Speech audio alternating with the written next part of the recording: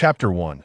Konoha Village, 3 Hokage statues. During the era of the Third Hokage, due to the shadow of war, the age for children to enroll in school was advanced from 6 to 5 years, and the graduation age was lowered from 12 to 10. There's a classmate named Kakashi next door who has just applied for early graduation. Chiyo Hong sat upright in his chair, and even as a sudden surge of memories flooded his mind, his posture remained perfectly still.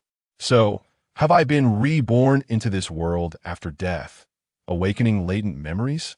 Or have I traversed here? The distinction between the two may seem minimal, yet it is profoundly significant. The former suggests I remain myself, untransformed into another being, with my soul intact. The latter, however, indicates that the original host is deceased, and their soul has moved on to the afterlife. If the Sage of Six Paths observed closely, he would likely discern the anomaly. Yet, Chiyo Hong had been diligently attending class moments ago, engaging neither in fights nor sustaining injuries. Thus, it is highly probable that he is experiencing an awakening of latent memories rather than a reincarnation. As it is an awakening, he did not exhibit the boisterous demeanor typical of ordinary transmigrators. Instead, he promptly began to explore the memories of the original host residing in his mind. Alas, there was little of interest. Chiyo Hong hailed from a humble background as an orphan, raised in the Konoha orphanage, unaware of his parents' identities. His recollections were rather mundane, consisting solely of memories of enduring hunger in the orphanage and a few months of lessons at the Ninja Academy. Yet, it was not entirely devoid of merit at the very least. These memories enabled Chiyo Hong to comprehend the language and recognize the script of this world. So what should I do next? Chiyo Hong had watched the Naruto series intermittently, but he had consumed an abundance of fanfiction. Thus, he was not unfamiliar with the village of Konoha. In the narratives of his previous life, it appeared to be a warm village, yet it harbored endless evils. There were those who captured individuals for experimentation, those who lured orphans for brainwashing as death soldiers, and those who deliberately set traps and missions to send others to their demise.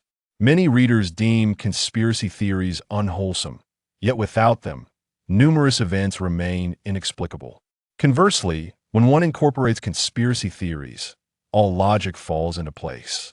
Moreover, Chiyo Hong could not dismiss these theories, for he now resided here, and perhaps tomorrow, the organization might come knocking.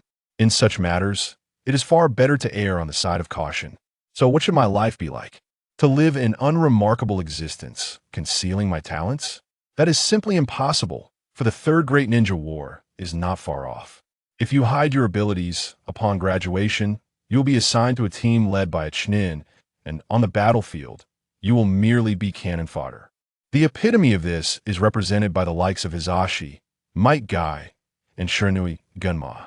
Were it not for Might Dewey's timely intervention, they would have likely perished long ago. Furthermore, the death of Might Dewey may indeed harbor conspiratorial undertones. After all, it is improbable that Might Dewey could open the 8 gates without prior training in the village. If one could not open the 8 gates in the village, surely opening the 7th gate would be within reach, and such a significant event would not go unnoticed by the villagers. Would it? How could Might Guy, a mere jōnin, possibly fortuitously cross paths with the route of the 7 ninja swordsmen? It is evident that someone must have informed and orchestrated this. Then, shall I reveal my talents? Setting aside whether I possess such talents, if I do, Danzo and Orochimaru are both watching closely. Kakashi's display of talent is unproblematic due to his father, Minato Namikaze, having the entire village's support. But who is my father? Even if I am not favored by Danzo, if the Hokage takes notice, I must bear the will of fire and smile at a man in his 60s or 70s. In my previous life, I found it most irksome when protagonists, endowed with extraordinary abilities, were compelled to bow and scrape before some elder due to romantic entanglements or familial ties. It was exceedingly frustrating. If I suffered as a mere beast in my previous life, must I continue to endure such a fate in this new life? Even those protagonists who defected from the village irked me equally, for they typically remained in the village until they reached the level of elite jōnin or even Kage before leaving. The reason for their departure was often attributed to Konoha's limited ninjutsu. I fail to comprehend, did they not rely on the sealing techniques acquired during the night of the Uchiha massacre and the plan for Konoha's downfall? Surely, such items could be taken outside the village, and as a transmigrator, could I not procure an identification from another village after decades? In the end, they toiled their entire lives for Konoha, inventing countless jutsu, fighting in the Second Great Ninja War, and nurturing a plethora of seedlings, only to defect. They naively believe their departure is grand. Yet Konoha has suffered significant losses, emerging victorious in 2 wars, gaining myriad secret techniques, and providing the next generation with superior education, fueled by revenge or the desire to reclaim their comrades, igniting their ambition to grow stronger. Oh, and they have also lost a transmigrator who does not share Konoha's interests. This is hardly a loss, it is a substantial gain. Such is the fate of the vast majority of transmigrators, dedicated individuals who labored diligently for Konoha throughout their lives. Oh, there are also transmigrators with justifiable reasons, claiming they fight against the Akatsuki. Without Naruto and Sasuke, the world would be doomed. Pure nonsense. As a transmigrator, you still rely on the locals to combat the Akatsuki. This is not only incompetence, it is sheer ineptitude. Moreover, the Akatsuki's plans are riddled with flaws, their chain of actions exceedingly narrow, and their margin for error alarmingly low. Any misstep could lead to catastrophe. Rather than interrupting in the midst, they foolishly aspire to confront the final boss. How can this be anything but foolishness? Without venturing far, just in the neighboring class, that delinquent could be slain with a single strike, and I would be a loss for words. Do they truly believe every Uchiha can awaken the Manjiki Sharingan? As long as they do not possess the Manjiki, the Fourth Hokage would surely have no qualms in subduing them. Of course, some transmigrators are innocent. Their golden fingers may simply involve charming the ladies or following the plot, and such individuals indeed cannot defect from the village, which Shohong can understand. So, do I possess a golden finger? And if so, what is it? Is my golden finger suitable for defection? If it is, I would leave this place at once. System? Shout AI? Daddy? A sudden pang of anxiety struck Shohong. Could it be that I lack a golden finger? That would be a death sentence. Upon reflection, residing in Konoha may not be so dire if all else fails. I could marry Hong and cling to her for support. Beep. Shohong's spirit jolted, and he immediately focused his attention as he beheld 5 luminous orbs unfolding before him. Here it comes, here it comes. I knew there could not be a transmigrator without a golden finger. The 5 luminous orbs glimmered in blue, yellow, white, red, and black, and Shohong instantly recalled the legendary 5-colored divine light. So, I have been granted a divine ability that is certainly acceptable in the primordial era. One could dare to claim invincibility, let alone in the Naruto world. Suddenly, the blue orb plunged into Shohong's forehead, and a torrent of information surged through his mind. Copy. The ability to replicate others' ninjutsu, genjutsu, taijutsu, superpowers, and talents. This is a power far superior to the Eye of Insight, for the latter requires one to observe another's demonstration, while the copying ability merely necessitates the target's presence before oneself. Indeed, the fewer the words, the more formidable the ability. It seems there is no need to linger in Konoha. I have no intention of contributing to this wretched village. Shohong did not forget that there were 5 luminous orbs in total. He had only fused with one. Next, the yellow orb. Fusion. Not a fusion of the orb with himself, but the term for the stream of information is fusion. Fusion allows one to merge bloodlines, divine abilities, talents, and skills according to their own will. For instance, the Sharingan and Byakugan. Ordinarily, one cannot utilize both eye techniques simultaneously unless one uses one in each eye. However, with this ability, one can perfectly merge these 2 bloodlines, constructing the shape of the eyes according to their desires, thus birthing a third ocular technique. This way, one need not worry about being accused of usurping another's bloodline. What a superlative ability, perfectly suited for the Naruto world. On to the next, the white orb. Soul space. A space that merges with one's own soul, temporarily capable of containing only inanimate objects, Yet with an appropriately constructed ecosystem, it may also accommodate living beings.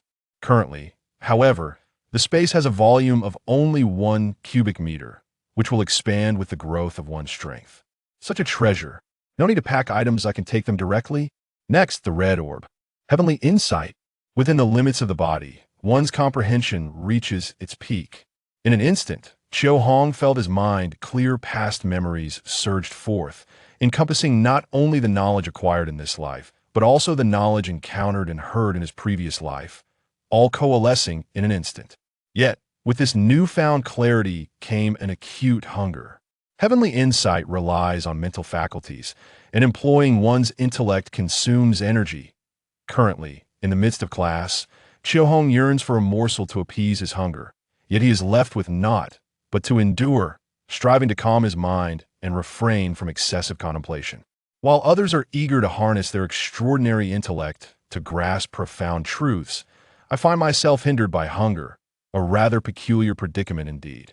Nevertheless, Chiu Hong harbors no dissatisfaction towards this ability, quite the opposite. He is immensely pleased with it. This skill, akin to replication and fusion, holds the potential to pave a path to greatness within the realm of Naruto, provided one possesses it. And now, he has acquired 3 such abilities. What then is the final one? A black orb of light, merging. Mastery. In that fleeting moment of integration, Ki Wong's heart found tranquility. This capability permits Chiu Hong to wield perfect control over all aspects of his being, encompassing his mind, will, physical strength, and even his innate talents. His brain, which had been consuming energy, promptly settled into silence. Moreover, in a bid to conserve energy, Ki Wong's entire life force became subdued. His breath became almost imperceptible, cellular activity slowed to a crawl, and he transformed from a vibrant being into a mere semblance of lifeless wood. Yet, in an instant he returned to normalcy. Although this method is energy efficient, he finds himself in a ninja academy where it remains uncertain whether the instructors might employ detection ninjutsu to sense any anomalies within him. In such an environment, concealing one's life activities is not merely a matter of discretion. Normalcy itself is the greatest form of subtlety. Yet, the gnawing hunger persists. Defections from the village are not as simple as they seem at the very least. One must seize every opportunity. For instance, the essential ninjutsu that one must learn upon arriving at Konoha, the Flying Thunder God technique. Given that it is the 42nd year of Konoha and Minato Namikaze is but 15 years old, one wonders if he has mastered the technique. However, even if he has not, it matters little. A figure of such renown is bound to cross paths with him eventually. In addition to the Flying Thunder God, Chiu Hong must also endeavor to learn the 5 elemental natures to ensure his own self-preservation. After all, the world outside Konoha is hardly a paradise and may even be less hospitable than the village itself. As for the reason why he must depart despite the village's shortcomings, I can only say that the free will of a transmigrator beckons. Having just employed my extraordinary intellect, my hunger intensifies. Perhaps a brief slumber would do me good. Ding, ding, ding. The bell, signaling the end of class, rings, and Chiu Hong swiftly retrieves the bento he had concealed within his desk. Though they reside in a small village, the children here typically do not return home for lunch. They usually consume the bento they brought from home.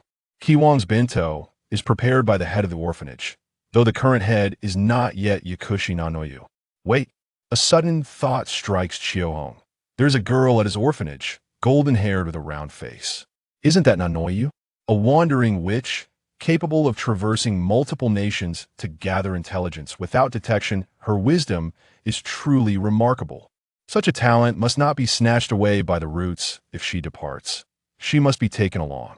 Chiu Hong reflects on himself. Without his unique advantages, would not Yakushi Nanoyu's future also mirror his own? Thus, Konoha is no place for him. His class consists of what is referred to as the commoner's class, devoid of clan heirs or notable figures such as the Uchiha or Hyuga. In the absence of clan progeny to take the lead, the commoners interact harmoniously, free from any discord. It is possible that, being the beginning of the school year, Many of the exceptionally gifted children have yet to reveal their true natures.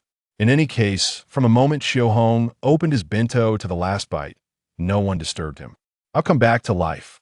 He exhales deeply, feeling energy surging within his brain, yet he refrains from activating his extraordinary intellect. With no foundational knowledge to draw upon, it would be futile to attempt understanding. It is far more prudent to seek out individuals from whom he can replicate talents. Although this is a commoner's class, it does not preclude the existence of exceptionally gifted individuals among them. Consider Minato Namikaze. What if there is another prodigy in this class? Moreover, he has yet to employ the skill he has obtained. It is imperative to experiment with its application.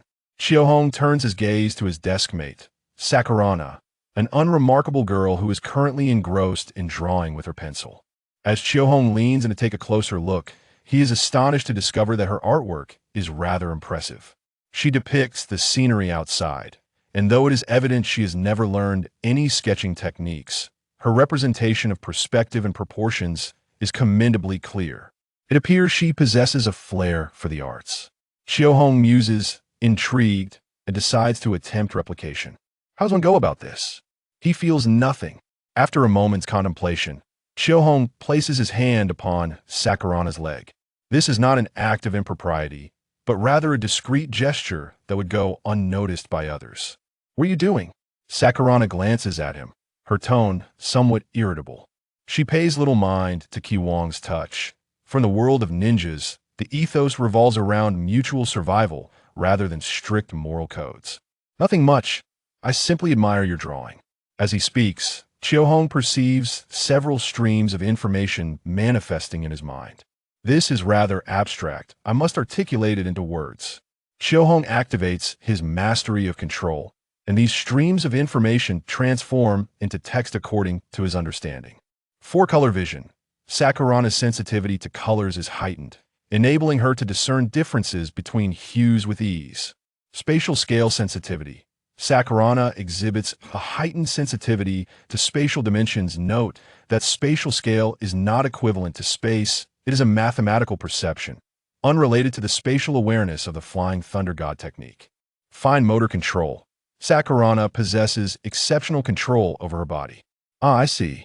Shiohong realizes that the combination of these three abilities encapsulates an extraordinary talent. For drawing, the first two enhance a perception of color and distance, while the third enables her to translate her observations onto the canvas. These talents extend beyond mere drawing. She could excel in calligraphy, sculpture, and engineering design as well. Yet, as a ninja, her path is destined to diverge from that of an artist.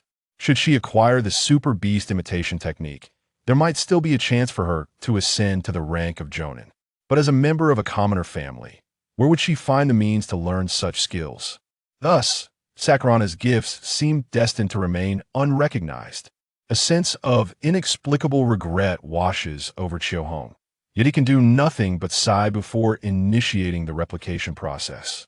Despite all three talents being related to art, Shiohong is not finicky. Moreover, he must ascertain what it feels like to replicate a talent. Suddenly, Shiohong senses that the classroom has become more vivid. Once monotonous colors now possess a newfound depth. Moreover, Shiohong sensed a significant enhancement in his ability to gauge distances. For instance, the two tables adjacent to him, which previously seemed equally distanced from his own, now appeared distinctly different, one clearly closer and the other farther away. Despite the slight difference, the impact of these two abilities on Shiohong was remarkably pronounced, while the third one elicited little sensation. Given that Shiohong possessed a control ability, which could be considered the pinnacle of control-type talents, this particular gift did not exert much influence over him. It seemed that the duplication ability did not consume physical energy. Fortunately, if the auxiliary talents were also to deplete energy, he would hardly be able to replicate much in a day, especially since he was reliant on the orphanage for sustenance, lacking the audacity to squander others' resources. By the way, why had he not explored any chakra-related skills and talents? Shiohong scratched his head and inquired. Sakura, have you managed to refine any chakra? No. Sakura shook her head. The chakra refining technique had been taught over a month ago, yet neither Shiohong nor Sakura had succeeded in refining chakra. Being commoners, this was quite normal. Thus, without chakra, would they be unable to acquire any chakra-related talents? Pondering this, Xiaohong settled into a meditative posture, closing his eyes. Previously, his aptitude had been lacking. Even now, it might still be inadequate. However, with his control talent, perhaps a transformation was possible. Mental energy, physical energy. As he concentrated, Xiaohong grasped these two forms of energy and began to merge them together. This was the essence of his control talent. Next came the fusion. For other young ninjas, this stage might require considerable time, but Xiaohong possessed the talent for fusion. Therefore, he initiated the merging process, with a sound reminiscent of flowing water echoing within him. A stream of crystal-clear chakra materialized in his meridians. Wait a moment. Something seemed amiss. Xiaohong scratched his head. Shouldn't T chakra be blue? Why was his chakra colorless and transparent? Moreover, bang, another version of Xiaohong appeared beside him. The technique of the three-body technique. Although many students had yet to refine chakra, the textbook for the three-body technique had already been distributed at In Reality. The teaching methodology of the Ninja Academy differed from that of schools on Earth. All 5 years' worth of textbooks had been provided as early as the first grade. Consequently, some students could complete their studies in a year and graduate early. What troubled Xiaohong was not this fact. Rather, he was astonished that he had produced a shadow clone without forming any hand seals. Was it due to his control talent that he could perfectly manage his own chakra without the need for seals? Or was it something else? Xiaohong recalled that the chakra within a ninja was not inherently theirs, but rather belonged to Akatsuki Kagura, which allowed her to effortlessly reclaim the chakra of all humanity. Perhaps the mental and physical energies remained personal, but the synthesized chakra bore the imprint of others. This explained why seals were necessary to manipulate chakra. It was not one's own, thus requiring effort to utilize. Just observe those martial arts masters, when channeling their vital energy, who still needed to form seals. Yet, in Xiaohong's case, an anomaly occurred.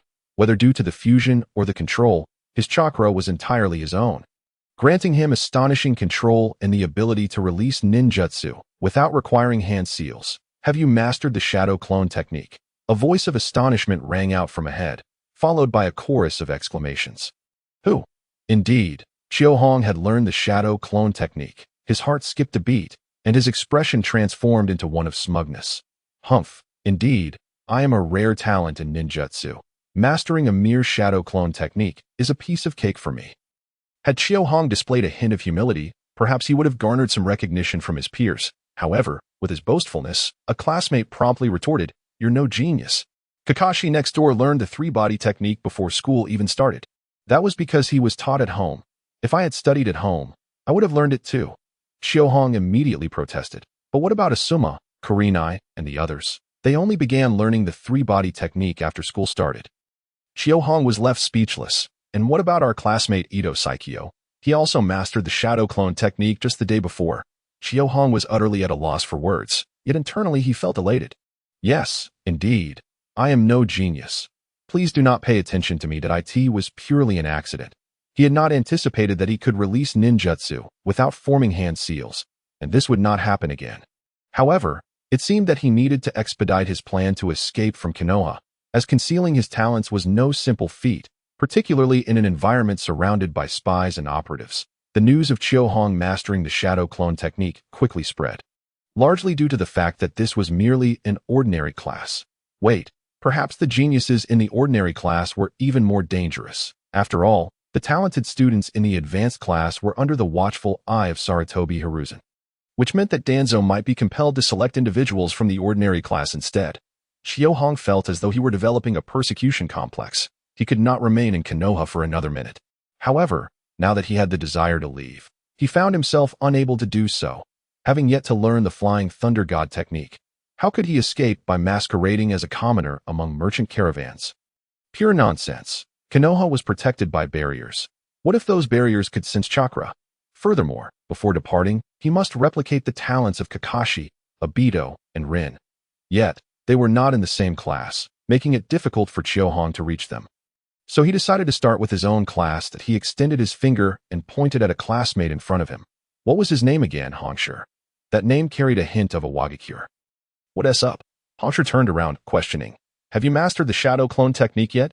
Xiaohong seemed to be boasting, albeit in a low voice. Hongsher's expression twisted immediately. No, he promptly turned away. Xiao Hong couldn't help but smile triumphantly, akin to a child reveling in his success. Yet, a sudden pang of unease struck him. Talent. Earth Release Affinity Skill. Chakra Refining Technique Skill. Transformation Technique Skill. Body Replacement Technique Skill. Shadow Clone Technique. These were the abilities he could replicate from Hongsher. A child named Hongsher possessing Earth Release talent was entirely plausible. However, why did he possess the Chakra Refining Technique? There was only one explanation. The Chakra Refining Technique he learned was different from theirs. Coupled with that skill, Transformation Technique, it dawned on him. This was a spy from a Wagakure. Of course, it could also be from another hidden village. Nonetheless, a Wagakure was the more probable origin. But what did that have to do with him? He was on the verge of betraying his village, as various talents and skills integrated within him. Xiao Hong inexplicably felt that chakra bore a weighty essence. Yet, it was merely a fleeting moment. But he understood. This chakra now held an earth release attribute. Simultaneously, several new skills surfaced in his mind. The transformation technique utilized external materials to disguise one's appearance, akin to one of Asia's 4 great sorcery arts, makeup techniques, which involved slightly altering facial features using materials closely matching skin tone to enhance one's appearance. At merely 5 years old, Hongsher had not mastered this skill extensively. He had perhaps only refined the shape of his nose. However, Xiao Hong, having traversed from another world, had watched countless beauty influencers' videos and knew that one could truly transform from one person to another, even changing gender or ethnicity. The knowledge in his mind instantly elevated this skill to an advanced level. If Hongsher was just a novice in makeup, Xiao Hong could confidently claim mastery. Simultaneously, the experiences of Hongsher regarding the 3-body technique allowed Xiao Hong to unravel an age-old mystery surrounding it. What kind of ninjutsu was the 3-body technique? Was the body replacement technique indeed akin to space-time ninjutsu? Could the transformation technique genuinely enable one to become an eagle soaring in the sky? The answer was affirmative. The body replacement technique was indeed a space-time ninjutsu, comparable to the heavenly hand power, and the transformation technique could indeed transform one into an eagle soaring through the skies. However, this is all conditional. The body replacement technique, characterized by its unpredictability, inability to counter, instantaneous execution, and simplicity of learning, aims to swap oneself with nearby objects, such as scarecrows or wooden stumps, thereby evading enemy skills. This technique is so formidable that it is employed by ninjas from the lowest ranks to those of the highest caliber, even including shadow-level experts. The anime is replete with instances of powerful techniques being thwarted by the body replacement technique. Yet, it is not without its weaknesses. Firstly, unlike the heavenly hand power, which allows for replacements within a broad field of vision, the body replacement technique is limited to a small vicinity. Typically, a lower-ranked ninja can only replace an object within a meter. While even mid-level ninjas cannot extend this range significantly, elite ninjas like Kakashi can manage only about 4 to 5 meters. This imposes considerable restrictions on distance. Secondly, the body replacement technique necessitates a target for the swap. Beginners must rely on objects resembling their own physique, such as scarecrows, while more advanced practitioners can utilize wooden posts, and further still, they may transform into snow rabbits. Thus, as one's rank increases, the size of the objects that can be replaced diminishes. For instance, there is a ninja from Konoha named Bayun Zhaojian, whose body replacement technique employs leaves, earning it the distinctive name of leaf body replacement technique if the first 2 limitations can be overcome through diligent practice.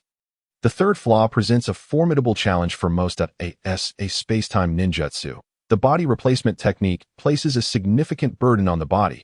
Utilizing it results in extreme fatigue and the sensory disorientation caused by traversing space. Commonly referred to as spatial confusion, leaves the ninja incapacitated. Due to this spatial disorientation, a ninja who has just employed the body replacement technique becomes effectively silenced, unable to swiftly employ further ninjutsu. To address this issue, ninjas typically prepare seals for transformations or other techniques in advance at the moment of executing the body replacement technique, enabling them to escape upon landing. However, another challenge remains difficult to surmount: the fatigue incurred by the body replacement technique. While this fatigue does not render a ninja immobile or incapable of using ninjutsu, it undoubtedly precludes the use of the body replacement technique again. Further attempts would lead to physical collapse. In essence, a ninja can generally employ the body replacement technique only once in a battle. This applies not only to conventional ninjas, but also to those like Minato Namikaze, who possess spatial talents.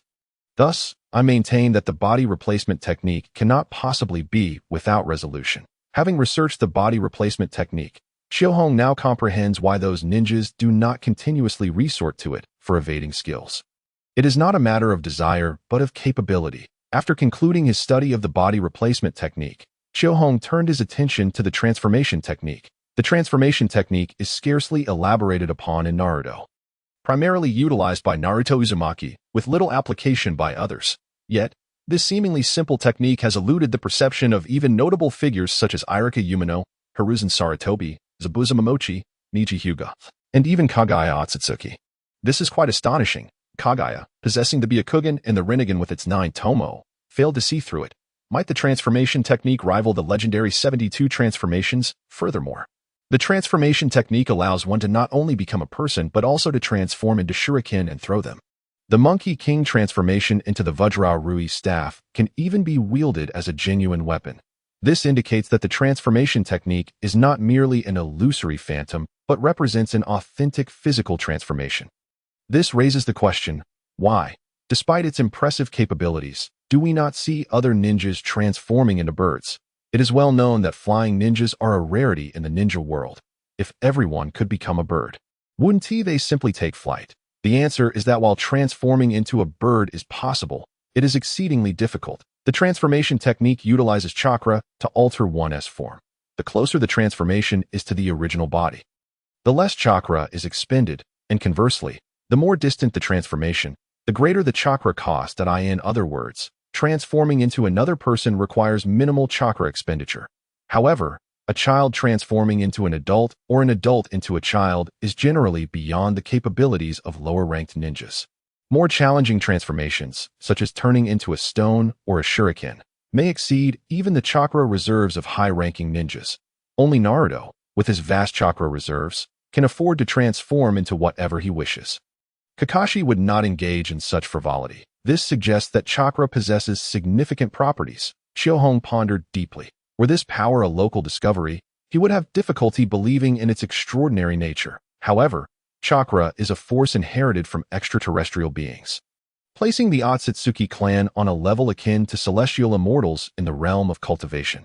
After all, one rarely hears of a being in the Great Ascension phase capable of creating worlds in typical cultivation novels.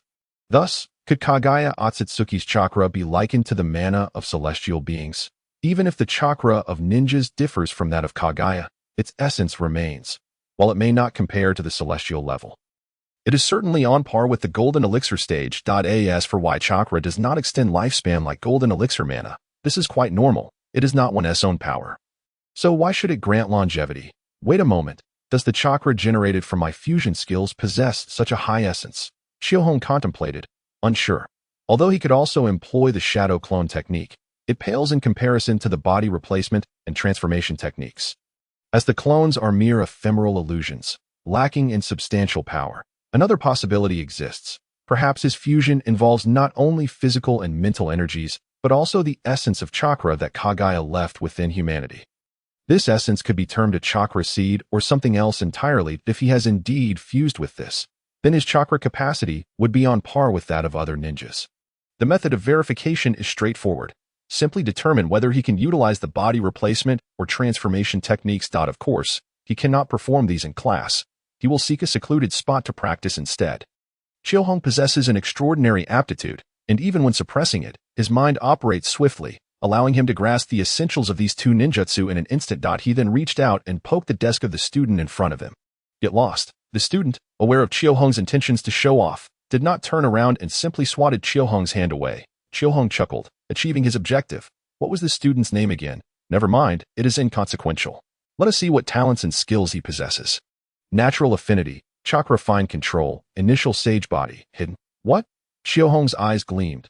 The natural affinity talent is remarkable, as it is essential for cultivating sage arts in later stages. Having such an affinity means he is inherently a step ahead of other ninjas. Moreover, what do chakra fine control and initial sage body, hidden, entail? Aren't these talents exclusive to the Senju clan? Hong glanced up at the student ahead, noting his black hair and unremarkable appearance. Even his name seemed ordinary, perhaps something like Fujiki. Who would have thought that this seemingly average citizen of Konoha is actually a descendant of the Senju clan? This must be the doing of Hashirama Senju or Tobarama Senju, concealing the Senju surname and integrating it directly into Konoha. Although the Senju clan has vanished, the foundation of Konoha has grown, occasionally giving rise to a genius to save the village. This maneuver is quite clever. Natural affinity for fusion. In an instant, Hong felt as though the entire world had become a bit more vibrant. It was reminiscent of the four-color vision he had just fused, yet with subtle differences that were difficult to articulate. Chakra fine control had been fused, yet the sensation was minimal. He possesses a control affinity, and such control-type talents generally do not manifest significantly. As for the initial sage body hidden, this pertains to bloodlines. He would need to employ fusion skills for this, which is a simple process. Obtain Fujiki cells and choose to fuse them.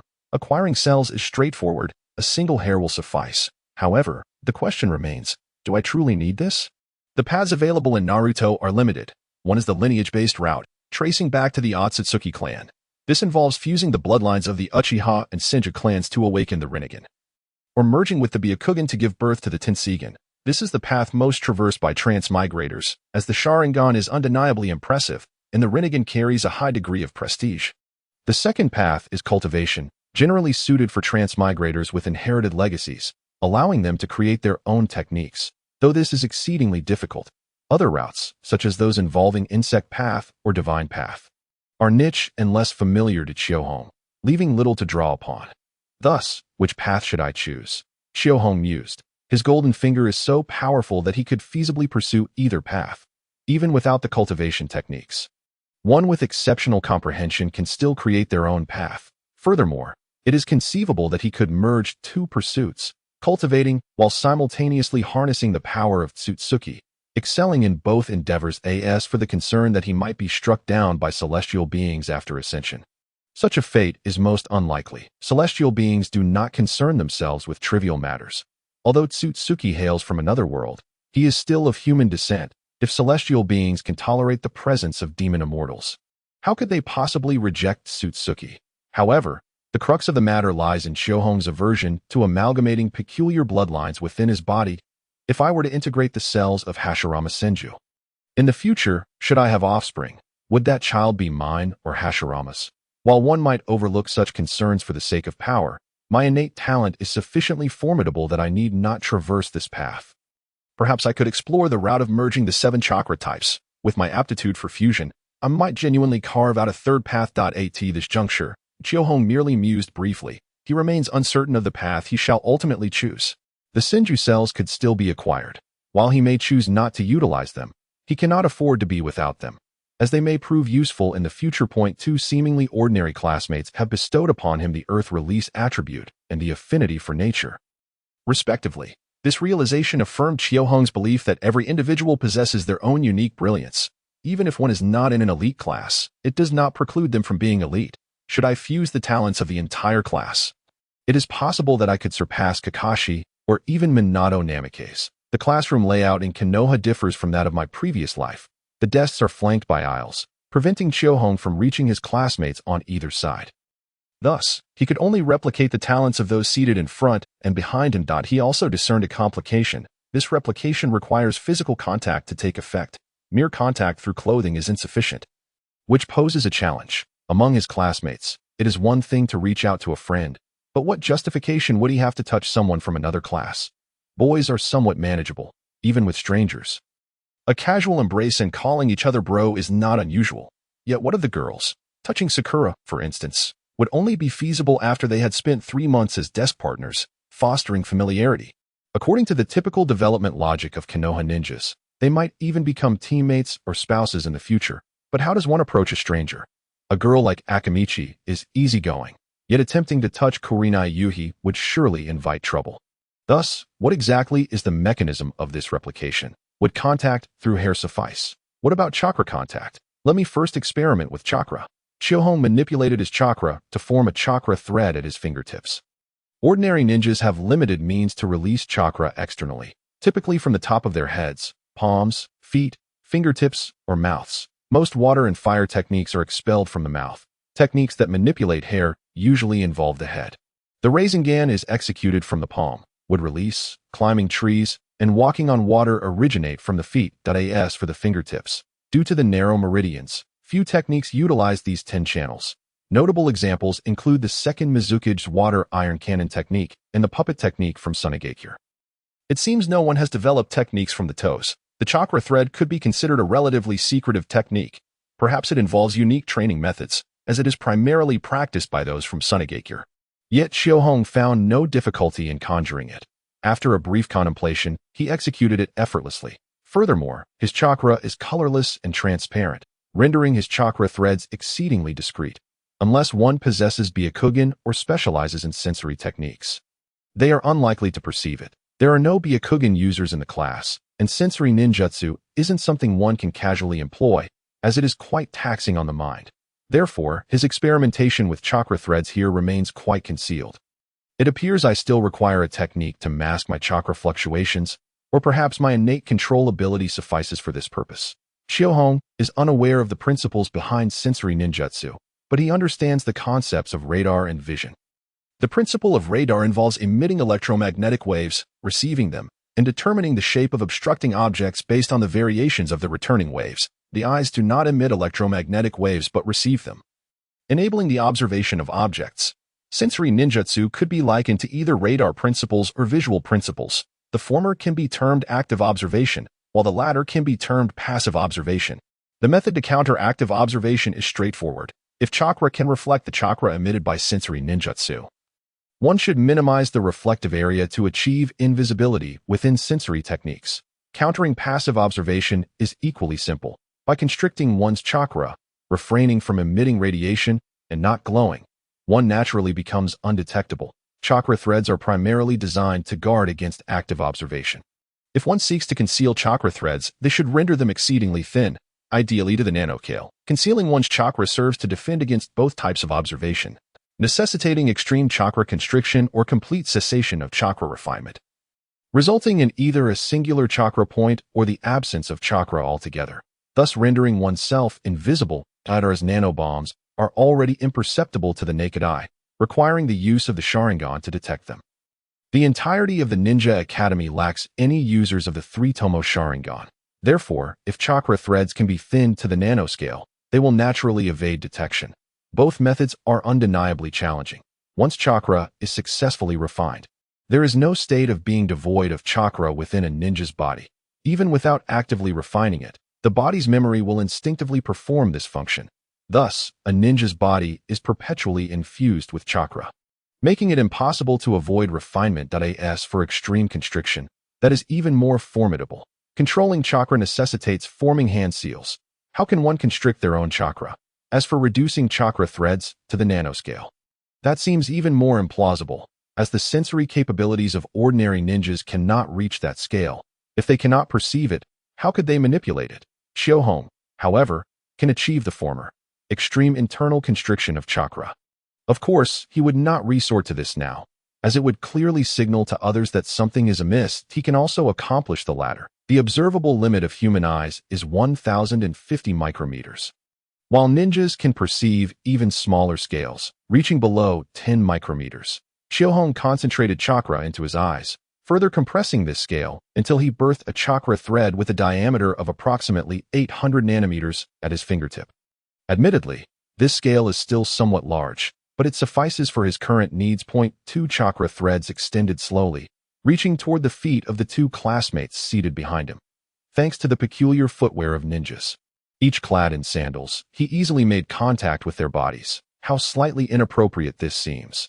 Yet upon witnessing the newly acquired talents and skills, any sense of impropriety was swiftly cast aside. Utilizing chakra threads is indeed feasible. Not only is it discreet, but it also allows for distant contact, alleviating the need to touch others without cause. Precision is the talent of the classmate behind him. No wonder their shuriken throwing is so exceptional. This is true talent. Lightning release affinity belongs to the classmate who shares the desk with him. Regrettably, they are a commoner, and one wonders if they will ever have the opportunity to learn a lightning release technique in this lifetime. Following this, he discovered 2 skills, wilderness survival, and fishing, both derived from that lightning affinity classmate. It seems they too are an orphan, reduced to foraging for sustenance. Nevertheless, these skills are quite suitable for me. After defecting, I may also need to survive in the wild. Continuing to explore, he found absolute pitch, yet another artistic talent. The ability to transform tones is truly a hallmark of the Higurashi household. Along with a talent for voice acting. It is a pity that the individual possessing absolute pitch is not the same person. If these two talents could be combined, it would undoubtedly create a figure akin to Miyuki Nakajima. The talent for meticulous observation is rather novel. What purpose does it serve? Shohong glanced at the teacher at the podium, who had previously seemed rather unremarkable, ordinary, and lacking any particularly outstanding qualities. They were neither particularly diligent nor notably lackadaisical. In short, they were merely passing the time. However, upon closer inspection, this class is a literacy class, and naturally, the textbook employed is the Will of Fire. The Third Hokage is hailed as the strongest Hokage, a claim derived from this very book, which also serves a historical purpose, recounting many events from the founding of Konoha to the present. The issue lies in the fact that this book is heavily abridged. Even omitting the tales of the first and second Hokages, and Uchiha Madara is entirely unmentioned. Moreover, many contributions of the second generation have been misattributed to the third. For instance, the concept of establishing a ninja academy was initially conceived during the childhood of the first Hokage, with its specific development being executed by the second Hokage. However, in this book, the suggestion is erroneously credited to the third Hokage, whose compassion for the commoners is cited as the reason for his failure to devise ways for them to become ninjas. I digress. Returning to this keen observation, after acquiring this talent, Shohong astutely perceived an air of annoyance emanating from the teacher on stage. It was not the students below that irked him, but rather the content of the very book he was teaching. How ironic that a teacher of the Will of Fire does not even believe in it himself. Shohong found it somewhat amusing. To be frank, the true nature of a village cannot be discerned solely through the proclamations of those in power. Rather, a definitive metric exists to evaluate a village's merit: the number of rogue ninjas. When it comes to rogue ninja statistics, the Hidden Mist village undoubtedly holds the dubious honor of first place, with Konoha trailing as a close second. In terms of quality, Konoha would assert a crushing superiority. As for the Sand, Rock, and Cloud villages, it appears there are scarcely any reports of rogue ninjas in such a well-positioned village. Coupled with the indoctrination of the Will of Fire, how has such a plethora of rogue ninjas emerged? It is indeed perplexing. The synthesis of thought processes was not particularly effective, likely due to an overwhelming compatibility with his extraordinary aptitude.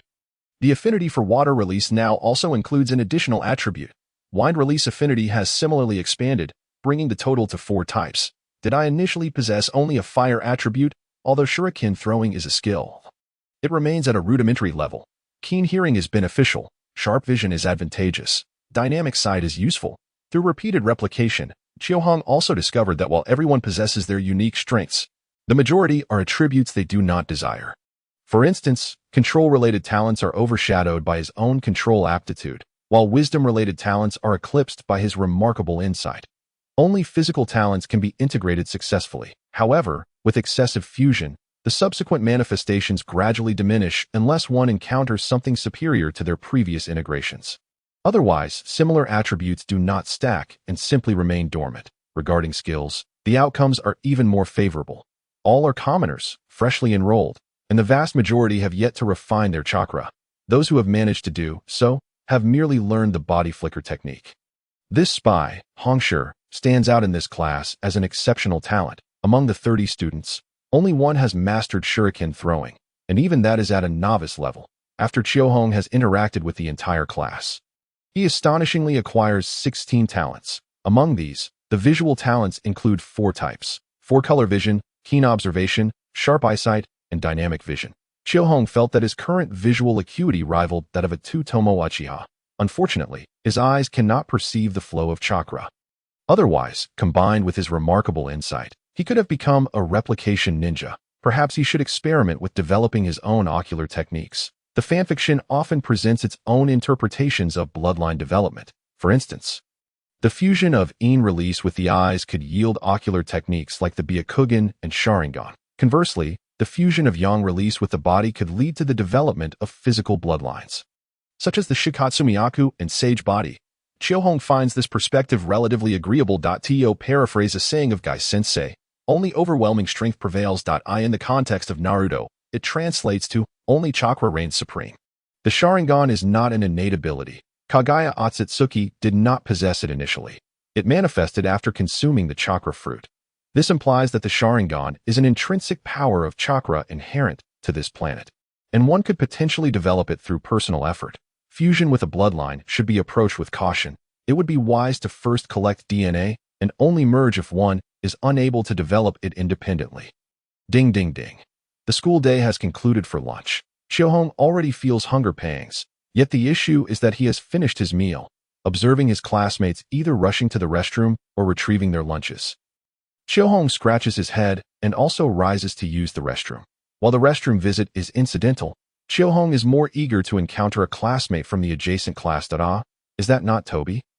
As the saying goes, a lazy donkey will always seek the restroom first, and the oblivious Toby is a quintessential example of such laziness, hence he bolts toward the restroom as soon as class ends.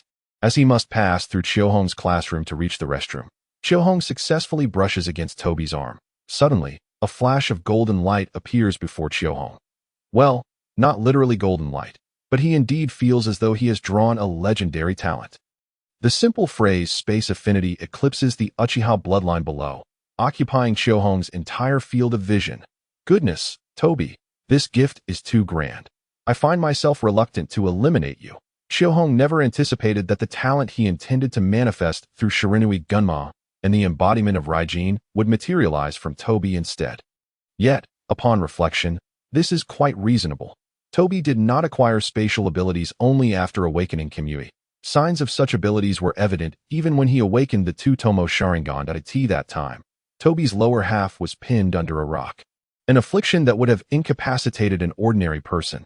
Yet, Toby exhibited signs of spatial transformation, and he managed to endure until White Zetsu's arrival. Furthermore, Toby's inherent abilities can be inferred from the nature of Kimui. Many assert that the abilities of the Manjiki Sharingan reflect the user's psyche. In truth, the capabilities of the Manjiki are closely related to the Uchiha bloodline and the user's innate strengths. For instance, Shursui excelled in the body flicker technique, thus manifesting the most potent Jinjutsu. Itachi specialized in fire release and Jinjutsu, culminating in Tsukuyomi. What of Sasuke, who is adept in lightning release but is yet to awaken lightning-based abilities? His abilities are influenced by Indra's chakra. Without such influence, he might have awakened ocular techniques for manipulating lightning. The term Space Affinity elucidates many enigmas from Chiohong's past life. Why was Toby's talent so lacking in the early stages? While his preoccupation with romance and lack of focus on training played a part, another reason lies in the elemental nature of chakra. Water, fire, earth, lightning, wind. Toby's chakra attributes, however, are fire and space, with the latter being predominant. Consequently, Toby's proficiency in fire release and other elements appears lacking. Yet, space is an extraordinarily powerful attribute. As the saying goes, time is esteemed, but space reigns supreme. Thus, Toby, endowed with space affinity, was able to suppress nearly half of Hashirama's cells with just one Manjiki. In contrast, Danzo had to utilize one Manjiki and 10 3-tomo to suppress merely one arm. Hence, the most suitable disciple for Minato is none other than Uchiha Toby. He could have directly inherited the Flying Thunder God technique, averting the myriad troubles that followed. Thus, chakra attributes exceed merely 7 types. We must also account for space. Chiohong reflects on Dragon Vein chakra, which likely embodies the essence of space. Whether it possesses temporal attributes depends on whether dragon veins traverse time or parallel worlds. If it pertains to time, then Dragon Vein chakra would possess temporal properties that if it relates to parallel worlds, then Dragon Vein chakra should represent spatial attributes. Of course, it is also possible that both temporal and spatial attributes coexist. Regardless of whether it encompasses time or space, Dragon Vein chakra holds immense value, and Chiohong must devise a means to acquire it. This entity was later sealed by Minato, likely within the coming years. To unravel the seal, one would need to confront the Flying Thunder God, necessitating Minato's demise first. Moreover, he must learn the sealing techniques of the Uzumaki clan, which should be straightforward to replicate from Kushina. Yahiko-Lin. Having leaned against the wall for a while, Chiohong recognized another acquaintance. To be fair, He had more acquaintances in the elite class than in his OW and I in his own class. He only knew names. But in the elite class, he not only knew their names, but also their future stories and fates. For instance, the one with the toothpick, ISNT that Noera Kanjian, the protagonist of many fanfictions. This individual also possessed spatial talent, albeit limited. After becoming the fourth Hokage's guard following the fourth succession, he unfortunately met his demise on the night of the Kyuubi's attack. Thus, this remnant of the fourth Hokage, Noera Kanjian, was suppressed by the third Hokage until Tsunade took office, when he finally had the opportunity to re-emerge. Noera Rin, holding a takeout box, seemed to be searching for a place to dine. Chiohong quickly stepped closer, not entirely intentional, as the corridor was quite narrow and there were many students around. The appearance of two talents drew Chiohong's attention back. He realized he had just brushed past a Hyuga. What was his name again? Hyuga Suijingtu. The Hyuga clan's talent was truly remarkable. Many ninjas, including numerous from civilian backgrounds and other clans, did not have fully connected chakra pathways and had to gradually open them during their training. Yet, the Hyuga clan was born with their pathways completely open, which saved them a great deal of trouble. Moreover, their ability to release chakra from all points of their body, as previously mentioned, was extraordinary. While ordinary ninjas had only a few designated points to release chakra, the Hyuga could do so from every point in their body, thereby possessing 365 more points for chakra release than an average person, a staggering advantage. In an instant, Chiohong envisioned countless ways to develop this ability. For example, techniques like earth-style hardening and lightning-style armor, which required chakra to flow through the body, were exceedingly difficult for ordinary ninjas to master. However, for the Hyuga, it was quite simple since they could release chakra from every part of their body, making the circulation effortless. It was a pity that only the Hyuga clan possessed this ability. And ironically, they had created a cage for themselves. The main family enjoyed a comfortable life while the branch family was stagnant and unambitious, ultimately stifling the clan's innovative capacity. Such a remarkable talent resulted in a mere technique like Kaiten. What use was that? It was a pathetic form of absolute defense. Water style. Water barrier could easily be crafted into a circular shape, providing both offense and defense. Wasn't that superior to Kaiten? Furthermore, if water style, water barrier could be shaped into a sphere, wasn't that essentially the same as Kaiten, but without the need for one to spin around? It was somewhat regrettable that he had not obtained the Byakugan. Achieving a 360 field of vision would have been possible, yet there seemed to be a flaw in this judgment. Clearly, having previously replicated numerous visual abilities, the Byakugan's visual talent had eluded him. It felt somewhat unfair. However, given that he had also failed to replicate the Sharingan when encountering Obito, it could only mean that bloodline ocular techniques were not replicable and could only be obtained through fusion. Hyuga Suijingtu, unlike Niji, had learned chakra refinement techniques at the tender age of 5, a skill Chiohong had also managed to replicate. Yet, he soon realized something was amiss. Wait a moment, I can understand that the chakra refinement techniques of Konoha and Iwagakure differ. But how could there be variations within the Hyuga clan as well? Comparing the 3 chakra refinement techniques, Chiohong quickly discerned the differences. The technique he learned from the ninja school teacher involved meditation. Perceiving spiritual energy, using mental power to explore bodily energy, and then merging it into chakra. The chakra refinement technique from the Redstone was similar in the first half, involving meditation and the perception of spiritual energy. However, the divergence occurred in the latter half, where the Redstone's technique required the spiritual energy to circulate through 2 meridians. Conversely, the Hyuga clan's chakra refinement technique also began with meditation and the perception of spiritual energy. But in the latter half, it commenced circulation through 8 meridians. Fascinating. No novel author had ever written about this. I had assumed all ninjas practiced the same chakra refinement technique. It turns out this was akin to internal martial arts, where different practitioners had their unique methods. Upon reflection, it made sense. Internal martial arts involved refining the essence of food into internal energy, and there were countless methods for that. Chakra refinement was the fusion of bodily energy and spiritual energy. But the manner of fusion and the specific locations of fusion also held their complexities. Moreover, anime merely stated that chakra flowed through the meridians. However, with so many meridians, where exactly was the chakra flowing? And how? I had thought the disparity between civilians and ninjas was merely a matter of secret techniques and inherited skills, but could it be that the differences began with the chakra refinement techniques? Everyone practiced the common civilian refinement techniques. How could they compare to those passed down within certain families? Chiohong then recalled a few civilian representatives from Konoha, Jiraiya, Orochimaru, and Minato Namikaze, none of whom seemed to lack chakra. If they could be explained by Konoha's exceptional geniuses, then how could Yahiko and Konin be justified? What allowed these three street urchins to produce two geniuses of potential at the level of a Kage? Another question arose. Jiraiya took on Minato, Yahiko, Konin, Nagato, and Naruto as disciples, yet it seemed he hadn't taught them any significant ninjutsu. What, then, had he taught them over the span of 3 years, if it was foundational knowledge? What kind of foundation required 3 years to learn? After all, Naruto had the shadow clone technique to give him an advantage, yet he still took 3 years to study. This could only imply that the knowledge imparted by Jiraiya could not be enhanced through shadow clones.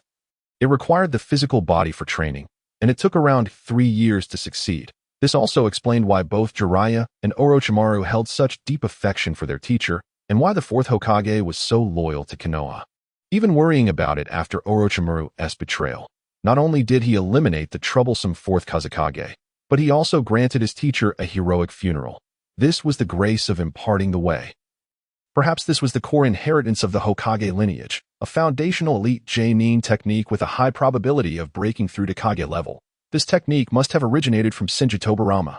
After all, Sarutobi Hiruzen's teacher was Senju Tobirama, and the Sarutobi clan had not been particularly prominent before. If such a technique had existed long ago, they would have likely risen to prominence much sooner.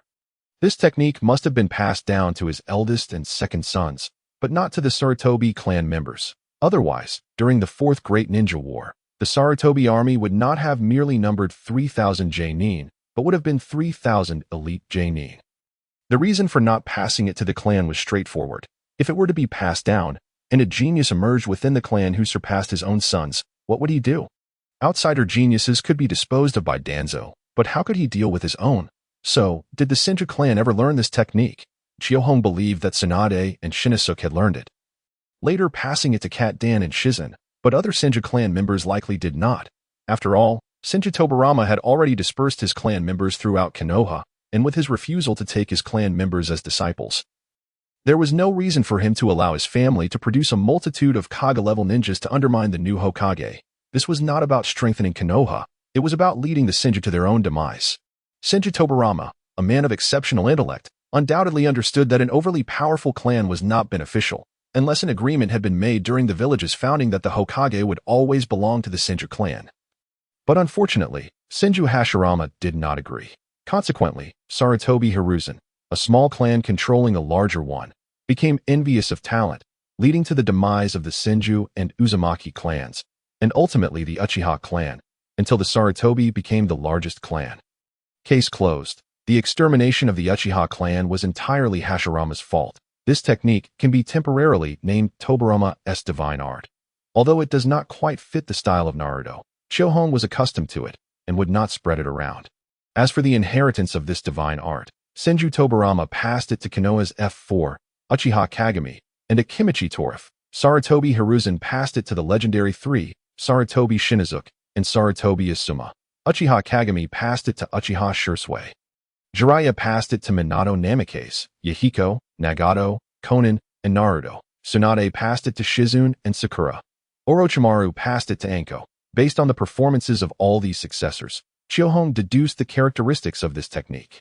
First, a large chakra reserve. The Sarutobi clan was not known for its chakra reserves, and Jiraiya, Orochimaru, Minato, Yahiko, Konin, Shizune, and Sakura all hailed from civilian backgrounds. However, after practicing this technique, they exhibited significant chakra reserves, even Sakura being able to contribute during the final battle. Second, a tranquil mind. This was exemplified by Uchiha Kagami and Uchiha Shursui. The Uchiha clan members who awakened their eyes were often mentally unstable and obsessive, yet Shursui was an exception. There was little change in his mental state before and after awakening. Either he possessed a steadfast will and peaceful mind, or the technique he practiced fostered a tranquil disposition. What, you say Danzo is a pervert? Tuanzang was not inherently monstrous from the outset. His mental state remained stable for decades. Consider the ambition of a person who dreams of becoming Hokage, achieving mental equilibrium for so long, only to succumb to madness in old age. Does this not underscore the remarkable prowess of this particular technique? The Uchiha clan must possess their own ancestral techniques, yet it is evident that their methods lack the calming influence of inner peace, with each member displaying increasingly eccentric traits. Shiohong recalled the moment he replicated Uchiha Obito's abilities, realizing he had not acquired a new chakra refinement technique, which implied that Obito had not practiced his clan's traditional arts, but, like himself, had resorted to the commonplace teachings of Konoha. Hence, Obito was at the bottom of his class. His personality not as extreme as other Uchihas. Only after being taken in by Madara did he receive the formal Uchiha legacy and begin to soar. Is it possible that the Uchiha clan's lineage had been severed? Shiohong pondered Madara and Izuna. Neither appeared to be deranged. Could it be that Madara absconded with the core teachings of the Uchiha clan, leaving only scraps behind?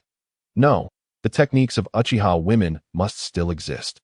Observe the Uchiha women, each one exuding gentleness and kindness, epitomized by the likes of Uchiha Mikoto and Uchiha Izumi, who are the white moons of many hearts. That I digress, if such a technique truly exists. I must seek out Asuma. Furthermore, Shiohong contemplated another matter. The renowned Akatsuki Sakumo, who overshadowed the legendary Sannin, while Kakashi graduated at 5, became a Chunin at 6, and attained jōnin status by 12. The chakra refinement techniques of the Akatsuki clan must also be extraordinary. This likely constitutes the most profound secret of the ninja world, explaining why outside warriors and swordsmen have begun to pursue chakra training, yet fail to produce remarkable masters. They only receive the most rudimentary chakra refinement techniques.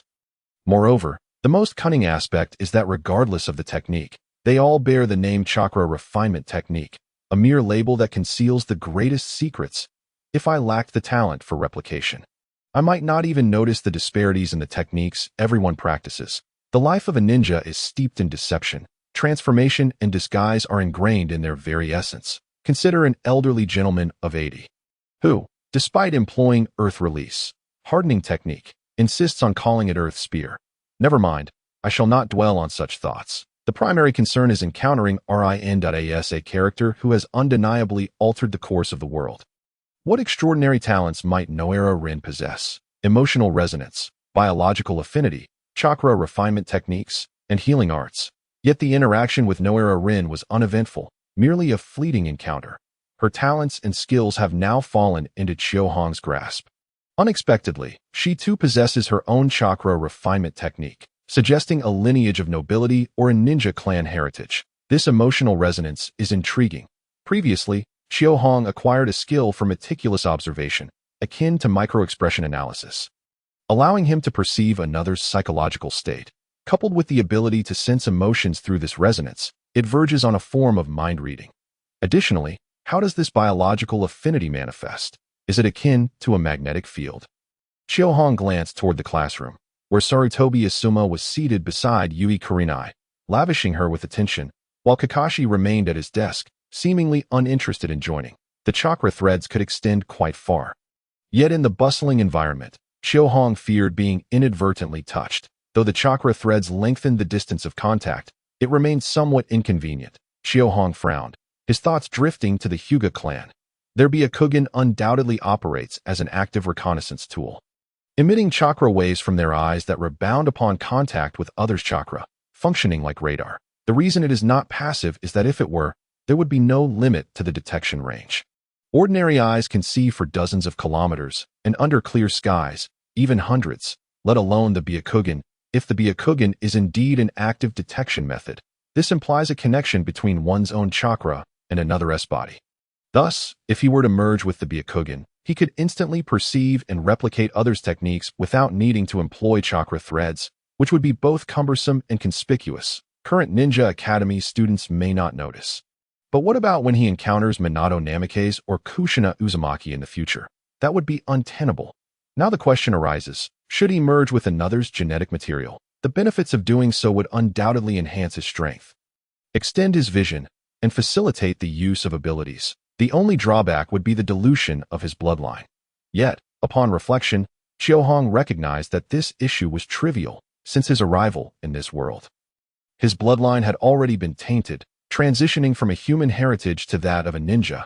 Having already compromised purity, why dwell on it? Moreover, merging could yield unforeseen advantages. The direction of his evolution would be under his control. Thus, Chio-Hong could steer his body towards the path of the innate Tao body and the innate human race, rather than devolving into a being of Tsutsuki descent. From this perspective, the purity of bloodlines is a non-issue. Such thinking is characteristic of the mindset of a mundane citizen in an era of decline, utterly unsuitable for an extraordinary age. Be aware that one's lineage restricts personal advancement, yet fail to seek improvement is tantamount to courting disaster. It is settled then.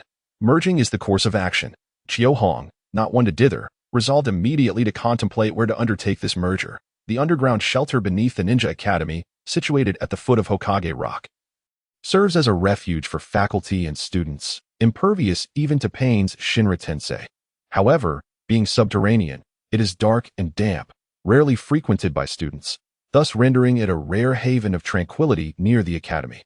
Yet, the shelter is not without its risks. A teacher could enter at any moment, but Chio-Hong had no other options. The nearby forest? It is too small, filled with students practicing taijutsu and ninjutsu, leaving no space for solitude.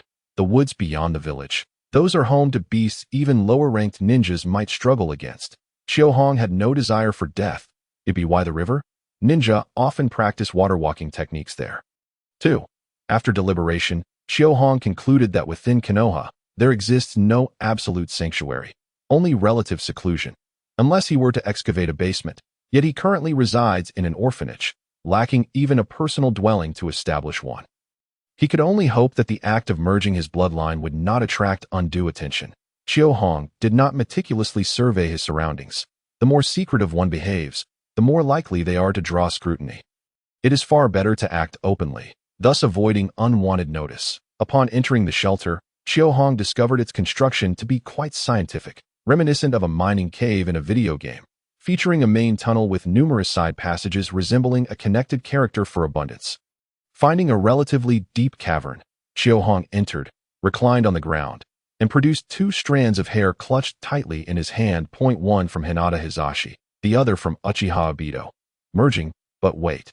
I must first clarify my direction, Chio-Hong reflected, resolving that the innate talents of his body should pursue a path of abundant chakra, broad meridians, vibrant cells, harmony with nature, and suitability for cultivation, all in perfect proportion. There is no need for excessive description of his appearance. After all, an innate Tao body cannot be unattractive. For his eyes, the Byakugan allows for X-ray vision, while the Sharingan provides microscopic insight. His previously merged visual enhancement grants him long-distance sight, effectively encompassing the capabilities of a telescope, microscope, and X-ray vision. But is this truly sufficient? Certainly insufficient. For Chio-Hong's ambition is to attain the divine vision of celestial beings. Not only must he perceive the natural world and energy, but he must also gain insight into the landscapes and the vitality of the populace, as well as the phenomena of wind, clouds, thunder, and lightning.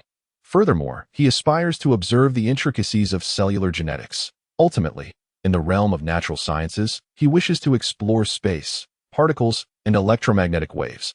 Although he has traversed into the realm of ninjas, Chio-Hong has no intention of relinquishing the modern scientific framework he has studied for nearly 2 decades.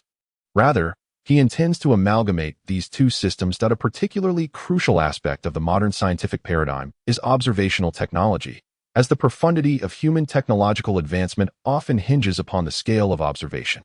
Lacking the financial resources and technological means to construct telescopes or electron microscopes, Chio-Hong must rely on the acuity of his own eyes. The evolution of his body requires not only the integration of the Hyuga and Uchiha bloodlines, but also the incorporation of natural affinity, biological affinity, absolute pitch, and an acute auditory sensitivity to spatial resonance.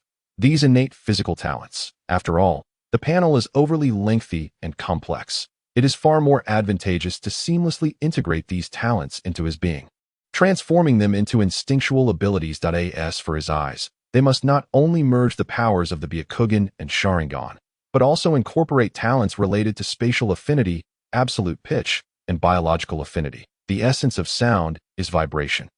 The true nature of the universe remains a mystery, while the essence of biological affinity is the magnetic field. Should he successfully blend these talents, it is conceivable that his eyes may evolve to perceive vibrations and magnetic fields. As for how a single talent can simultaneously merge into both the body and the eyes, let us not forget that his talent is duplication. Thus, it is merely a matter of replicating these abilities. And so, he focuses on the fusion. In an instant, Shohong feels a warmth coursing through his body, followed by a slight soreness in his eyes. Fortunately, it is not excruciating pain. Otherwise, he might inadvertently summon his teacher with a cry. Clink. In truth, there is no sound. It is merely Shohong's sudden realization that he can customize the patterns of his eyes. A pattern of yarn would suffice. Nothing too ostentatious. He muses with mild irritation. As this thought passes, the soreness in his eyes transforms into a warm sensation, which gradually dissipates, along with the subtle warmth in his body. It over. It is over. Though there is no prompt tone. Shohong is certain that the entire fusion process has concluded. With that, he opens his eyes and is immediately struck by the clarity of the world around him, which appears magnified several-fold, despite being underground in a pitch-black shelter. He can distinctly perceive his surroundings. My vision has never been so exceptional. What about my body? Shohong extends his hand and clenches his fist, feeling a surge of strength coursing through him when he draws upon his chakra. What was once a gentle stream has now transformed into a raging torrent, with its quantity increased exponentially.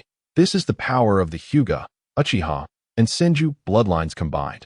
I dare say my lineage is now the closest to that of Kagaya Otsutsuki in this world. After all, the Sage of Six Paths did not possess the Byakugan. Of course, this assessment is based solely on the composition of power. In reality, if one were to analyze his DNA, his lineage bears little relation to those three clans.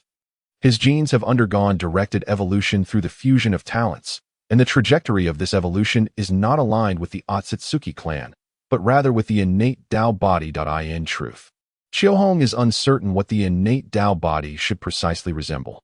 Therefore, the direction of his evolution is essentially a reflection of his own conceptualization of the innate Tao body. Visually, Shohong has chosen to embody black hair and black eyes.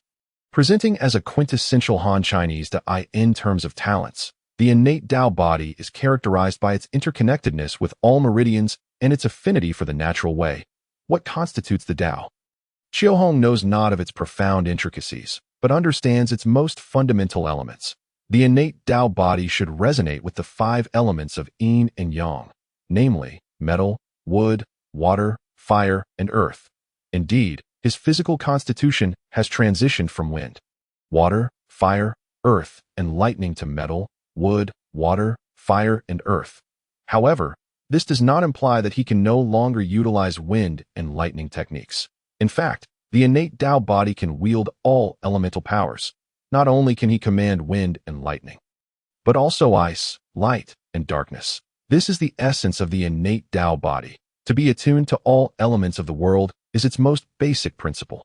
While the innate Tao body has yet to fully materialize, it is certainly nearer to realization, meriting the designation of innate Tao body 1.0. For his eyes, let them be named the Linglong divine eyes. Shohong has a great fondness for a character in a novel named Linglong Shinzuan, who possesses a technique called Linglong de Luotian, capable of nullifying all attacks. Truly impressive. Shohong's aspiration for these eyes is to observe all, perceive all, replicate all, and evolve all. Thus, he bestows upon them the name Linglong Divine Eyes. A hopeful anticipation for the future. Shohong's ears perk up, keenly sensing the approach of another. Though he neither sees nor hears, an inexplicable feeling informs him of the presence nearby. So this is the essence of natural affinity. He raises his gaze, penetrating the thick layers of earth, and glimpses a Chunin instructor making his way towards the shelter. What brings him here? Shohong recognizes him as his shuriken-throwing instructor, named Mizuho Fong. This individual possesses a cold, piercing gaze, a frosty expression, yet the corners of his mouth betray a subtle smile. The coldness of his gaze suggests a murderous intent, while the smile hints at joy. Shohong indeed perceives the emotional aura emanating from Mizuho Fong. There exists a blend of malice, excitement, and a hint of exhilaration that I can truly discern the emotions of others with the naked eye. Shohong feels a surge of delight. No one can deceive me now. This ability to observe is likely derived from the magnetic field and pheromones of the human body, and no matter how adept a person may be at disguising their true feelings, they cannot suppress their innate instincts. thus ensuring a remarkable level of accuracy. Yet, a question arises.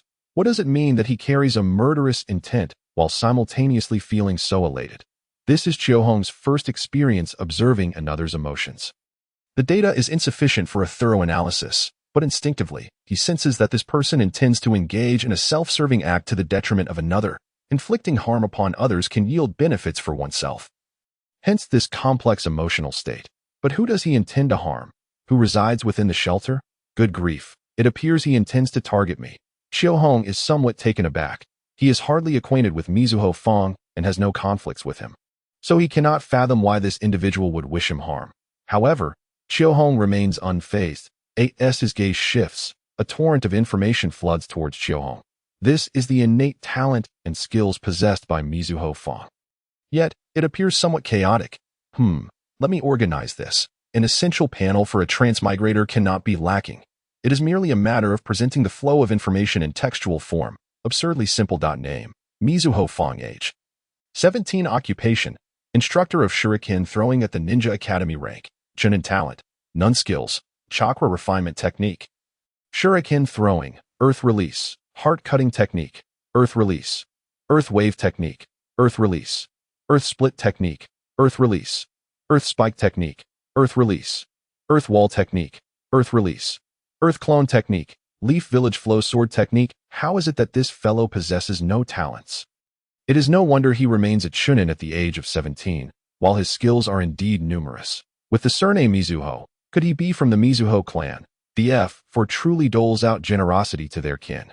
Even a mediocre individual can learn such a plethora of ninjutsu.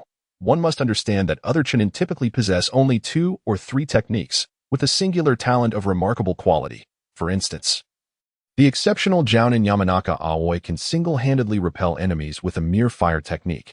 Yet this chunin instructor boasts an array of skills. Sarutobi Hiruzen is no saint, and Mizuho Fong is hardly any different. However, hold on. After merging the shuriken throwing technique, Chiohong seems to have gained some clarity. Perhaps Mizuho Fong does possess a talent, but it is of a lower tier than his own, hence it simply does not manifest. Yet, I clearly have the shuriken throwing technique, which I have now copied from him. This indicates that there exists a hierarchical relationship in the replication of talents and skills, where a higher tier supersedes a lower one. I've fully replicated it. In an instant, Chiohong has assimilated all of Mizuho Fong's earth release techniques. Then he realizes a particular issue. This Mizuho Fong has not learned the nature transformation of earth attributes. Chakra undergoes 3 types of transformations: attribute transformation, nature transformation, and form transformation.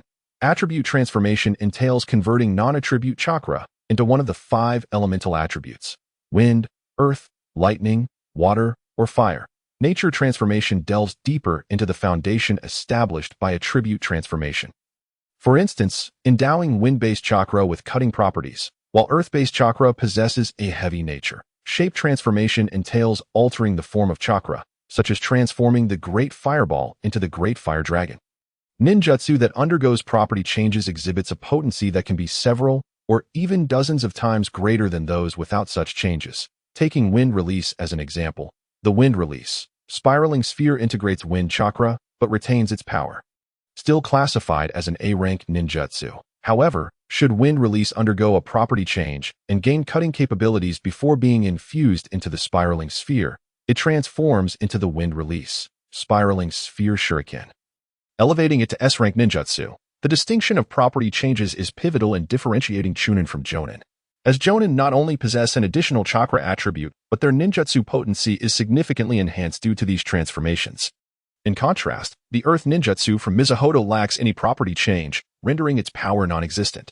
For instance, earth release. Earth spike creates spikes from the ground to restrict an enemy's movement or potentially pierce them, while others must evade their earth spikes. Those from Mizuho could likely be dispelled with a mere kick. Before long, Mizuho appeared before Chiohong. Chiohong, why are you here instead of eating in the classroom? Mizuho coldly inquired upon seeing Chiohong lying on the ground that I was sleeping. Chiohong replied softly, sleeping at this hour? What are you doing here? Mizuho frowned, questioning the appropriateness of this location for slumber. I didn't mean to, but I finished my meal early this morning, Chiohong cautiously explained. Mizuho quickly understood. The child was hungry after consuming his meal early and had no food at noon, fearing others might see him. Thus, he had opted to take refuge in the shelter to conserve energy. If this were a Chinese teacher, tears would likely flow, and they would have taken Xiaohong out for a complimentary meal. At the very least, they might have filmed a video to share online, garnering sympathy and donations from kind-hearted netizens, ensuring Xiaohong's educational expenses were covered well into high school and college. However, this was the Hidden Leaf Village, devoid of such unwarranted compassion. The will of fire merely served to deceive the lower classes. The Mizuhoto clan belonged to the ruling elite and held no belief in such ideals. With a scoff, Mizuhoto declared, "Sleeping? I see you as a spy from another village, attempting to steal the design secrets of our Hidden Leaf shelter." Xiaohong's eyes widened in disbelief. Was this truly a possibility? "What? Have I been uncovered?" Mizuhoto casually drew a kunai from his ninja tool pouch. "Submit quietly. Being a teacher earns little, but capturing a spy equates to a B-rank mission. Perhaps this will lead to my promotion to grade head." As for whether the Hidden Leaf would discover this, it was trivial. A quarter of the interrogation department consisted of Mizuhoto clan members, so determining if one was a spy was merely a matter of his word. "Why else would you choose to sleep in a shelter instead of eating during midday?" "I am not a spy," Xiaohong protested, not genuinely hoping for Mizuhoto's change of heart, but rather curious about the depths of this person's depravity. "Whether you are a spy or not will be revealed once I apprehend you." Mizuhoto raised his hand to strike. With his Chunin strength, it would naturally be effortless to subdue a mere 5-year-old student. If this were a typical student, that would hold true. Yet, it was evident that Xiaohong was anything but ordinary. With a subtle shift, Xiaohong deftly grasped the kunai Mizuhoto had thrown, catching him off guard. Before Mizuhoto could fully express his astonishment, a kunai had already been embedded in his throat, thrown back by Xiaohong. It was improbable for a genin to best a Chunin so easily. Yet Mizuhoto lacked battlefield experience, possessing skills without the practical know-how. Additionally, he was entirely unprepared, facing a genin with a significant psychological advantage. Moreover, despite being younger, Xiaohong's physique, enhanced through multiple integrations and coupled with chakra, did not fall short of Mizuhoto's strength. While he had replicated Mizuhoto's shuriken technique, he possessed an innate precision talent, and with the aid of his Linglong eye, the same skill exhibited greater potency in his hands. Thus, it was not Xiaohong who was at a disadvantage, but Mizuhoto. With a fiery breath of chakra, Xiaohong unleashed a torrent of flames upon Mizuhoto's remains, eradicating any trace in a world where impure reincarnation exists. It is imperative to incinerate the body after a kill. However, what if genetic information remained at his home? It would be prudent to obliterate his soul as well.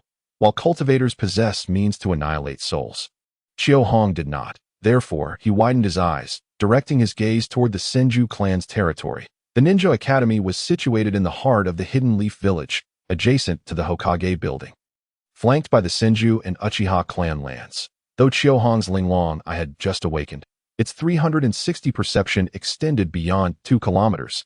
If focused in one direction, it likely spanned 10 kilometers. However, time was of the essence.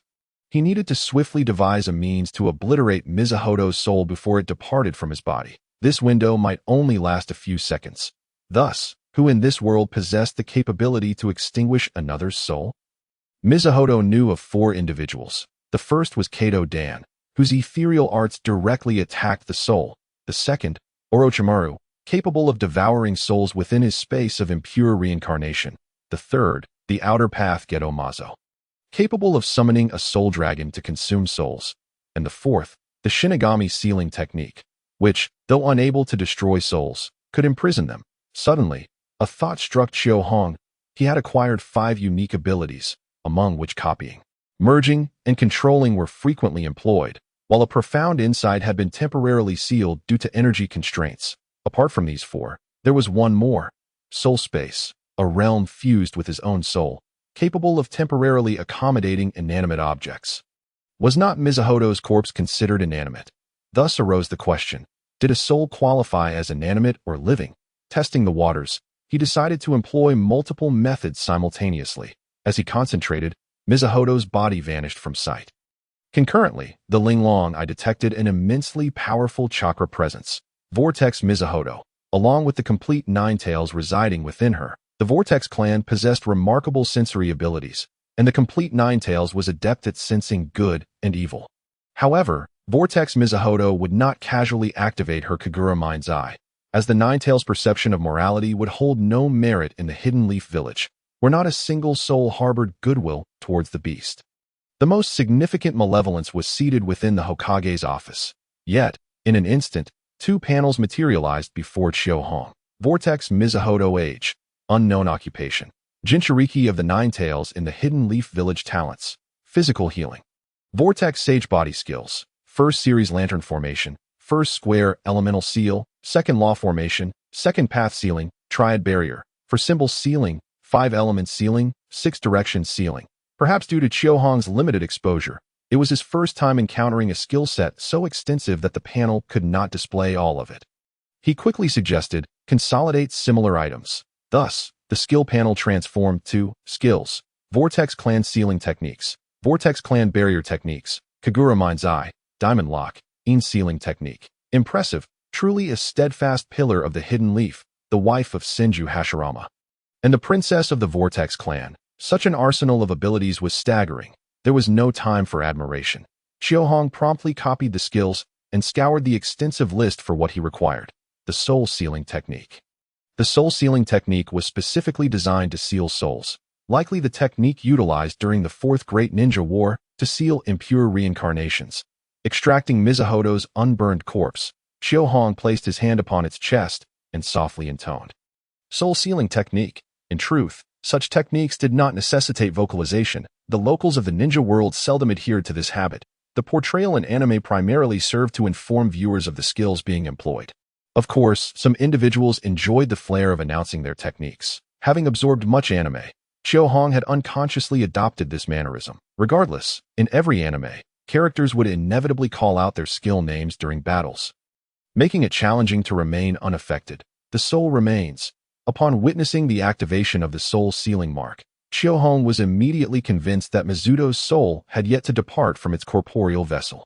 It was conceivable that he had not perished instantaneously after the kunai pierced his throat, perhaps struggling for several seconds. Regardless, Mizuto could certainly not be resurrected through the Edo Tensei technique, nor would anyone inquire after the deceased to ascertain the identity of the murderer. As for whether anyone might have observed him and Mizuto entering the sanctuary, it was highly probable that witnesses existed. However, by the time the incident was discovered, both he and Mizuto would have vanished. Leaving the villagers to ponder the circumstances, they would undoubtedly not conclude that he had retaliated against Mizuto. The lingering soul must be extinguished, for it would not do to simply kill a man and contain his spirit within his space. How could he utilize that space in the future? Gazing at the corpse, now returned to the realm of souls, Chōhong felt a wave of revulsion. He had not experienced disgust during the act of killing, for he believed those he dispatched deserved their fate. Yet, the sight of the charred remains, rendered a ghastly black, stirred a sense of nausea within him. Alas, he would consider a solution another time. Chōhong shook his head and turned his attention to the Ninetales. Kaibai, Age Unknown, Occupation, Reclusive Fox, Talent, Malice Perception, Yin-Yang Manipulation, Skills, Tailed Beast Bomb, Phantom Dog Cannon, Chakra Transmission, Natural Energy Absorption. This Ninetales was truly inept. Even the Shikaku had mastered sealing techniques, while Kaibai had ineffectively followed Madara.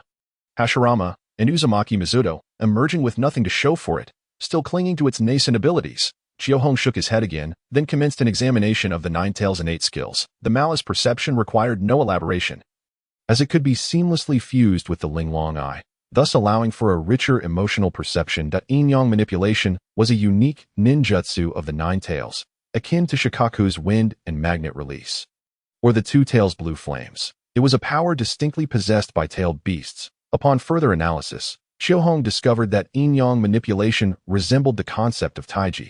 It was a ninjutsu that merged yin and yang, embodying both within each other, a perfect amalgamation that could be classified as a bloodline limit of yin-yang attribute. This bloodline limit transcended ordinary limits, even the most formidable of which could not rival it. Even the diluted bloodlines did not hold a candle to the prowess of yin-yang manipulation. So, what were the capabilities of this technique? Chōhong summarized 3 primary functions. Firstly, it served to equilibrate the attributes within the ninja's body. As individuals are often predisposed to either a yang or yin nature, with few embodying both. A yang-dominant physique tends to exhibit greater physical strength, while a yin-dominant disposition is often associated with superior mental acuity. Notable examples include Senju Hashirama, Uzumaki Naruto, and the Akimichi clan representing yang, while Uchiha Itachi, the Kurama clan, and the Nara clan exemplify yin. Should either attribute be excessively pronounced, it could lead to physical or mental ailments. As seen in Kagaya Otsutsuki and Uchiha Itachi, the former reaching the zenith of yang and the latter of yin, ultimately succumbing to bloodline diseases. However, by cultivating yin-yang manipulation, one could avoid such imbalances, enhancing both intellect and physicality concurrently. Furthermore, this enhancement was bidirectional. Even if one exclusively honed either yin or yang, the other aspect would simultaneously strengthen. A prime example was Uchiha Bido, who, prior to mastering yin-yang manipulation, lacked both intellect and physical prowess. After receiving instruction from Uchiha Madara, his mind became sharper, and his body improved as well. Notably, this balance prevented detrimental effects from physical weaknesses, such as the repercussions of wood release, while also safeguarding against blindness from the Manjiki Sharingan. Secondly, yin-yang manipulation possessed the capability of creation, allowing for the manifestation of tangible entities from the intangible, bestowing them with vitality. For instance, Naruto once employed yin-yang manipulation to resurrect Guy, and Hagoromo Otsutsuki utilized it to create nine-tailed beasts. However, it is essential to note that the bestowing of life refers to granting vitality rather than conferring true life. The distinction lies between living and dead cells, not between the living and the deceased. One may create a person through yin-yang manipulation, yet one cannot instill a soul within that individual, despite the formidable prowess of the Tsutsuki clan in manipulating souls. They have never demonstrated the ability to create a soul. Even the spirits of the nine-tailed beasts were not birthed by Hagoromo, but rather split from the will of the Ten Tails. Thus, the ability to create souls currently appears to be exclusive to the life planet. Thirdly, it augments Chakra. As previously mentioned, the ability of yin-yang manipulation to balance the two attributes inherently contributes to Chakra enhancement.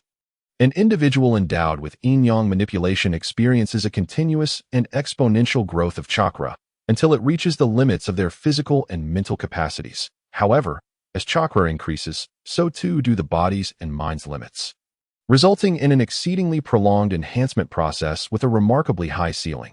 The true extent of this limit is likely known only to the Tsutsuki clan. The Ninetales had yet to even approach this threshold before being sealed away. This explains why the Chakra of the Ninetales vastly exceeds that of the other 8, as it has the benefit of yin-yang manipulation. Were it not for its ceiling, the Ninetales Chakra would continue to escalate indefinitely. From this perspective, the Ninetales indeed poses a significant threat, while it may not currently rival Hashirama, who can predict what the future holds. Now that I too possess this capability, I shall also attain Chakra in abundance. Chakra by the pound, Chakra by the ton, Chakra by the ocean. Chihong had already learned the method for releasing the tailed beast bomb, albeit only in a smaller form. His Chakra was ample, yet still fell short when compared to that of the tailed beasts, limiting him to a mere handful of tailed beast bombs. The Phantom Dog Cannon, however, was more efficient in Chakra usage, allowing for rapid firing with virtually no preparatory movement, yet lacking the bloodline of the Ninetales. He could only project his own Chakra. He had yet to practice Chakra nature transformation. Even if he expelled Chakra, its potency remained minimal. In the future, it could serve as a primary technique. Chakra transmission was purely a supportive skill, currently without utility. Natural energy absorption, on the other hand, was a valuable asset for cultivating Sage Mode. Though it could not be practiced here, he would wait until he had exited the village before delving into that study. With only 1 hour for lunch and 30 minutes already elapsed, he realized that in another 30 minutes, Mizuto's disappearance would inevitably be discovered. It was time to devise a plan for his departure. Activating the Linglong eye, he pondered the whereabouts of Minato Namikaze. Was Minato not present within the village? Autumn Hong was unaware of the whereabouts of the Namikaze Minato household. However, upon seeing that Uzumaki Kushina was still at home, he surmised that Minato must have been dispatched on a mission. If Minato were indeed at home, it would be more fitting for the two to be enjoying a romantic outing in such splendid weather. Moreover, at this juncture, Minato would only be 14 years old, quite possibly yet to embark on the study of the Flying Thunder God technique. Without the Flying Thunder God, a change in strategy was necessitated. His gaze shifted to the outskirts of the village. Within Konoha, There existed two clans renowned for their expertise in concealment. The first was the Moonlight clan, whose ancestral technique of transparency allowed them to become invisible. However, Autumn Hong was unfamiliar with their residents. The second was the Aburame clan, whose members possessed a passive ability to blend into their surroundings, rendering them imperceptible even when standing right beside you. Autumn Hong was well aware of the Aburame clan's location, having inadvertently stumbled upon their territory during his playtime, where he encountered a plethora of insects that had terrified him to tears. Of course, it was the original host who had been frightened. Aburame age, unknown occupation, unknown talent, none skills. Insect manipulation technique, insect breeding technique, insect clone, insect jewel, insect fusion technique. The techniques of the Aburame clan might very well be the most impractical ones I have ever attempted to replicate. Autumn Hong mused, pouting slightly. Lacking any insects of his own, the replication of these techniques held little value for him. Besides, he had no inclination to raise insects on his person. The mere thought sent shivers down his spine. Additionally, he had initially assumed that the ability to diminish one's presence was an innate talent of the Aburame clan, only to discover upon replication that it was, in fact, a skill known as the insect fusion technique. The insect fusion technique, developed by the ancestral forebears of the Aburame clan, allowed them to coexist with their insects. Since insects are inherently sensitive creatures, any abrupt movements could provoke a swarm. Consequently, the Aburame clan had to minimize their life force to foster an aura akin to that of nature itself.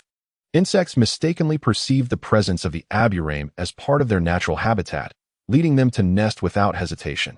This technique, designed to achieve unity with insects, was aptly named the insect fusion technique. Over the years, however, the insects had become so accustomed to the chakra and aura of the Aburame clan that the technique had lost much of its initial significance from a breeding perspective. Nonetheless, in the context of combat, this technique proved invaluable for stealth, especially given the limited repertoire of techniques passed down in the clan. Furthermore, once the Aburame members began harboring insects within their bodies, the effectiveness of this technique in terms of concealment was greatly enhanced. Having delved deeper into the workings of the insect fusion technique, Autumn Hong comprehended its principles. The technique was bifurcated into two segments: the initial phase, which allowed for merging with nature without insects, and the latter phase, which involved merging with insects after raising them.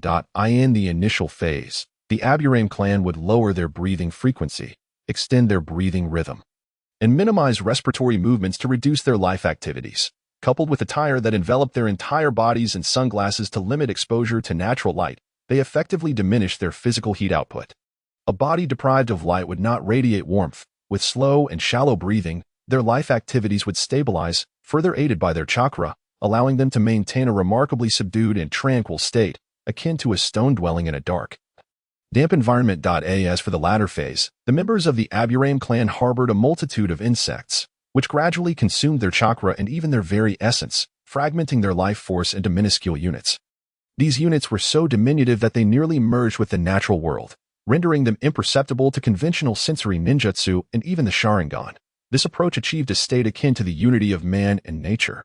This state, often described in martial arts and cultivation literature, refers to a harmony between humanity and nature in the eyes of adversaries. It typically meant that although the individuals stood plainly visible, they remained utterly unperceived, as though their presence were mere emptiness upon inspection. Autumn Hong, devoid of insects and reluctant to don such peculiar garments, could only draw inspiration from this technique and adapt it to suit his own needs.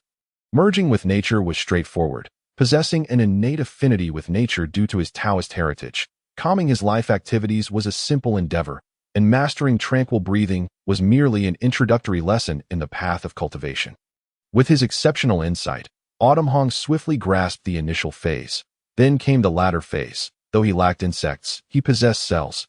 Each individual cell could be likened to a tiny insect. The Aburame clan housed countless insects, whereas a human body contained approximately 130 trillion cells. While the Aburame dispersed their chakra among their insects, Autumn Hong resolved to disseminate his chakra among his own cells, achieving a comparable effect.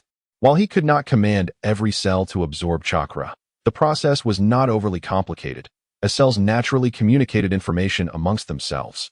Autumn Hong merely needed to extract an infinitesimal fragment of chakra so minuscule that only the most acute perception could detect it, and then integrate it into the cells. This particular cell would then retain the sensation and subsequently exchange information with surrounding cells, prompting them to replicate the process. Ultimately, the cells infused with a small portion of chakra would begin to proliferate exponentially. As the chakra continued to merge with the cells, the overall chakra volume within Autumn Hong's body began to diminish rapidly. Under the influence of his innate Taoist physique, his aura was already waning. And now, with the integration of chakra into the cells, he approached a state near to nothingness. No, not merely approaching nothingness, but rather nearing the essence of nature itself. Yet, this process would forever remain one of approximation, never fully transforming into nature. For humanity is humanity, and nature is nature. Could the human body truly become one with nature? It seemed plausible, for the Akatsuki Kagaya possessed a technique known as natural integration, which allowed her to meld perfectly with the natural world. For Autumn Hong, the presence of difficulty was no cause for concern. The absence of a clear path was far more daunting. If Kagaya could achieve this, then so could he. What, then, should be done? Autumn Hong contemplated the concept of natural energy. After acquiring the ability to absorb natural energy from the Ninetales, he had already begun perceiving the natural energy surrounding him, and could absorb it with mere thought. However, he feared the consequences of absorbing natural energy and risking mutation or petrification, thus refraining from such actions. Theoretically, the absorption of natural energy would draw him closer to the essence of nature. Presently, he still possessed a semblance of presence. Should he absorb natural energy, that presence would further diminish to that point. Even if he did not achieve perfect unity with nature, he would be exceedingly close. The matter of absorbing natural energy could be addressed outside the village. After all, if complications arose, he would have no avenue for escape within the village confines. 5 minutes later, a trace of chakra had been assimilated into each of his 130 trillion cells. However, perhaps due to the formidable nature of his innate Taoist physique, he still retained a substantial reserve of chakra. Nonetheless, this posed little issue. Sealing technique. In sealing. Autumn Hong raised his hand to form the necessary seal. 3 minutes later, a diamond-shaped mark appeared on his forehead. The remaining chakra within his body found its resting place. No one had ever claimed that in sealing was exclusively suited for females. It merely happened that only women had practiced this sealing technique. Yet, this technique indeed possessed its unique attributes. Most sealing techniques utilized yang-release chakra, while in sealing employed in-release chakra.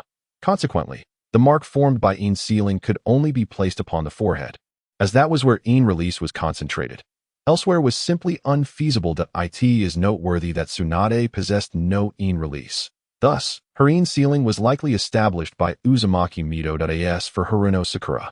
She was among the rare ninjas in the ninja world endowed with both yin and yang attributes. She possessed the potential to master yin-yang release. From this perspective, Sakura's potential was indeed substantial. Regrettably, the entirety of Konoha lacked any lineage of yin-yang release. Should Sakura ever defect and take Obito as her mentor, it would be uncertain who among Team 7 would emerge as the strongest in the later stages. The technique had been successfully executed. Perhaps it warranted a name. Sensing the ethereal nature of his aura, Autumn Hong reflected that although this technique was derived from the Aburame clan's techniques, he had modified it to the extent that it could be practiced by those outside the clan. If it were on Earth, it could easily warrant a journal publication. Thus, adopting a new name was entirely justified. Henceforth, it would be known as Natural Integration, and once he incorporated natural energy, the name would be changed to Natural Unification. As Chiyo Hong emerged from the sanctuary, enveloped in the ethereal state of Tian and integration, she gracefully descended the staircase, stepping onto the training grounds. There, numerous classmates were engaged in various forms of practice, some honing their physical skills, others mastering swordplay, and a few engaged in combat. Yet, amidst this bustling activity, not a single soul seemed to notice Chiyo Hong. Navigating across the playground, she arrived at the entrance of the school. The instructors of this ninja academy were predominantly Chunin or elite jōnin. However, the guard stationed at the gate was a jōnin of the Umbu, a formidable presence indeed. This jōnin alternated his attention between the outside world and the school, tasked with preventing any outsiders from disrupting the dissemination of the will of fire, while also keeping an eye out for any students attempting to skip classes. Of course, the latter was merely a secondary concern. The primary focus remained on the former. Remarkably, this jōnin belonged to the esteemed Uchiha clan. A fleeting glance at the guard revealed to Chiyo Hong a plethora of illusions. Techniques such as the art of deception, technique of the illusory traveler, Fox's heart technique, and technique of the abyssal gaze. Chio-Hong held a certain disdain for illusions, primarily due to the ease with which the kaleidoscope Sharingan could be countered. Even summoned beasts could dismantle it. Furthermore, the kaleidoscope technique seemed to excel solely against weaker opponents, as she had never witnessed Itachi employing it against an adversary of equal caliber. Orochimaru was an exception, but his frequent reincarnations had diminished his resistance to illusions, rendering him an unreliable representative. Should Madara dispatch an illusion that obliterated the 5 Kage, Chio-Hong would undoubtedly regard illusions with newfound respect. The infinite Tsukuyomi, while an illusion, also lacked representational significance. Illusions, in essence, could be overwhelmingly potent or utterly ineffective, making them difficult to quantify. They paled in comparison to the sealing techniques next door, which remained consistently formidable. Nevertheless, it was worth investigating further. The local practitioner's lack of prowess in illusions could stem from a deficiency in imagination. Perhaps, in her capable hands, illusions could flourish and reach new heights. Thus, Chio-Hong continued on her way, confidently striding out of the ninja academy, her Terran integration still radiating that as she advanced along the main road. She activated her Linglong divine eye, scanning her surroundings. Techniques related to concealment and movement, such as the body flicker technique, shadow concealment technique, and water cloaking technique, were prioritized, rapidly assimilated into her understanding due to her extraordinary aptitude. Until she achieved complete natural integration, these techniques could be infinitely refined, with each enhancement and stealth serving as nourishment for her growth. With each passing moment, Chio-Hong's form became increasingly elusive, her footsteps growing more ethereal. 20 minutes later, she trailed behind a merchant caravan, boldly departing from Konoha. The 2 Uchiha guards at the gate appeared oblivious, their perception barriers remaining silent. It was hardly surprising, given that these barriers were derived from the sealing techniques of the Uzumaki clan, albeit in a downgraded form. From the moment Chio-Hong awakened her memories until now, only 2.5 hours had elapsed. The year was 42 in the Konoha calendar, and at this juncture, Chio-Hong was merely 5 years old. Thus, her escape was deemed successful. However, she had yet to become a ninja. Technically, she was still just an ordinary villager. A villager leaving the village could hardly be classified as a defector. As for whether her departure would adversely affect the orphanage, Chio-Hong was confident it would not. After all, Root was in the business of capturing orphans, and Orochimaru was also involved in the same pursuit. Losing one individual in Konoha was far from extraordinary. Regrettably, she lamented not being able to take Yakushi Nanayu with her. However, it was beyond her control, as no one could have anticipated the sudden emergence of Mido Ko. One could only say that plans are often outpaced by circumstances. Well, perhaps in the future, there would be another opportunity to rescue her, as Nanoyu's demise was still a long way off. This was freedom. Lying in the merchant caravan, gazing at the azure sky and the treetops gliding past, Chio-Hong exhaled a heartfelt sigh of relief. From this moment forward, she would live solely for herself, free from the anxiety of her talents drawing unwanted attention, free from the machinations lurking behind her, unburdened by the concerns of Sarutobi Hiruzen or the Uchiha. Of course, living outside the village presented its own challenges, yet the problems beyond Konoha were far simpler to navigate. Compared to the overwhelming presence of jōnin, elite jōnin, and even Kage-level shinobi within Konoha, the external world seemed to shift from a hellish ordeal to a novice-level experience. Outside, even finding a jōnin was a challenge, and the ninjutsu possessed by the average ninja was relatively limited, with only the likes of Kakuzu standing out. As Chio-Hong bore no bounty upon her head, she had little to fear from Kaku. Moreover, she was but a child, her appearance changing daily. Even if Konoha issued a reward, in a few years, no one would recognize her. Even in the unfortunate event of an encounter, the outcome remained uncertain. After reflecting on her circumstances, Chio-Hong turned her attention to organizing the skills she had acquired from Konoha. With her Linglong divine eye sweeping over her abilities, she had absorbed an abundance of skills. Preoccupied with her escape, she had not taken the time to organize them, fearing an overwhelming influx of information. This function was something she had discovered while copying Uzumaki Mido. The skills she copied did not need to be utilized immediately, but could be temporarily stored. This feature proved quite useful. Otherwise, encountering a tailed beast's core and merging with it would have resulted in her transforming into a humanoid tailed beast. Surprisingly, the majority of skills she had absorbed were practical life skills. With nearly 100,000 residents in Konoha, the The common knowledge was not of ninjutsu, but rather of domestic tasks such as laundry, cooking, carpentry, and blacksmithing. Unfortunately, Konoha was not an industrial city, so the level of these skills was not particularly advanced. There were no master welders or skilled machinists, merely enough knowledge to make Chiohong's future life a bit more convenient, ensuring she would not starve due to a lack of cooking skills. Among the many life skills, however, she distilled a notable combat skill, archery. Indeed, this skill was derived from hunting techniques. Chiohong. The bow and arrow were particularly suited for a ninja, boasting long-range capabilities, stealth, and assassination attributes. If one were to imbue the arrows with wind chakra, their lethality would be formidable. The rapid firing rate of arrows was astonishing. Trained individuals on Earth could achieve a rate of 1 arrow per second. For a ninja, firing 2 or 3 arrows in the same time frame would be akin to child's play. Imagine, as your opponent begins to weave hand signs, you draw your bow, while they unleash a ninjutsu. You could release 3 or 4 arrows. Who would stand a better chance? Furthermore, the range of arrows far surpassed that of most ninjutsu. Earth archers could shoot up to 1,000 meters with a recurve bow. Surely, a ninja could manage 2,000 meters without difficulty. What ninjutsu could reach such distances? Yet, few ninjas employed archery, with the only exception being the likes of Ginkaku from the Sound Fort. However, to suggest that archery was only suitable for low-tier battles would be unfounded. Even Sasuke's Susanoo utilized arrows. Perhaps I can elevate the art of archery, Chiohong mused, noting this idea down.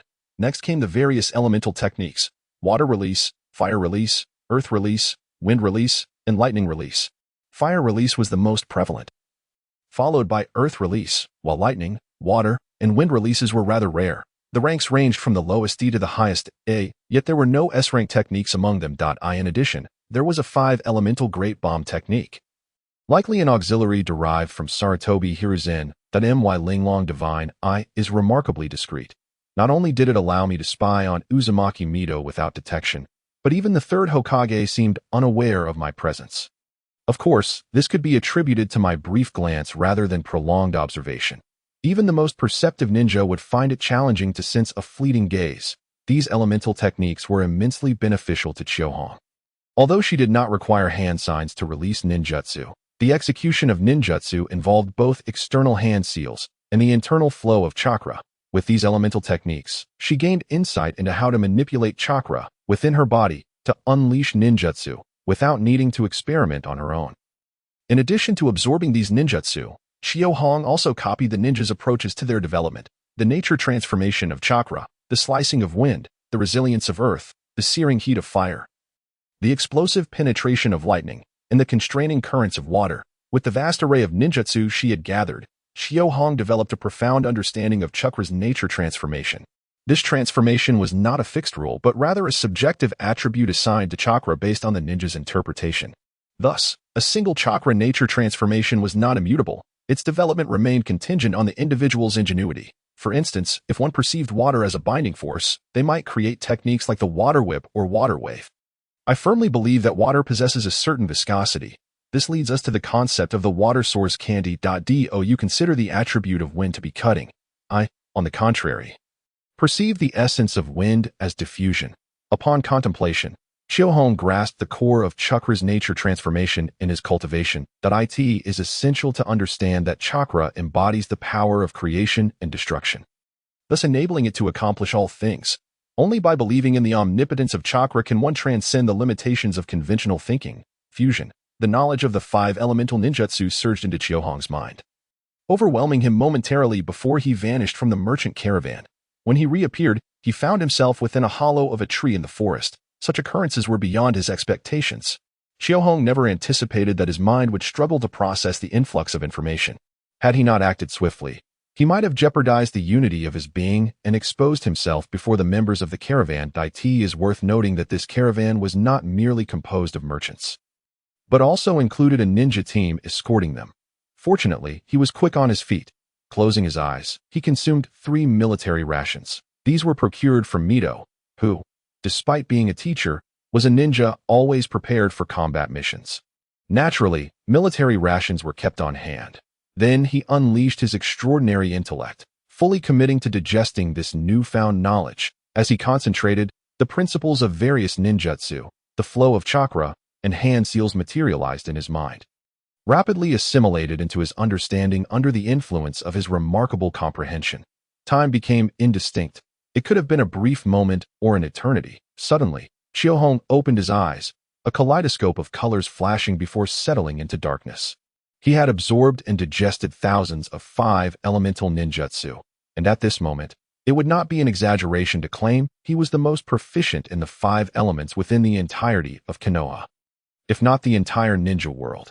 Even Sarutobi Hiruzen would pale in comparison, as he only excelled in fire and earth elements, possessing mere familiarity with the other 3. However, Chiyohong was not a conventional ninja.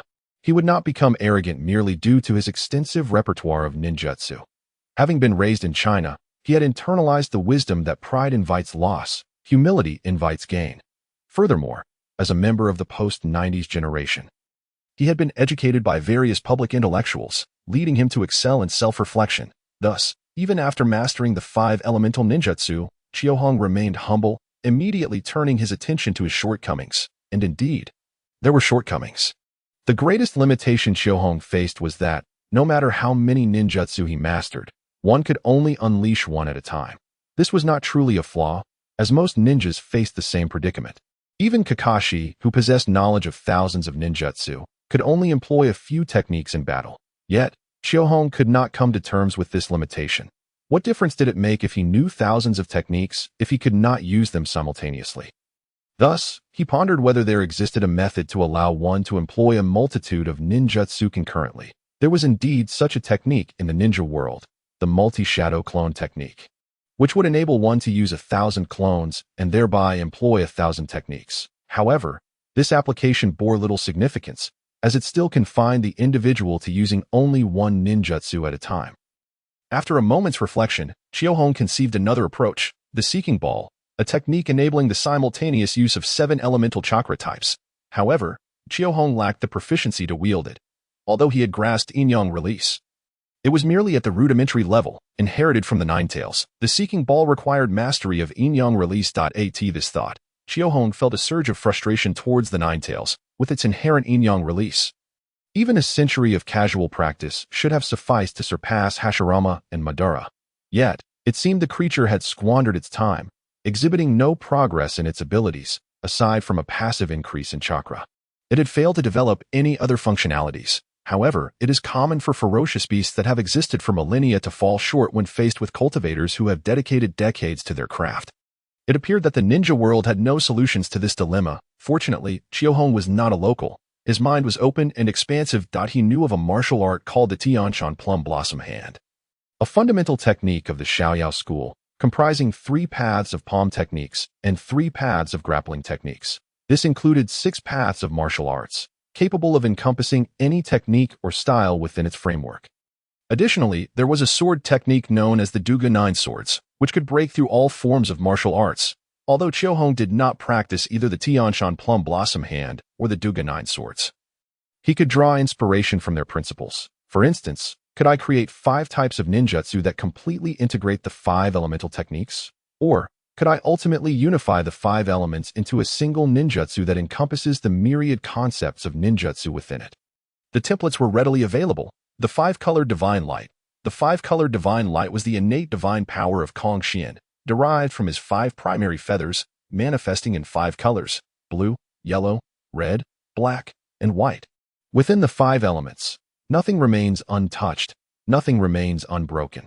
With Chiyohong's attributes including wind and lightning, the resultant form should not merely be 5 colors, but rather 7. The question then arose: how should one cultivate this 7-colored divine light? Activating his extraordinary intellect, Chiyohong first recognized that achieving the 7-colored divine light in one go was impossible. Even mastering the 5-colored divine light, or even a singular color, was beyond reach.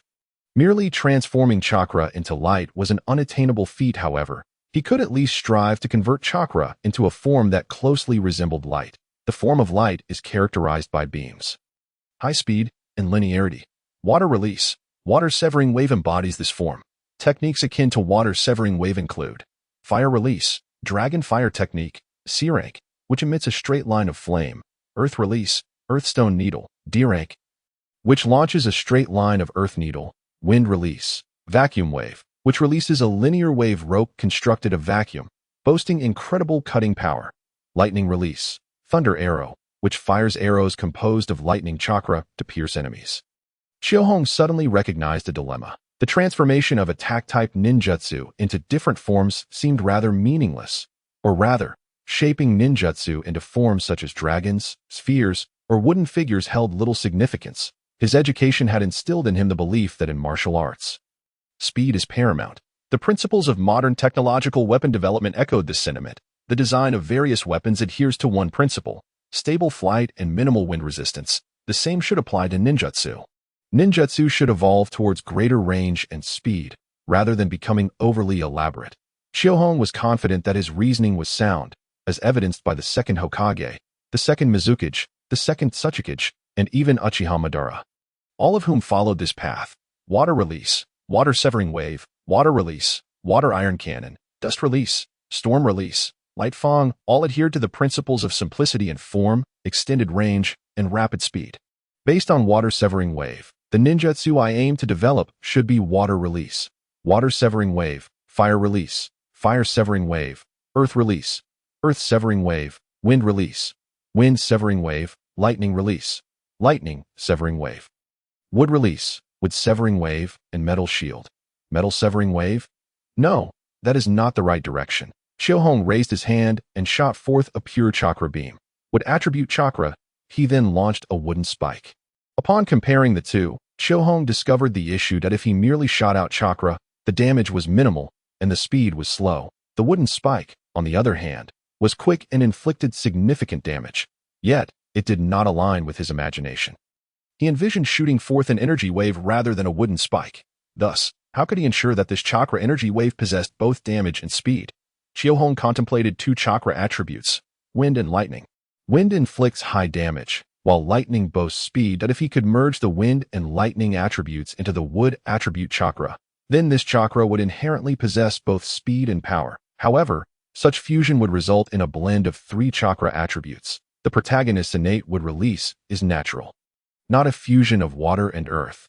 By heavens, Chiohong's spirit surged with revelation. Indeed, a singular attribute cannot manifest light. Combining three attributes could achieve that.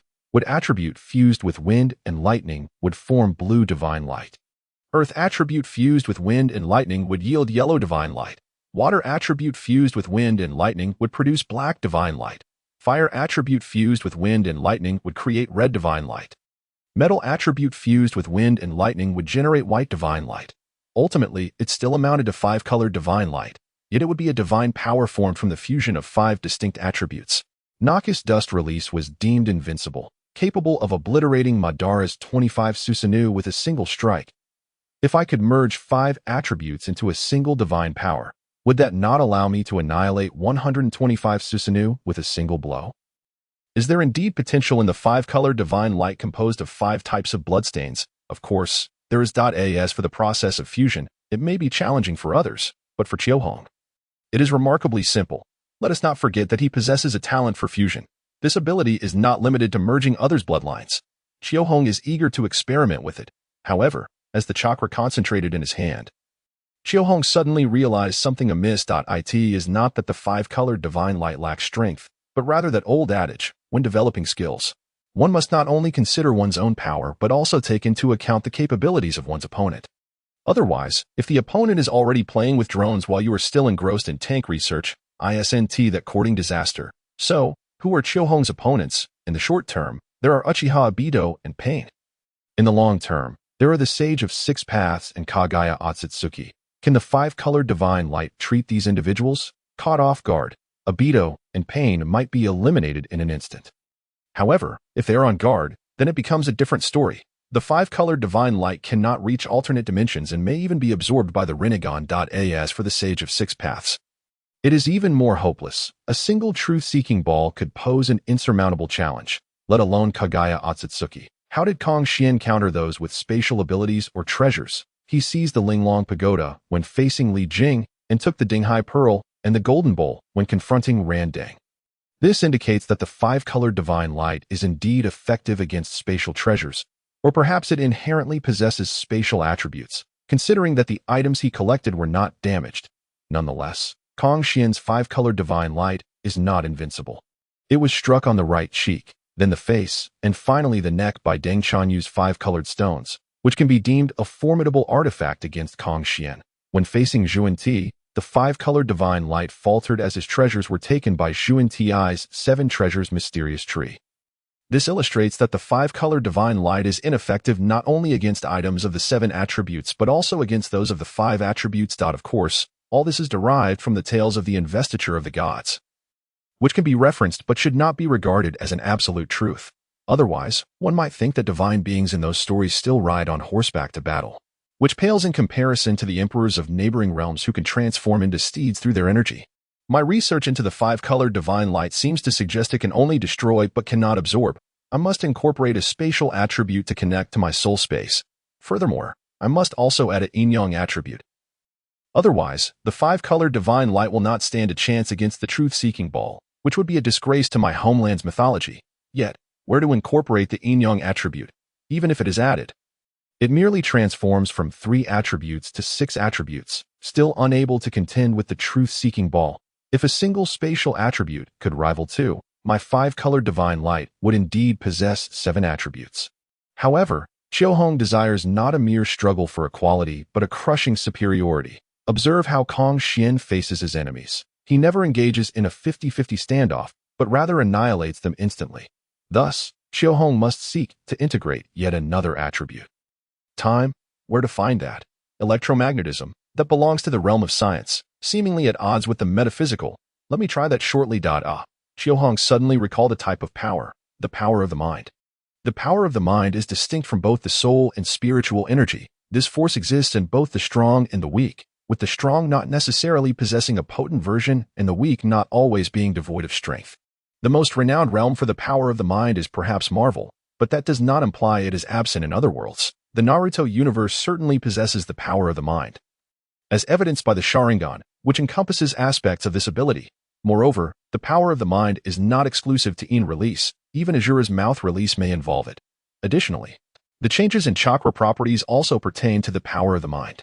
However, those within the ninja world refer to this force as willpower or the way of the ninja. If one were to identify the world most representative of the power of the mind, it might be the neighboring One Piece realm. The Conqueror's Haki, stemming from willpower and spirit, is undoubtedly an embodiment of the power of the mind. If I could awaken the power of the mind and combine it with spatial attributes, yin-yang, wind, thunder, and one of the 5 elements, these 7 attributes would undoubtedly overpower the 7 attributes of the truth-seeking ball. Not to mention, the 5-colored divine light comprises 5 of the 7 attributes, culminating in a total of 11 attributes, which would surely crush the truth-seeking ball.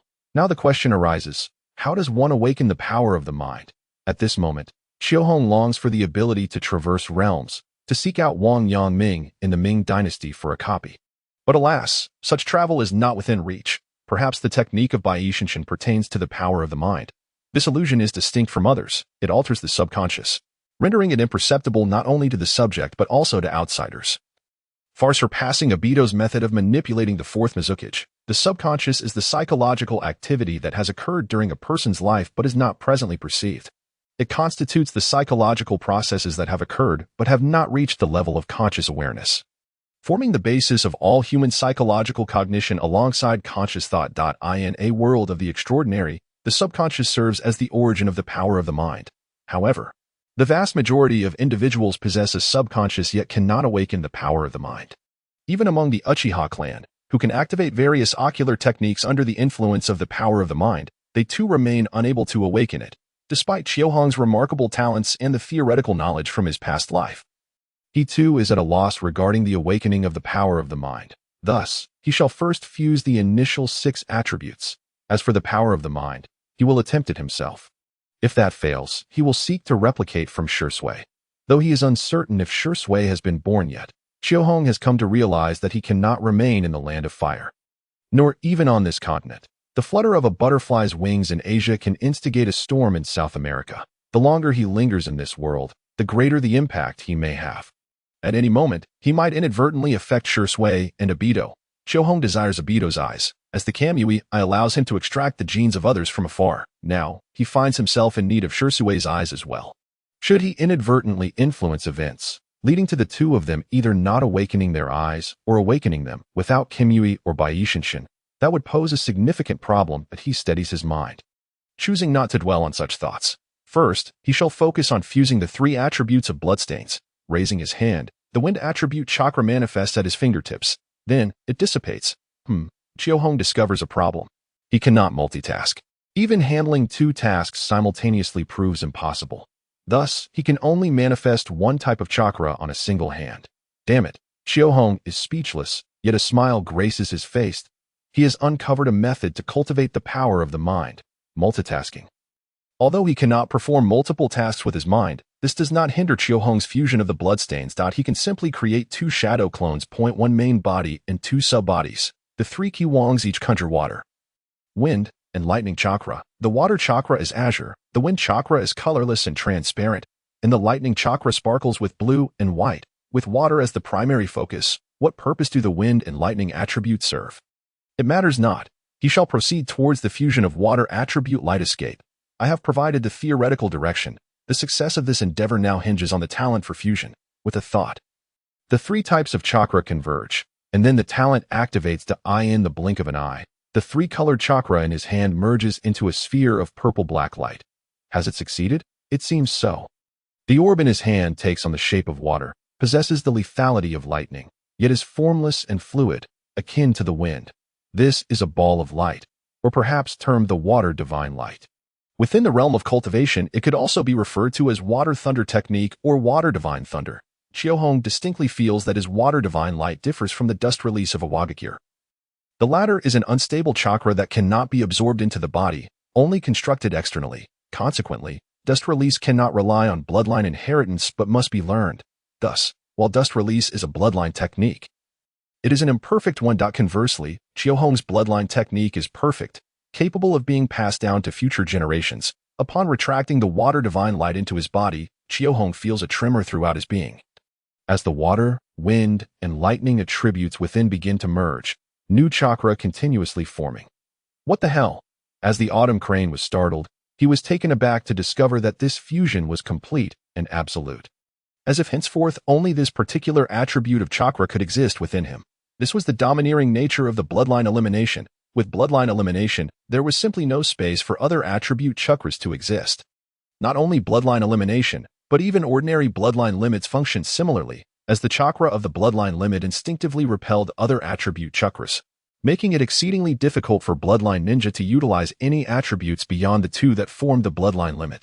While bloodline limit ninja could still employ a single attribute, the autumn crane felt that he would be left with no choice but to rely solely on this bloodline elimination, rendering even single attribute ninjutsu inaccessible to him. Was this the perfection of bloodline elimination? Powerful as it was, it also constrained the potential for enhancement. The autumn crane furrowed his brow. Fortunately, he had ample storage for chakra. Otherwise, after this ordeal, he would be left with only water and lightning techniques to play with. How could that be permissible? The shadow clone continued. Earth, wind, lightning, fusion, earth element divine light. Fire, wind, lightning, fusion, fire element divine light. Wood, wind, lightning, fusion, wood element divine light. Metal, wind, lightning, fusion, metal element divine light. The 5 elemental divine lights returned to their places. Only 2 of them still sought to devour one another. Yet, the autumn crane fused rapidly. In mere moments, all 5 divine lights were present. The 5 divine lights converged within his dantian, and amidst their mutual opposition, none gained the upper hand. Metal generates water, water generates earth. Earth generates wood, wood generates fire, fire generates metal. Let the cycle commence. With a thought, the autumn crane set the divine lights into motion. Yin-yang escape. It is your turn to exert influence. Observing the reluctant demeanor of the 5 elemental divine lights, the autumn crane immediately infused them with the power of yin-yang escape. Yin-yang escape. Balancing yin and yang, with an emphasis on the word balance, with the infusion of yin-yang escape power. The circulation of the 5 elemental divine lights became significantly smoother. And the water element divine light, which had grown the most over the last 10 minutes, began to shrink in volume, while the other attributes accordingly expanded. Moments passed, and the chakra quantities of the 5 divine lights became identical, with none surpassing the others. At this moment, the 5-colored divine lights within the autumn crane formed a radiant 5-colored halo, swirling and infused with a mysterious power from above. causing the halo's volume to gradually increase. This was the power of yin-yang escape. It continuously augmented his chakra, and now this enhancement directly flowed into the five-colored halo, transforming into five-colored divine light. The Autumn Crane watched in delight as the five-colored halo formed within his dantian. Initially troubled by how to simultaneously wield the five divine lights, pondering whether he would need to cultivate them one by one before ultimately merging them, now it seemed far less complicated. The five elements inherently existed as one, leading to the conclusion that once the five-colored halo was established, the Autumn Crane could strike with as many or as few colors as he wished. He could strike with a single color or unleash all five at once. Yet, he remained uncertain about their potency. The Autumn Crane sought a place to test his newfound abilities, clearly recognizing that this tree hollow would not suffice due to its proximity to Konoha. What was his original purpose for coming here? It seemed he had come to organize the vast knowledge of the five elements in his mind. As a result, he had sorted out a five-colored divine halo. Five-colored divine light. Oh right, knowledge organization. Let me tidy things up before departing. The Autumn Crane's consciousness returned to the replication interface. The remaining knowledge was limited, aside from sealing techniques, barrier techniques, forging, and talisman making. The rest consisted of ninjutsu outside the five-element release series. Swordsmanship, body techniques, and various clan secrets. For instance, the Akimichi clan's multiplication technique, the Yamanaka clan's mind transfer technique, the mind disruption technique, and the Nara clan's shadow techniques. Konoha was a mercenary organization, a military entity. The vast majority of skills were designed for control, elimination of enemies, and facilitating warfare, thus leaving little room for useless techniques. Such techniques required no further elaboration. They could all be replicated. The Autumn Crane swallowed 2 more soldier food pills and then activated his extraordinary comprehension.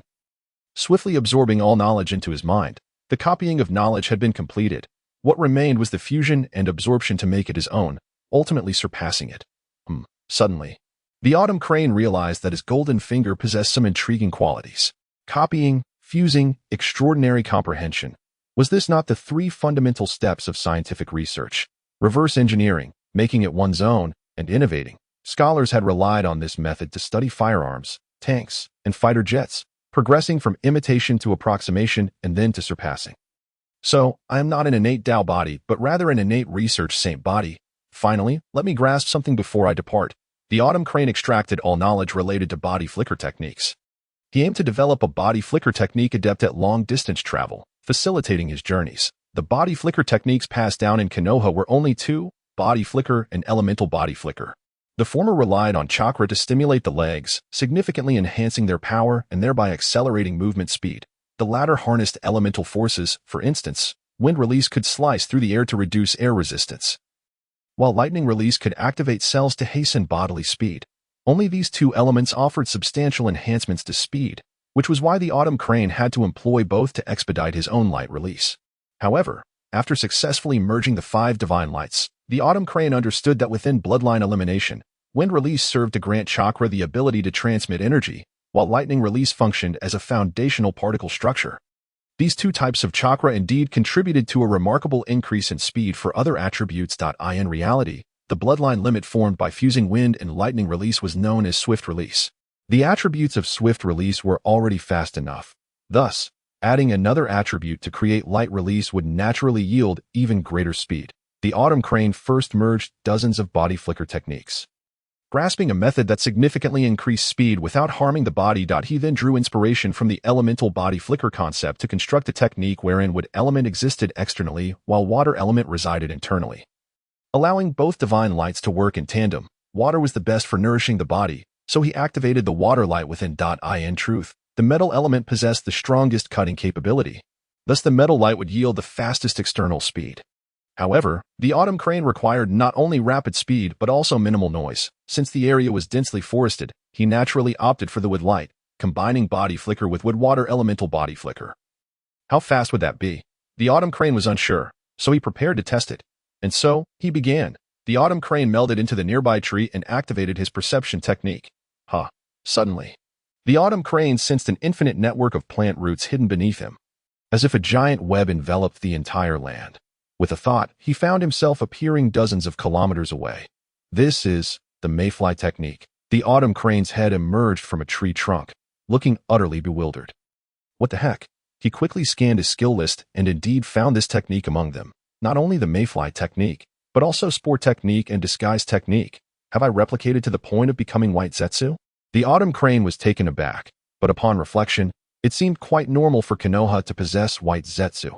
Many fanfics claimed that when Uzumaki Mito was around, Konoha lacked white Zetsu because she could sense malicious intent and locate them. This was sheer nonsense. Konoha's various dark factions, including the Root and even Sarutobi Hiruzen, harbored many individuals with malicious intent toward Uzumaki Mito. How could she know which were white Zetsu? Moreover, white Zetsu might not even harbor malice toward her. Lacking a basic sense of good and evil, how could they possibly hold ill will against Uzumaki Mito? As for why he hadn't noticed this technique when scanning his skills earlier, it was simply due to the overwhelming number of skills, sealing techniques, barrier techniques, 5-element release techniques, and life skills, all combined. There were thousands of them, making it impossible to absorb them all at once. In categorizing, he had also forgotten about these 3 techniques, as they neither belonged to the 5-element release nor the body flicker techniques, thus could only be classified as others. However, after fusion, these 3 techniques became instinctual for the Autumn Crane. So even without particular attention, he could still utilize them. Of course, the most significant factor was that the Autumn Crane possessed the wood attribute. Even though this wood attribute was derived from the fusion of an innate Tao body, it was still fundamentally wood, not vastly different. Now, my hidden abilities and evasion capabilities have received an exponential enhancement. White Zetsu had concealed underground for so many years, only to be discovered during the 4th Great Ninja War. The Autumn Crane now functioned as a humanoid white Zetsu. Konoha would undoubtedly be unable to locate him. Even so, he still needed to leave. As the autumn wind stirred, Chiohong harnessed the ephemeral technique of the mayfly and continued southward. In merely a fleeting moment, he traversed a distance that would take an ordinary ninja 35 days at full speed. However, he could no longer employ the mayfly technique, for ahead lay an expanse of vast ocean. Instantly, Chiohong shifted his energy and resorted to the art of water release. Just as a wood-style ninja could navigate through the network of tree roots using the mayfly technique, a water-style ninja could similarly glide through the waters. By the same logic, there exist earth techniques for traversing soil, fire techniques for moving through flames, and metal techniques for weaving through metal. The amalgamation of these 5 techniques culminates in the celestial prowess known as the 5-elemental escape. However, his adaptation of the mayfly technique into a form of escape was not as grandiose. At most, it could be deemed a 5-element escape technique.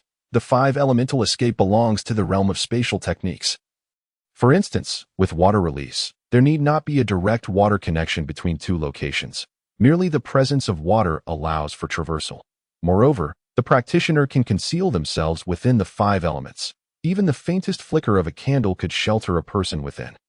Those adept in the 5-elemental escape can also become immune to elemental damage. While Chiohong can absorb flames using water light, he remains susceptible to fire damage, despite not possessing the 5-elemental escape.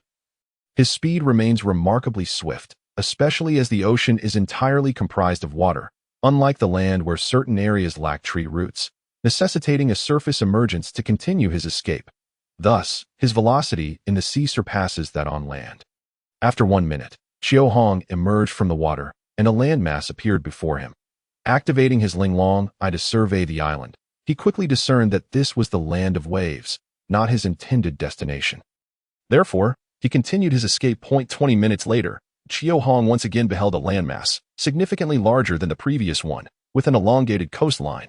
Upon activating his Linglong eye, he was left speechless to discover that extending his gaze 10 kilometers inward revealed not a single village or person. This was perplexing. The sea teemed with fish, and the coastline bore no cliffs, suggesting that villages should have naturally formed. Chiohong disembarked from the shore, initially doubting his observation, after walking 1 kilometer inward.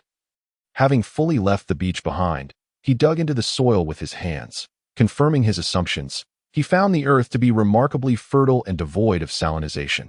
Nearby, coconut and banana trees flourished, undeniably marking this as a prosperous land. Why, then, was it undeveloped? Having traversed from a great agricultural nation, Chiohong felt a pang of sorrow upon witnessing such fertile land left uncultivated. What was amiss with the people of this oceanic nation? Was the population scarce? This seemed implausible, considering that neither the Warring States period nor the subsequent world wars had impacted the Land of Waves. Why, you ask? Because the Land of Waves had no ninjas.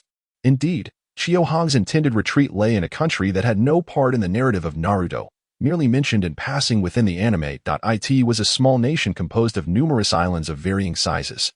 Its low visibility meant that it often went unmarked on maps, leading to fanfiction fabricating a rainbow country and usurping its name. Although labeled a small country, its territory was not insignificant, being at least larger than the neighboring land of water. However, the classification of a great nation is never determined by land area, but rather by the strength of its ninjas. If we discuss land area, the Land of Wind holds the title of the largest. Yet, Sunagakure ranks at the bottom among the 5 great nations in terms of strength. As for why Chiohong chose to come to the Land of Waves. First, it is surrounded by the ocean, rendering the mayfly technique ineffective, thus providing a secluded haven from white Zetsu. Second, the absence of ninjas means that Madara would not take note of this place.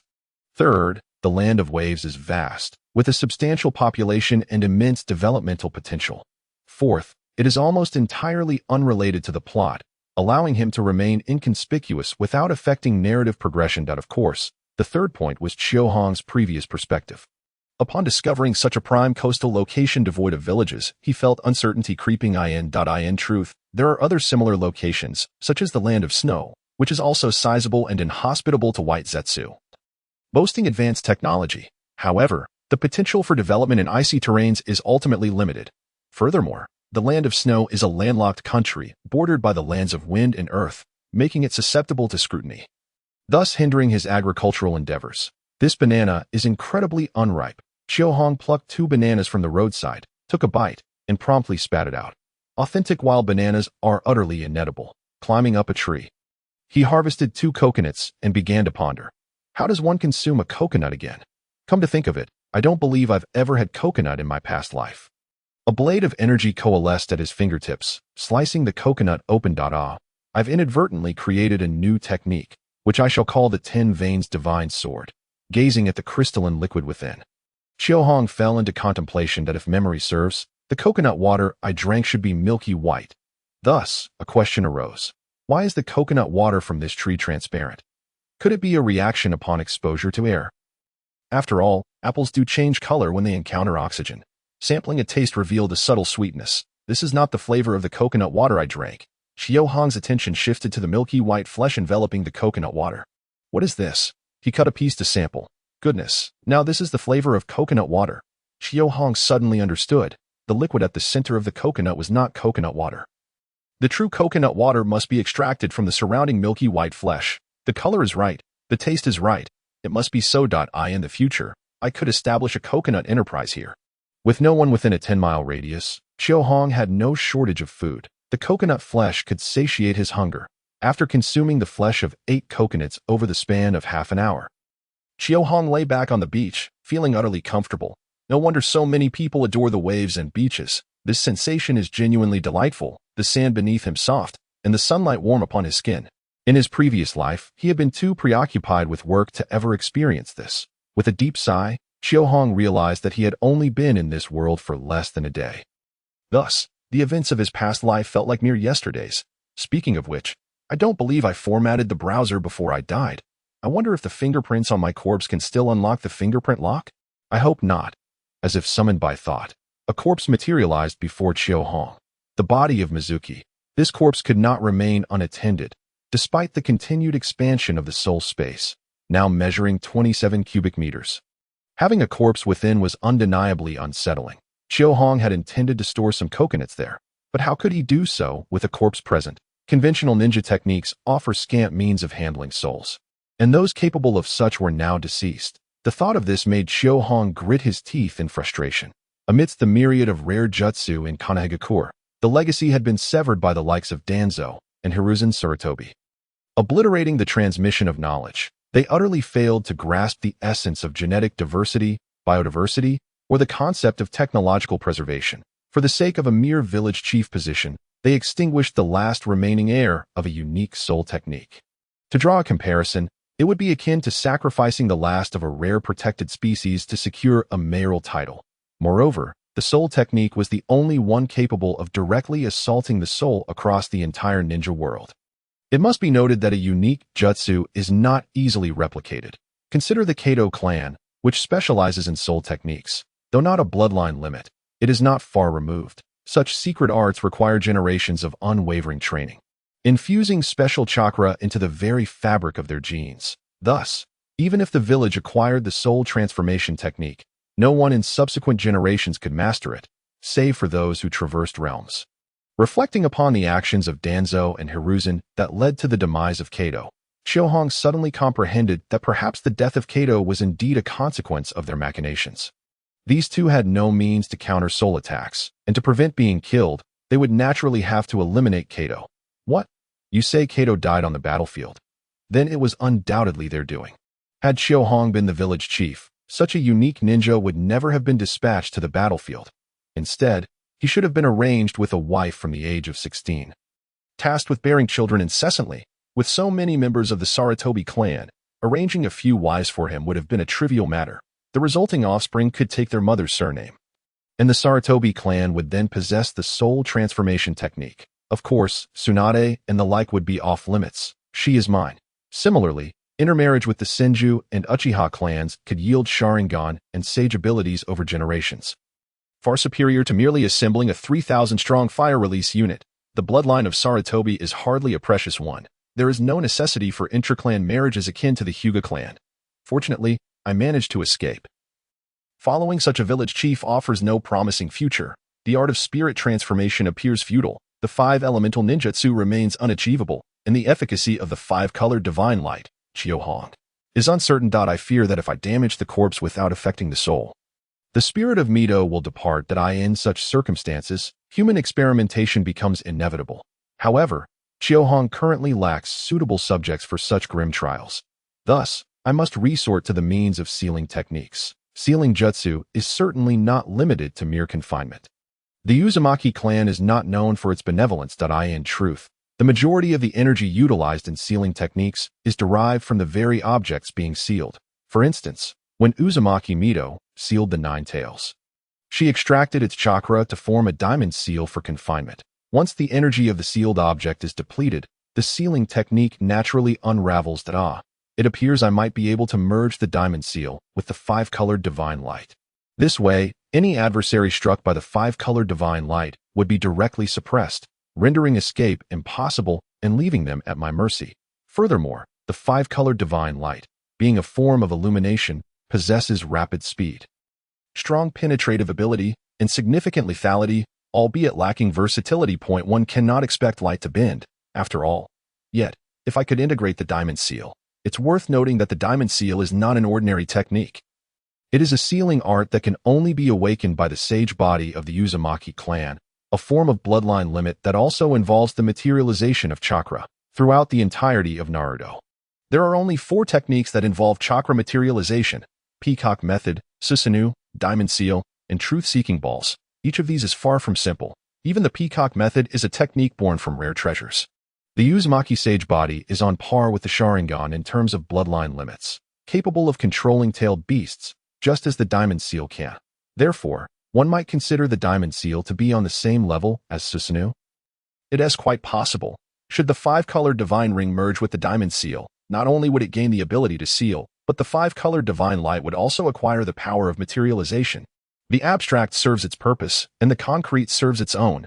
Having an additional form of transformation is undoubtedly beneficial. Moreover, prior to the awakening of my mental power, possessing an extra sealing force would help accumulate the 7 attributes in advance. Furthermore, why does Chiohong study the 5-colored divine light?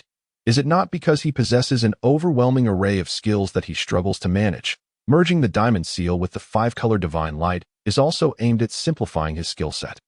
Without further ado, a diamond chain materializes within my dantian, coiling around the 5-colored divine ring. The originally radiant 5-colored ring is instantly enveloped by the golden light of the diamond seal, transforming it into a singular golden ring. Merge. With a thought, Chiohong declares the direction of fusion, primarily utilizing the 5-colored divine light, integrating sealing powers, chakra materialization capabilities, and form transformation abilities. Although earlier Chiohong stated that chakra form transformation was unimportant, that was before the existence of the 5-colored divine light. Now that the 5-colored divine light is present, it is only natural to pursue further enhancements. For instance, prestige and flair. The transformation of Chakra's form is designed for the sake of aesthetics. Shooting forth 5 beams of light is far less impressive than unleashing 5 divine dragons. While both may achieve the same result of eliminating an opponent, it is undoubtedly more grandiose to unleash 5 divine dragons. In the next moment, the diamond chain within my dantian vanishes, and the hue of the 5-colored divine light deepens considerably that I raise my hand, condensing a light ring identical to the one in my dantian. The two are merely similar in form, yet fundamentally distinct. The ring in my dantian represents the essence of my power, akin to a golden elixir. In contrast, the ring in my hand is simply the materialization of 5 elemental chakra. Reminiscent of Tsunade's wooden necklace. It possesses a certain elegance, suitable for gifting as a bracelet. Xiaohong adorns his wrist with the ring. Beyond its aesthetic appeal, it serves as a sealing mechanism, capable of drawing upon the wearer's chakra to seal them. Although it cannot seal its creator, Xiaohong, however, for an ordinary ninja, this item could effectively reduce a shadow-level ninja to the status of an ordinary person, akin to the effect of a devil fruit user encountering sea stone. Its efficacy is remarkable, particularly against those with abundant chakra. The greater their chakra reserves, the more effective the sealing will be. The diamond seal, designed for sealing tailed beasts, combined with the 5-colored divine ring that incorporates the 5 bloodline limits. What do you think? By the way, what is the term for the fusion of 4 elemental chakra? It seems that no one has succeeded thus far. Could it be that I am destined to name this new phenomenon? Let us call it the bloodline legend. As for the product of the fusion of 5 elemental attributes, let us designate it as bloodline Linglong. The diamond seal is a product of the sage body. Its principle rooted in the fusion of yang release and physical energy, and its effects are comparable to a bloodline limit formed from the fusion of 2 attributes, further enhanced through the amalgamation of bloodline limits. Thus, Xiaohong's monochromatic divine ring has effectively transformed into bloodline Linglong. However, accustomed to the subtlety imparted by his experiences with the War Ignorance Bureau, Xiaohong prefers to remain low-key. Therefore, even if it is bloodline Linglong, he will publicly refer to it as the bloodline legend. It is merely 4 attributes. The notion of 5-element fusion is non-existent. The fusion of 5-colored divine light with the diamond seal, resulting in the bloodline legend, shall be named the Great 5 Elements Diamond Imprisoning Divine Light. With the addition of another attribute, it may be possible to adopt the name Linglong, drawing ever closer to the realm of Linglong Daluo. As for this bracelet, it can be preemptively named Linglong, intended for widespread use in the Land of the Sea, where non-registered ninjas will be prohibited from utilizing chakra. Ninjas possess such overwhelming prowess in the presence of ordinary individuals, effortlessly obliterating towns in the midst of battle. Why is this so? It is simply because ordinary people lack any means to counteract ninjas. However, with the advent of the Linglong, ninjas can no longer afford to be ostentatious. If they are not cautious, they may even fall victim to ordinary individuals. In reality, Xiaohong's creation is not unprecedented. Pain's chakra black rods also impede the transmission of chakra. When inserted into a ninja, they are rendered a mere mortal. The difference lies in the fact that the Linglong boasts greater efficacy, requiring mere contact with the skin to take effect. Now that chakra can materialize, might I also utilize this object to craft arrows? With a mere gesture, a bow materializes in Xiaohong's hand. The materialized wood light forms the bow's body, water light serves as the bowstring, and earth light shapes the arrowhead. Drawing the bow, I aim at the sky and release. The arrow transforms into a dazzling yellow light, soaring into the heavens, only to vanish from Xiaohong's sight. Xiaohong is left speechless. His choice to forego fire or gold light stemmed from a belief that their lethality was too great, leading him to opt for the substantial earth light instead. To his surprise, earth light proved equally swift. Primarily, the chakra he shot forth, even in its materialized form, lacked significant weight, and due to its uniquely designed shape, it experienced minimal wind resistance, explaining its remarkable distance. Based on his calculations, the arrow likely traveled an astonishing 30 kilometers. Fortunately, as he was launching it over the vast ocean and aimed southward, it was improbable that it would strike any ninjas located in the northern land of the sea. However, distance, while impressive, holds little practical value. By the time the arrow reached its peak, the enemy had already retreated 800 meters. Ninjas are hardly akin to stationary targets. Moreover, Xiaohong's Linglong currently lacks the capability to perceive such vast distances. The effective range of damage must be tempered. Xiaohong reduces the bow's size by half, lessening its force to merely 1/10 of its original strength, and instead of pure chakra, he utilizes wood release to fashion the arrow, thus imparting weight to it, allowing gravity to exert its influence. This realization dawned upon him while crafting the arrow. His bloodline limit now exhibited a level of flexibility previously unseen, permitting the unobstructed use of singular attributes. Perhaps this is a result of having established a 5-element cycle. Once more, he draws the bow and releases the arrow. This time, the power is normalized, with an effective range of only 1,500 meters, beyond which precision cannot be ensured. The arrowhead is replaced with a stone tip. Given the unique status of wood release in the ninja world, it is best to avoid using it when possible. While Chio-Hong possesses considerable strength, there is no need to proactively attract adversaries. He is not deterred by the prospect of losing a fight. Rather, he fears the incessant annoyance of relentless foes. At 1,200 meters, the stone arrow, being heavier, significantly increases the range. 900 meters. This time, it is a metal arrow, crafted from gold release. 2,000 meters. This time, it is a fire arrow, a pure chakra creation, which could theoretically travel even further. However, the fire arrow collided with a rock, resulting in an explosion, and the range perceptible to the Linglong is limited to this extent. Beyond this, there is no necessity for further exploration. 1,400 meters. This time, it is the ice arrow. The ice release, in Chio-Hong's hands, is not a bloodline limit, but merely a variation of water released. In other words, Chio-Hong has seemingly lost the ability to synthesize bloodline limits, starting instead with a legacy of bloodshed. 2,000 meters.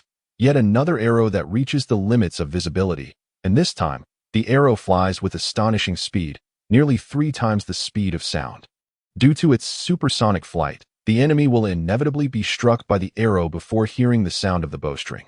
This arrow is sheathed in wind attribute Chakra. 2,000 meters. This time, the metal arrow is imbued with lightning attribute Chakra, yielding effects similar to those of wind attribute Chakra, the only distinction being that the arrow's trajectory is as conspicuous as a tracer round. In practical combat, a metal arrow suffices. The arrowhead is crafted into a trident shape, and the shaft is enhanced with a blood reservoir, dubbing it the diamond arrow. Stone arrows, with their inferior penetration, tend to become lodged in the target, allowing for the application of sealing power, hence named the sealing arrow. The fire arrow boasts the greatest destructive power, exploding upon impact, making it particularly effective against groups of enemies, thus called the explosive flame arrow. The ice arrow possesses a certain elegance and inflicts a freezing effect, making it suitable against those who wield fire release. It is aptly named the ice arrow. The wind-imbued arrows rival sniper rifles. It is likely no ninja could evade them, thus termed the sniper arrow. An arrow traveling at 3 times the speed of sound covers 2,000 meters in merely 2 seconds, and its velocity surpasses that of sound, unless the ninja happens to witness the shooting motion. If attacked from behind or the side, no one could possibly react in time. As for the thunder arrow, its trajectory is too conspicuous for stealthy assassinations. However, it is quite suitable for electrocuting fish. So I shall reserve that for later. Coupled with the Tenmai Divine Sword developed during the coconut cutting endeavor, Chio-Hong finds his repertoire of skills continually expanding. Yet, these skills differ from the 5-color Divine Light. The 5-color Divine Light is a foundational skill, often regarded as a core technique. It is not only Chio-Hong's most formidable means of attack, but also the essence of his cultivation. Such skills are not to be trifled with by those beneath the Sage of 6 Paths, and Chio-Hong would not employ them recklessly. Thus, when facing ordinary adversaries, it is only prudent for Chio-Hong to devise skills of lesser potency that would not intimidate his opponents. It would be unreasonable to utilize the 5-color Divine Light against mere mountain bandits. Wait, what was I supposed to do? Chio-Hong smacked his forehead, exasperated. I was contemplating methods for soul extermination. Yet my thoughts have wandered again. Perhaps this is the downside of possessing extraordinary insight. My mind is too active, and if I am not cautious, I veer off course. This time I shall focus intently and not stray. The soul sealing technique is a rather traditional sealing art, which employs the energy of the subject to maintain the seal. The soul sealing technique targets the soul, thus consuming soul energy. Consequently, over time, the soul sealing technique will inevitably drain the soul completely. However, the issue lies in the duration. It may take so long that the body begins to decay before the soul is entirely consumed. Chio-Hong directed his attention toward the sealing arts. fully activating his extraordinary insight, and soon grasped the principles of sealing techniques. As a traveler from a scientific worldview, he was accustomed to not only understanding the phenomena, but also comprehending their underlying principles. Unlike the local ninjas, who learn what they must without grasping the reasoning behind it, leading to a complete loss of knowledge upon the death of a practitioner, leaving successors utterly incapable of mastering the same jutsu. Of course, not all ninjas are like this. At least, Minato Namikaze is not. He could self-develop sealing techniques based on the ones passed down from his wife, evolving the 4 symbols sealing into the 8 trigram sealing, dragon vein sealing, and even crafting time-space barriers. This illustrates that Minato achieved a profound understanding of sealing arts. Remarkably, he accomplished all this in merely 10 years, all while managing romance, warfare, serving as Hokage, developing the Rasengan, and mastering Sage Mode. Instantaneous mastery. Compared to Minato, Orochimaru seems like a mere novice, having dedicated his entire life to research, yet he could only present the reanimation jutsu, and a scientist. Speaking of which, the power of science is undeniably formidable. I recall reading a novel where the protagonist, blessed with extraordinary insight, traversed into a martial world reminiscent of the Heaven Sword and Dragon Saber, mastering a subpar technique called the 3-yang skill. Yet, he utilized this ostensibly inferior skill, combined with his scientific knowledge from his previous life, to elevate his combat prowess to a stellar level.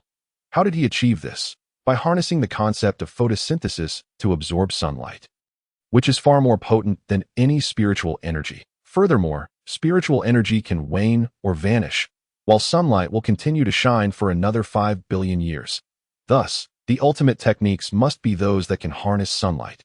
However, Chakra seems limited to the utilization of natural elements, unable to absorb them. Yet, temporary utilization is feasible. Sunlight merely requires the creation of a vast magnifying lens. Both water release and ice release can accomplish this. Perhaps I should specifically develop a crystal release technique. Xiaohong slapped his own face, realizing he had lost focus again. Soul extermination, that is of utmost importance. Otherwise, no matter how powerful I become, I would still be unable to take a life, fearful of drawing the attention of the Sage of 6 Paths. Sealing techniques, curse techniques, barrier techniques, all are applications of the power of incantations, the origin of which lies with the Sage of 6 Paths.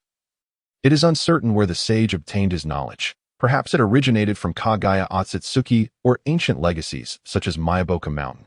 This highlights that the system of incantations is indeed advanced. Not inferior to the intricacies of ninjutsu. It does not fall under the category of ninjutsu but exists parallel to it. Mastery of sealing techniques hinges not on the quantity of chakra or its manipulation but on the understanding and application of incantations. Naturally, possessing a considerable amount of chakra is beneficial, as writing incantations requires chakra.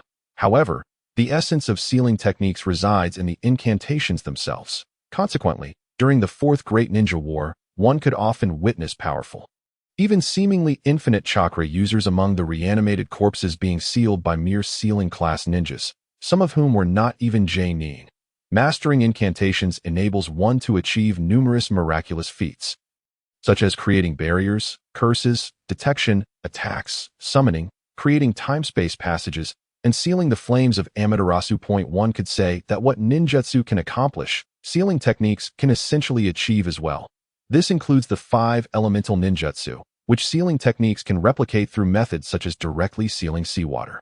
Among these capabilities is, of course, the annihilation of souls. In fact, after studying incantations, Xiaohong discovered that it was relatively simple. There are 4 incantations specifically targeting souls, expressing the concepts of perceiving souls, binding souls, absorbing souls, and annihilating souls. Xiaohong first learned the incantation for perceiving souls, integrating it with mental diffusion and barrier-related content, and in a matter of moments, he created a barrier technique. Soul perception. Xiaohong pressed his hand to the ground, and a multitude of luminous soul points appeared in his mind. Holy moly! Xiaohong felt a wave of dizziness wash over him and promptly ceased the endeavor. This technique can only be described in 2 words: astonishing. In an instant, he perceived all soul fluctuations within a 50-mile radius, and this was merely in its initial form. With further refinement to exclude animals and ordinary humans, thereby reducing soul interference, this range could potentially expand to 500 or even 5,000 miles. However, The caveat is that to perceive souls, one must utilize their own soul energy. Thus, this technique demands a tremendous expenditure of mental strength, nearly draining Chiyo Hong's mental energy in an instant.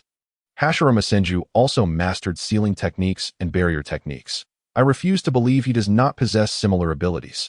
Yet, he did not pass them down, indicating that while this technique is indeed impressive, it lacks practical application. Chiyo Hong's mental energy is no ordinary matter. He has fused the bloodlines of the Hyuga, Uchiha, and Sage body, augmented by his exceptional insight, and studied the yin-yang release of the Ninetales. His mental prowess far exceeds that of an average ninja, conservatively estimated to be at the level of an elite jōnin. Even he could only maintain the soul perception technique for a brief moment. Ordinary ninjas would find it utterly impossible to this time. With his mental energy depleted, Chiyo Hong found himself utterly exhausted. Unwilling to think or move that as twilight descended, he reclined against a rock, deciding to call it a day. Resolving to address matters the following day. Where's my phone? Upon waking early the next morning, groggy and disoriented, he fumbled for a considerable time, unable to locate his phone, while his hands suffered a scrape from the rocky surface. The stones here, worn by ocean waves, are uneven and far from smooth. Moreover, due to the lack of comfort, I awakened from slumber with my entire body aching and sore. Perhaps I should have constructed a dwelling before resting. Chiyo Hong shook his head, acknowledging that yesterday's circumstances left him little choice. However, today he could no longer afford to be so reckless. First, he would build a house, and then delve into his research. This way, should he inadvertently lose consciousness again, at least he would do so in the comfort of his bed. Upon arriving in the inland region, Chiyo Hong wandered the island for half a day before finally discovering a picturesque spot near a waterfall. Nestled against the mountains and by the water, earth escape, leveling technique. This was a hastily devised skill employed to cut wood and flatten the land. Next came wood escape, grand villa technique. Endless bamboo erupted from the ground. And in a mere moment, a magnificent elevated bamboo house took shape on the flat terrain. Upon entering the bamboo abode, Chiyo Hong found it fully furnished with bamboo tables, stools, and beds. The architectural style seamlessly blended with the surrounding natural beauty, exuding elegance and grandeur. Although Chiyo Hong lacked formal training in architecture, his years of experience with MC had equipped him with the skills to effortlessly construct a house. He settled onto the bamboo bed. A sudden thought struck him. What had become of Mizuhoto's corpse? He had carelessly discarded it yesterday, and it seemed he had not retrieved it. He hurried back to the place where he had slept the night before, relieved to find no large animals nearby. Otherwise, he would have surely found his body devoured by creatures of the night. I must hastily develop a soul-extinguishing technique, or I shall be driven to madness. At that moment, Chiyo Hong comprehended the truth of the adage. While it may be easy to take a life, disposing of a body is far more challenging, particularly in this world where the tainted soil can facilitate reincarnation. Disposing of a body might not guarantee peace. One might find the departed soul seeking vengeance and demanding to know the identity of its killer. Though Chiyo Hong did not believe Konoha would pursue such a course of action, it seemed overly dramatic. He was unwilling to gamble on the slim possibility. The soul sealing array contained soul-extinguishing incantations, yet only 3 existed. Each incantation required nearly 4 months, 120 days, to extinguish a single soul. It was evident that 3 would not suffice to achieve his goal of swiftly eradicating souls post-murder. He would need to increase the number to 360, which would still demand a full day to extinguish 1 soul. While that might be temporarily adequate, Chiyo Hong's ambition was to annihilate souls immediately after taking a life. In that case, a day was still too long. Moreover, he did not wish to simply extinguish a soul. Souls were valuable commodities. Many demons and humans entered into contracts, coveting human souls, while he remained uncertain of their utility. They certainly warranted further investigation. However, Mizuhoto's soul could be overlooked. He would explore others when the opportunity arose. Soul extinguish. Chiyo Hong pressed down upon Mizuhoto's head, and a myriad of soul-extinguishing runes surged forth, enveloping Mizuhoto's cranium.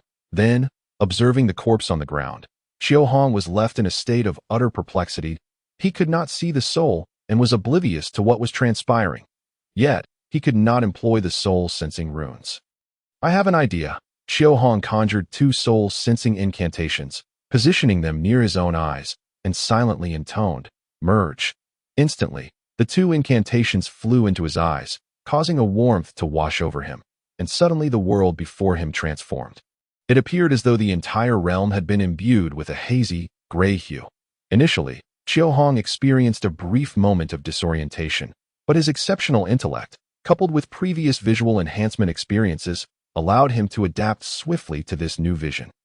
Gazing down at Mizuhoto's remains, Hong discerned a blue-white light orb resembling flames within the corpse. This was Mizuhoto's soul. However, this soul was not only bound by numerous shackles, but was also covered in runes.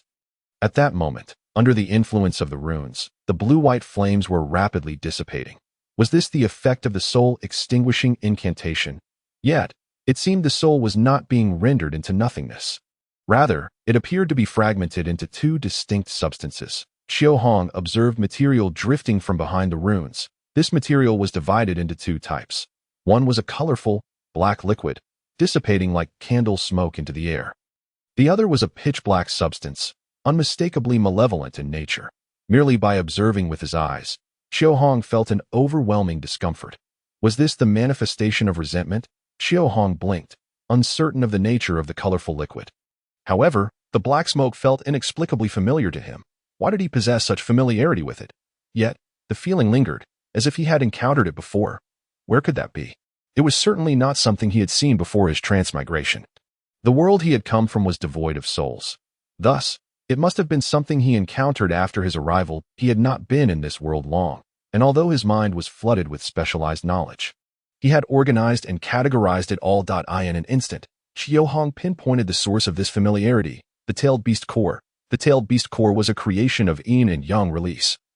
Where yin release formed the physical body and yang release bestowed life, the souls of tailed beasts were derived from the Ninetales.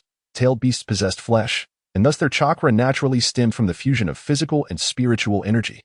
Humans had few methods for enhancing their spiritual energy, lacking any cultivation techniques, relying entirely on the natural growth process. Hong had not learned any methods for increasing spiritual energy from the Ninetales, and thus the Ninetales could not have known either. This led to a pressing question. If tailed beasts lacked the ability to cultivate their spiritual energy, it stood to reason that their spiritual energy must have a limit. Logically, the chakra of tailed beasts should also be finite. So how did they grow from such small entities to towering behemoths? Did tailed beasts possess a higher limit than humans? Hong had previously entertained this notion, but upon witnessing the black smoke, he became certain that this was not the case. The spiritual energy of tailed beasts originated from human souls. Indeed, this black smoke was the endless accumulation of human resentment that clung to tailed beasts. Numerous sensory ninjas had remarked upon the malevolence of tailed beast chakra. Their explanation was that tailed beasts harbored hatred towards humans due to being imprisoned by them. This seemed reasonable. If two individuals suddenly appeared and declared, "You are too dangerous, I must imprison you," who would not harbor resentment? Yet, if that were the case, there were certain anomalies that could not be reconciled, such as the Ninetales, Eight-Tails, and Two-Tails, which were known to be amicable towards humans. Logically, they should not harbor resentment. Nevertheless, their chakra remained tainted. It was evident that the malevolence of chakra did not stem from the inherent emotions of the tailed beasts. Moreover, the spiritual energy that constituted tailed beast chakra was inherently sinister. Thus, the source of tailed beast spiritual energy was the black smoke before Hong. This smoke was a byproduct of souls being extinguished, and coincidentally, the Sage of Six Paths had created a pure land teeming with souls, providing him with ample raw materials to manufacture black smoke. As for why the Sage of Six Paths extinguished souls, Hong turned his gaze towards the other product that emerged from the extinguished soul. He first attempted to interact with it using chakra, and discovered that chakra could indeed control this energy. Therefore, he slowly began to draw it into his body. This operation was fraught with danger. What if it was toxic? What if it harmed his soul? However, Hong was undeterred by such risks. Even in the face of danger, he could always merge with it. Even if it were a deadly toxin, he could transform himself into a being immune to all poisons. Furthermore, he had faith in his hypothesis. The black liquid merged with his chakra and entered his body. Hong immediately felt an overwhelming sense of euphoria radiating from his palms and spreading throughout his being. Even Hong's exceptional control talent could not suppress this sensation, for it did not originate from his body, but rather from his soul. That energy flowed seamlessly into his soul, enhancing its very essence. Indeed, Xiaohong's eyes sparkled with newfound clarity. This liquid, seemingly a byproduct of a soul's extinguishment, was, in fact, extraordinarily pure and capable of being absorbed by the soul. No wonder, no wonder. In an instant, Xiaohong comprehended the Sage of Six Paths' intentions. The Sage of Six Paths was not a pure-blood Akatsuki and lacked the ability to be immortal. When his lifespan came to an end, he too would perish. Moreover, judging from his preferential treatment of Ashura, it was clear that he was not an altruistic individual but a selfish person. Having witnessed the eternal life of his mother, surely harbored some aspiration for immortality within his heart, did he not? It is evident that the Sage of Six Paths possesses extraordinary abilities. However, achieving physical immortality is beyond his grasp. Even as the host of the Ninetales, he cannot attain it. Thus, he chose an alternative path, the immortality of the soul. By continuously absorbing the essence of souls, he can persist indefinitely. Moreover, his own soul can grow increasingly powerful through this process of absorption. Yet, the act of soul absorption is not without its challenges. It is fraught with the original owner's will and impurities known as resentment and corruption. Consequently, the sage employed a method akin to soul eradication, obliterating the original owner's thoughts and memories while segregating the essence of the soul from the impurities. The essence would be absorbed by him, while the impurities were left for the nine-tailed beasts. Thus, his grand scheme reached fruition that he could remain hidden in the Pure Land, absorbing souls and growing stronger, all while achieving immortality. The nine-tailed beasts, nourished by the continuous supply of resentment, also grew increasingly powerful. Importantly, as the resentment was merely an energy devoid of personal vendetta, the tailed beasts did not develop destructive thoughts against humanity. The notion of the tailed beasts wishing to annihilate humanity arose later. Prior to their capture, they coexisted peacefully with humans for millennia. The entire operation was nothing short of perfect, had it not been for the subsequent resurrection of Kagaya Tsutsuki, compelling him to reveal himself. It is likely that no one would have ever uncovered his machinations. Even after his emergence, his long-maintained good reputation led the inhabitants of the ninja world to trust him. They even believed that his presence was benign, as the deceased can no longer interfere with the living, and the sage's rate of soul eradication was slow, typically taking at least 60, if not 100 years, before a soul would be obliterated. This allowed the people of the ninja world to summon their grandparents and even great-grandparents, while those further back in lineage remained largely unknown to the younger generations. As such, no one would seek retribution for the dead. Given that the denizens of the ninja world did not pursue the matter, the Sage of Six Paths faced no repercussions for his actions. However, did this operation come without losses? The answer is affirmative. Firstly, the planet itself suffered damage. The cycle of reincarnation is intrinsically a duty of the planet, yet the sage constructed a pure land of his own. Not only did he absorb all souls, but he also usurped the divine responsibility of reincarnation. While the consequences of such actions may not be immediately apparent, issues will inevitably arise in the future. The planet's profound foundation allows it to endure ailments that would manifest swiftly in ordinary lives. It may take millennia for such afflictions to surface in celestial bodies. What will happen when the planet eventually falters? By then, the Sage of Six Paths will have long ascended to immortality. Indifferent to the plight of the world, future generations may well forget the sage entirely, unaware that the world's destruction stemmed from the actions of an old man millennia ago. Secondly, the populace of the ninja world suffered as well. The sage's tactics were astute, yet not imperceptible. With deeper research into souls and mastery of sealing techniques related to soul eradication, any ninja could discern the truth. However, whether in research or specialization of sealing arts, a peaceful environment is essential. In a climate of perpetual warfare, the focus will inevitably shift toward developing destructive techniques. Thus, it follows that a peaceful environment fosters research in sealing arts, which is detrimental to the sage. Conversely, a war-torn environment hinders research and sealing arts, yet benefits the sage's plans. The sage's strategy then became straightforward: support the amiable Ashura while sidelining the astute and competitive Indra, thereby igniting centuries of conflict. As the war dragged on, people's hearts would yearn for peace. That juncture, he could unleash his two sons to continue the strife. This crude yet effective tactic never failed, until the emergence of Hashirama Senju. Not only did he refuse to engage in battle with Indra, but he also subdued him single-handedly, imposing peace upon the ninja world for over a decade, with some nations enjoying tranquility for decades.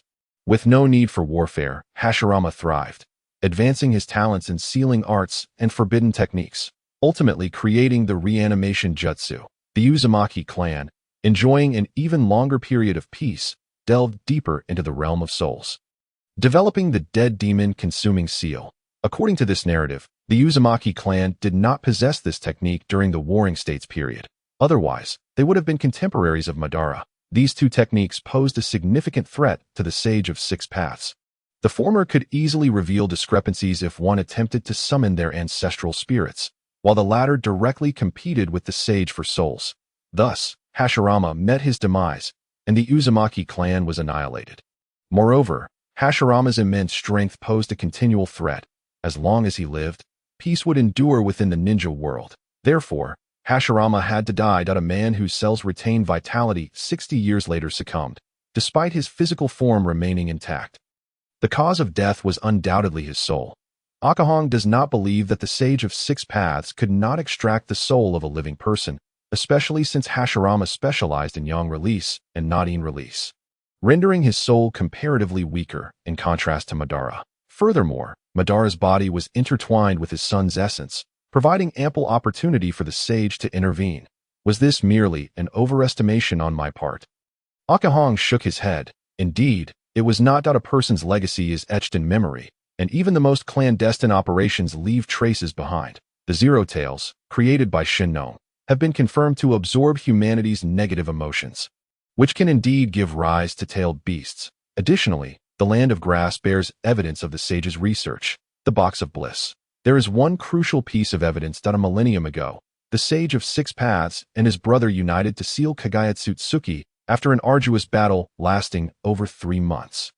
1,000 years hence, the 9-tailed beasts that comprise the 10 tails have grown exponentially stronger compared to their ancestors, and Kagaya, upon her resurrection, ought to be far more formidable than she was a millennium ago, possessing chakra that would overshadow her former self. Yet, she was sealed away by a mere soul bestowed upon her by the Sage of Six Paths over the course of that millennium. How much stronger has the sage become? Has he not merely feasted upon souls in the Pure Land? Indeed, one must confront the Sage of Six Paths when traversing this narrative. Life is not simple. Akihong sighed. It is not as though one can choose to avoid confrontation. From the perspectives of Hashirama and the Uzumaki clan, the sage is undeniably ruthless. He does not refrain from action merely because one does not provoke him. Rather, if one poses even the slightest threat to his position, he will act decisively against them. What? You assert that Hashirama fell during the Second Great Ninja War, while the Uzumaki clan was vanquished by the Mist Village. Do not forget that Kin and Jin possessed the chakra of the Nine Tails. The downfall of the Uzumaki clan was also necessitated by the need to seal the tailed beasts. The sage merely needed to manipulate the tailed beasts to rampage from time to time, thus redirecting the attention of those affected ninja villages toward the Uzumaki clan. And I nearly forgot the fourth Hokage. He too was a ninja who advanced research to the level of souls, only to be killed by the Ninetales. This adds yet another reason to retreat to the Land of Water. There are no tailed beasts there, although I am now a rival to the sage. Akihong feels no trepidation. After all, the sage remains blissfully unaware of my existence. Currently, he is in the light while I dwell in the shadows. However, Akihong is plagued by a particular concern. Gamamaru. This being spends its days in slumber while prophesying. Many a traveler has been ensnared by its predictions. Yet, is Gamamaru truly so prophetic? Akihong doubts it. While it foresaw the child of prophecy, it only identified that this child possesses blue eyes, with no additional information. It is unaware that Naruto has blonde hair, that he harbors the Nine Tails within him, and even that Naruto has yet to be born. This suggests that it may have merely caught a vague glimpse of a pair of eyes. Nothing more. Prophecy is not a simple matter. It encompasses time, fate, and is even more mysterious than space itself. Gamamaru cannot possibly see with such clarity. Hence, if Akahong were to be foreseen by it, what events might transpire? Firstly, Chiohong possesses ebony hair, a trait abundantly found throughout the ninja realm. Secondly, his eyes are also a deep black, a commonality that is similarly prevalent among many in the ninja world. Furthermore, Chiohong is remarkably handsome. However, such charm is not an uncommon sight in the ninja community. If one were to seek out striking figures with black hair and eyes, they would likely encounter many from the Uchiha clan. Lastly, Xiaohong has no intention of developing any techniques that vastly alter his appearance, such as the Ninetales mode or Sage mode, preferring instead to maintain an unremarkable facade. Nevertheless, he does possess unique attributes, such as his proficiency with a bow and arrow, employing skills like the five-colored divine light, which are highly distinctive and may be susceptible to prophetic detection. To mitigate this, he plans to completely conceal the five-colored divine light. As for the immortal toad ball, it shall remain undisclosed. Regarding the bow and arrow, that is simpler, he will popularize it across the land of water. When the entire nation adopts it, those who wish to seek him out will find it a daunting task. Moreover, the propagators of this skill will not be him as a practitioner of survival. Xiaohong would never willingly expose himself to This bamboo building must be dismantled. How can one construct a bamboo structure without a bamboo grove? Xiaohong promptly commanded the bamboo thicket to dissipate into energy within the forest, utilizing various plant seeds from the island to restore the land to its original state. While it may be somewhat problematic to sit on the ground and study ninjutsu, the impact is minimal. How to proceed with this? Xiaohong glanced at the corpses on the ground, primarily observing the black smoke and the essence of the souls. The essence of the souls can indeed be absorbed. Yet Xiaohong is reluctant to do so. The sensation is overwhelmingly pleasurable, and he lacks any means of restraint. He is not a disciplined individual, and fears that he may succumb to the temptation of soul absorption. Ultimately transforming into a killer. It is not that he cannot absorb, but rather that he must refrain until he has developed self-control. However, allowing it to dissipate would be wasteful, and it is not solely a matter concerning the Mizukage.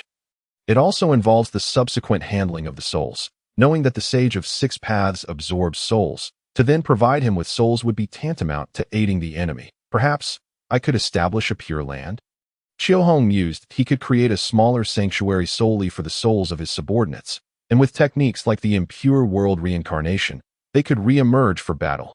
Furthermore, he could extinguish the souls of enemies to strengthen his own, allowing them to grow in power even after death. The more he contemplated it, the more familiar this notion became. Is this not akin to the human emperor banner? This concept seems promising. Xiaohong stroked his chin thoughtfully. Though manipulating souls for battle may seem nefarious, the perception of such a practice is entirely contingent upon its promotion. Take the Impure World Reincarnation technique, for instance. It is often labeled as an evil practice of controlling the deceased. However, if framed as summoning ancestral spirits to protect their descendants, it becomes a matter of noble intent. If controlling souls in battle is deemed wicked, then commanding battle souls surely evokes a sense of fervor and valor. Thus, what is required to forge a human emperor banner? Firstly, a space capable of housing souls is necessary. Secondly, this space must possess the capability for growth. The damage inflicted at 1,000 battle souls should not equate to that of 10,000. Additionally, the space for storing souls must allow for expansion. It cannot become congested. Thirdly, it must be capable of remotely absorbing souls, ideally allowing a single banner to cover the entirety of the battlefield. The first requirement is manageable. The interior of a sealing scroll provides ample space. Although the scroll has limitations on usage, by substituting with durable materials, the duration of the space can extend, potentially lasting for millennia without alteration. For instance, the amber purification bottle among the Six Paths ninja tools has contained the soul of the golden horn. By the same principle, creating storage bags and rings should be straightforward. Yet, it remains perplexing why ninjas persist in clinging to storage scrolls. Is it that no one can conceive of alternatives, or has the Sage of Six Paths suppressed such technology? After all, the expansion of this technology could lead directly to the creation of Pure Lands, making it plausible that the Sage has indeed restricted its development. Furthermore, the ninja world does not prioritize technological advancement. Should anyone be discovered pursuing it, a mere ninja could be dispatched for assassination. The development of ninja tools is generally handled by the craftsman ninja village, where even if their scientists are eliminated, it would not attract the attention of the five great nations. The ninja world seems akin to Earth, under the watchful gaze of the Trisolaran. Continuing the exploration of the human emperor banner, the first requirement is simple, the second and third. However, present challenges. Growth-capable ninja tools are abundant in the realms of Xinxia. Yet in the ninja world, Xiaohong could only think of one option, the Jinchuriki. However, its potential for growth is limited and does not meet Xiaohong's demands. As for the third requirement, the concept of remotely absorbing souls is intriguing. Perhaps a contract could be established, whereupon the signatory's death, their soul would return to the human emperor banner. This is easily executed, requiring merely the soldier's signatures during enlistment. Yet, the human emperor banner must also absorb the souls of enemies. Otherwise, from where would the energy to nourish the souls derive? The enemies certainly would not willingly enter into a contract, although absorbing the souls of ninjas would likely attract the attention of the Sage of Six Paths. This function could be deemed optional, albeit not dispensable. When faced with uncertainty, sealing techniques provide solutions. Chiohong began to search his mind for sealing techniques related to soul absorption. After an extensive search, he found no results. The Uzumaki clan indeed possesses sealing techniques for soul absorption, such as the Corpse Demon Seal, but these require close proximity. It is impossible to absorb souls without contact. The Outer Path Golem can absorb souls, yet it must first engage with them. The Human Emperor banner in the Xinxiao realm possesses this capability, but they utilize a soul summoning array, which Chiohong lacks. This issue seems familiar. Chiohong suddenly recalled that when he initially copied other skills, close proximity was also necessary. Later, he developed a technique called Chakra threads, enabling him to replicate skills from a distance. Subsequently, he fused with the Byakugan, allowing him to copy other skills with merely a glance. Perhaps the Human Emperor banner could be approached similarly. Utilizing chakra threads seems rather rudimentary. He could leap directly to the advanced technique of the Eye of the Ninetales. The Rinnegan can absorb souls, and if fused with the Byakugan, it would enable the remote absorption of souls. Chiohong does not possess the Rinnegan, yet he does not require its other abilities. He only needs the capacity to absorb souls. No, why be so selective? What if he were to acquire all the abilities of the Rinnegan? Chiohong clapped his hands, realizing he had been overly modest. The ability to absorb chakra must also be included. Otherwise, if the banner is completed and falls victim to a ninja technique, it would be utterly ruinous. He must possess the capability to manipulate gravitational forces, allowing the banner to soar in the sky. Furthermore, he needs the ability to create clones, enabling a single banner to transform into countless iterations, ensuring one is present on every battlefield. The ability to transmit chakra is essential, allowing the absorbed souls to be relayed back to the main body. Additionally, the ability to summon is necessary. If a warrior unexpectedly encounters an enemy without a banner nearby, he must be able to summon one from afar. Upon reflection, Madar's Rinnegan abilities and the Human Emperor banner are a perfect match. Moreover, Chiohong has conceived a solution to the second dilemma regarding how to imbue the Human Emperor banner with growth potential by crafting the Human Emperor banner in the form of a tailed beast. He could achieve this. Who says that a tailed beast must be beast-shaped? It can very well take the form of a banner. Furthermore, high-grade treasures typically possess spiritual beings, thus the consciousness of the tailed beast could serve as the spiritual essence. As for the matter of recognizing a master, this is even simpler. The technology of the Sage of Six Paths is exceptional, and the tailed beast he created would undoubtedly not betray their master. It is evident that these 9-tailed beasts continue to honor the Sage's covenant established a millennium ago. In due course, while others become tailed beast Jinchuriki, Chiohong shall become the Jinchuriki of the Human Emperor banner. A flawless arrangement. However, he must refrain from leaving hastily.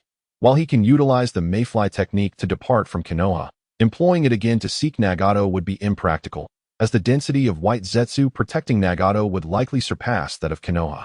Should he inadvertently encounter them, it would be rather awkward. Nevertheless, he could traverse the skies, requiring the development of a flying ninjutsu. Light release, light wings, activate. With the development complete, he sets forth for the land of rain. The skies are not uncharted territory for the ninja realm. Merely 42 years prior, the village hidden in the sky extensively employed flying ninja tools. Additionally, Noki can utilize earth release to soar through the air. Then arises the question, since Konoha obliterated the village hidden in the sky, did they not acquire its technology? Why have they not developed flying ninja tools? Chiohong believes that it is indeed possible. Konoha must have acquired the ninja tool technology from the village of Kainin. However, the question remains, why has the development of flying ninja tools not commenced? The answer is quite simple. Sarutobi Hiruzen and Danzo Shimura are both profoundly self-serving individuals. The former is consumed by thoughts of his own clan, while the latter is solely focused on the position of Hokage. Should flying ninja tools be developed, the primary beneficiaries would not be the Sarutobi clan or Danzo's roots, but rather the Hyuga clan and the Uchiha clan. After all, it is well known that pilots require excellent vision. To create flying ninja tools that would advantage two ocular clans. Not only would Sarutobi Hiruzen and Danzo refuse to engage in such an endeavor, but even well-known clans such as Inuzuka, Nara, and Yamanaka would also oppose it. These two clans are already formidable. If they could ascend to the skies, who could possibly challenge them? Additionally, previously, one could exploit them through missions or sell their positions on the battlefield to enemy ninjas, leading to their demise. Once they transition to pilots, how could one exploit them? To take down an Uchiha would require the sacrifice of an aircraft. The more Chiyohong contemplates, the more he realizes the absurdity of it all. Fortuitously, he had managed to escape in time. Flying high in the sky, Chiyohong repeatedly expresses gratitude for his early departure. Otherwise, he would undoubtedly be embroiled in a conflict with Danzo at the roots now. Having been born in the modern era, Chiyohong has encountered countless wings, particularly in games where it seems a grand set of wings is a prerequisite for design. The wings that he envisions behind him have constantly evolved, transitioning from ornate to majestic, from ethereal to angelic. After extensive research, Chiyohong concludes that no matter the shape or extravagance of the wings, they serve little purpose. The shape of a wave rider is the fastest. He molds his light release into this wave rider form, then propels himself using his feet to emit light release chakra, achieving a speed of 14 Mach instantaneously. However, this method generates considerable noise and consumes a significant amount of chakra. To reduce the noise while still pursuing speed, he draws inspiration from the shape of unmanned reconnaissance aircraft from his previous life, continuing to utilize foot-propelled chakra, which brings his speed down to 7 Mach. At this velocity, while Chiyohong's chakra consumption remains substantial, he can sustain it for 10 minutes. Chiyohong ascends to an altitude of 20,000 meters. At this height, a reconnaissance drone measuring less than 1 meter in length would be impervious to even the Byakugan or Sharingan, let alone the Rinnegan. Gradually decreasing his chakra output, he reduces his speed from 7 Mach to 6 Mach, then to 5 Mach, 4 Mach, and finally stabilizes at 3 Mach. At this speed, the production and output of his chakra achieve a delicate balance. It is at this moment that Chiyohong realizes a previously overlooked issue. With such an abundance of chakra, can his cells produce it? No matter how remarkable, a cell's energy is finite. It is impossible for one person's chakra to surpass that of a tailed beast. Now, Chiyohong has found the answer. The cells are indeed extraordinary and have generated a substantial amount of chakra. However, this chakra is not created from nothing. It must adhere to the law of conservation of mass energy. The last time Chiyohong had eaten was last night, consuming only coconuts, and that meager energy had long been expended. Therefore, the energy for his chakra production cannot stem from food but from nature's energy. Indeed, his body absorbs natural energy as effortlessly as breathing, though he is unsure when this began. So seamless is the process that Chiyohong remains oblivious until now, flying through the sky and consuming vast amounts of chakra.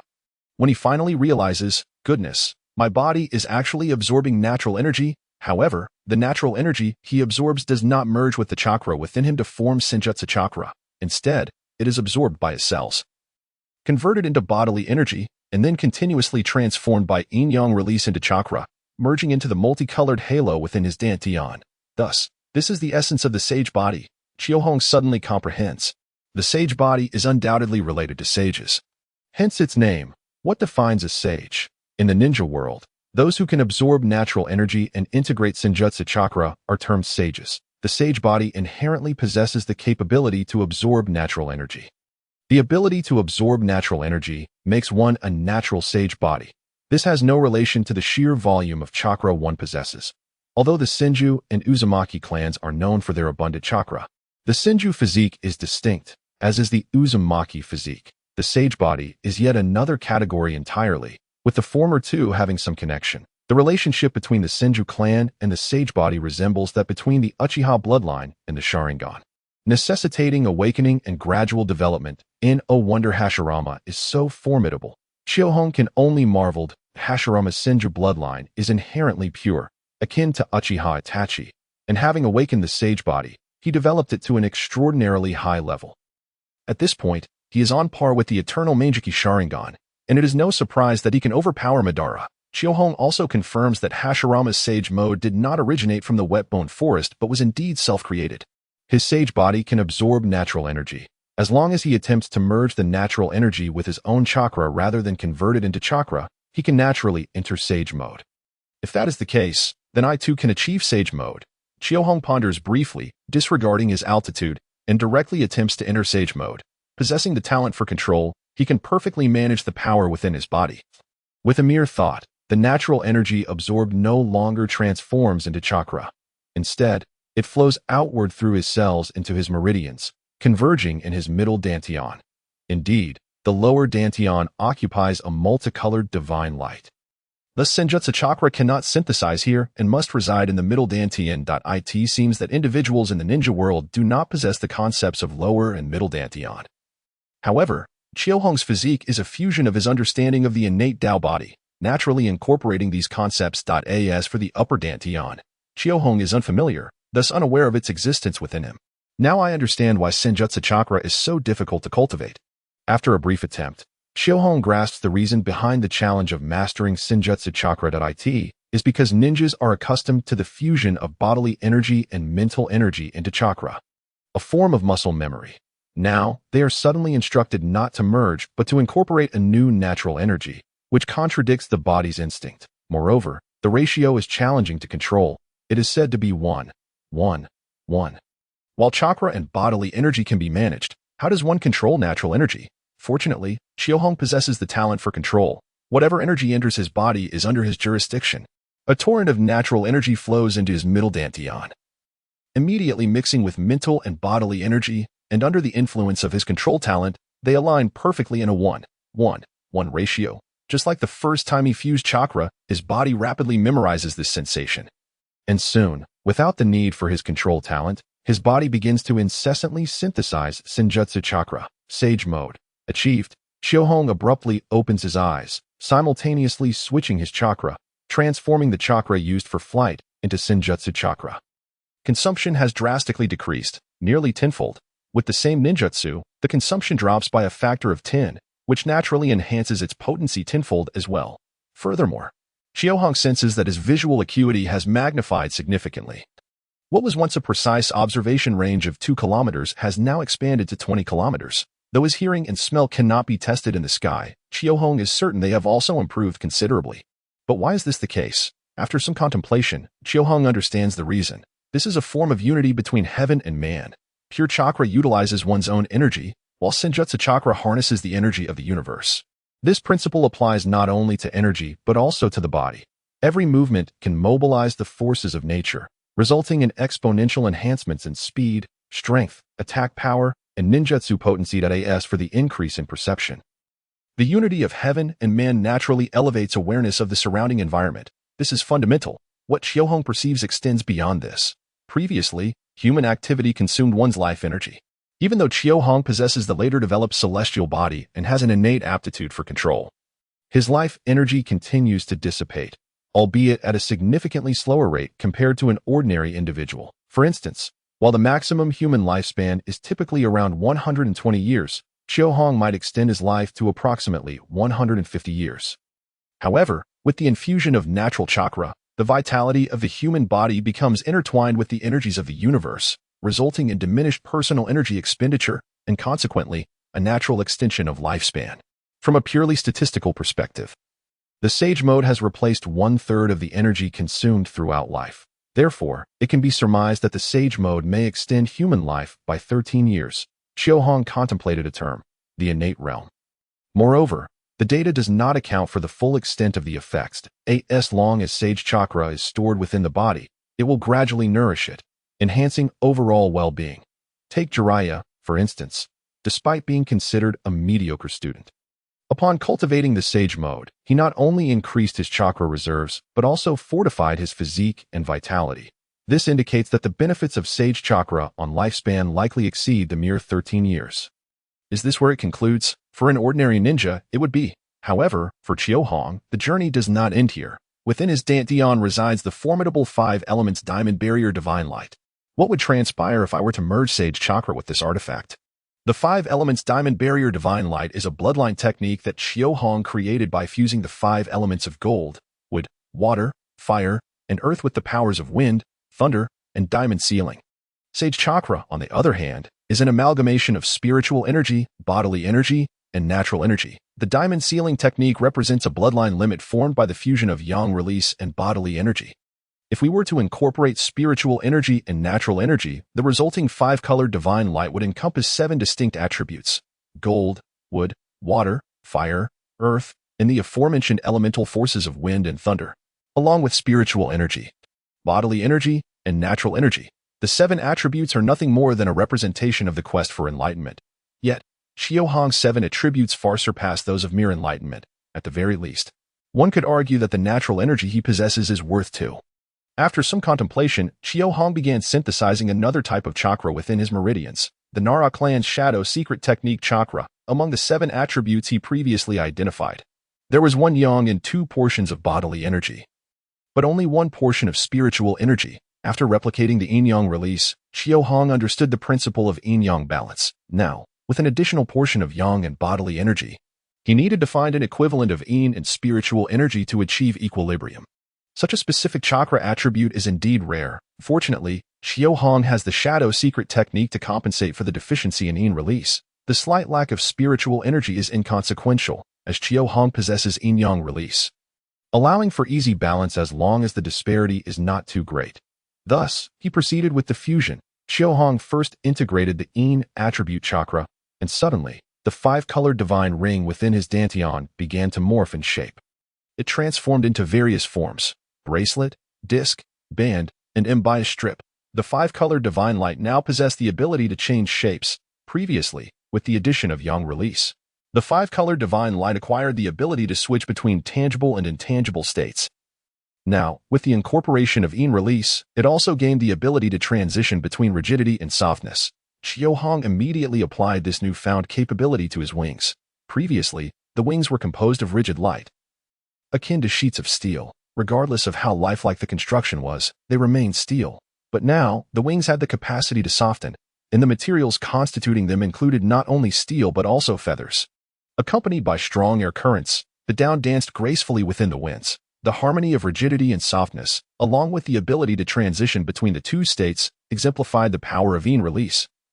But that was not all. With the addition of yang release, Xiaohong also gained the ability to seal. Surely, yin release was not merely a cumbersome addition. Upon sensing his new abilities, Xiaohong quickly realized that he had acquired the power of manipulation. The capability of the shadow secret technique merged into the 5-colored divine light, allowing him to create a chakra thread to connect with others and exert control over them. This manipulation differed from that of the string fruit or puppet techniques, which control an enemy's joints like a marionette. Instead, Xiaohong's form of manipulation was akin to the shadow secret technique. Anyone who came into contact with his chakra thread would fall under his influence. However, this manipulation varied depending on the target. Controlling an ordinary person would require no chakra thread at all. A mere glance from his Linglong eye would suffice, as it also emanated chakra.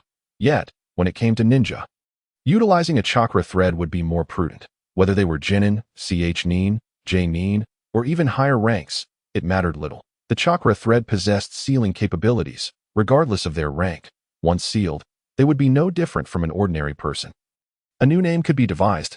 Xiaohong chuckled, yet it was not the right time. He still had Sage Chakra to integrate. He sent the Sage Chakra from his middle dantian to his lower dantian, enveloping it with the now bracelet-shaped 5-colored divine light. Fusion. With a thunderous roar echoing through Xiaohong's mind, he exclaimed, "Oh no!" He barely had time to curse before his consciousness faded from his mind. The only solace was his elevated cultivation. Even a fall from 20,000 meters would not prove fatal. Probably. Time passed, though he could not determine how long, until Xiaohong suddenly opened his eyes. An overwhelming sense of clarity enveloped him, penetrating from top to bottom, from within to without, and from soul to body. Although Xiaohong had not activated his Linglong eye, he felt as if he had awakened a 360 field of vision. Moreover, he realized that his wings had somehow retracted. Yet, it seemed he was still suspended in the air. What of gravity? Adjusting his posture, he found himself virtually standing high above the ground. He sensed a profound unity with the universe, and his eyes beheld an exquisitely beautiful world. Above, a magnificent golden flow cascaded like a waterfall from the cosmos towards the planet.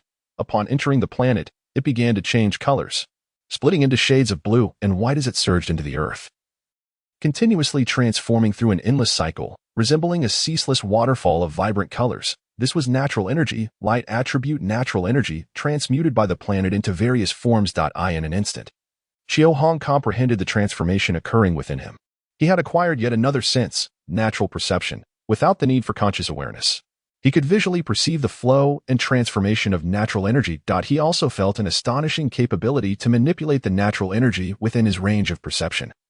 shaping it into diverse forms and exhibiting various properties. It bore resemblance to the sage technique of inorganic rebirth, except that while inorganic rebirth could only transmute inorganic matter, he appeared capable of manipulating the 5 elements: wind, thunder, and even ice. Upon further reflection, Chio-Hong discovered the breadth of his control was indeed substantial. As for the range, it extended to a spherical radius of 35 kilometers centered around himself. He no longer required ninjutsu, as he could summon the natural forces of the universe with a mere thought. As the saying goes, a single thought can astonish the world, and a single thought can alter colors. This was precisely the case.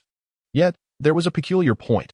Despite developing a bloodline limit based on light release, capable of manipulating gold, wood, water, fire, and earth, he found himself unable to control natural light. This did not appear to be an issue of breadth of ability, but rather one of depth. After a moment of contemplation, Chio-Hong arrived at this conclusion. It was a straightforward principle. Regardless of gold, wood, water, or earth, the fundamental constituent is the atom, which Chio-Hong's perceptual limits could still detect. The prerequisite for manipulation is the ability to perceive. However, light is composed of photons, which he could not perceive, and thus could not manipulate. In reality, Chio-Hong was also limited in controlling natural fire. His method involved shaping the fuel of the fire and altering the airflow surrounding it, akin to manipulating light with a magnifying glass. Of course, utilizing fire released through chakra was another matter entirely. Perhaps light represented the ultimate limit of the Tao, or at least the pinnacle of material science. Gazing upon the vast expanse of light in the sky, Chio-Hong mused that if he could directly absorb light attribute natural energy, then the universe would indeed be the most abundant source of natural energy. The 3 great sacred lands lacked even the qualifications to serve the cosmos. He could simply establish a heavenly realm in the skies. Alas, absorption was unattainable. In truth, Chio-Hong suspected that light attributes were intertwined with time, for did they not say that reaching the speed of light would cause time to stand still? His cultivation speed had accelerated dramatically. Chio-Hong gazed at his dantian, observing the 5-colored halo that remained unchanged, though it appeared far more ethereal than before. It was no longer the solid halo of yore, from a perceptive standpoint. It exuded an otherworldly aura. Moreover, Chio-Hong discovered that he could directly absorb natural chakra into the halo, although this absorption rate was still constrained by his mental and physical energy, essentially influenced by his own body and spirit's constitution, thanks to the nourishing effect of the celestial energy on his body, which in turn enriched his spirit. The equilibrium of yin and yang had led to a remarkable enhancement. In fact, his current rate of energy growth had accelerated significantly compared to before, perhaps by a factor of 5. Not only had the speed of energy accumulation increased, but the quality of that energy had also multiplied several-fold. It was as if he had progressed from the intricacies of bloodlines to the comprehensive mastery of blood inheritance. Was there truly nothing more than the hastened cultivation speed and the elevated energy levels? Chio-Hong summoned a strand of chakra, scrutinizing it from various angles, yet found nothing particularly extraordinary. It seemed illogical. The Tao-seeking jade could thwart all attacks and annihilate any substance, so why would he be any different? He shaped the chakra in his hand into the form of a sword and made a gentle sweep. A dark line emerged before him, followed by an overwhelming suction that enveloped him in an instant. Goodness, a spatial rift. Chio-Hong stumbled back several paces. Fortunately, the rift appeared and vanished just as swiftly. He then realized that it was unnecessary to evade. The suction was incapable of drawing him in. How deceptive it seemed, seemingly trivial, yet it stung upon contact. He glanced at the unremarkable sword in his hand, which he then transformed back into chakra and stored away. He couldn't afford to experiment recklessly. Splitting the ninja world would be no trivial matter, and he still had no idea how to traverse to other realms. Now, however, he could change his name. Following the traditions of the ninja world, the addition of natural energy warranted a title involving sage arts. Yet, as an outsider, Chio-Hong decided to adopt a name in the style of Xianxia. The core concept of the 5 elements must be preserved. The term vidra could be omitted, as he now embodied a harmonious blend of hardness and softness, capable of shifting between the two. However, prohibition must remain, with control added as a new element. Divine light would be renamed sage light. Thus, 5 elements prohibition control sage light emerged, a name too lengthy that laid bare all his skill attributes. Reflecting on it, the previous title had also been somewhat revealing. The self of yesterday had a hint of youthful folly, in stark contrast to his present maturity. Hence, he resolved to simplify it to 5-element sage light. After much contemplation, he settled upon this name. Fewer characters signified greater power. Consider those three talents: replication, fusion, mastery, two words that did not detract from their potency. The addition of great was merely to allow for future growth. Once he discovered a method to refine spatial power, he would incorporate it as well, leading to a name change to 5 Elements Sage Light, which would represent its perfected form. As for the Yin-Yang escape, Xiaohong had no intention of incorporating it. Although the 5 elements and Yin-Yang were traditionally linked, they represented two distinct paths in his understanding. Even if he could merge them, he was unwilling to do so, as it contradicted his own logical framework. Instead, he contemplated developing a separate path for Yin-Yang escape: the Taiji diagram, the Great Yin-Yang Millstone, the scriptures of Yin-Yang harmony, and the inversion of Yin and Yang. Yin-Yang techniques were typically formidable, not only in power but also in their comprehensive functions and high prestige. Thus, he resolved to establish the 5 Elements Sage Light as his foundational practice, placing it in his lower dantian, while the Yin-Yang techniques would reside in his middle dantian. 2 Paths to tread, ensuring both hands remained strong and capable. The Land of Rain, a nation perpetually shrouded in gloomy clouds with relentless downpours. Rather than hastily seeking out the trio of Yahiko, Xiaohong first circled above the Land of Rain, studying its geography, though he possessed a map of the ninja world in his mind. It was rather rudimentary, revealing only the territorial extents and names of nations, leaving much to be desired. To grasp the specifics, he had to conduct his own reconnaissance. From the map, it became evident that the Land of Rain was situated at the confluence of the Wind, Earth, and Fire countries, bordered by the smaller nations of the Grass, Bird, and River to the north, west, and south respectively. Before his crossing, Xiaohong had found it perplexing that Hanzo aspired to establish a 6th great nation. Logically, one would expect him to consolidate power by first conquering the weaker nations devoid of ninja villages, such as the River and Bird countries, before turning his attention to the Grass country. By merging the strengths of these 4 nations, even if he could not contend with the major powers, his own strength would significantly increase, wouldn't it? However, Hanzo's strategy seemed counterintuitive.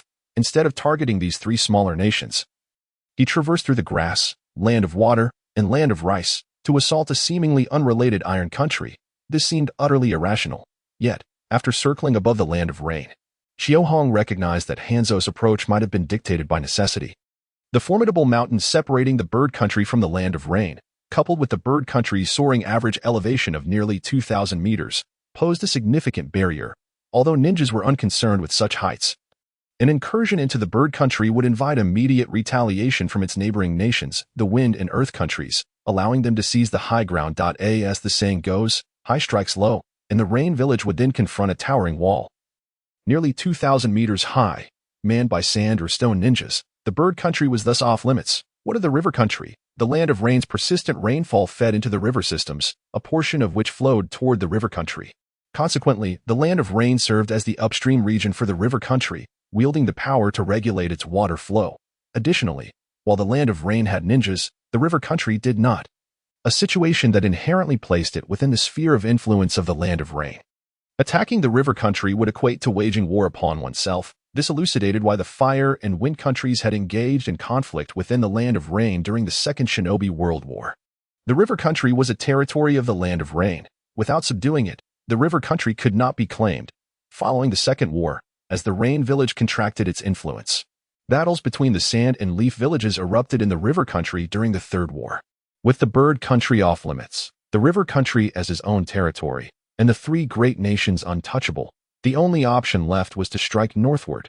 The rivers of the Land of Rain flowed southward toward the River country and northward through the Land of Water, the Land of Rice, and the Land of Frost before reaching the sea. 1 Tributary even passed through the Iron country, exiting to the sea from the Land of Soup. Thus, attacking the Iron country from the Land of Rain was quite straightforward. Merely taking a boat downstream would allow him to reach the borders of the Iron country within 3 days.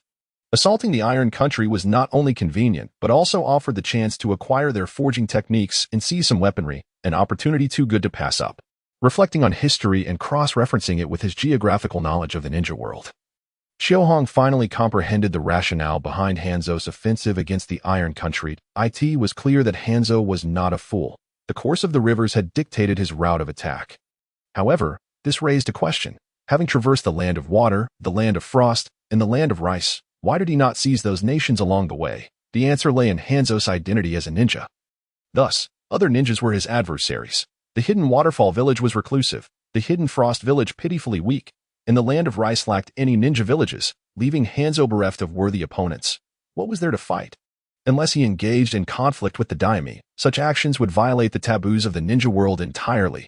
After surveying the geography of the Land of Rain and applying the meteorological knowledge he had acquired in his past life, Chio-hong understood why the rainfall in the Land of Rain was so abundant. To the north, the oceanic air currents between the Land of Thunder and the Land of Earth flowed southward, while to the south, those between the Land of Wind and the Land of Fire surged northward, converging within the Land of Rain. The high altitudes of the bird and earth countries to the north left no escape for these air currents, forcing them to release their moisture as rain. It was reminiscent of a certain year in Central Plains Province, where cold fronts from the north met tropical air currents from the south, resulting in an unprecedented downpour. Central Plains Province had been fortunate to experience such a phenomenon only once, but the Land of Rain endured this daily. Thus, the pressing question arose: how could the issue of excessive rainfall be resolved? After some contemplation, Chio-hong concluded that the Land of Rain itself lacked the capacity to address this dilemma. Unless the ninja world unifies, it will rely on the power of transfer payments to transport external food supplies here. The Land of Rain could develop water-based amusement projects akin to Venice or Wuxian, transforming into a tourist city. Once technology progresses, data centers could also be established here, utilizing rainwater to cool the machines. The geographical position of the Land of Rain is quite favorable. Whether from the Land of Fire, Earth, or Wind, it would be convenient for visitors, even if great wealth eludes it in the future. Becoming a second-tier city should not pose a challenge. The Akatsuki organization has been located. Chio-hong returned to an isolated mountain, where there lay a small village of merely over 200 inhabitants.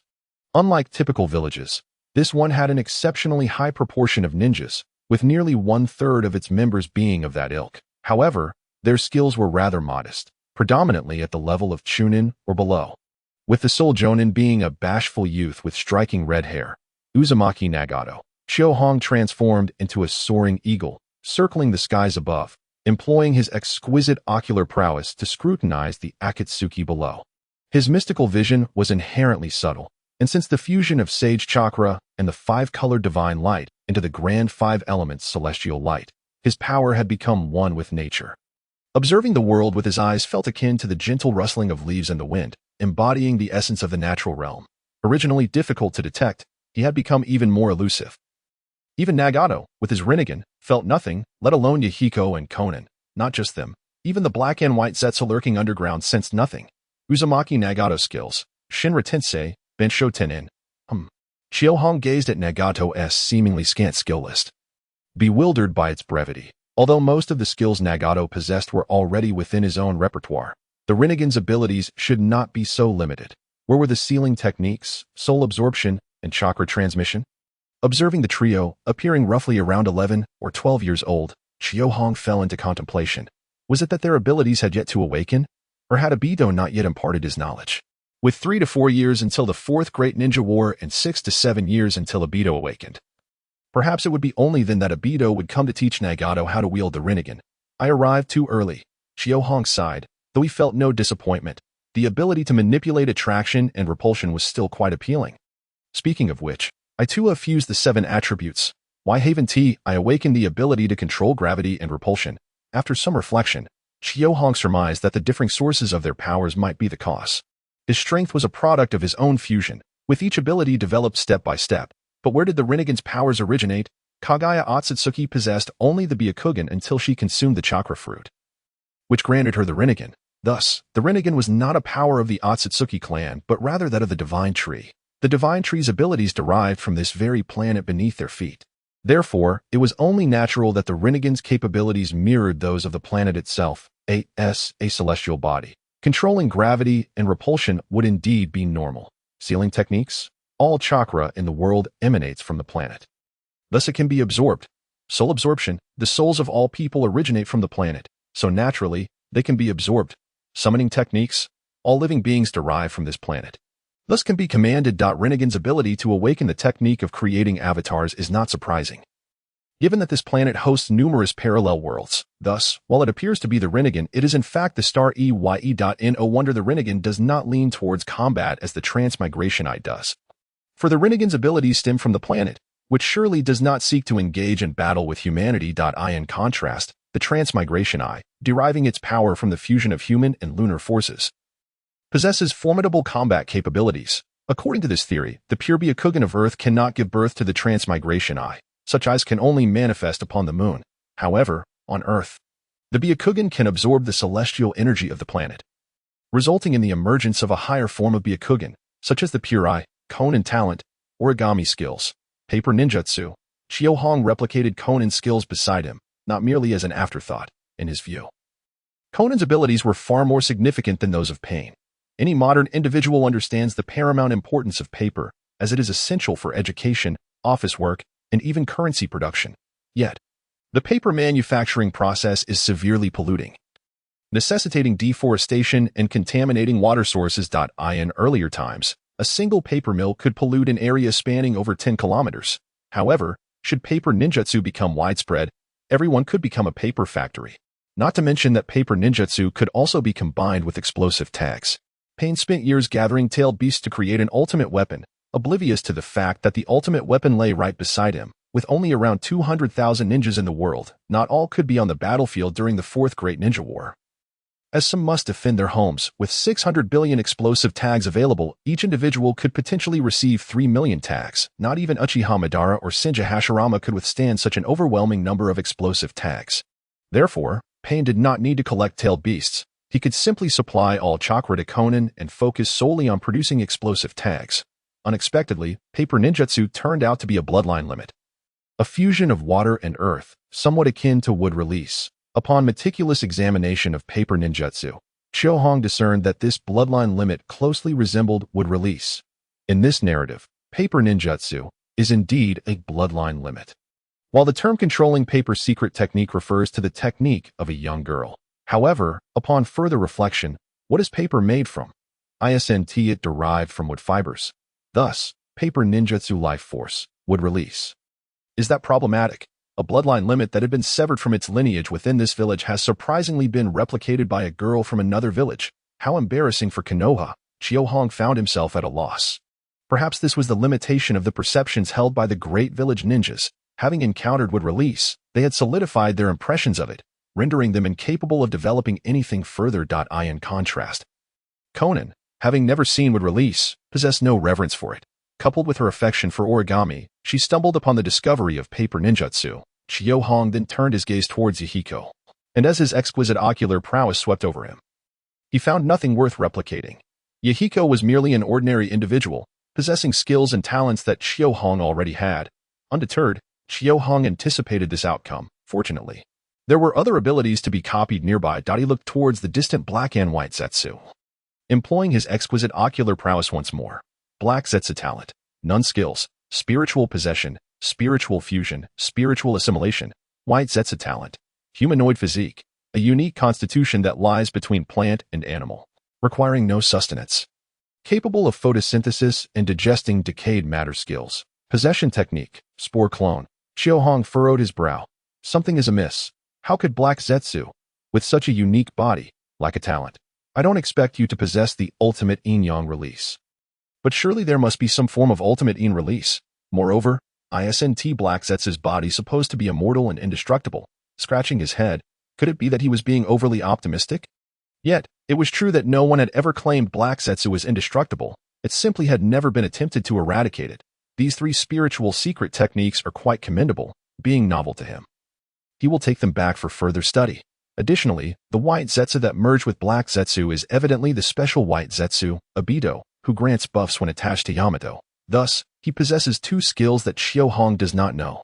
Possession technique allows him to merge with other ninjas, enabling him to utilize their chakra. Spore clone allows him to create a spore that can be placed on others, facilitating monitoring and chakra absorption. Furthermore, there is a talent that Chio-Hong has long awaited, the ability to harness light energy. However, the thought of transforming himself into a half-human, half-plant hybrid caused him to hesitate. Pursuing power is one thing, but altering oneself into a non-human entity for the sake of strength is a notion Chio-Hong found difficult to accept. If it were akin to merging with the Ninetales, then forsaking humanity would be one thing. But merely gaining the ability for photosynthesis in exchange for losing his humanity seems a poor bargain. Never mind, I will find a way in the future. Chio-Hong shook his head and turned his attention back to the other two skills. Possession technique and spore clone. The strength of these two skills would far surpass that of Obito. After all, a Fei is quite the fool, and his chakra reserves far exceed those of Baiju. Both in quantity and quality. To say nothing of the fact that Baiju's spore clones are merely for surveillance, while Qiu Hong's spore clones can be utilized for assassination, given his prowess. It seems unlikely that anyone in the current shinobi world could evade him. Everything that was meant to be acquired has already been attained. It is time to depart. As he was leaving, Qiu Hong casually glanced at the other members of the Akatsuki, and his eyes were immediately drawn to a remarkable figure. There was, astonishingly, a wielder of the melt release. This bearer of the bloodline limit was a bald man, adorned with a black dragon etched upon his shoulder. His melt release was not derived from magma, but rather formed through the fusion of water and earth, akin to that possessed by Terumi-mei. However, the effects were entirely different. Terumi-mei's composition yielded a highly corrosive viscous liquid, while this individual's melt release manifested as a substance akin to cement. Both solid and fluid. It appears that the potential of this water-earth fusion is immense. Qiu Hong was somewhat astonished. Both wood release and paper release, as well as these two forms of melt release, were all products of the fusion of water and earth chakra. Yet, upon reflection, it is rather logical. Given that the periodic table boasts over 100 elements, aside from a few gaseous and liquid states, the rest can be categorized under earth release. Furthermore, with the myriad compounds formed from different elemental compositions, the materials encompassed by earth release are beyond count. Thus, the vast array of transformations within earth release is hardly surprising. Not only can the fusion of water and earth give rise to numerous bloodline limits, but the same holds true for the fusion of other chakra attributes with earth. For instance, the combination of fire and earth can yield melt release, crystal release, and even steel release, although wind and earth merely result in magnet release. There exists a plethora of variations within magnet release, controlling iron, gold, and so forth, demonstrating considerable diversity. Even earth release itself exhibits a remarkable range of transformations. There are techniques akin to armament hockey, such as the earth release, earth spear technique. Techniques involving gravity, like the light and heavy rock technique. Those pertaining to the soul, such as earth release, rebirth technique, and impure world reincarnation. Techniques related to summoning, like earth release, heavenly descent. Techniques associated with explosions, such as explosive clay. Techniques concerning puppetry, like the Wraithstone puppet. Even impure world reincarnation and pure land are rooted in earth. Among the 5 elemental ninjutsu, earth release stands as the most encompassing and versatile, firmly securing its position as the foremost attribute.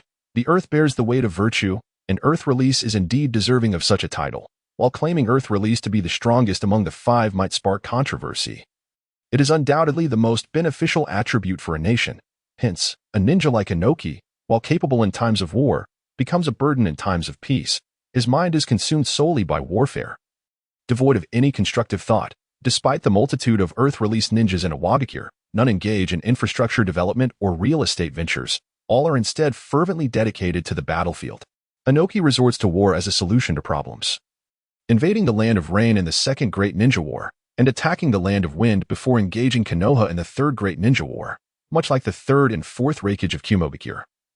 He is undoubtedly a war fanatic. This is precisely why the wisdom of our ancestors cautions against military involvement in governance. Such lessons have been forged through blood and tears. To the north of the land of rain lies the land of grass, which houses a city named Kirigakure, home to a treasure known as the Box of Ultimate Bliss, within which resides a creature called Wu. This entity is likely a remnant of the Sage of Six Paths' attempts to create tailed beasts. It possesses the ability to absorb grievances and malevolent thoughts but cannot maintain a state of conscious awareness. Thus, it is deemed a failure.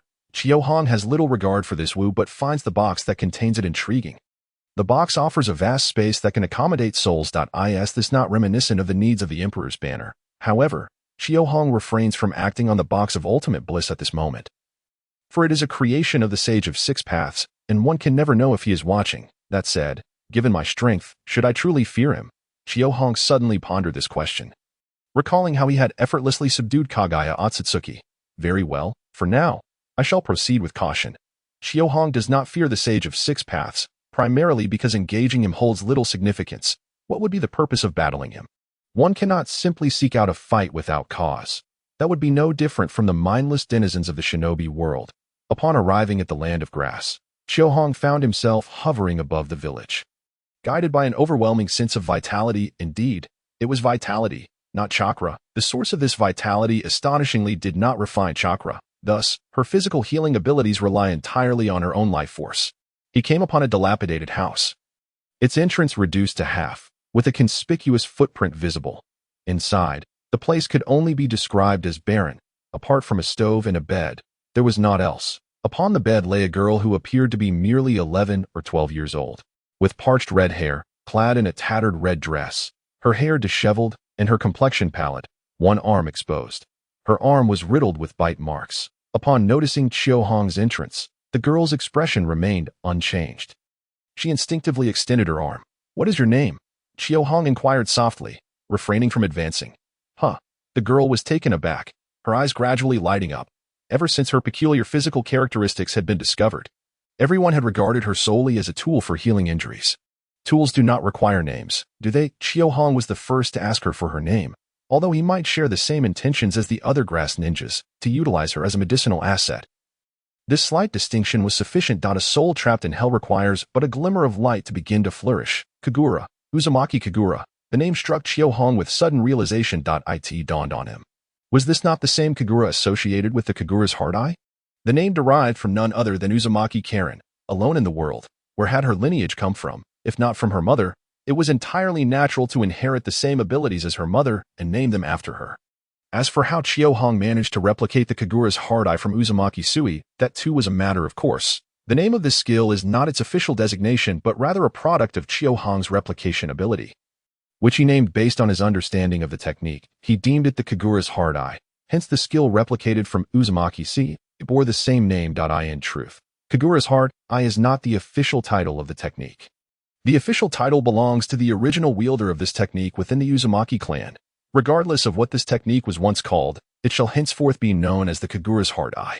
Indeed, Chiao Hong's purpose for coming to the land of grass was to find this very individual, the mother of Uzumaki Karen. Had he arrived a few years later, he would have taken Karen herself. Chiao Hong harbors little emotional attachment to the characters of the Naruto world. Even the beautiful ones merely pique his interest for conversation. The only two individuals he genuinely wishes to save are these. One is Uzumaki Karen, or rather her mother, and the other is the medical Nin, Yukushi Non. The former's plight is truly heart-wrenching. While many lives are lost in the shinobi world, most deaths occur in an instant.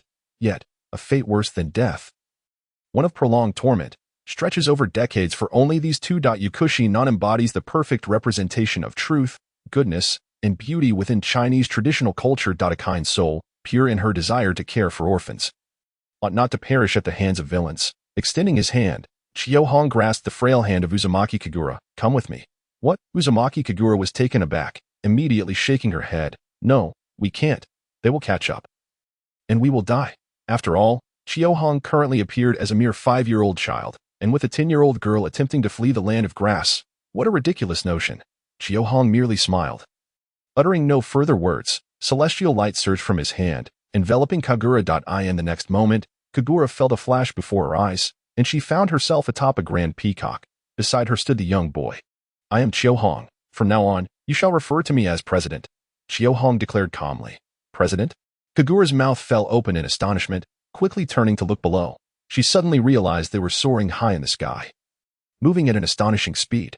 Yet, the entire journey was remarkably smooth, devoid of any sound of wind. If it weren't for the white clouds racing past on either side, she would have thought she hadn't moved at all. Kagura's eyes widened, her mind filled with astonishment. After a moment's contemplation, she curiously inquired, "How old are you this year?" 5 years old. 5 years, Kagura exclaimed in shock. Just 5. He had managed to escape from the grass ninja village, accompanied by such a formidable peacock summoning beast. What kind of power was this? Even the geniuses of the land of whirlpools back in the day couldn't boast such capabilities. Chiao Hong smiled. Indeed, his age and strength seemed mismatched. But then again, such was the nature of travelers from another world. There were those who awakened the Sharingan at 3 and subdued Kagaya Otsutsuki at 5. Although Chiao Hong possessed a high level of skill, his chakra reserves were a significant limitation due to the brevity of his training period. "Have you never practiced chakra refining techniques?" Chiao Hong scrutinized Kagura several times, confirming that she bore no signs of such training. "No," Kagura shook her head. "Everyone says that if you possess power, you'll only invite harm." Chiao Hong raised an eyebrow. "Who said that?" "My father, and everyone in the grass ninja village." Chiohong found himself at a loss for words. Nonsense. You lack power, so no one harms you. Kagura fell silent, momentarily speechless. And your clan, the Uzumaki, suffers not from a lack of strength, but rather because your power is insufficient. If your family had a ninja of divine caliber, who would dare to provoke you? Chiohong continued. Kagura had no retort. By the way, how did you end up in the land of grass? What about your father? Chiohong genuinely did not know that Kagura was with her father, especially since he hadn't seen him in the Skies Point 4 years ago. The elder gathered everyone and warned us of an impending invasion. Then, I escaped with a group of companions through the family's secret passage. However, we were continually attacked along the way. My father and I barely made it to the land of grass, but he succumbed to his injuries. Afterward, I was taken in by the grass ninja village. What about your arm? Chiohong asked again. From this perspective, the grass ninja village seemed to play a positive role. The ninja who brought me here was injured and unable to receive treatment, so I let him bite me. But unexpectedly, as Kagura spoke, tears began to flow down her cheeks. She couldn't comprehend why everything had changed so suddenly. Soon, more and more people came to her for healing. At that time, she was merely 6 years old. Chiohong was speechless. She had essentially sold herself. Yet, one could hardly blame Kagura. At such a tender age, she knew little of the world's perils. From now on, you belong to me, so you need not worry about being harmed, Chiohong said nonchalantly. Kagura nodded gently, then cautiously glanced at Chiohong. In her red eyes, the same hue as his hair, there was a mix of respect, affection, and a hint of tenderness. After all, she was 10 and he was 5. It was only natural to view him as a younger brother, even if he was a remarkably powerful one. What are your plans for the grass ninja village? Have you considered seeking revenge? Chiohong inquired. I don't know. Kagura shook her head. Indeed, she had been bitten by the grass ninja village for 4 years, but they had also sheltered her for that long. She was uncertain of her future, fearing that she might eventually be bitten to death while her daughter continued down her path. Thus, while she held some resentment towards the grass ninja village, it was not overwhelming. My organization is called the Radiant Society, and our goal is to eliminate all ninjas, nobles, and landlords. You are now a member of the Radiant Society. When the time comes to act against the grass ninja village, you will lead the charge.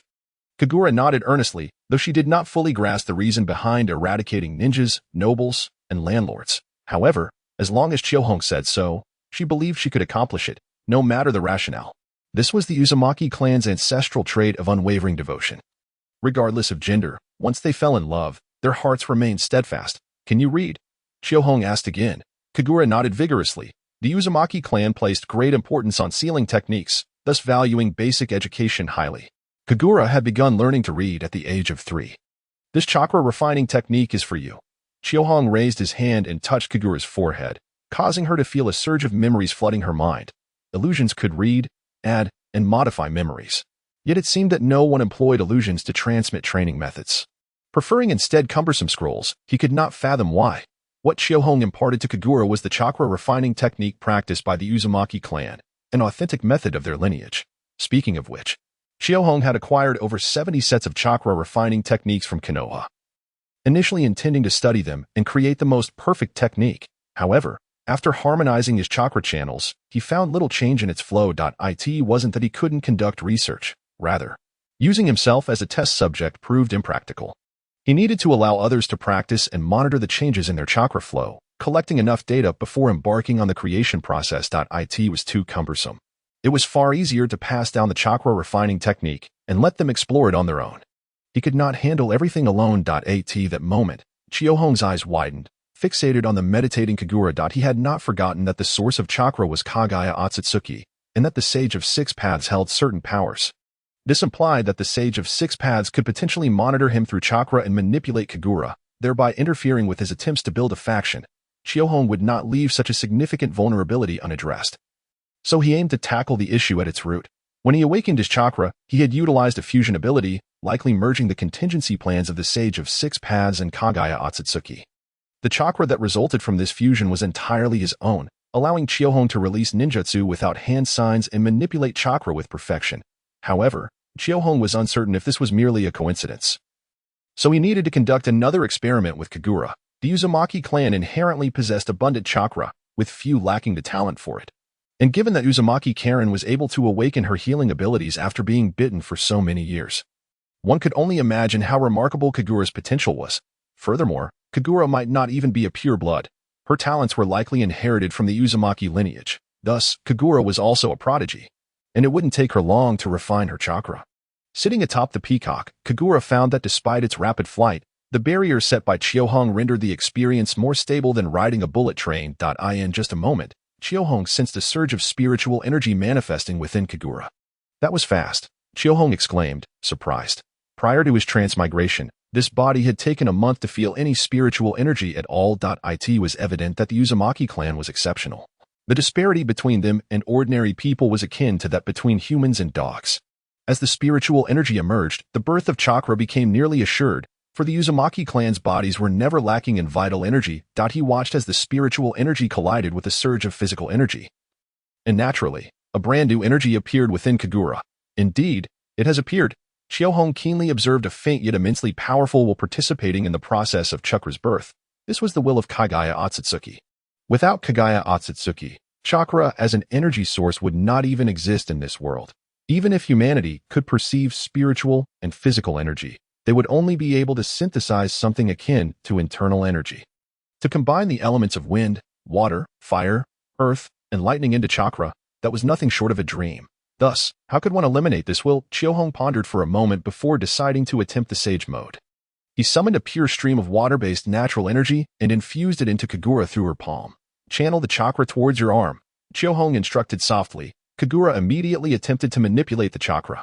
However, as she had never practiced chakra control, she found this task exceedingly difficult. Yet still, she managed to force the chakra into her arm. Following this, Chiohong combined the water-based natural energy with Kagura's chakra. In an instant, the natural energy, which had been obedient in Chiohong's hands, suddenly erupted, while Kagura's arm began to transform into water. Chiohong quickly withdrew the natural energy. Was this the process of being eroded by natural energy? But why had he not experienced such a phenomenon? After a moment of contemplation, Chiohong made another attempt. This time, the natural energy surged uncontrollably once more. However, through Chiohong's meticulous observation, he discerned the cause of this chaotic outburst, the will of Otsutsuki Kagaya. Otsutsuki Kagaya shared an inextricable bond with this planet. Thus, whenever natural energy encountered the chakra infused with her will, it would inevitably spiral out of control. Yet, concurrently, the natural energy also worked to erode Kagaya's will. Therefore, the practice of sage mode was indeed a process of extinguishing the will of Otsutsuki Kagaya. Chiohong pondered thoughtfully. He had already experienced the advantages of diminishing Kagaya's will, achieving perfect control over chakra to the extent that ninjutsu could be performed without hand seals. Merely a clap of his hands would suffice. Shinja Hashirama was similarly adept, being a practitioner of sage arts. Furthermore, if Naruto's Rasengan, which belonged to the category of ninjutsu that required no hand seals, was one example, then the techniques of Kabuto such as the White Rage, the unconscious rebirth, Jiraiya's 5 right guard, and the summoning of the toads, as well as Madara's release lightning style and wind release dust storm, all could be unleashed without seals, simply by a clap of the hands. Thus, it was evident that sage arts could indeed erode Otsutsuki Kagaya's will, aligning perfectly with the notion that only sage arts could inflict damage upon beings of the 6 paths level. President, I am in distress, Uzumaki Kagura murmured softly. Her skin was still undergoing the process of hydration. Endure it, Chiohong replied calmly. What you are experiencing now is the metamorphosis from a cocoon to a butterfly. The greater the pain you endure, the stronger you shall become after the transformation. Yes, Kagura nodded earnestly. Having endured 4 years of torment in the hidden grass village, she was well acquainted with the nature of suffering. Initially, she had thought something was amiss, prompting her inquiry. However, understanding this was merely part of her transformation, she resolved to persevere. In truth, the entire process was not fraught with danger. Chiohong could perfectly control the natural energy and would intervene immediately should any issues arise. The Uzumaki clan was endowed with a robust physique and abundant chakra, and Otsutsuki Kagaya's will was indeed plentiful. Nonetheless, even the most abundant resources have their limits, while natural energy is boundless. Utilizing the infinite to counter the finite would eventually obliterate Kagaya's will. Still, Chiohong felt the process was too slow. Naruto had taken half a month to master sage mode, employing the shadow clone technique to gain an advantage. If considering a single body, wouldn't it take several years? After all, I possess an external advantage. Chiohong grasped Uzumaki Kagura's arm, standing at the very juncture where natural energy converged with her chakra, fusion. Chiohong's talents had never been confined to his own being. Though he had never attempted this on another, he felt no trepidation.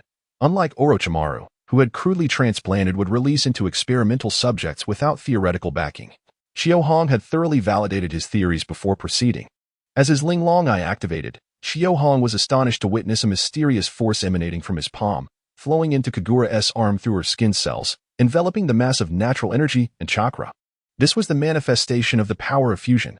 He wondered if there existed something akin to replication and control. The fusion process mirrored that which occurred within his own body, taking scarcely a second. In an instant, the originally pale blue chakra of Uzumaki Kagura transformed into a deep blue, amplifying its potency severfold while also acquiring a texture reminiscent of nature's own liquidity. This was Sage Chakra. Specifically water attribute Sage Chakra. Moreover, Xiaohong sensed there was even more to it. Let us not forget, within Kagura's chakra resided the will of Akatsuki Kagaya.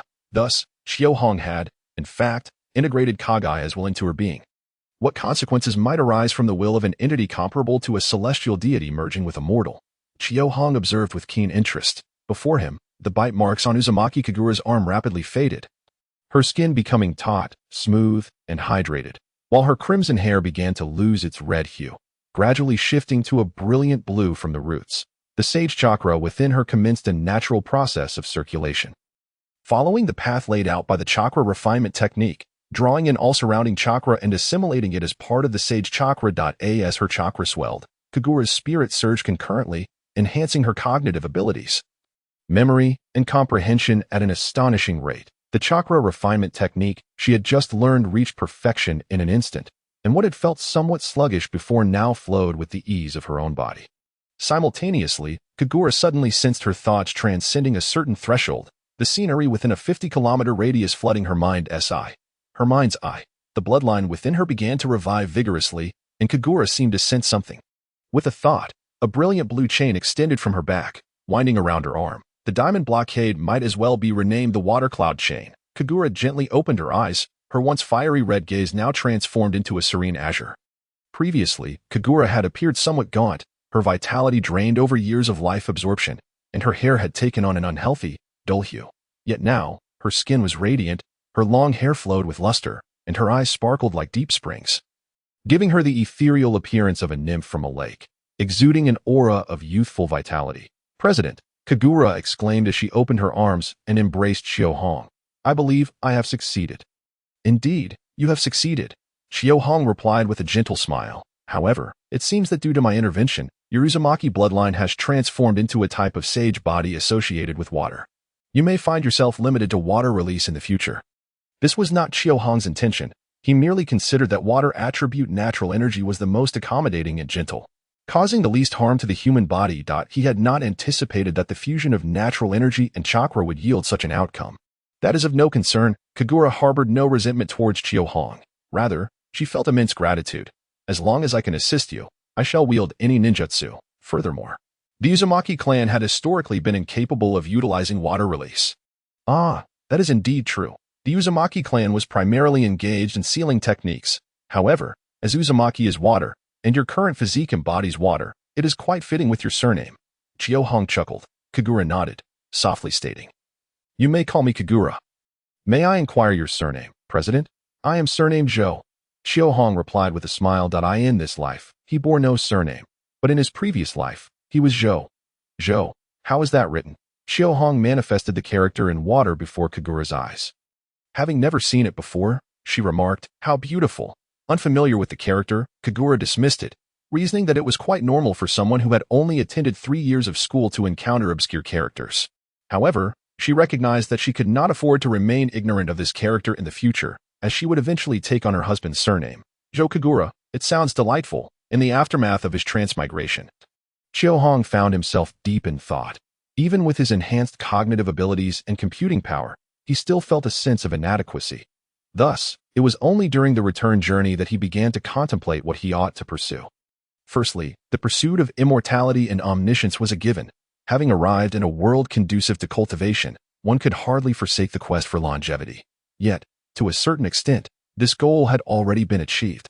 Upon the evolution of the multicolored halo within his dantian into the great 5 elements immortal light, Xiaohong sensed a profound unity with the natural world. This sensation not only augmented his strength but also extended his lifespan significantly.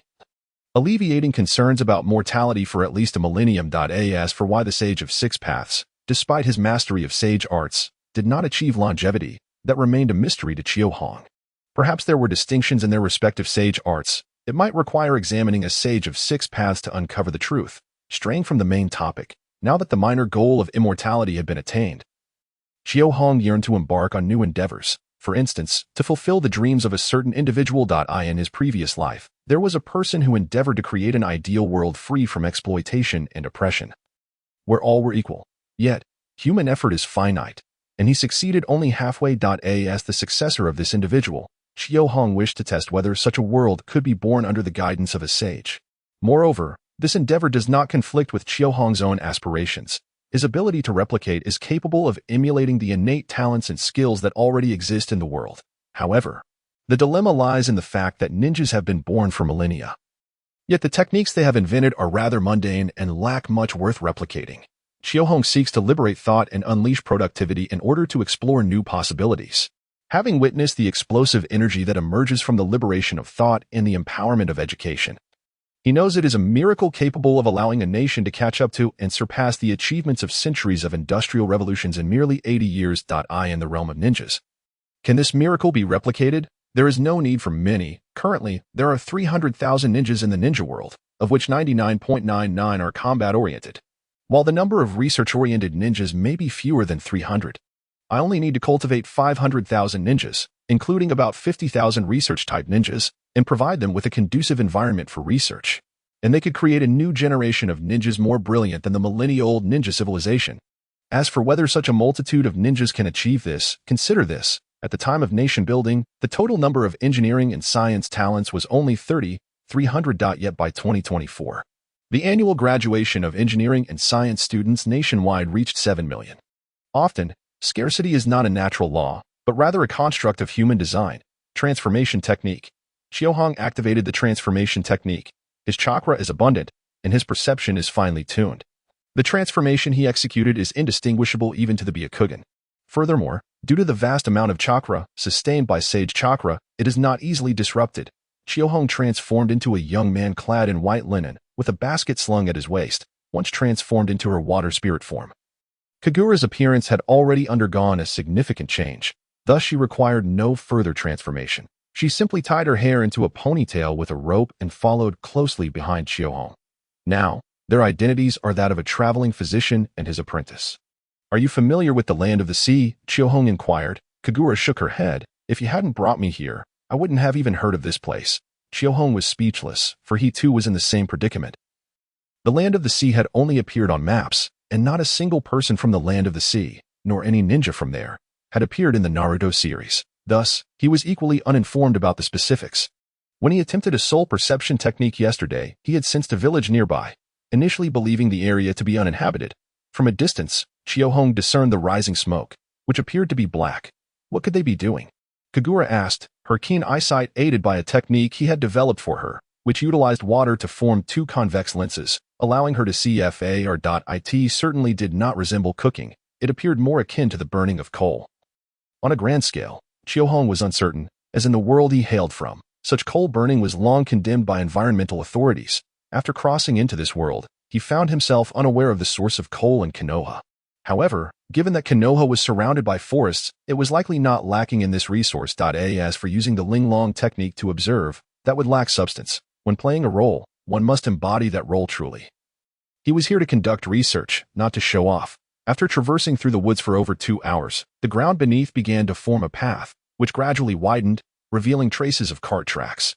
Another half-hour later, Chiyo Hong encountered the first inhabitant of the land of the sea. He appeared ageless, possessing a youthful demeanor, possibly no taller than 11 or 12 years, yet his complexion was haggard, his posture stooped, and white hair adorned his head. Was he truly young, or was he simply of short stature? Chiyo Hong pondered briefly before approaching him directly. If there were questions to be asked, it was better to inquire directly. The individual stood by the roadside, a dark bag slung over his back, collecting black stones from the ground. Chiyo Hong recognized these as coal chunks, freshly mined and unrefined. The ground was strewn with black debris, complemented by deep cart ruts, indicating the presence of a coal mine nearby. "Hello," Chiyo Hong called out. The young man startled, quickly exclaiming, "I am not slacking off. I am not slacking off. He lifted his gaze and was immediately captivated by the sight of Chiohong and the enchanting Kagura beside him.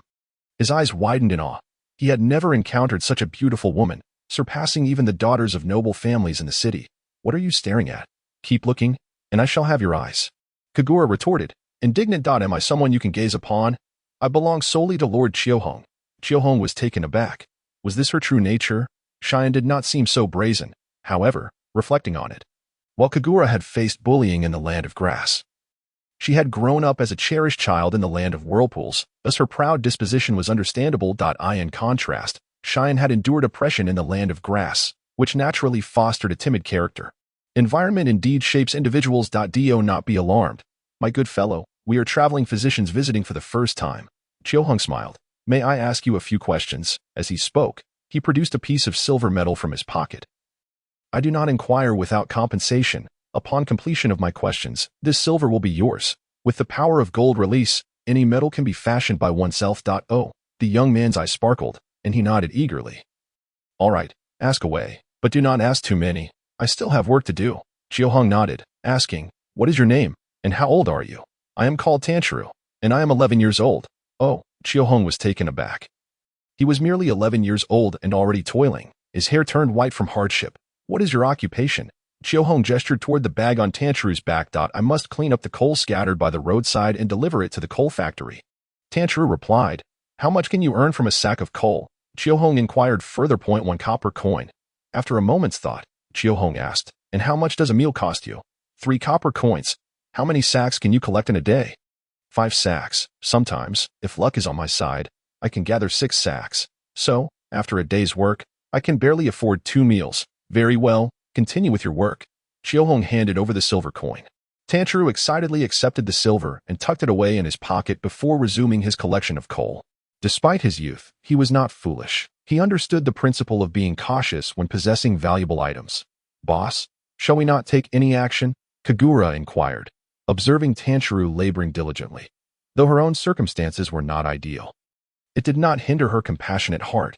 Did I not just give him a piece of silver? Chiohong chuckled. But Kagura was puzzled. Is he not still collecting coal? I can assist him momentarily, but not for a lifetime. Chiohong remarked nonchalantly. Moreover, he is not the only one suffering. There are countless others like him. Am I to hand out silver to everyone? Kagura nodded, acknowledging the reasoning. His suffering stemmed from the harshness of this world.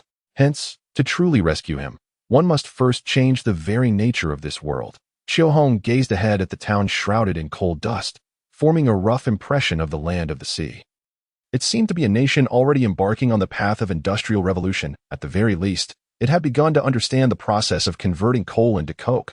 What could they possibly need coke for if not to boil water?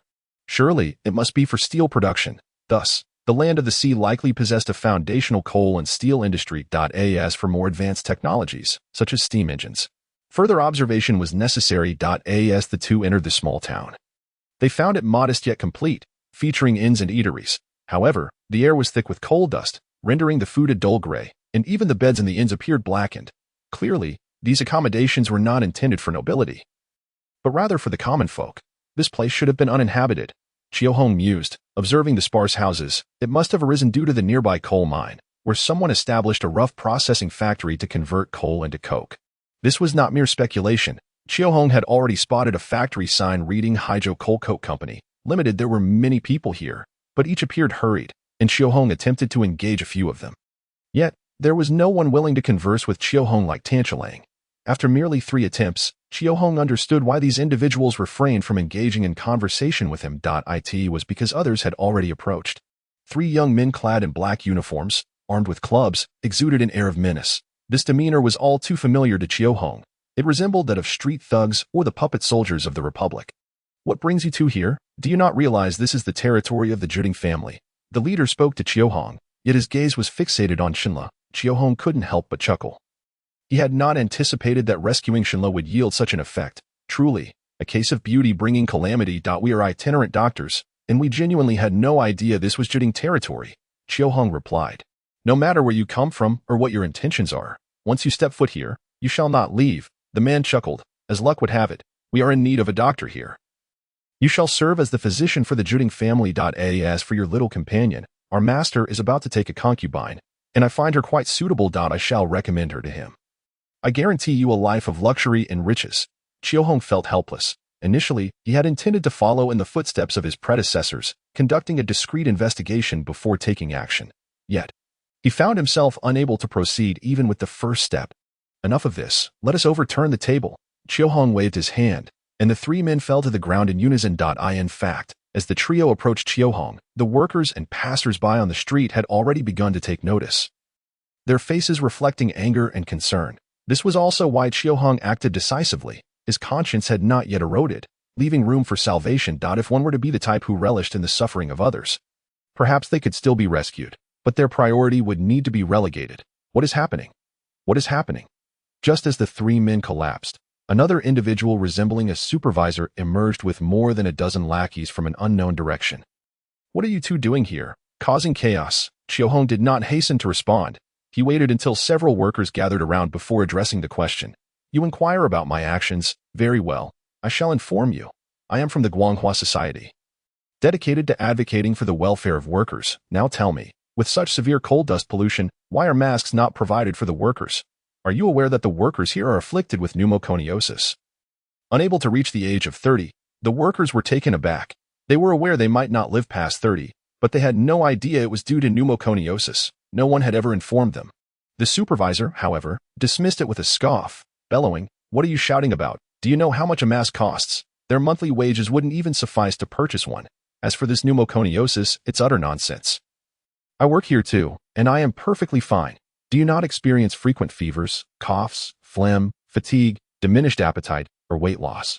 Chiohong inquired. The supervisor hesitated, his eyes flickering. "What are you babbling about?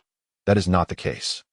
Is the duration of your intimacy with your wife also quite brief?" Chiohong pressed on. The supervisor fell silent, softly asking, "Does this pertain to the so-called pneumoconiosis you mentioned?"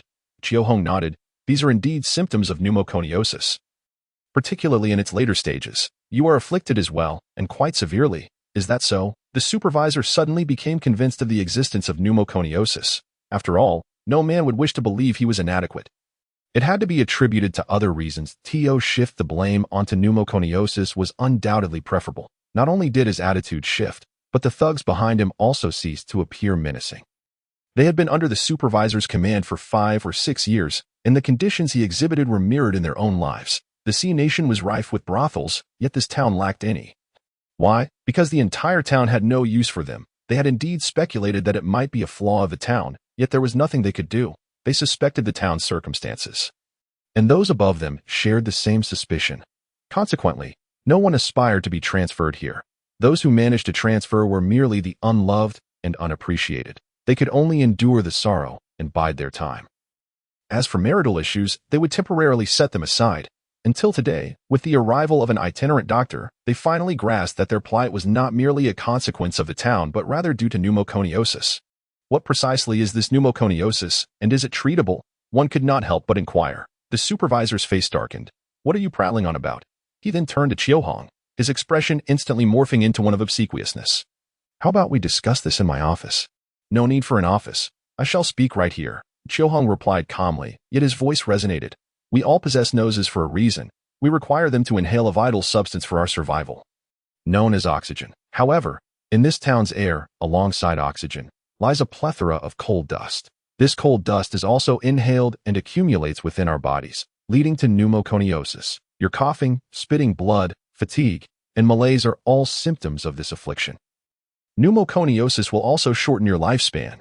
Under normal circumstances, with adequate sustenance, one could live to at least 60 years, but now you are fortunate to reach 30, as Chiohong's words settled. The surrounding workers erupted into a flurry of commotion. Is this true? This cursed pneumoconiosis? I do not wish to die so young. Indeed, an additional 30 years could mean 30 more years of labor. The supervisor could no longer remain passive. If it were merely the workers facing mortality, he would remain unconcerned. However, when his personal health was at stake, he felt compelled to join the fray. Is this pneumoconiosis treatable? He queried. Standard medication will not suffice. Chiohong shook his head. You must enlist a medical ninja to employ a technique known as dust extraction technique, and even after treatment, one cannot return to such work. Otherwise, pneumoconiosis will recur. Are these medical ninjas expensive? The workers were unaware of the costs associated with ninjas, But the supervisor was somewhat informed. The Sea Nation rarely employed ninjas for tasks. Of course, they are costly, Chiohong replied. The dust extraction technique is an A-rank ninjutsu, and only a handful across the 5 great nations are capable of performing it. Should they be called upon, the minimum fee is 150,000 Rio. Given the rarity of medical ninjas, this amount will only increase. To treat one person, it may well require 1,000,000 Rio. 1,000,000 Rio. The supervisor's eyes widened. Who can afford that, not to mention the workers? I cannot afford it either. Do not begrudge the price, Chiohong replied nonchalantly. Even in the modern world, where medical technology is advanced, spending 1,000,000 to treat pneumoconiosis is not exorbitant. Of course, the value of currency differs between the ninja world and modern times. 1,000,000 in the ninja realm is roughly equivalent to 150,000 in the modern world. Moreover, ninjas provide far more thorough treatment for pneumoconiosis. A single dust extraction technique can expel all accumulated dust from the body, curing the ailment without disrupting work hours. In truth, 1,000,000 is quite reasonable. I do not dispute the expense, but we genuinely cannot afford to treat this illness. The supervisor, once part of the exploiting class, suddenly realized he too was a member of the proletariat in light of exorbitant medical fees. That a smirk crept onto Chiohong's lips. I am well aware of your inability to afford treatment. Thus, we need the Guanghua Society at this juncture. The Guanghua Society, the supervisor paused. Recalling Chiohong's earlier introduction, the Guanghua Society was dedicated to advocating for the welfare of workers. How long do you need to work each day? Chiohong inquired. 14 hours a day, with only 1 day off a month. Chiohong's lips twitched. This was tantamount to working people to death. Effective immediately, the working hours will be adjusted to 8 hours a day. From 9 a.m. to 5 p.m., Chiohong stated calmly. After dinner at 6, return here. I shall enlighten you about the Guanghua Society. Though this was a public street, it was spacious enough to accommodate many workers. This is unacceptable, sir, one worker interjected. Working only 8 hours a day won't suffice to support a family. Then unite and demand a wage increase from the employer, Chiohong proclaimed loudly. This is precisely the endeavor we at Guanghua Society aspire to undertake. More specifically, at 6 o'clock this evening, come here to listen. Raise wages, reduce working hours, and provide medical care. Reduce working hours, increase wages, and provide medical care. Although I am not entirely aware of the exact nature of Guanghua Society's activities, the mere proposal of these 3 demands has already captured the hearts of the working class. After all, workers are not ninjas. Their arduous labor is solely to provide for their families. If it is possible to lower the intensity of work while maintaining quality of life, why not pursue it? With some time still left until 6 o'clock in the afternoon, Chiohong busied himself by accompanying the overseer on a tour of the coal mine and the coking plant. The overseer, named Haishur, Chiohong initially assumed to be in his 40s, when in reality, he was but 26. That he too belonged to the Juteng family, though only the main lineage had the privilege to inherit the noble surname and status, leaving the branches without the right to bear the name Juteng. As if that were not enough, the branches were also obligated to serve the main family. One might imagine that this service is akin to Haishur's role as the town overseer. Dream on. Though the Juteng family is a prominent noble house, their towns are few, and there are not enough positions for town leaders to distribute. The majority of those from the Juteng family branches are ordinary farmers and laborers, with only a scant few attaining the status of shopkeepers or minor officials. Haishur's role as overseer was merely due to the unappealing nature of the job, as no one else was willing to take it. Thus it fell to him. Now, he regretted his choice. The earnings were meager, yet his health had deteriorated. Observing his burgeoning dissatisfaction with the Juteng family, Chiohong subtly began to propagate the ideology of the Guanghua Society. The principle of equality among all people was certainly worth discussing. Initially, Haishur disagreed with this notion, as he considered himself part of the exploiting class. However, after Chiohong elucidated the matter, he realized he was but a mere pawn in the exploitation, also subjected to it. Despite appearing to hold a prestigious position as overseer, he was, in truth, a slave to the clan. Not only was he compelled to serve the family, but his descendants would also be bound to the same fate. Given the peculiar circumstances of this town, it was highly likely that his son would succeed him after his demise. The thought of his son enduring a life as short-lived as his own, not surpassing 30 years, sent a chill through Haishur's heart, causing him to abandon any rebuttals against the idea of universal equality. Indeed, there should be equality among individuals. Those who exploit others deserve to perish, even if they are of my own clan. This is the coking factory, Haishur announced as he led Chiohong to the blast furnace, providing an introduction. As Chio-hong gazed upon the coking furnace, he felt as though he had been transported back to the 1950s and 60s, witnessing the crude and rudimentary technologies of the former Soviet Union. The entire coking furnace was constructed from steel. But due to the rough processing techniques, while it did not leak excessively, there were indeed numerous cracks. Particularly, the furnace top had an opening from which a substantial amount of coal dust billowed forth. Is there a way to manage this coal dust? Chio-hong inquired. Initially indifferent to technological upgrades, Haishur became invested as the matter pertained to his health. Indeed, he replied, we can procure the latest model of coking furnace, along with a multi-stage washing and activated carbon adsorption process that can significantly reduce coal dust. I have visited the coking plants in Kyoto. Their facilities operate this way, and one can hardly see any coal dust. Then why not make the purchase? Chio-hong asked. Haishur's expression darkened. If this coking plant were mine, I would certainly buy it. However, it belongs to the Ju-tung family. They would rather spend their profits on acquiring more beautiful women than upgrade any equipment. After all, there is no shortage of common folk beneath them. If one dies, they simply replace them. Chio-hong was rendered speechless. Furthermore, that equipment was quite expensive. Aside from the prominent families in Kyoto, even small families like Ju-tung might not afford it. Haishur continued, moreover, the owners of the Craft Kingdom may not even be willing to sell. What does the Craft Kingdom have to do with this? Chio-hong questioned. The equipment originates from the Craft Kingdom. Haishur gestured towards the furnace before them that a significant portion of the coking coal and the steel produced is sold to the Craft Kingdom. Why would the Craft Kingdom deny you equipment when you are already selling them coking coal? Wouldn't they prefer more and cheaper coking coal? However, if this were to proceed, merchants from Kyoto would employ ninjas from the craft village to take action. At that point, not only would the merchants selling the equipment be at risk, but we, the buyers, would be in peril as well.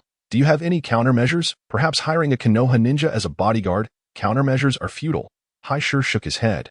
The craft village lies between the sea country and the fire country, effectively blocking the sea country's trade routes to the mainland. We cannot connect with other nations, and our sea country lacks ninjas to resist the craft village. Chio-hong found himself at a loss for words. What sort of entity was the Craft Kingdom and the craft village? He had no recollection whatsoever, only remembering that some artisans had conducted a ritual to resurrect their ancestors and unify the ninja world, only to be thwarted by two teams dispatched by Konoha and Suna. This indicated that the highest combat power of the craft village was merely the level of a seasoned elite ninja. Yet, such a seemingly inconsequential village managed to blockade all external trade for the sea country, turning it into a mere source of raw materials, though the ninja world might not grasp this concept. In Chio-hong's understanding, the sea country had undoubtedly become a colony of the Craft Kingdom. I asked that why the sea country has little presence in the ninja world. It all stems from the craft village. Chio-hong pondered thoughtfully. Thus, in order to address the sea country, one must first contend with the craft village. This posed a significant challenge. While the craft village itself lacked substantial power, it served as a supplier of weaponry to the 5 great countries. Consequently, should any trouble arise within the craft village, the 5 great countries would swiftly react.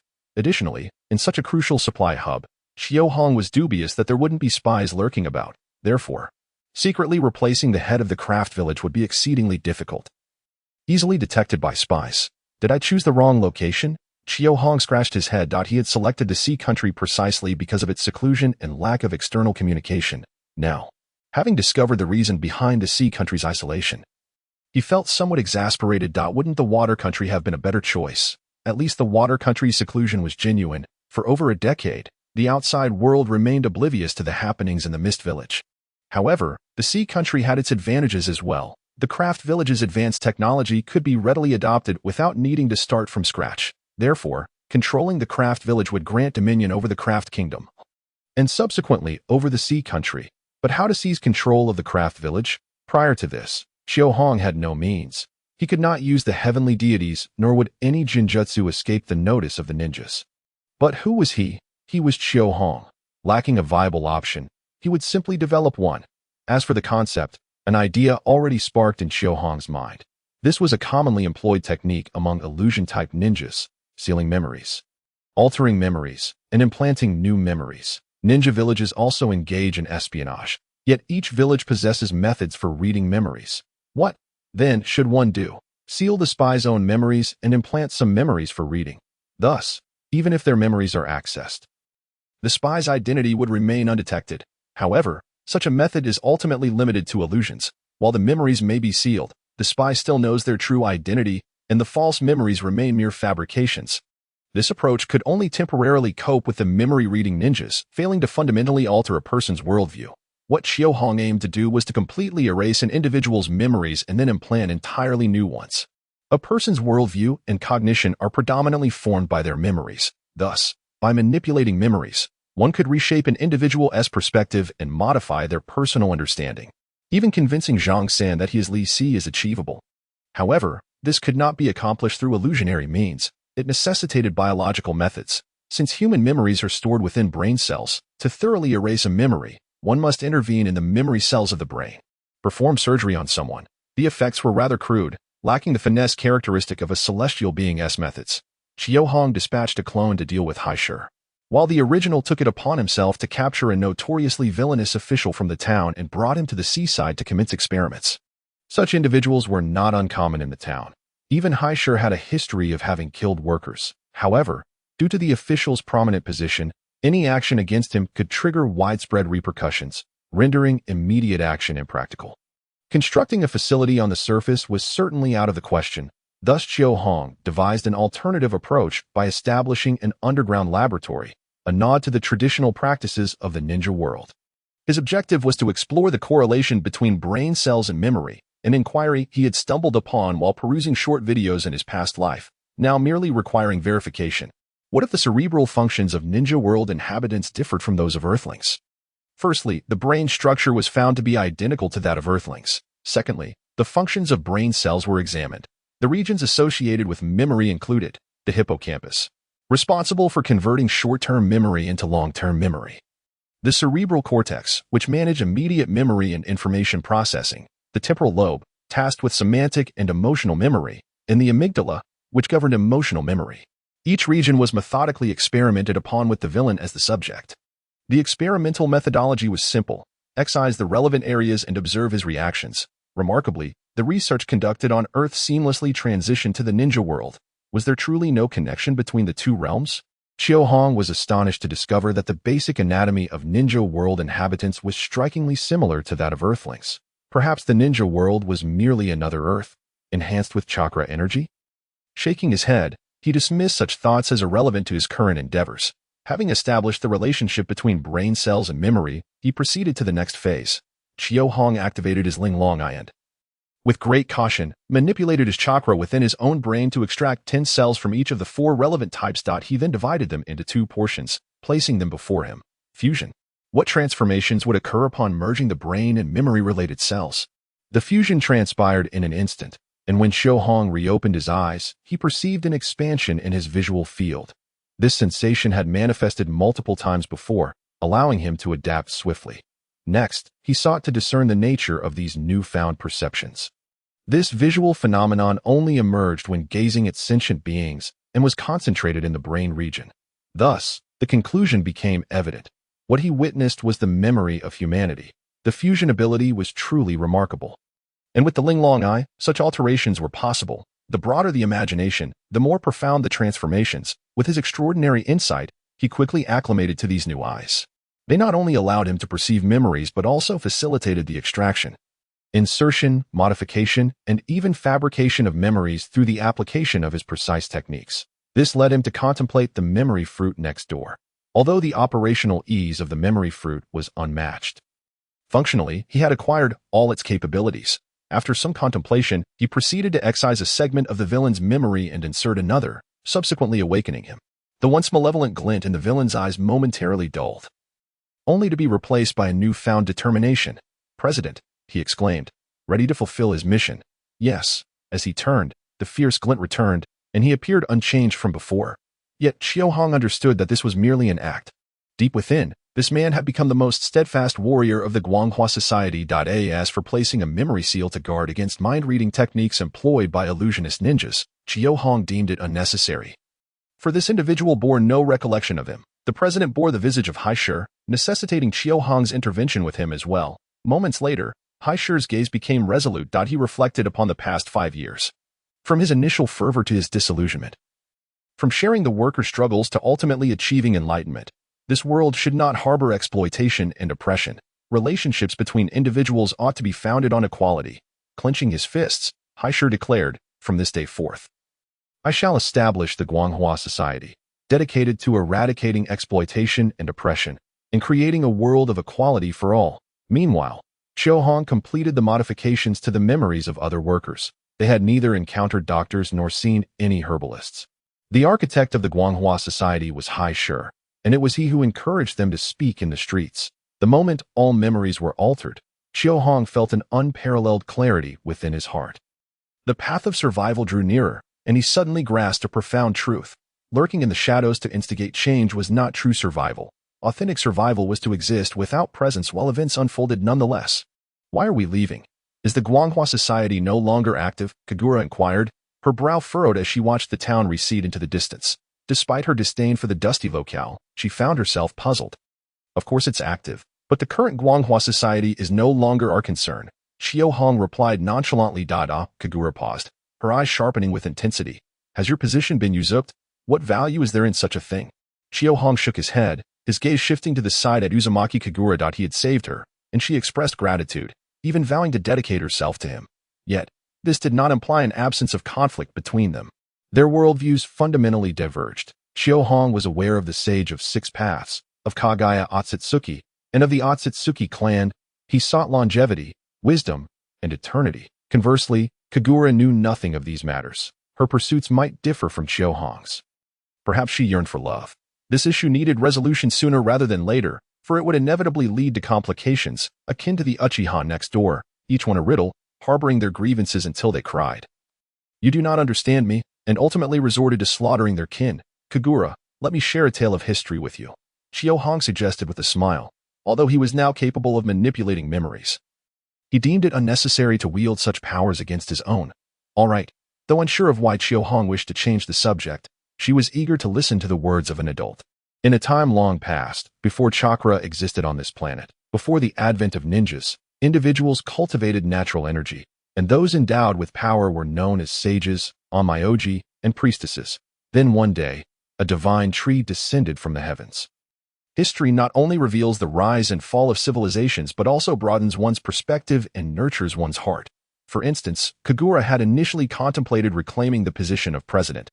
But after hearing the tales of Kagaya Otsutsuki Kagaya, and Otsutsuki Yui, she promptly buried that thought in her heart. Our target is the Sage of Six Paths.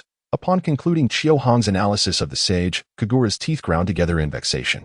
Not only because Chōhong might confront the sage, but also due to the possibility that the annihilation of the Uzumaki clan might have involved the sage's interference, that we are indeed meant to confront the Sage of Six Paths. But he does not yet qualify as our primary target. Then our target is the Otsutsuki clan. Precisely. Chōhong nodded, though he felt that the Otsutsuki clan was hardly worthy of being his adversary. His true foe was none other than himself, his past self. However, it was beneficial for Kagura to have a goal for which he could strive. I understand, Kagura affirmed, realizing that if that were the case, the position of president was indeed of little consequence. Where shall we go now? To the Artisan village. Trade ships navigated between the land of water and the land of artisans, with the former transporting refined iron, coal, and grain to the latter, which in turn sent back currency. This transaction was inherently inequitable, as the land of artisans possessed little that the land of water required. The latter did not even need weapons. The common folk of the sea nation possess an extraordinary capacity for endurance. They lack the genetic predisposition associated with nobility and power. Even wealth holds little significance in the sea nation, for it cannot procure goods from other great nations, and any equipment acquired locally comes at exorbitant prices. Yet, there is no alternative, as the sea nation is devoid of ninjas. In the absence of strength, the populace is left to endure exploitation. However, such exploitation has reached its terminus, for Chōhong has arrived. From the moment they boarded to the moment they disembarked, the two individuals remained undetectable, shrouded in invisibility. They then soared into the skies, first arriving in the capital of the artisan nation, where they seized control of the daimyo and as ministers of civil affairs, finance, and industry, purging the feudal ideologies from their minds and instilling the principles of the Guanghua society instead. Do not assume that the introduction of Guanghua society's ideals would lead to their discovery. The society is also well versed in subterranean struggles and excels in such matters. Subsequently, they ventured to the ninja village. Here, Mere manipulation of the leadership would not suffice, for discovery was inevitable. Thus, Chiohong brainwashed every visible ninja. During this process, he also uncovered a dozen spies from the 5 great nations, whom he promptly subjected to the same cognitive cleansing. In a mere span of 2 days, the entirety of the Artisan nation, along with the ninja village, had fallen under Chiohong's dominion. Upon completing this task, Chiohong wasted no time in returning to the Sea Nation. Proceeding to cleanse town after town, with experience gained from the numerous cleansing sessions, Chiohong realized that not everyone was suited for the Guanghua society. Some individuals were irredeemably wicked, even after brainwashing. They were no longer themselves. And Chiohong was disinclined to allow them to retain positions of power. What to do with such individuals? After much contemplation, Chiohong categorized those who had their memories erased by the Linglong eye into 3 groups. The first category, administrators. These individuals possessed a reasonable level of knowledge, and their crimes were not severe, making them suitable to undertake the responsibilities of governance after memory cleansing. The second category, enforcers. These individuals lacked knowledge, and their crimes were also minor. They could assume roles akin to guards following their cognitive cleansing. The third category, soldiers. These were the severely wicked individuals, whose transgressions could not be absolved by a mere death. Chiohong assigned them to arduous tasks such as land reclamation, road construction, and military operations. In essence, they were to endure the most grueling labor, from a mere student of a ninja academy to an immortal. Chiohong had ascended in just 2 days, while the conquest of an entire nation took him 7 days. This clearly illustrates that reshaping the world proves more challenging than achieving immortality. However, during these 7 days, Chiohong was not solely focused on transforming individuals. The Sea Nation is also a feudal kingdom, rife with bandits, thieves, and corrupt officials. Many of these were transformed into soldiers by Chiohong. Yet, some possessed such abysmal qualities, like the gluttonous officials, weighing 200 to 300 jōnin, resembling pigs. That transformation proved futile. They could hardly move, let alone engage in mining. Chiohong took the opportunity to conduct minor experiments on them. The human brain is shrouded in mystery. If one can unlock the ability to manipulate memory, one can surely develop other capabilities, such as emotional control. Chiohong discovered the organ in the brain responsible for dopamine regulation and integrated all emotion-controlling dopamine into his eyes. Thus, his gaze acquired the power to manipulate emotions. His ocular abilities could manifest various forms of dopamine, allowing him to evoke a spectrum of emotions: joy, anger, sorrow, fear, anxiety, and pain. With a mere glance, this method directly stimulated hormonal secretion. It bore the effects of illusion but was not an illusion in itself. Conventional means of dispelling illusions proved ineffective against it. Techniques like memory manipulation, which directly engage with the fundamental structure of the human body, were termed biological ninjutsu by Chiohong. To date, Chiohong had mastered 3 forms of biological ninjutsu: memory manipulation, emotional control, and growth manipulation. Indeed, Chiohong had identified the organ responsible for secreting growth hormones and the hormones themselves. Consequently, he could utilize his ocular power to expedite the maturation process of an individual. An 8-year-old child, with ample energy supply, could achieve adulthood in mere hours. As for why there were no cases involving younger children, it was simply because Chiohong's targets were severely wicked individuals, the youngest being 8 years old. He do not question why an 8-year-old could be deemed utterly malevolent. This world is replete with children who graduate at 5 and venture forth to commit murder. He had conducted growth manipulation numerous times, initially encountering some issues, such as incomplete organ development. However, under the scrutiny of the Linglong eye, no flaw could evade detection. Thus, each attempt became increasingly refined, culminating in a final experiment where the subject matured perfectly to 18 years of age. With all organs fully developed while cellular vitality remained at the level of a child. In other words, though the body was accelerated in growth, its lifespan remained entirely unaffected. This technique certainly had its limitations. It could only accelerate growth, not reverse aging, yet it was sufficient for Chiohong. Indeed, Chiohong applied this technique to himself. The drawbacks of a 5-year-old body were too significant. Many endeavors remained unattainable, and there were instances when he needed to meet others, necessitating the use of transformation techniques, which made him appear as if he had something to hide. Now, Chiohong presented himself as a youthful figure, with sharp brows and bright eyes, flowing long hair, and an elongated stature. Furthermore, due to his cultivation of immortality, he exuded an ethereal elegance, an otherworldly charm. Henceforth, Chiohong need not claim to be 5 years old. regardless of who inquired, he would confidently declare himself to be 18. Lacking suitable clothing for his new form, Chiohong also devised a celestial garment technique, utilizing his tangible chakra to weave silk into fabric. The 5 colors, green, yellow, white, red, and black, enabled him to create a vibrant array of hues. As Chiohong's chakra was of the supreme 5-element celestial light, akin to a bloodline limit, his celestial garments also possessed properties such as being impervious to dust, absorbing and repelling water and fire, and rendering him immune to various forms of harm.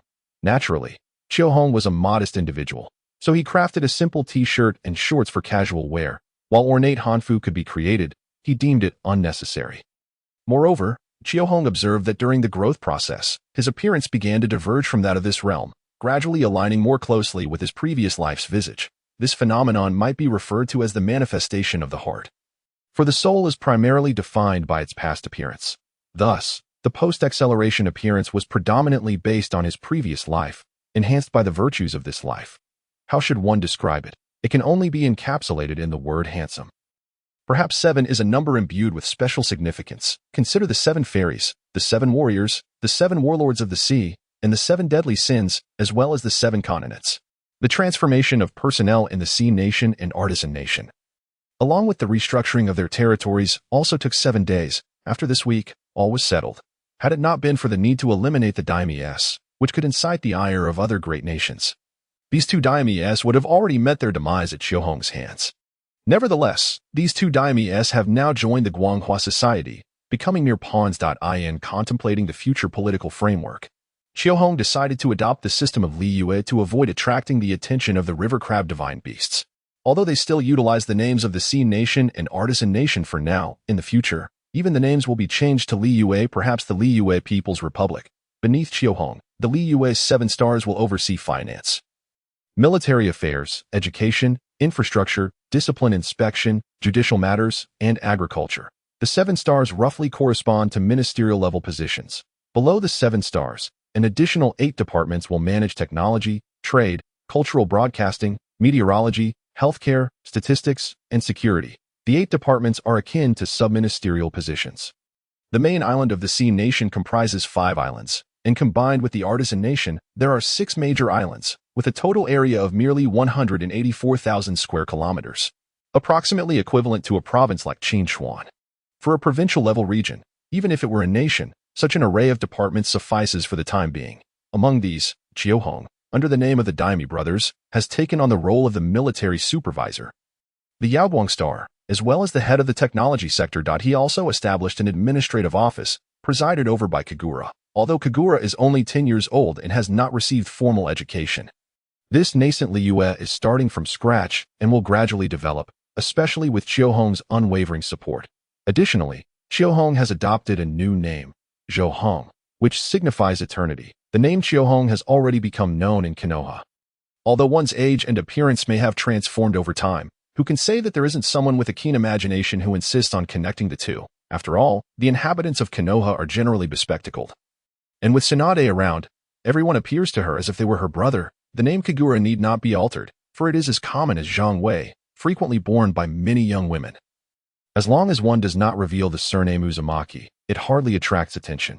Even if it were disclosed, it matters little, for who is unaware that the Uzumaki clan is characterized by their crimson hair, while Kagura possesses azure locks, making it an incongruity. After a fortnight of ceaseless activity, various governmental departments have reluctantly begun to coalesce with an established organization. Diverse information has started to converge towards Chiohong. First and foremost is the situation in Liyue. Merely speaking of it does not provide a vivid depiction. Since Liyue's area is comparable to that of Qinchuan province, Chiohong naturally compares the two. Firstly, in terms of area, Liyue spans 184,000 square kilometers, which is considerably smaller than Qinchuan province's 205,000 square kilometers. However, this discrepancy will soon be remedied, for upon acquiring the official map of the sea country, Chiohong discovered the presence of smaller nations adjacent to it, such as the Island Nation, Fish Nation, and Whale Nation. Here, nations proliferate. Even a mere isle boasting a few thousand inhabitants dares to claim nationhood. Although Chiohong holds such nations in disdain, their territories and populations are tangible assets that will inevitably be acquired in due course. In addition to seizing others' lands, Chiohong can also engage in land reclamation. The sea country is home to numerous mountains, which can be excavated to create new land. Secondly, regarding population, Liyue is remarkably sparse, with a total populace of merely 5.74 million, comprising 5.32 million from the sea country and 410,000 from the artisan country. In contrast, Qinchuan province boasts a staggering 39 million inhabitants, although Qinchuan province is technologically advanced and benefits from fertilizers and pesticides to enhance yields. The sea country lacks the Lus Plateau, and its arable land is still 7 times that of Qinchuan's. Moreover, the sea country is surrounded by ocean, teeming with boundless fishery resources. The fact that Qinchuan's population is 7 times that of Liyue merely indicates the prior mismanagement by the rulers of the sea and artisan countries. Qiuhong is already aware of how the artisan country managed to blockade the sea country. Logically, for a ninja village to blockade an entire nation is an arduous task. How far can a single ninja surveil? One individual cannot oversee a distance of 10,000 meters. Yet, the artisan country has indeed achieved a complete blockade of the sea country. Their methods were reminiscent of Zhu Yuanzhang's policies during the Ming dynasty, wherein coastal villages were relocated inland, and not a single tile was allowed to touch the sea. This explains why, upon Qiuhong's initial arrival in the sea country, there were no villages within a 50-kilometer radius of the coast. They not only restricted the living areas of the sea country's citizens, but also barred access to shipbuilding technology. The shipbuilding artisans of the sea country were either slain or relocated to the artisan country. Digressing, now we arrive at the third point. Thirdly, technology. Qiuhong is uncertain of the technological level in Qinchuan. It should be commendable, as one of the 7 guardians of national defense is stationed there. As for Liyue, the pinnacle of the ninja world, who would have thought? The technological prowess of Liyue is predominantly derived from the artisan country, which monopolizes the production of arms for the 5 great nations, thereby possessing the strongest technological capabilities. The artisan country excels in mining, metallurgy, alloy production, and casting, firmly establishing itself as the global leader in heavy industry. Furthermore, the explosive talisman was also invented by the artisan country, making its explosive technology the foremost in the realm. In addition, the artisan country has developed techniques that integrate sealing jutsu, ninjutsu, and forging, enabling the creation of tools that surpass the legendary 7 ninja swordsmen, approaching the caliber of the 6 paths tools. Indeed, when considering technology alone, the cutting-edge tools of the artisan country far surpass those of the 6 paths, which merely stem from the creator's superior realm and strength. Nonetheless, Qiuhong has also observed the artisan country's shortcomings, primarily its excessive focus on heavy industry, leading to a neglect of advancements in other technological sectors, such as biotechnology and electronic information technology, while the artisan country remains relatively advanced at present. In a few years, when televisions, computers, and refrigerators emerge in the ninja world, the artisan country may find itself outpaced by the times, heralding its decline. The reason for the emergence of a figure known as the 4 celestial phenomena during Naruto's era, who aspired to dominate the ninja world, is clear. It signifies the waning of the artisan country's era, as the current conditions are not as favorable as in the past. The ninjas of the artisan country yearn for the bygone days of prosperity and naturally contemplate resurrecting their ancestors to reclaim their former glory.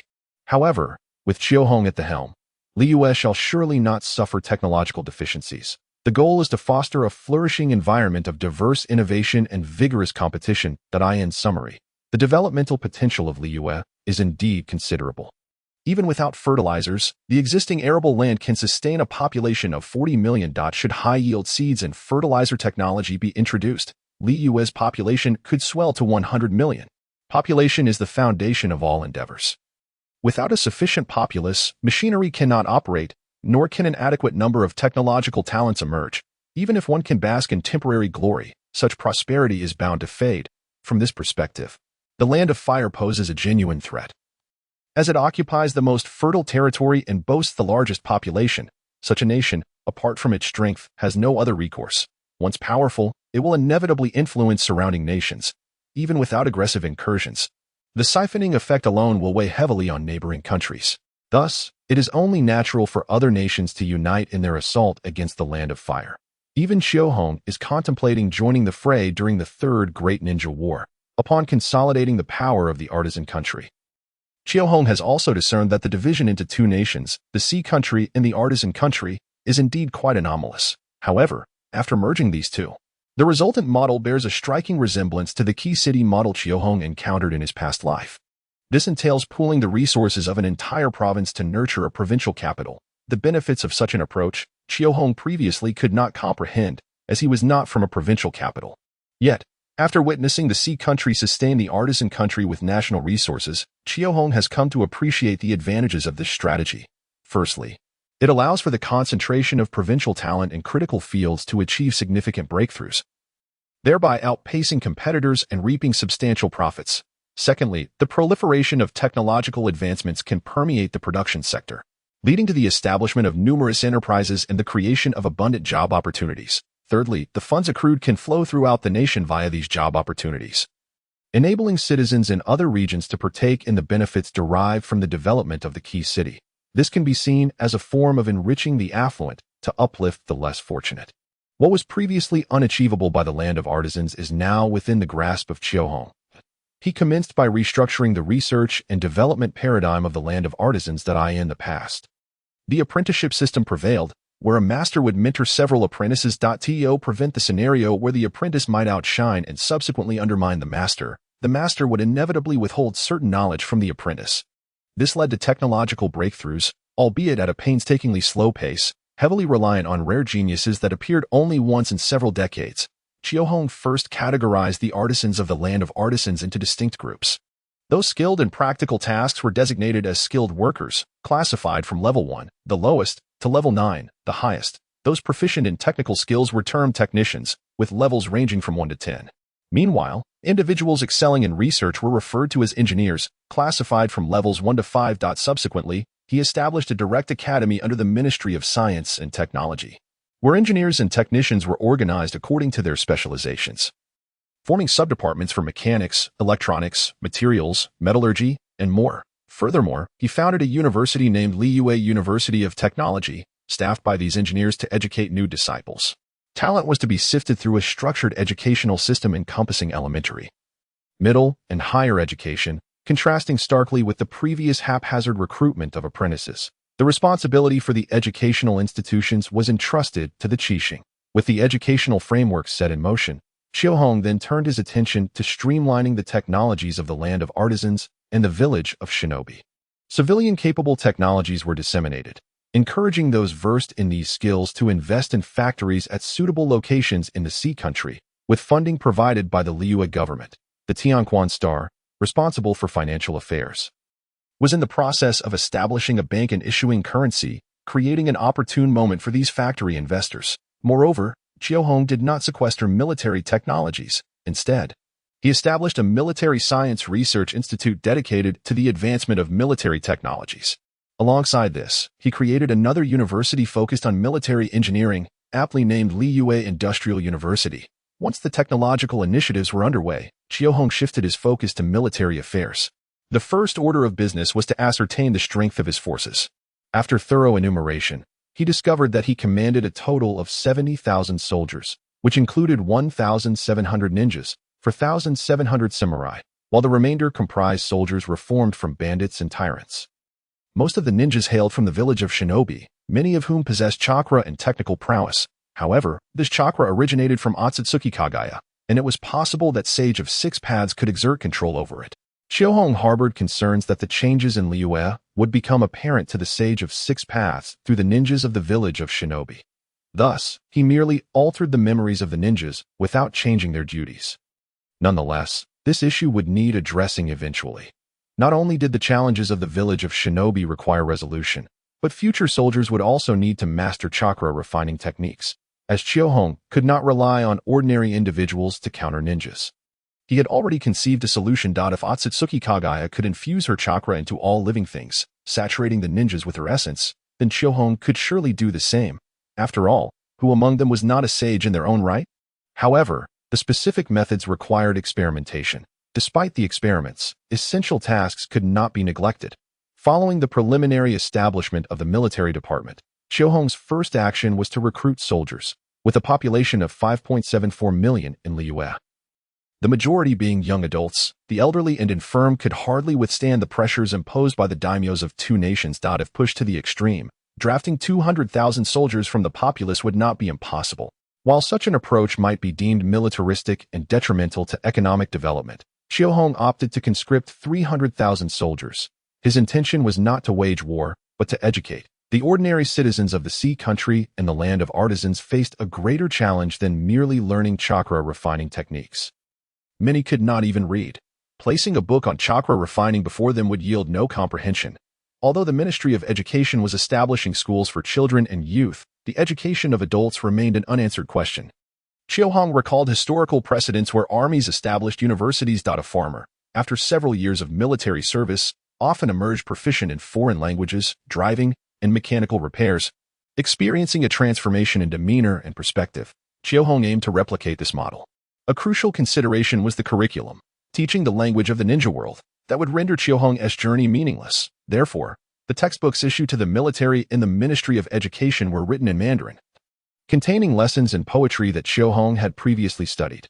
Naturally, this included historical content, as learning about Li Bai's poetry would inevitably lead to inquiries regarding Li Bai's identity, quickly revealing that such a figure did not exist in the ninja realm. Xiaohong had solutions for this dilemma, which would be addressed later. The ninja language already encompassed 2,000 Chinese characters. Thus, pure Mandarin was not entirely untranslatable, albeit somewhat awkward. Xiaohong simplified these 2,000 characters according to his methodology, providing standardized phonetics and adding 1,500 commonly used characters, totaling 3,500 characters. This would be the educational material required for 2 years at the military university and 6 years at elementary school. Throughout this entire process, no discrepancies would be detected. Even if outsiders visited, they would merely assume Xiaohong was simplifying the learning process, never suspecting that he was quietly transitioning the language of the ninja world from the language of ninjas to Mandarin. After all, the ninja language was merely a dialect of Mandarin, with only slight differences. By the time they completed their education or left military service, they would essentially be transformed into authentic citizens of Liyue. Within a decade, the entire population of 5.74 million in Liyue could be thoroughly reformed. Xiaohong dispatched thousands of clones to serve as instructors, initiating training for the 300,000 new soldiers. One's intelligence quickly becomes apparent. For instance, teaching basic directions, the astute would remember after a single demonstration, while the less capable would struggle endlessly. Xiaohong selected the intelligent individuals, who could master all training content within a mere 7 days, subsequently appointing them as instructors, thereby liberating his clones from teaching duties. By nightfall, while the less adept rested, the more astute were gathered to commence their lessons. Although Xiaohong had not engaged in formal military education, he had perused The Art of War, 36 stratagems, and Mao Zedong's selected works, alongside numerous war novels, histories, and films. He was also aware of the Sanon reorganization, the 3 main rules and 8 points of attention, and the 16 character guidelines for guerrilla warfare. Understanding that discipline is paramount in large-scale military operations, he had observed various YouTubers simulate historical battles, such as the 4 crossings of the Red River, multiple times. While he had not grasped these concepts earlier, his newfound insight post-transmigration allowed him to comprehend broader strategies. This breadth of knowledge undoubtedly surpassed that of countless ordinary individuals, particularly since the ninja world struggled to find a conflict involving over 100,000 troops. Moreover, even those from traditional military families could hardly acquire such extensive military knowledge in an era devoid of advanced information dissemination. Thus, armed with this knowledge, Xiaohong confidently addressed his students. After all, everyone was just beginning. They would learn and explore together. Was it not said that working while learning might yield better results? While his clones conducted the lessons, Xiaohong's main body remained industrious, contemplating how to eliminate Kagaya's will from the chakra. To remove the will embedded within the chakra, one must first understand its origin. The general notion was that Kagaya consumed the chakra fruit, bestowing chakra upon this world. But what kind of reasoning was that? How did her consumption of the chakra fruit lead to the proliferation of chakra? What were the principles and evidence?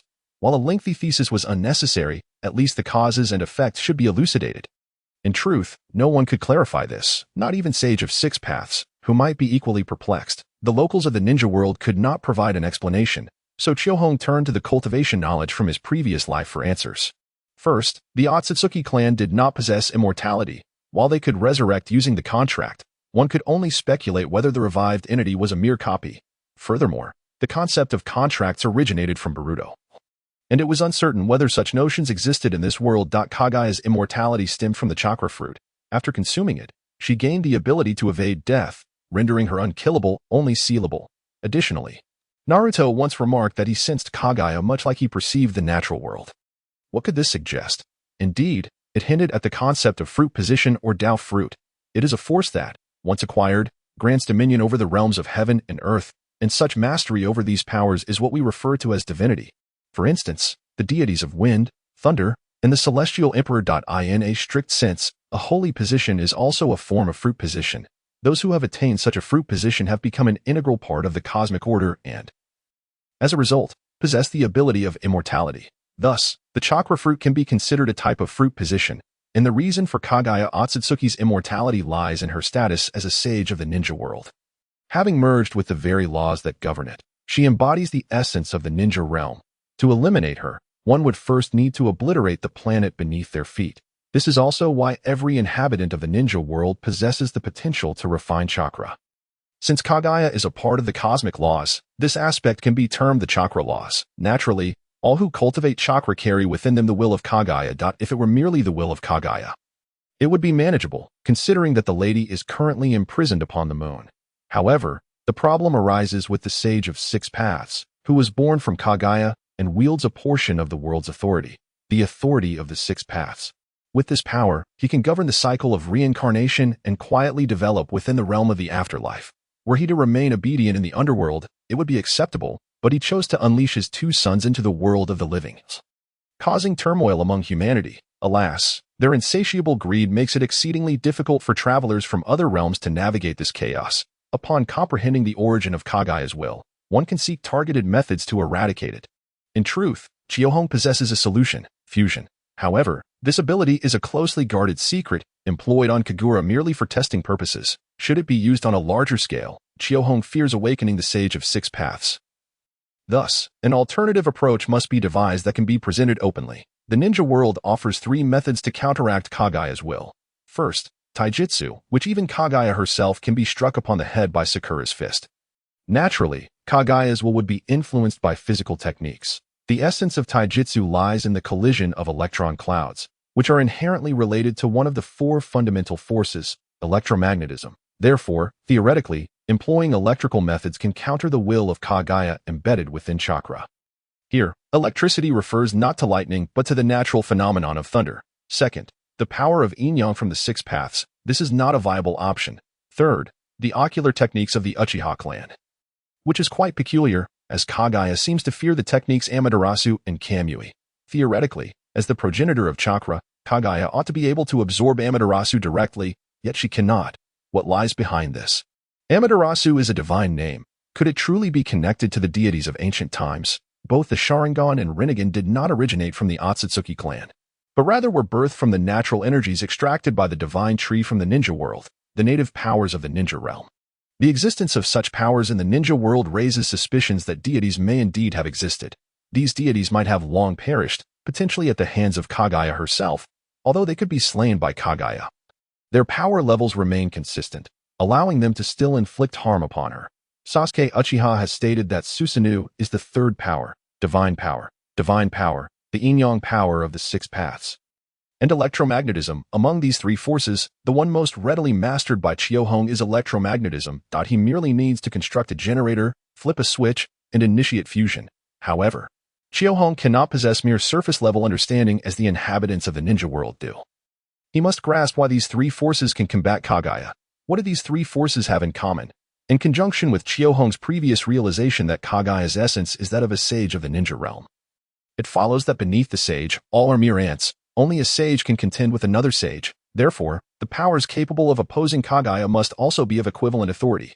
Divine power, the yin-yang power of the Six Paths, and electromagnetism are all powers that Kagaya has yet to master. Upon reaching this conclusion, Chiyohong's thought process has expanded significantly. Thus, the ultimate power within the ninja realm is not merely bloodline limits, but authority.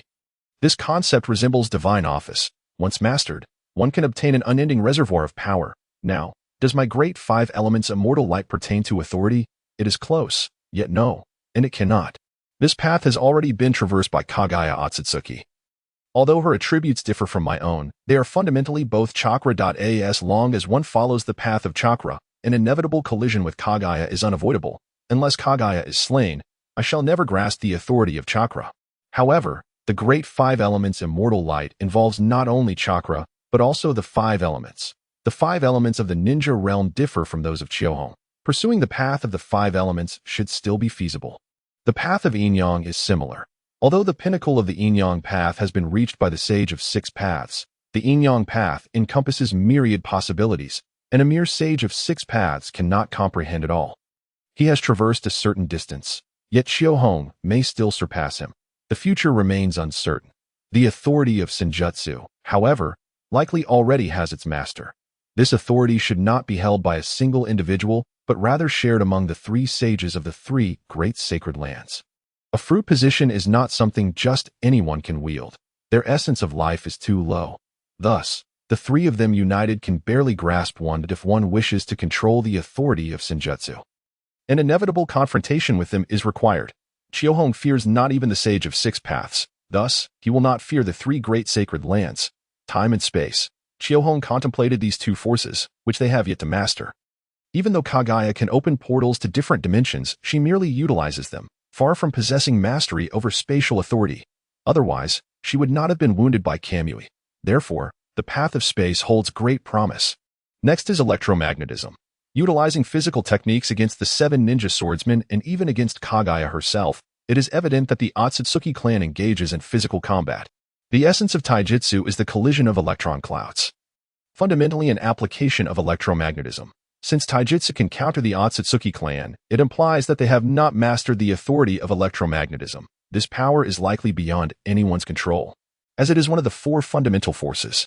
To command such power transcends mere ninja sages. It would be the authority of cosmic sages. First, Chiohong will pursue electromagnetism and subsequently explore the possibility of mastering space. Chiohong never anticipated that in merely analyzing how to address the chakra issues within the ninjas of the crafting ninja village, he would inadvertently discover his own future path that Yin-Yang, five elements, Senjutsu, electromagnetism, space. These, along with the previously conceived notion of the mind, comprise the foundation of his journey in this universe. The urgency of addressing Kagura's will cannot be overstated. Thus Chiohong will begin with electromagnetism. Finding electrical currents is straightforward. One learns in middle school that cutting magnetic lines with a conductor generates electricity. Chiohong initially planned to have the engineers of the crafting nation create a generator. However, halfway through his flight, he suddenly spotted thunderclouds in the sky. This is fortuitous. No need for a generator now that he plunged directly into the thunderclouds, and in an instant, an endless surge of lightning surged toward him. What the hell? Chiohong exclaimed in shock, hastily employing the Great Five Elements Immortal Light for defense. The Great Five Elements Immortal Light can indeed withstand electromagnetic forces, yet Chiohong distinctly felt the effectiveness was lacking. The current continued to erode the protective light. Fusion. Without hesitation, Chiohong decided to merge the forces. In theory, this should be effortless, yet this time, the fusion proved to be far from simple. Chiohong even observed the radiance of the merging force emanating with a brilliant white light. Yet the two powers stubbornly refused to unite. The fusion talent was not invincible. Chiohong was taken aback, his heart sinking. He had assumed that anything could be fused. Yet now the great five elements immortal light and electromagnetism failed to merge? What could be the cause? Is it a matter of power levels, a limit to the fusion ability, or perhaps a lack of connection between the two forms of authority, rendering fusion impossible under the auspices of Chiohong? The concepts of yin and yang, the five elements, and electromagnetic force stand as the pinnacle of power in this world, intimately connected to authority. The endeavor to merge such forces is undoubtedly a formidable task. After a prolonged attempt, it became evident that the two forces remained distinctly separate, prompting Chiohong to abandon the attempt. However, this was merely a retreat from merging the grand five elements celestial radiance, not from the integration of electromagnetic force. If the grand five elements celestial radiance proves ineffective, perhaps employing raw muscle would yield better results. Chiohong dissipated a significant portion of the grand five elements celestial radiance from his skin. And in an instant, lightning accompanied him like a shadow, striking his arm. What the hell? The lightning surged through his skin, penetrating directly into his nerve fibers. Despite his robust physique, he found himself powerless against such a fundamental assault. His entire body succumbing to a tingling sensation, leaving his mind momentarily dazed. Fortunately, this disorientation was fleeting. Had he failed to maintain control over the grand five elements' celestial radiance for longer, he might have perished amidst the storm clouds. Do not inquire why one who has attained immortality could still be struck down by lightning. He had not yet refined his body. Integration, just before losing consciousness, Xiaohong's thoughts stirred in the next moment. He was not only awake, but also startlingly alert. At that moment, he sat aloft in the heavens, his entire being enveloped in blue and white lightning. Even his eyes transformed into shades of blue and white. Without the utilization of the five elements' celestial radiance, he was able to occupy a high celestial position, achieving a state of anti-gravity through the manipulation of electromagnetic fields, mastery of electromagnetism in the vast expanse of the cosmos. Boundless magnetic fields illuminated Xiaohong's consciousness in an instant. His perception expanded freely, reaching distances of 10 kilometers, 20 kilometers, 50 kilometers, and finally 100 kilometers. That it was only after traversing 270 kilometers that this range met its limit. Electromagnetic perception. With a mere thought, the currents enveloping him took form, coalescing into a blue and white robe that adorned his figure. Electromagnetic barrier. Attuned to the omnipresent electrons in the universe, Xiaohong recalled the ephemeral techniques and water-based transformations. And in a fleeting thought, he found himself in an entirely different location. Electric field teleportation. He had already been a formidable immortal prior to mastering electromagnetic force, and now, endowed with this newfound power, he required little time to acclimate, swiftly unlocking numerous functionalities that in terms of practicality and energy levels, he surpassed even the adjacent Bilibili. After all, his body contained chakra, granting him a foundational prowess far superior to that of Bilibili. Thus, even if wielding abilities of equal caliber, his output eclipsed that of the likes of Kan and Sister. In reality, the mastery of electromagnetic force does not adhere to notions of hierarchy, unlike chakra, which is categorized by attributes and bloodline limits. It is contingent upon the strength of one's perception and control, allowing for the manipulation of greater quantities of electromagnetic energy, emphasizing sheer force. If any power were to approach the principles of force, it would indeed be electromagnetic force. The ability to manipulate an electric field within a 1-meter radius starkly contrasts with that of 1,000 meters. Yet, Xiaohong possessed the capability to control an electric field spanning a radius of 270 kilometers. Transform into a madman? Xiaohong mused briefly before shaking his head. Only those incapable of mastering their own power could be deemed madmen. With his innate talent for control, there was no possibility of losing grip. That said, how does one utilize electromagnetic force in combat? Though seemingly a foolish question, it was, in fact, quite astute. Whether employing lightning release or natural lightning, others could discern the nature of one's abilities at a glance. The entry into the realm of electromagnetic force was not particularly challenging. Xiaohong could harness it through fusion, while those with heightened perception could manipulate their own bioelectricity to gain entry. Often, technical mastery is merely a matter of thought. Once the ninja world becomes aware of the potential to control electromagnetic force, it is certain that someone will devise methods for its mastery. Xiaohong had no intention of creating rivals for himself. Thus, he refrained from employing mere lightning, though an electromagnetic cannon would suffice. Furthermore, Xiaohong contemplated another matter, the ninjutsu of the ninja world. Beyond their ability to combine with natural energy to become sage arts, they could also merge with natural power, amplifying their might. For instance, a wind user wielding a fan could harness the winds of nature, allowing a high-ranking ninja to send Uchiha Madara flying. A lightning user controlling the natural lightning could elevate their ninjutsu rank to S-class. It was not solely natural energy that held great potential.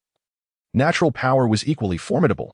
Therefore, Xiaohong could indeed cultivate lightning release and combine it with his electromagnetic force, thereby creating a novel form of lightning release. With this new technique, others would perceive it as an immensely powerful secret art, oblivious to its electromagnetic underpinnings.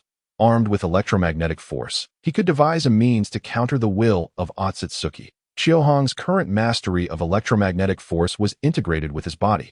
Thus, he need not merge it with his eyes once more. Arriving atop the Artisan ninja village, he activated his Linglong, EYEAS. All his biological ninjutsu were released through the Linglong eye. Xiaohong gradually adapted to utilizing his eyes for ninjutsu. After all, resolving conflicts with a mere glare was undeniably impressive. Electromagnetic wave. Through his eyes, Xiaohong emitted electromagnetic waves imbued with his power toward the entire Artisan ninja village, simultaneously observing the chakra conditions within the ninjas of the village. A change, following his integration with electromagnetic force. Xiaohong's observational acuity reached an extraordinary level, enabling him to perceive even atomic nuclei. He was perilously close to handcrafting an atomic bomb, at such precision. He could naturally observe the minutest fluctuations in the chakra of the ninjas. He noted that their chakra began to tremble and radiate heat under the sweep of the microwaves. However, the ninjas of Artisan Ninja Village felt nothing, as the temperature changes were too subtle. Yet, those currently learning ninjutsu recognized that their control over chakra was improving, making the release of ninjutsu far more efficient. This was due to the diminishing influence of the Akatsuki will within their chakra, replaced instead by the ninja's own volition. Upon clarifying the nature of Kagaya Akatsuki's existence, Xiaohong understood that since the laws of chakra were already inscribed upon this world, eradicating Kagaya Akatsuki's will would not lead to the disappearance of the ninja's chakra. Rather, it would enhance their control over it. Once the will was completely obliterated, chakra would belong entirely to the ninjas themselves, allowing them to perform ninjutsu with one-handed seals upon reaching the Chunin level. And even omitting seals entirely as Yoni-N.as for jōnin, they would still require seals to assist their learning initially. Indeed, it is possible. Observing this scene, Xiaohong felt a surge of joy. His efforts had eradicated not only Kagaya Akatsuki's will but also the Sage of Six Paths' control over chakra. Without Kagaya Akatsuki's will to serve as a conduit, the Sage of Six Paths would be unable to perceive the changes in Artisan Ninja Village through chakra, nor could he draw the souls of the deceased ninjas into the Pure Land. Relying solely on passive absorption through the planet, would Xiaohong allow such a thing? After all, he intended to compete for souls. Of course, the sudden disappearance of 1,000 chakras might attract the attention of the Sage of Six Paths. And given the unique status of Artisan Ninja Village, it could provoke an assault from the 5 great nations. After all, even a sealing technique from the Land of Whirlpools could incite attacks from the 5 great nations. Naturally, the forging technology of Artisan Ninja Village would elicit similar reactions. Thus, Xiaohong merely skimmed the surface, refraining from completely obliterating Kagaya Akatsuki's, while he decided to retain the 1,700 ninjas for the time being. When the Third Great Ninja War erupted, those adept in combat would be sent to the battlefield, while those skilled in technology would focus on their research, and chakra refinement would be put on hold. The older individuals would pass away naturally, while the younger ones would be sent to Xiaohong School for Education. These ninjas would remain inactive, but those born elsewhere in Liyue would need to cleanse themselves of Kagaya Akatsuki's will in an instant. As for how to achieve this, Xiaohong certainly could not visit each one personally. Thus, he began to study the forging of ninja tools in Artisan Ninja Village. He aimed to create a device capable of purging the will of Akatsuki. In the future, he would issue an edict that chakra refinement techniques could only be taught in schools, or perhaps even allow 5-year-olds to board in school. Then, this device would be placed within the school, functioning like a radar, identifying those who had refined chakra and summoning them forth. In Konoha Village, the Mido clan. A somewhat trembling middle-aged man knocked on the door of Mido's residence. Lord Mido, has my son Fong gone off on a mission? It has been over half a month since we last saw him. Indeed, Mizuho Kata has been deceased for half a month, yet astonishingly, no one has noticed. This seemingly abnormal scene is, in fact, quite typical. Mizuho Kata hails from a prestigious family and harbors disdain for his fellow teachers at the same school, resulting in poor interpersonal relations. His own character is rather lacking. It is not uncommon for him to take leave and skip classes, all without notifying the principal or head of his grade, typically only informing them upon his return. Consequently, upon his disappearance, his colleagues assumed he had merely ventured outside the village in search of pleasure, treating the matter with indifference. His family shared a similar mindset. Even though Mizuho Kata's absence extended beyond the usual duration, his family remained unconcerned. After all, Mizuho Kata is also a ninja, and it is not unusual for ninjas to be reassigned by the village for urgent missions that they cannot report home about. As for the notion that Mizuho Kata is unworthy of such tasks, who would regard their own son as inferior? Moreover, Mizuho Kata is not truly inept. At the age of 17, he is already a nin, a crucial pillar of Konoha, where upper ninjas are not found in abundance. Thus, Mizuho Kata simply vanished for half a month. It was only when his elderly father could no longer withstand his mother's incessant nagging that he sought out the home of Mizuho Kata's father, Mizuhomon. Meanwhile, the disappearance of Akiyuki was promptly noted by the director of the orphanage, yet he did not concern himself with the matter. At that time, the director of the Konoha orphanage was not Yashir Naoyu, but rather Yashir Take. Yashir Take had once been a traveling physician, arriving in Konoha during the First Great Ninja War to escape the chaos. At that time, medical ninjutsu was still in its infancy. And Yaoshiritake's knowledge of medicine caught the attention of Shinji Tobarama, leading to his placement at the Konoha hospital. However, as medical ninjutsu began to take root, the significance of herbal medicine gradually diminished. Coupled with the ascension of the Third Hokage and the appointment of Tsunade as the head of the medical department, Yaoshiritake was soon deemed an obstacle due to his mediocre medical skills despite his elevated status. Upon realizing that Yaoshiritake could not grasp medical ninjutsu, Tsunade took delight in the situation and established several training sessions for medical ninjutsu, selecting those with the aptitude for it. To ensure fairness and openness, she also included Tsunade. Surrounded by a multitude of ninjas capable of learning medical ninjutsu, Yaoshiritake's downfall was inevitable. His reputation plummeted, and he gradually lost the ability to manage the nurses under his command. Disheartened, Yaoshiritake resigned from his position, though Sarutobi Hiruzen attempted to dissuade him, ultimately without success. However, he offered Yaoshiritake a different role, that of the present Konoha orphanage director. Even at the orphanage, Yaoshiritake did not abandon his medical aspirations. He began selecting talented orphans to impart knowledge of herbal medicine and the medical ninjutsu he had learned, although he could not apply it himself. He diligently took notes. It was within this larger context that Yaoshiritake noticed Akiyuki's absence. Had it been merely Akiyuki who was missing, Yaoshiritake would certainly have reported to the Third Hokage. However, Akiyuki was not the only one to vanish. In fact, for the past 2 years, Yaoshiritake had observed that orphans would occasionally go missing. Often, these children were later discovered in the wilderness, either having drowned or fallen prey to wild beasts. Such incidents could be classified as normal fatalities, as children are prone to mischief, and a single director cannot effectively monitor every child. Yet, in recent years, many orphans have disappeared without a trace, no signs, no bodies. Yaoshiritake has inquired with Sarutobi Hiruzen, who assured him that an investigation would be conducted, but no further information emerged.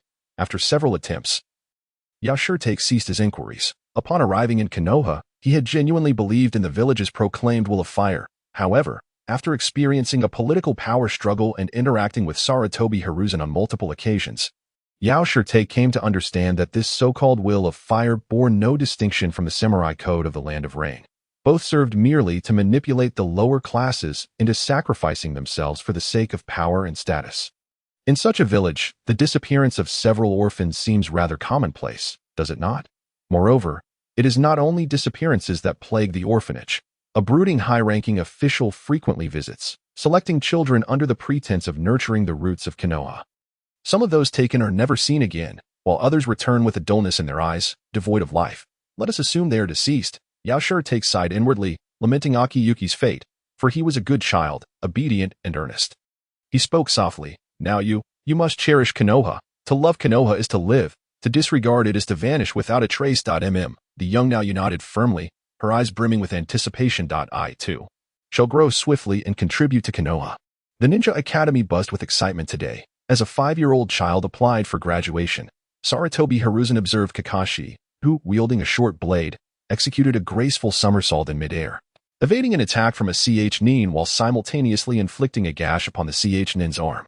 His face radiated warmth and admiration, and he turned to his companion, Akatsuki Sakumo, to commend him for his exemplary parenting. Yet, beneath the surface of his gaze lay an abyss of indifference. Akatsuki Sakumo's prowess and prestige had reached a level that demanded Hiruzen's respect. It was one thing for Sakumo to possess great strength. It was another for him to produce such a prodigious son. Under his tutelage, what heights might this child achieve? Presently, whispers circulated within the village, advocating for Akatsuki Sakumo to be named the 4th Hokage, that if he were to serve for 15 years, Kakashi would be 20. Surely, his abilities would not be lacking. What then, should Kakashi continue as Hokage? Among his peers, is there anyone capable of rivaling him? Furthermore, Akatsuki Sakumo was still relatively young, with the potential to sire more children if 2 more prodigies like Kakashi were to emerge. Konoha already boasted an abundance of clans. The Hatake clan was not needed. Sarutobi Hiruzen turned his gaze towards a disdainful Uchiha youth, whose eyes shimmered with jealousy and sighed within.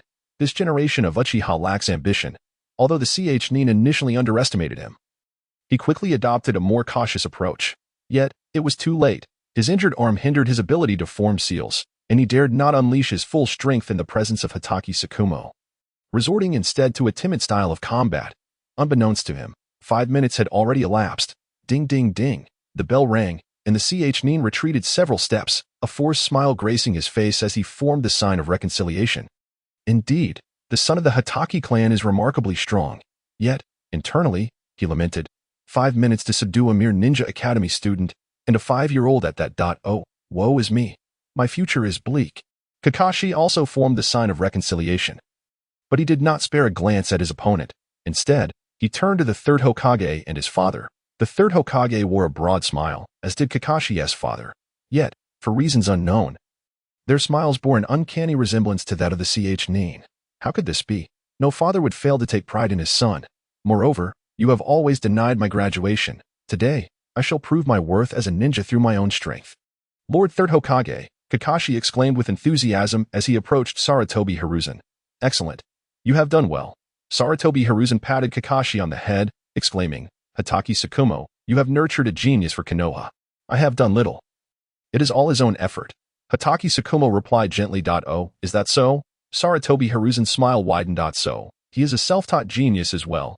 Kakashi nodded proudly, discreetly glancing at his father.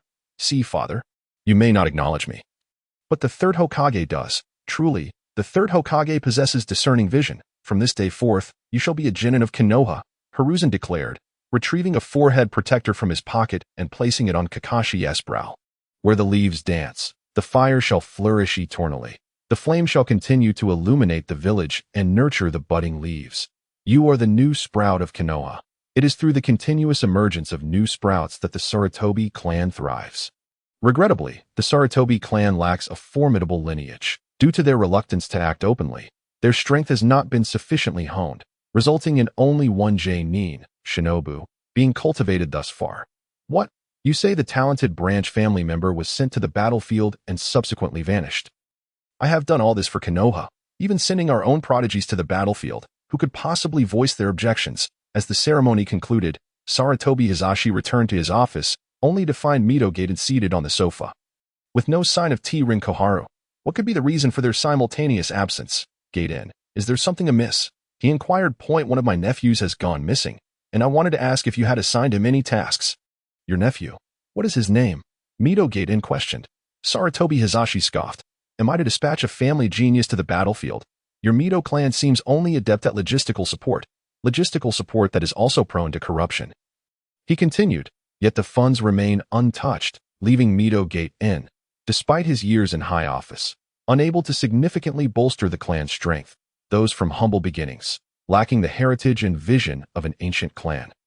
Fail to grasp that status and wealth are ephemeral. The true essence of a family lies in its numbers. Mito Fong, a jōnin instructor at the Konoha Ninja Academy, Mito Gaiden stated. Ninja Academy, instructor? Sarutobi Hizashi frowned.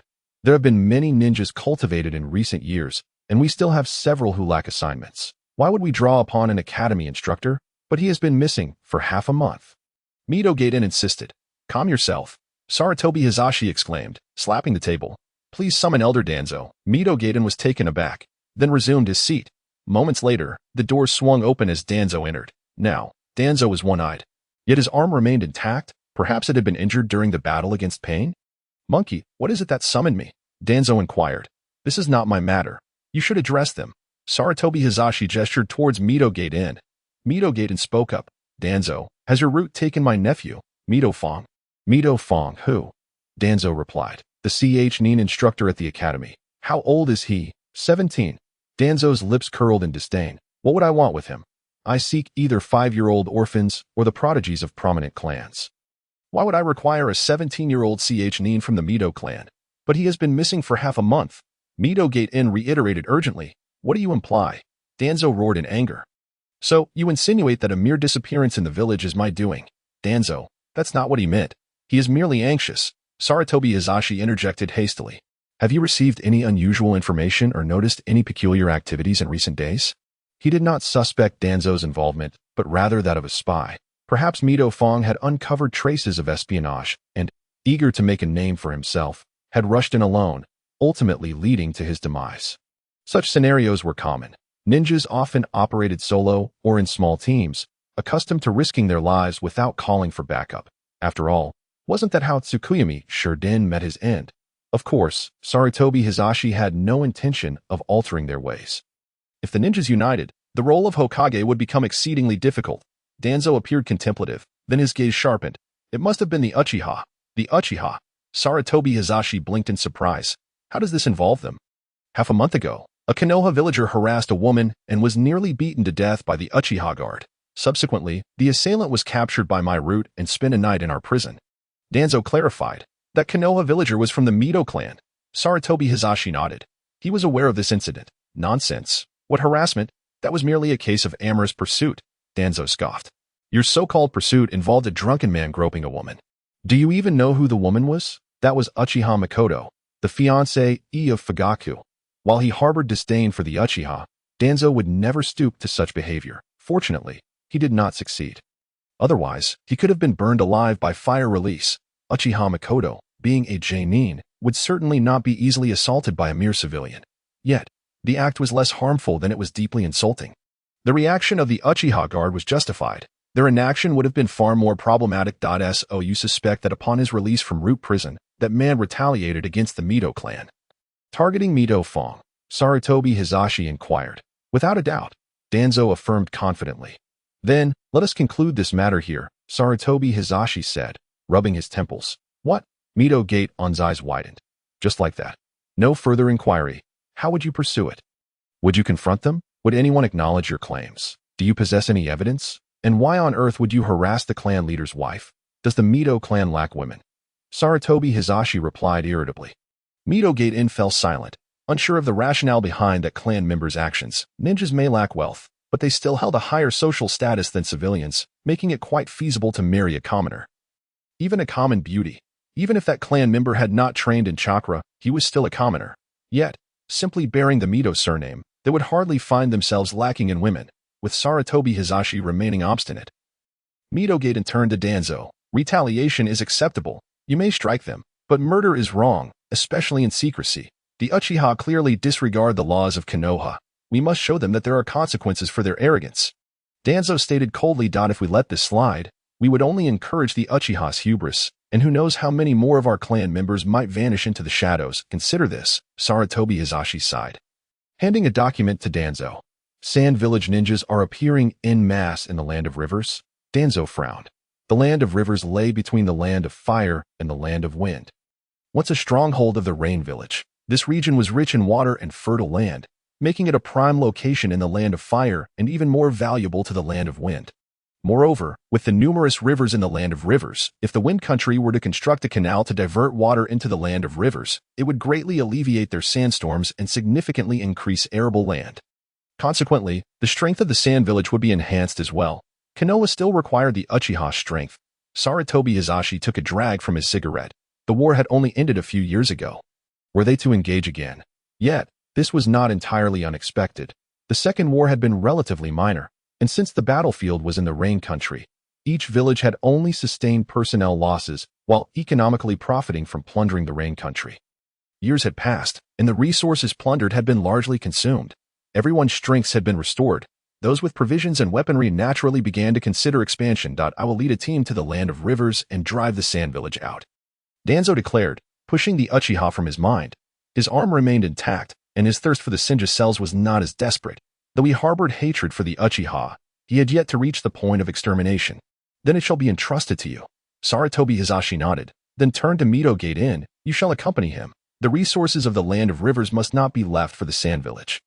Mito Gate In agreed, for the resources of the Land of Rivers could not be left for the Sand Village to claim. As for Mito Fong, the blame would be placed squarely upon the Uchiha for now. After the conflict concluded, they would settle the score. News of the friction between Konoha and the Sand Village in the Land of Rivers soon reached Chiohong's ears. As a military-industrial conglomerate, the Craft Ninja Village naturally possessed its own intelligence channels. However, spies in the Craft country were few, and much of the intelligence stemmed from subordinate distributors, resellers, and information brokers. Thus, the information received was often second-hand. Fortunately, the speed was not slow, and it sufficed for the time being. A map was displayed on the wall, illustrating the southern region of the Land of Wind, the northern region of the Land of Fire, and the entirety of the Land of Rivers, which had been the primary battleground during the Third War. Chiohong stroked his chin thoughtfully. He remembered that the Third War had ignited due to the death of the Third Hokage. Logically, that event occurred many years later. Why were tensions flaring now? Or had there been minor skirmishes leading up to this? Chio-hong had long harbored a question. It was said that the Second War lasted 3 to 4 years, and the Third War also spanned 3 to 4 years. However, the conundrum lay in the fact that the total number of ninjas worldwide was merely in the tens of thousands, with only slightly over 10,000 deployed to the battlefield. How, then, did such a meager force manage to wage war for 3 years? For instance, the Third Great Ninja War is said to have lasted from the 48th to the 51st year of Konoha. A total of 3 years, precisely 1095 days. If Konoha had an army of 50,000 participants, it would mean that a mere loss of 50 individuals each day would lead to their complete annihilation within 3 years. Yet, the people of Konoha have not perished entirely. Could it be that the daily casualties during battle did not even reach 50? The intelligence gathering has evidently been lacking in precision. With a sigh, Chio-hong reflected that while he was aware of the friction between Konoha and Sunagakure, he remained oblivious to the specifics of the conflict. That a more detailed understanding would surely illuminate the intricacies of how ninjas engage in warfare. However, one cannot hasten the development of intelligence systems. Such endeavors are inherently gradual and protracted. Moreover, Chio-hong did not possess suitable personnel for intelligence work, so he decided to take his time. After completing his analysis of the intelligence, Chio-hong turned his focus to his own training. Yin-yang, the 5 elements, electromagnetism, space, time, and the mind. These constituted the 6 great paths he had charted for himself. Among them, Yin-yang, the 5 elements, and electromagnetism had nearly reached their current limits, leaving the remaining paths to be honed through painstaking effort. Devoid of any opportunity for sudden enlightenment, he would have to wait for the divine intervention of Shinra for space, seek the aid of another deity for the mind. While time presented no avenues whatsoever, for a moment, Chio-hong felt an unsettling sense of stagnation in his progress. Nevertheless, his strength continued to rise swiftly, albeit at a pace less rapid than in previous days. This is often the nature of cultivation, rapid advancement in the early stages followed by a gradual slowdown later on. Lord Yaoguang, new intelligence has arrived. While lost in thought, his secretary placed the new report on Chio-hong's desk. Chio-hong glanced at the secretary, who had intentionally bent forward, revealing her ample bosom, causing a surge of warmth within him. He waved his hand dismissively. It's fine. You may go. Yes. A flicker of melancholy crossed the secretary's eyes, but she obediently exited. Chio-hong felt somewhat speechless. He was not one to indulge in such affairs. Yet this secretary fancied herself to be his devoted aide. In truth, she was the daughter of a prominent noble. Her memories having been altered, that noble was notorious for heinous acts, commanding slaves to slaughter farmers and committing countless atrocities. Yet, his daughter had received a fine education, making her one of the few talents in the nations of the sea and the crafts. Chio-hong had reformed this girl and appointed her as his secretary. Just days prior, she had been quite composed. What had caused her to become so fervent today? Perhaps it was time for him to seek companionship. Although he had been reborn at the age of 5, he had only inhabited that youthful body for a few days, and thus, the memories of that age were faint. Deep down, Chio-hong still considered himself to be that young man in his 20s. A person's worldview is largely shaped by the age of 20, and it tends not to change thereafter. Chio-hong was an ordinary young man from China, holding a passionate heart and a sharp mind. Previously, he had not contemplated women for 2 reasons. His body was not suitable, and he had been constantly enveloped in danger, leaving him little room for such thoughts. Now that his body had matured to 18 through growth techniques, and his strength had reached a level where he could rival any opponent, it was only natural that he should consider building a harem. He could not continue to pursue pure love after having crossed over. He began to ponder his potential targets: Tsunade, Makoto, Kushina. Perhaps Kushina was off the table, as she was already enamored with another. During this period, suitable candidates were scarce. As for the likes of Yugao, Yuzuki Wei, Samui, and Terumi Mei, they were still mere children. As Chio-hong perused the intelligence report on his desk, his gaze brightened. Indeed, it seemed that what one thinks about often comes to fruition. The report revealed information about Tsunade, one of the legendary Sannin of Konoha. Due to the tragic loss of her brother and lover during the Second Great Ninja War, she had developed hemophobia and left Konoha after the war, ostensibly in search of a cure, but in reality, she was merely wandering through casinos and taverns. Fortunately, she was a medical ninja. Even inebriated, she could regain her composure in less than a second, thus avoiding the fate of being found dead by someone else. However, this only sufficed against ordinary individuals whose strength paled in comparison to hers. If a powerful adversary of equal caliber were to target her, it would be all too easy for her to come to harm. Meiguching, Chio-hong murmured, and as he did so, a wood clone separated from him, taking his place in the office. Meanwhile, the real Chiohong vanished, reappearing in Liyue. Meiguching was no different from other towns in the Land of Fire. Replete with casinos and brothels, this was quite typical. The towns in the Land of Fire were predominantly managed by nobles, who, lacking knowledge of technology and industry, relied solely on gambling and prostitution as their means of income. Were it not for the ninja world's lack of knowledge about certain special plants, it was likely that opium dens would have proliferated throughout the realm. Chiohong did not rush to approach Tsunade. Instead, he chose to trail her for several days to ascertain her movements. After 3 days, he devised a plan. One evening, after a day of gambling, Tsunade returned to her inn, intoxicated. Approaching the front desk, she looked at the attendant with bleary eyes, suddenly realizing that this attendant seemed somewhat unfamiliar. "Hey, are you new here?" Tsunade inquired, curiosity piqued, primarily due to the attendant's good looks, which stood in stark contrast to the drab appearance of those she had encountered in recent days. "Indeed," replied the handsome attendant, offering a warm smile and a slight bow. "I'm the new night shift attendant. Please feel free to call upon me for any needs." "Service? I have no need for your services." Tsunade muttered under her breath. Though she admired the attendant's looks, she had no intention of asking him for anything. The women in the ninja world tended to be quite traditional, especially someone like Tsunade, who hailed from a prestigious lineage spanning 1,000 years. Although her attire was quite revealing, her inner self remained rather conservative. Logically, after their brief exchange, she should have taken her leave. Yet, the more she looked at the attendant, the more she found him endearing. An inexplicable joy welled up within her, making her reluctant to depart. "Is there anything else you require, esteemed guest?" "And no, nothing." Tsunade's face flushed, and she lowered her gaze, internally chiding herself. "Tsunade, what are you doing? Haven't you seen a handsome man before? Pull yourself together." Despite her thoughts, her feet felt anchored to the ground. Though she was a ninja, how could she withstand the effects of hormones from a different realm? "Yes, you seem to be quite inebriated." The handsome attendant finally realized something was off. "Perhaps I should escort you to your room." All right."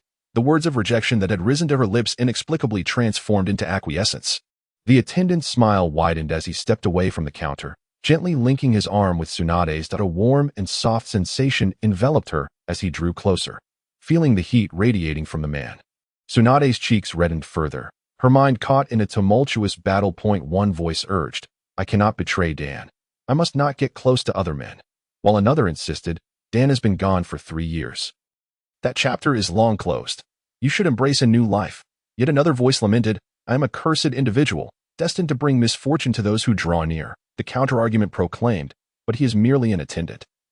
He has no ambitions of becoming Hokage. Surely, nothing untoward could happen." In the blink of an eye, they arrived at the door of her room. Tsunade still had not uttered the words to dismiss him.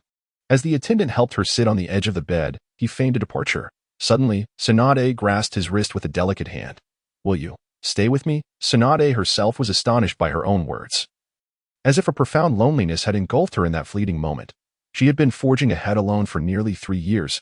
How could she not feel lonely? How could she not yearn for companionship? "I apologize, esteemed guest, but I am merely an attendant. How dare you refuse me, a mere attendant?" Tsunade huffed, pulling him into her embrace with a strength that belied her appearance. The attendant stood no chance against her might. "Guest, please, no, stop, don't. Humph, cease your pleas. No one will come to your rescue." Tsunade laughed triumphantly, fully aware of the inner workings of such inns. Regardless of whether the attendants were male or female, as long as a guest wished for something, they would dare not refuse. Did they not fear being dismissed? Upon reaching this point, a menacing remark escaped my lips. "You wouldn't want to lose your job, would you?" The handsome waiter was momentarily taken aback, his entire body stiffening. In the blink of an eye, he found himself thrown onto the bed, and then Tsunade advanced upon him. In another instant, their garments lay strewn across the floor. "No, no, no." As I felt the softness of his body against mine, a tear slipped from the corner of my eye. I am tainted. Yet, there was no possibility of resistance. The sky was bright and clear, a gentle breeze wafting through. The weather today was indeed splendid. The morning sun illuminated the room as Tsunade rubbed her eyes, preparing to stretch. However, as she reached out, her hand brushed against something that should not have been beside her. Tsunade paused, a cascade of memories flooding her mind. She had merely been intoxicated, not struck in the head. The memories she should possess were intact. So, what transpired last night? Dreams? Yes, it must all have been a dream. Tsunade swiftly turned her head, only to feel a sharp pain in her heart. It was not a dream. there was indeed a young man lying beside her. Moreover, there was even a trace of blood on the bed. As a medical ninja, Tsunade was well aware of what that signified. Logically, upon seeing blood, she should have fainted. Yet curiously, she felt no fear of the blood. Instead, she was overwhelmed with shame, absurdity, and a hint of disbelief at the reality of the situation. What happened to me last night? Was I under an illusion? Of course, she knew it was impossible to be under an illusion. She was one of the most elite medical ninjas, capable of sensing any irregularity in her chakra. And this young man, she extended a delicate finger to gently assess him. He had no chakra whatsoever. Not only was he incapable of casting Jinjutsu, but there was not a trace of chakra within him. Thus, only one explanation remained. The intoxicated version of herself had erupted with emotion upon seeing this waiter and inexplicably felt compelled to act. And then, Tsunade covered her face in dismay. What has happened to me? Even in solitude, I cannot simply seek companionship with a man. At the very least, it should be. Jiraiya. Absolutely not. Orochimaru. He is not even remotely manly. Who else? Searching through Konoha village and the entire ninja world, Tsunade suddenly realized that there seemed to be no one worthy of her, as she lowered her gaze to the handsome waiter beside her. She acknowledged that although he was merely a waiter, he was undeniably attractive. Furthermore, he possessed a strange aura that made one feel inexplicably drawn to him. The mystery was solved. I am certainly not a woman of loose morals. It's simply that this waiter is too charming. Feeling the warmth in her hand, Tsunade, as a medical ninja, recognized what it was. Her face flushed inexplicably, yet she did not withdraw her hand. Instead, she felt a reckless abandon within her. After all, last night had already unfolded in such a manner. What harm could there be in a little more exploration? Moreover, having been intoxicated, she had not fully experienced anything. Otherwise, Tsunade sensed that the handsome young man beside her was waking. The waiter opened his eyes, bewildered, only to find the stunning, golden-haired beauty beside him, unclad. What shall I call you? Handsome? Tsunade inquired with a smile. Zhou Hong. The waiter replied softly. Indeed, this waiter was none other than Xiu Hong, who had changed his name but kept his surname. Depending on the context, he may be referred to as Zhou Hong or Xiu Hong. Zhou Hong. What a lovely name, Tsunade remarked, though she could not pinpoint what was lovely about it. Is this your first time doing this? Zhou Hong immediately shook his head. That I am not doing this. I signed a contract with the owner. And I am merely a waiter. At this, Zhou Hong's expression dimmed slightly. This is my first day on the job. Tsunade felt a sense of relief. While she had accepted this reality, she certainly did not wish to give her first experience to a novice. As long as it's your first time. Noticing Zhou Hong's reluctance, Tsunade, who had initially felt somewhat awkward, suddenly grew irked. What do you mean? Am I such a burden that sleeping with me is a hardship for you? No. Zhou Hong quickly responded. You little rascal. Tsunade tugged at Zhou Hong's arm, urging him to sit up, and pointed to the bloodstains on the bed. Oh, you know what this is? Zhou Hong shook his head. This signifies that I am also a novice. Are you not at least a little relieved? Zhou Hong was taken aback, his eyes suddenly brightening. After a moment of contemplation, he grasped Tsunade's arm.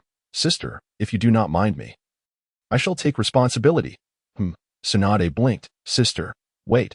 It seems he doesn't know me. If he doesn't know me, then based solely on appearance, I don't seem much older than him. This sister address is quite fitting. Indeed, I am 18 this year. However, this child was rather naive. Had he ever seen an 18-year-old woman with such a voluptuous figure? The address of sister from a 30-year-old woman, Tsunade felt a twinge of excitement, and her tone softened considerably. You can call me Tsunade. Just call me Yuko. Tsunade. Zhou Hong paused. Aren't you Tsunade? With your immense chakra, it must be you. However, if she preferred to be called Yuko, so be it. If this older lady did not wish to reveal her true identity, let her be. Yuko's sister, Zhou Hong murmured. Shouldn't we get up now? Get up? What for? Tsunade leaned closer, her desires rekindled. While the moment is ripe, let us indulge once more? Tsunade entirely forgot that she was a ninja, and a taijutsu specialist at that. Most individuals would struggle to withstand her strength. Yet, Zhou Hong was evidently not among them. His physique was robust. Even without breakfast, he could match Tsunade blow for blow. Initially, Tsunade took the lead, but after 2 hours, she found herself unable to keep up, and thus Zhou Hong assumed the dominant role. The two remained in the inn for an entire day, only pausing as evening approached. It was not that they could not continue. Given their stamina, they could easily last another 3 to 5 days. The primary issue was the unbearable hunger. After dressing Zhou Hong, Tsunade, in order to embody the persona of Yuko, tied her long hair into a high ponytail. Taking advantage of Zhou Hang's shower, she retrieved a piece of clothing from her storage scroll, something quite different in style and a bit youthful. For some reason, she suddenly wished to keep her identity as a ninja concealed from Zhou Hang. Hand in hand, they descended the stairs, only to be met by the furious gaze of the innkeeper, who was seated behind the counter. Zhou Hang, what kind of night shift are you working? You. Hey. He noticed Tsunade holding Zhou Hang's hand. Upon seeing the innkeeper reprimanding her young boyfriend, Tsunade felt a surge of displeasure. What is it to you? From now on, Zhou Hang will no longer work here. This is... The innkeeper nodded quickly, then looked at Zhou Hang, his eyes filled with envy. Although he did not know who Tsunade was, he recognized her as the big fat sheep. Quite wealthy indeed. He never expected that Zhou Hang would strike up a relationship with a rich woman during his night shift. He regretted not taking the night shift himself. Zhou Hang sensed the innkeeper's emotions, smiling silently. Did he truly believe that anyone working the night shift would have such luck? Or did he possess some charm of his own? As for whether this was somewhat underhanded, Zhou Hang did not share such sentiments. Those with wealth pursued women with wealth. Those with power pursued women with power. I possess charm, thus I must utilize it to pursue. What? A forced romance isn't sweet? But it can quench one's thirst. Jiraiya didn't force it, and he remained a single dog until his death. Besides, Zhou Hang had only employed his charm the night they met. All subsequent encounters were initiated by Tsunade. Upon waking during the day, he had not used that charm again, and Tsunade had shown no signs of resistance. Quite the contrary, she readily embraced her new boyfriend. This method had indeed proven effective.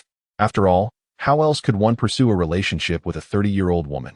She still harbored feelings for Kakashi, and even by the Fourth Great Ninja War, she had not forgotten him. Pursuing her through normal means was utterly impossible. In a quaint restaurant, two individuals reserved a private room and commenced a lavish feast. Having gone an entire day without sustenance, Tsunade was ravenously hungry, although Zhou Hang had no pressing need for food. This was hardly the moment to feign indifference. One must eat when the time calls for it. However, it must be said that the culinary offerings here were rather mediocre, despite the establishment being the most renowned in the entire town. Such is life. One grows weary of bland fare. Perhaps I could promote Chinese cuisine in Liyue, she mused. With food in her belly, her mind began to replenish its supply of nourishment. The loneliness and emptiness she had felt, coupled with the ambience or perhaps other influences, had led Tsunade to contemplate the notion of romance. Gradually, she regained her composure and began to ponder the future of this matter. Did she harbor genuine feelings for this young man? There was indeed a hint of affection, yet she recognized that such feelings were rather superficial. Beyond knowing his name, his stature, and his impressive stamina, she was oblivious to everything else. What if their personalities and interests clashed? Moreover, she had not divulged her circumstances to him. What if he despised ninjas or had an aversion to women who gamble? Furthermore, her identity was not something she could easily conceal, while she could choose to remain silent. Should a ninja from Konoha come knocking, how would she respond?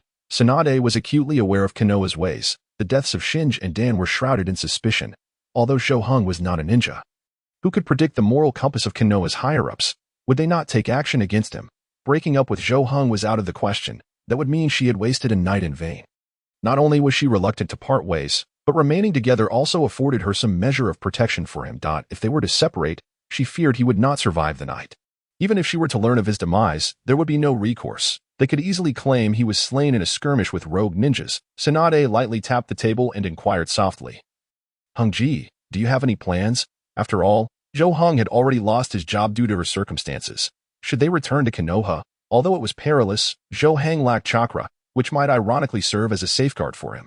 After all, a person devoid of chakra could hardly be a ninja, let alone aspire to be Hokage. But then again, who could say for certain? Those who desired to become Hokage were often eccentric. And this statement applied not only to Dan but also to Shinji, the third Hokage, and Danzo. At this thought, Tsunade was suddenly overcome by an inexplicable sense of despair. In this vast world, how could there be no place for her beloved? I wish to continue seeking employment. Zhou Hang scratched his head and replied, I wish to study at the Kyoto Institute of Electronics, which is affiliated with the Kyoto Electronics Academy. The tuition is 12,000 ryo. And my parents have provided me with 9,000. I was supposed to earn 3,000 by working at an inn for a month. The Kyoto Electronics Academy? What do they do there? Tsunade inquired, her curiosity piqued, for she had no knowledge of such an institution in Kyoto. It is a school dedicated to the study of electronic circuits, Zhou Hang explained. Are you familiar with televisions? Manufacturing televisions requires knowledge in this field. Although computers do not yet exist in this era, televisions are already a reality. While televisions may lack complexity, they cannot be created by a single individual alone. Chio, having taken over the intelligence organization of the craft ninja village, had discovered that schools extended beyond the 5 great ninja villages. Every major nation had its own institutions for training officials. However, technical schools rarely received support from officials or aristocrats. They were typically established by coalitions of wealthy merchants. Chio held a serious attitude toward education that as for why he suddenly desired to attend school. There was no other choice that in his previous life, he had been an ordinary person, not a scientist. While he had felt little during his chakra training, he suddenly realized his knowledge was insufficient when it came to studying electromagnetism. Skills like electromagnetic perception could be developed, primarily because these were foundational applications of electromagnetism. Even an electromagnetic cannon was not particularly advanced. Yet, delving deeper into the subject, such as converting electromagnetic waves into microwave and millimeter waves, or recognizing that light is also an electromagnetic wave, he grasped only the concept without understanding the specifics of the conversion. Moreover, Chio was particularly envious of integrated circuits, chips, and artificial intelligence, all of which operated on electricity. Although Chio possessed outstanding comprehension, the value of artificial intelligence was irreplaceable, especially once he acquired Shinwei in the future. He could establish a manufacturing facility within its space, employing artificial intelligence as the guiding force that he could then produce mechanical dogs, drones, and similar devices, thereby rendering himself a one-man army, eliminating foes without lifting a finger. This would greatly enhance his quality of life, particularly as Chio did not believe he was limited to this single world. Should he have the opportunity to traverse to other realms in the future? With a portable space and a manufacturing facility, he could maintain a high-quality existence indefinitely. It was said that the Kyoto Institute of Electronics had developed a technology for converting optical signals, the principle behind televisions. And they were also working on integrated circuits, which Chio believed could change the world. Therefore, he wished to be a part of it. Chio, while in love with Tsunade, had transformed into this new persona. Optical signal conversion, integrated circuits, Tsunade pondered. Although Tsunade was a medical ninja, she was not entirely unfamiliar with electronic technology. Her Ranshin SH technique utilized chakra to impact the body's bioelectricity. However, the former was cutting-edge technology, while the latter had yet to be conceived, so Tsunade was completely in the dark. Moreover, the idea of changing the world seemed rather grandiose. As a ninja, her perspective was naturally rooted in the realm of ninjas. In her view, only great ninjas, like her grandfather, could alter the world. Yet, she would not contradict her beloved. Instead, she found his dreams endearing. It was certainly preferable to the type of individuals who were mere leeches, spending their days peeping into women's baths. "I support you," Tsunade declared, her brown eyes glistening with sincerity as she gazed intently at Chio. "I will cover your tuition, and I wish to attend school with you." "All right," Chio exclaimed, embracing Tsunade with fervor. "I may be broke now, but once I complete my studies, I will establish a colossal company, earning enough for you to spend for 10 lifetimes, and you will have no shortage of wealth." Tsunade nodded earnestly. These women of this era are truly naive, believing such words. In modern times, one would scoff. However, Chio certainly was not deceiving Tsunade. As for her gambling habits, could she squander all the money she might receive? This was an easily solvable issue. He could simply open a casino. Regardless of how much she lost, it would eventually be returned to her, with their bellies full and as young lovers who had just tasted forbidden fruit. Their actions were all too predictable. Another night of revelry ensued, continuing until the early hours of the morning, when the bed finally ceased its motion. At 2 o'clock in the dead of night, Tsunade's beautiful eyes suddenly opened wide, quietly pressing her finger against her lover's neck. Chio's breathing became even more tranquil. Afterward, Tsunade softly donned her clothing, draping a ceremonial robe adorned with gambling symbols over her shoulders. With a swift motion, she exited the room, moving with a speed that resembled instant teleportation to a large tree near the inn. Boom! Accompanied by a violent gust of wind, the tree came crashing down. In the aftermath, Tsunade seized a completely white humanoid creature by the neck, dragging it forth. "What is this?" Recognizing the familiar aura emanating from this entity, Tsunade gritted her teeth in anger. Danzo. Indeed. The humanoid creature was evidently a product of experimentation, bearing the scent of her grandfather. This could only be a result of the wood-style experiments. Who else but Danzo from Konoha would be involved in such endeavors? How did you discover me? The captured white Zetsu exclaimed, astonished that I had been lurking for 3 years, and she showed no signs of awareness. Why has she suddenly exposed herself today? Do you think I would divulge that information? Tsunade had no intention of prying for information. She was well aware of the root's methods and knew nothing could be extracted. Furthermore, she could not bear to witness such an experimental entity lingering before her. With a surge of force, she crushed White Zetsu's throat, subsequently dragging the lifeless body out of the town and into an uninhabited area. Raising her hand, she tossed the corpse into the air. Fire style, great fireball technique. The entire body was incinerated into a cloud of ash. Logically, Tsunade should have examined this experimental entity further to investigate the wood style, but contemplating the situation after employing the jutsu. She pressed her palms together. Wood style, birth of the world tree. In an instant, countless sturdy trees surged from the ground, enveloping the barren land and transforming it into a lush forest. Initially, I thought it was merely an illusion, but could it be that I have truly awakened the power of wood release? Tsunade furrowed her brow. Not only have I awakened wood release. My vision, hearing, taste, smell, perception, reaction speed, strength, chakra control, chakra capacity, and recovery abilities seem to have undergone significant enhancement. This is how she discovered the existence of White Zetsu, and it was not a recent revelation. She had noticed it the night before.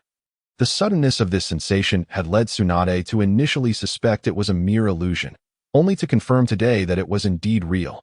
Raising her hand, a thin layer of chakra flowed across Tsunade's palm. This is the strength of 100 technique, but previously, Tsunade would have regarded it as a skill, as chakra still required her conscious control. However, it had now become instinctual. With a mere thought, chakra flowed automatically into her fist, requiring no effort to manipulate. Moreover, if I recall correctly, the fire release technique I just performed did not require any hand seals. Water release. Water flow wall. A waterfall surged up from beneath her feet, encircling her completely. Tsunade seldom employed ninjutsu, not due to a lack of capability, but rather a preference for straightforward, brute force attacks, having little interest in hand seals. Yet now, her chakra control had improved to such an extent that releasing ninjutsu no longer necessitated hand seals. Her foundational ninja qualities had been greatly enhanced, and coupled with her substantial increase in chakra control and the awakening of wood release, Tsunade's strength had multiplied beyond tenfold compared to before. How could this be? Tsunade pondered. The person I was 2 days ago certainly lacked such capabilities. All these changes stemmed from the events of the previous night. Was it due to my boyfriend's unique physique? That sleeping beside him brought such extraordinary benefits? No, I have examined him. Though he possesses a commendable physique, he is indeed an ordinary person, with exceptionally poor talent and no chakra response whatsoever. So what could be the reason? Tsunade thought of herself. The trauma from the deaths of Rope Tree and Dan had led her to develop hemophobia, and after 3 years of little exercise, her strength had stagnated. She recalled some ninjas in the village. Once they suffered injuries requiring amputation or faced insurmountable foes that shattered their spirits, their abilities would significantly decline. Why do many ninjas emphasize the way of endurance? Ultimately, it matters little what one persists in. The key is the commitment to that pursuit, as it aids in consolidating one's spirit, which can also be referred to as willpower. With a resolute will, one's strength can advance by leaps and bounds. Tsunade had previously scattered her spirit, which is why, despite being at an age ripe for significant growth and strength, she found herself stagnating instead. This state persisted until the changes began the night before. Due to intoxication, she encountered her boyfriend, and through an unexpected turn of events, she broke free from her constraints. Although it was an accident, in this moment of indulgence, she had indeed emerged from the shadow of her brother's death. With a new beginning taking residence in her heart, Tsunade's spirit had begun to coalesce once more. This must be the reason. Tsunade felt certain that her hemophobia had also improved in this manner. It must be so, otherwise, what other explanation could there be? Could it be that Zhou is some hidden master, who has helped me refine my chakra? I can't shake the feeling that my transformation extends beyond this. Tsunade raised her hand once more, forming an unusual hand seal. Jinjutsu, night walk technique. Although there was no target, a unique chakra indeed radiated from her. So, I have awakened the Yin release as well? She was unaware that this result stemmed from the merging of the will of Kagaya Otsutsuki.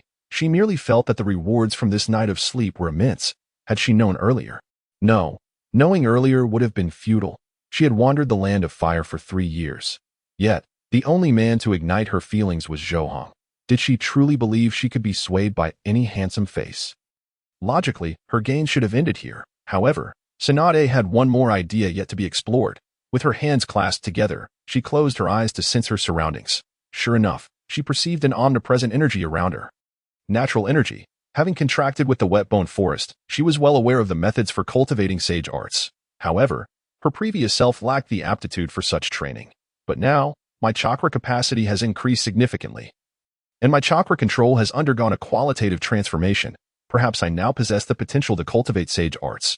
True to her nature, Tsunade dared to plunge into the unknown even without a slug companion. Begin the absorption. She then noticed the natural energy around her splitting into distinct shades: blue, yellow, white, red, and black. Subsequently, the blue energy surged into her body.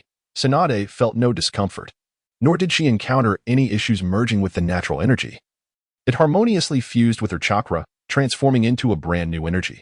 Sage chakra. Tsunade sensed that her 5 senses, perception, chakra capacity, strength, speed, defense, and recovery abilities had experienced yet another qualitative enhancement, potentially dozens of times greater than before.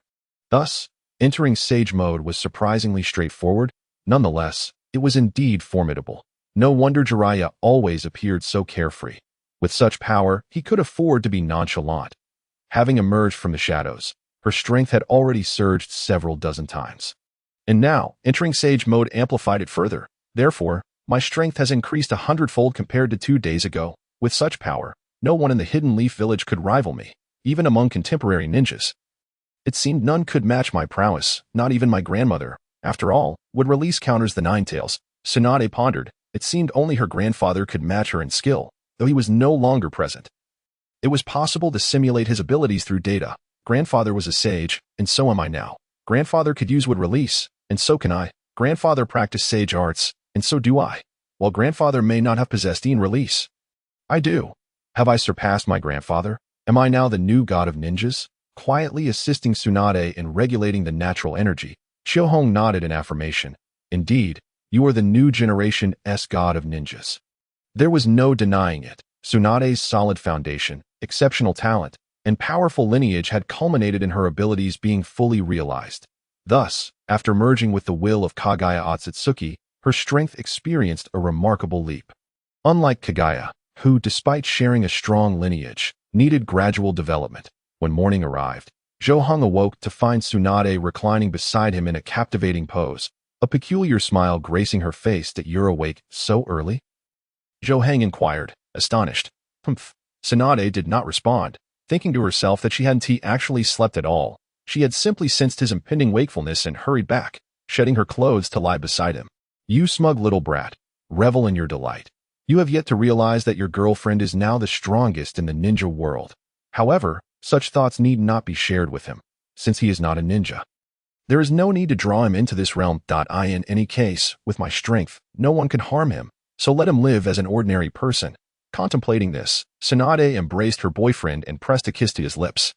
With her other hand resting on his back, a mark was silently imprinted upon him, the treasure of the great sage. After a night of exploration, Tsunade felt her enhancements were extraordinary. Firstly, concerning sage arts. She could now effortlessly draw upon natural energy at any moment, maintaining sage mode for a full 24 hours. Moreover, she had checked her reflection. Her sage mode left no trace, meaning that even while active, no one could perceive it. Secondly, her mastery of wood release was such that she could even utilize sage art, through thousands hands. In her mind, she had undoubtedly surpassed her grandfather.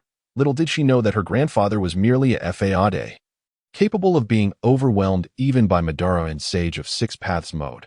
Next, she examined her proficiency in water release, having perused her great-grandfather's scrolls. However, her aversion to hand seals had previously limited her to mere familiarity, not mastery.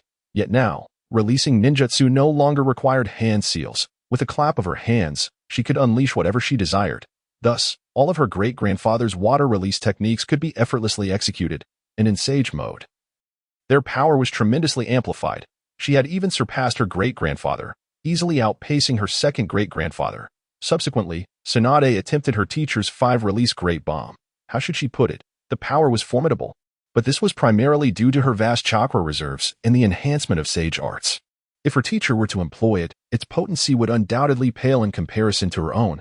After comparing the techniques of both her grandfathers, Tsunade found herself questioning how the Third Hokage could dare to claim the title of the strongest Hokage.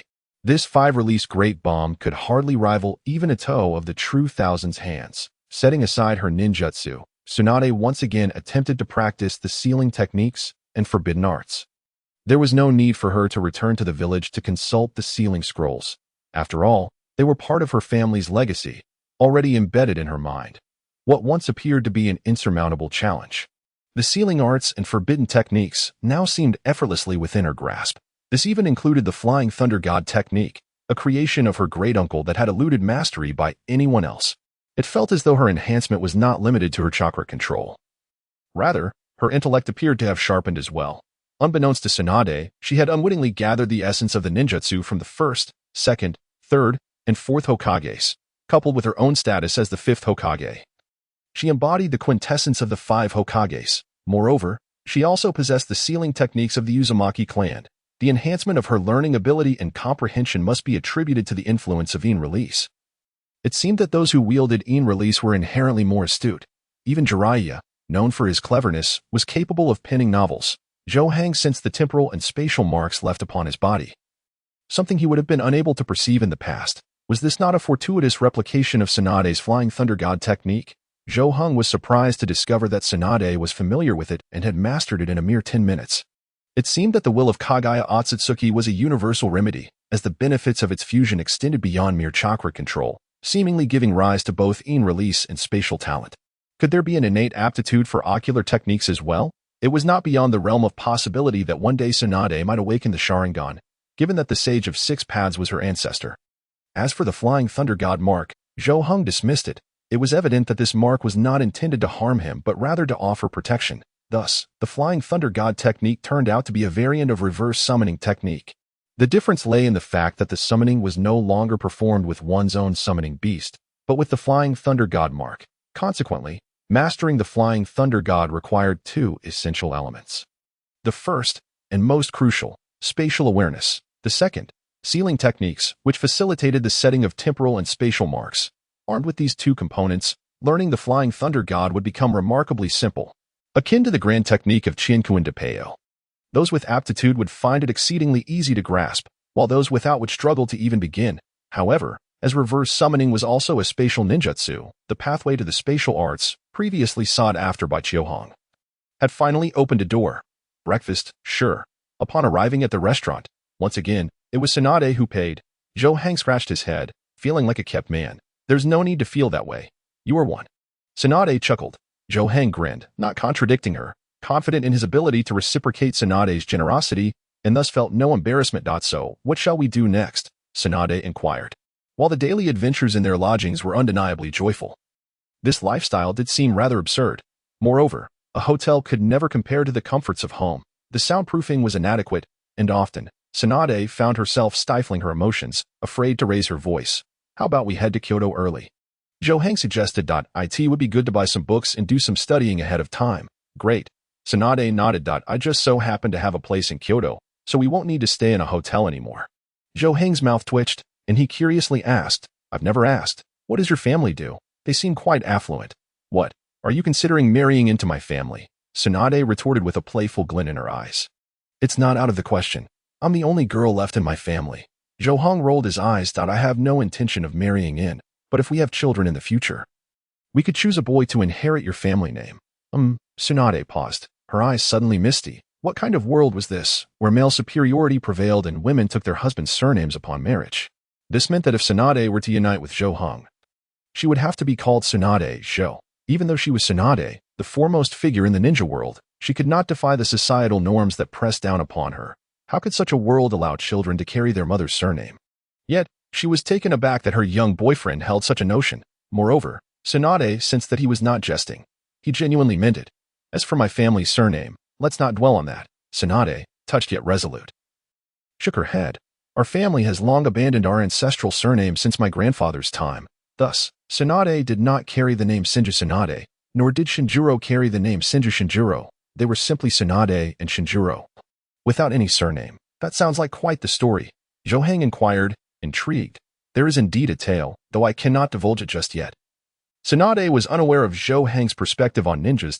It was well known that many commoners harbored disdain for ninjas. After all, their notorious disregard for life was infamous, and rival ninjas would often engage in violent confrontations in public, completely indifferent to the presence of ordinary people. I shall await the day you are ready to share. Zhou Heng replied. Tsunade nodded, discreetly creating a wooden clone to arrive in Kyoto ahead of them, sell her previous residence, and purchase a new one in Zhou Heng's name. After all, the house was registered under Tsunade's name, and she had already eliminated the white wooden clone sent by Konoha to track her. Furthermore, with her constant readiness for Sage Mode, no one could follow her now, should Konoha's ninjas attempt to locate her again. They would inevitably start by investigating her property. Once they discovered that someone inhabited her house, they would surely come knocking. It would be wise to sell the house, adopt a new identity, and purchase another, thereby maintaining confidentiality and completely severing ties with her past. Her relationship with Konoha had already been severed the previous night upon discovering the presence of the wooden experiment and the surveillance arranged against her. The realization of her teacher's limited strength, which paled in comparison to that of her great-uncle and great-grandfather, further solidified her resolve. Henceforth, there would be no more Tsunade of Konoha, only Tsunade of Kyoto. Jo Tsunade. Oh, and that infernal toad. If Konoha could not locate her, they might resort to contacting the Toad Sage, which could lead them back to her. Another tranquil evening passed, and after Zhou Heng had fallen asleep, Tsunade utilized the Flying Thunder God technique to return to the location of the previous night's experimental ninjutsu. Raising her hand to form hand seals, she spoke. Summoning technique. Mistress Tsunade. The toad was overjoyed upon seeing her, as they had not met in nearly 3 years. Great toad. Upon seeing the toad, Tsunade felt a wave of nostalgia wash over her. If she could sing, a particular lyric would perfectly encapsulate the moment. Time has passed, and the world has changed. Producing her forehead protector, Tsunade handed it to the toad. Mistress Tsunade, what is this for? The toad sensed an unusual atmosphere. From this day forth, I am no longer a ninja. Tsunade spoke softly. Huh. The toad was taken aback and quickly inquired, what has happened? Indeed, Tsunade affirmed. I am getting married. But, the toad hesitated, wanting to express that wasn't that person deceased. However, she was not foolish and quickly realized there was someone else involved. In the ninja world, tradition dictated that once a woman married, she would gradually distance herself from the ninja profession, returning home to manage the household and raise children. Tsunade's decision was entirely reasonable. Yet, the toad felt a twinge of reluctance. She had only one summoner. Great toad, our time together has come to an end. Please find another summoner. Tsunade raised her hand. Contract seal. A flurry of intricate seals pressed down upon the toad, who immediately felt the bond of their summoning contract dissolve. Tsunade's name began to fade from the scroll of the Toad Sage. The toad was bewildered. Something was amiss. The contract seal could indeed dissolve summoning contracts, but she was merely a clone, so it should not have been possible. Tsunade had mastered Sage Mode, significantly enhancing the effectiveness of the contract seal. Yet, she remained oblivious to the fact that Zhou Heng had essentially declared the 3 great sanctuaries as adversaries, facilitating Tsunade's entry into a state of integration with the sage. This is unexpected. The toad was utterly perplexed. One could still be a summoner after getting married. However, she was unaware that Tsunade's beloved was an ordinary man. In order to preserve her tranquil existence from disruption, Tsunade made a resolute choice. However, it is now too late for any words to alter the course of events. With the seal lifted, the slug can no longer remain in the mortal realm through summoning techniques, dissipating instead into a wisp of smoke as it returns to the wet-bone forest. Left alone, Tsunade found a tree trunk to sit upon, feeling somewhat lost in thought. Was her decision the right one? Had she been too hasty? Perhaps waiting a couple of days before lifting the seal would have been wiser? Yet, upon further contemplation, she decisively shook her head. It was precisely her understanding of Konoha that prompted her promptness. Had it been any other village, she might have acted differently. So be it, she concluded. The deed was done, and no amount of reflection would change that. Now, she resolved to devote herself to her young boyfriend, leading an ordinary life of marriage and children, and passing the remainder of her days in simplicity. It was a pity, however, that her formidable abilities seemed to have no place in this future. The capital of the Fire Country, situated in the southwestern heartland, boasts a strategic location. Should the Hidden Stone Village or the Hidden Sand Village wish to assault the capital, they would first have to contend with Konoha that lies in their path. Similarly, if the Hidden Mist Village aimed for the capital, they would need to traverse half of the Fire Country's territory. With such an arduous journey ahead, they might just as well raid along the way. accruing more wealth than by targeting the capital directly. As for any southern nations contemplating an attack on the capital, aside from the Bear Country, there are no significant land nations to consider. While there exists a sea country, it remains largely isolated, shrouded in mystery to the ninja world, resulting in few being aware of its existence. However, should the sea country rise in power, the capital could find itself in peril. With a river leading directly to the southern sea, the sea country would only need to deploy 2 warships to shell the capital from the waterway. At that juncture, the daimyo would have to contemplate fleeing or paying reparations. Zhou Hang recognized this potential threat, yet Tsunade remained oblivious, her mindset still entrenched in an era where wars were fought by ninjas, who were ill-equipped to operate warships. After all, even a modest warship requires hundreds of crew members. With larger vessels necessitating thousands, the ninja villages could scarcely muster 50 to 60,000. They could not possibly man 20 warships. When Qiu Hong sought out Tsunade, he arrived by flight and later traversed the earth to reach the sea country. Having little familiarity with the fire country. It was only during their joint journey from Minggu town to the capital that he took the opportunity to explore the fire country. From Qiu Hong's observations, the governance of the fire country bore a resemblance to the tax farming system of the Yuan dynasty. The daimyo governed the capital while delegating nobles to manage various towns. The daimyo collected only a fixed tax, leaving the remainder for the nobles. This policy, of course, proved to be quite corrupt, as nobles would exploit farmers to maximize their tax revenues, often demanding up to 90 or even 100%. What? You claim that farmers cannot survive under such conditions? That is precisely the point. Your beautiful wife and daughter could be sold for a handsome price. After selling their children, why not try their luck at the gambling dens? Once their money is gone, they would likely turn to banditry in the mountains. Consequently, Konoha's ninjas would rejoice, as lower-ranked ninjas would finally have opportunities for bloodshed in C-rank missions. Many in the past have wondered why ninjas, wielding absolute power, would tolerate the daimyo's authority over them. Qiu Hong, too, failed to comprehend this until he traversed the fire country. The principle mirrors the historical support of foreign powers for compradors. Foreign powers needed funding from colonies, and the comprador government provided it, while the foreign powers offered military support to help suppress domestic dissent. In the ninja world, ninjas require the daimyo's finances, which the daimyo can provide, while ninjas in turn offer military might to help the daimyo quell opposition. Why do ninjas not seize power for themselves and act as intermediaries? The answer is simple. Ninjas cannot govern. If the daimyo were to govern, any resentment from the populace would be directed towards the daimyo, while the ninjas remain merely as their instruments. However, if the ninjas were to assume the mantle of governance, the ire of the populace would be aimed at the ninjas themselves. Currently, ninjas can congregate, but if they were to take power, they would be obligated to guard numerous towns and cities, with 50 to 60,000 ninjas dispersed across 3 to 4,000 towns.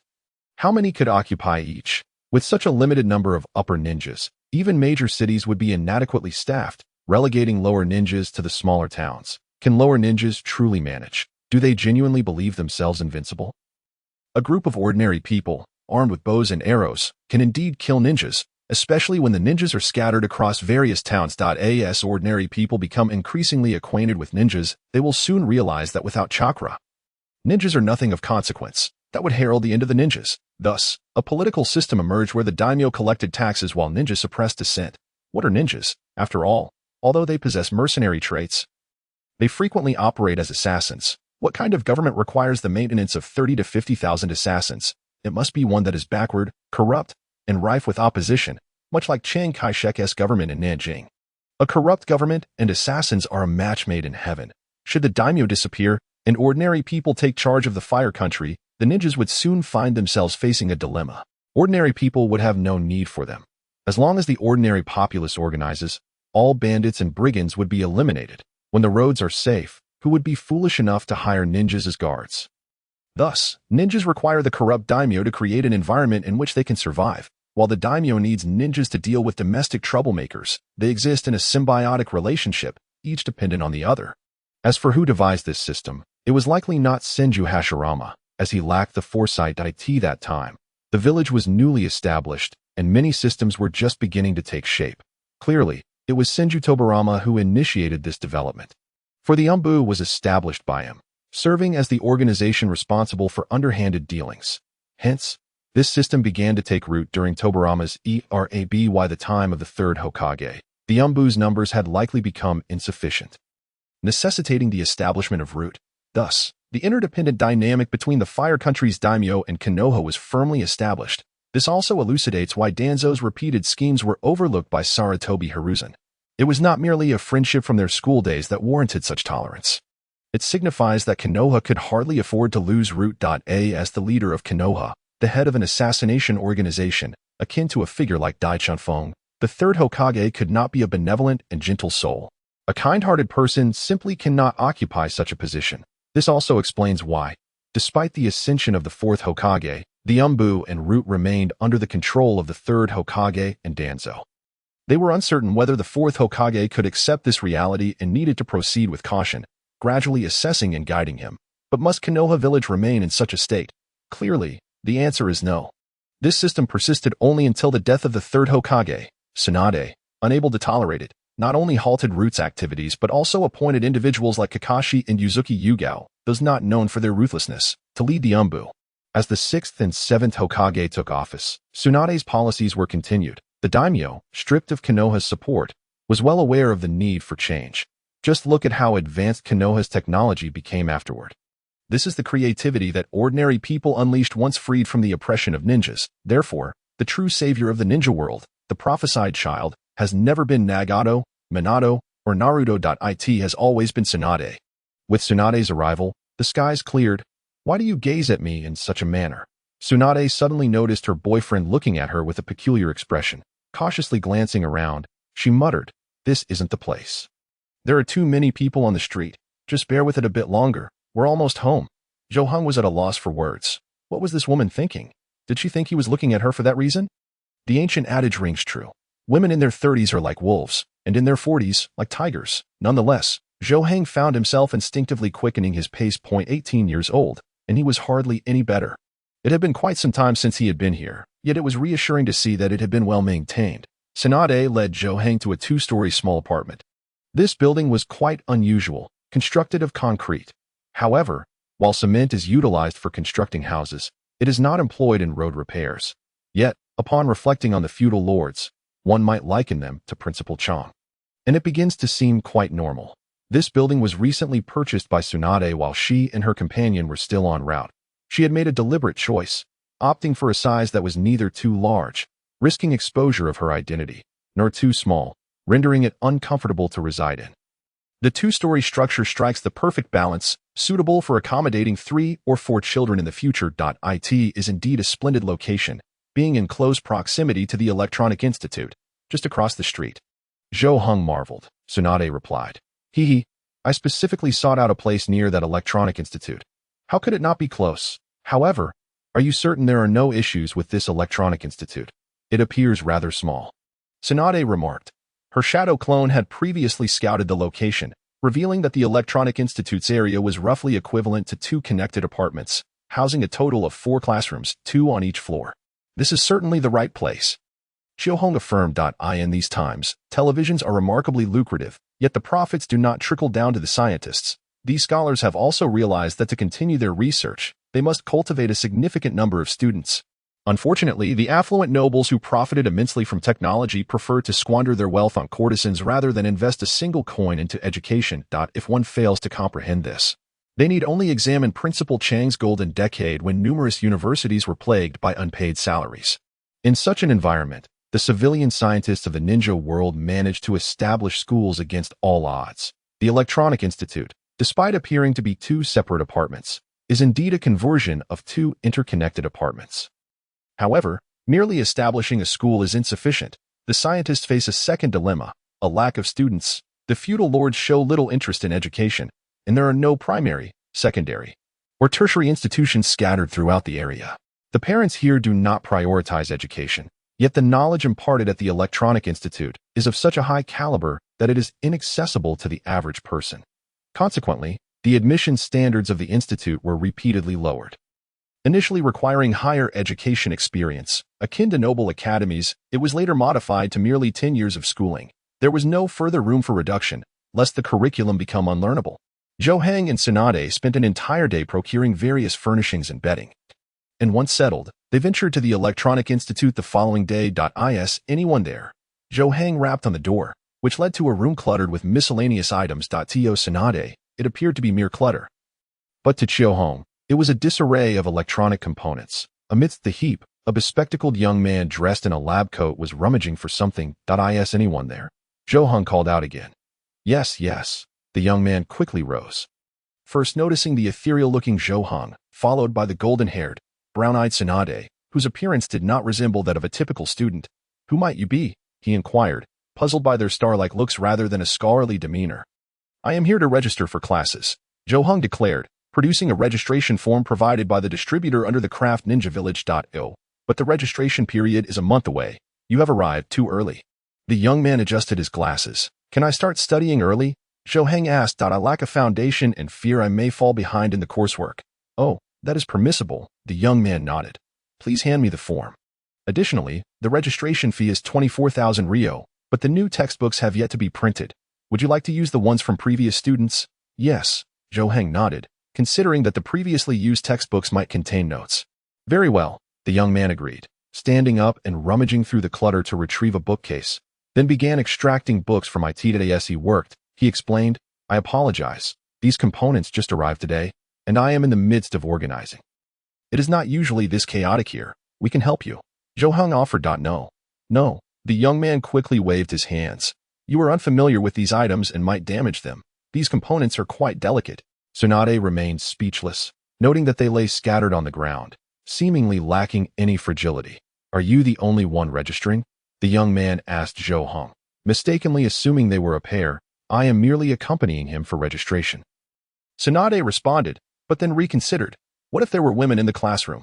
She was well aware of her young boyfriend's charm, which even she found hard to resist. Forget it. I shall register as well. Do you have an extra registration form?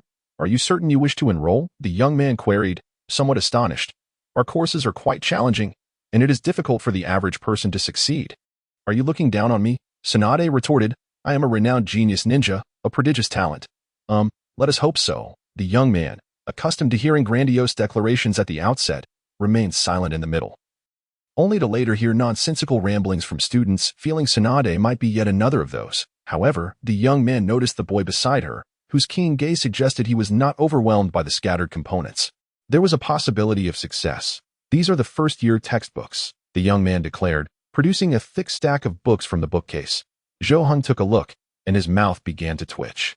Advanced mathematics, linear algebra, probability theory and mathematical statistics, university physics, solid-state physics, semiconductor physics, fundamentals of optics. Wait, is this not what one would expect in the ninja world? Chōhong had thought he had come to terms with the fact that the technological level in the ninja realm was not low.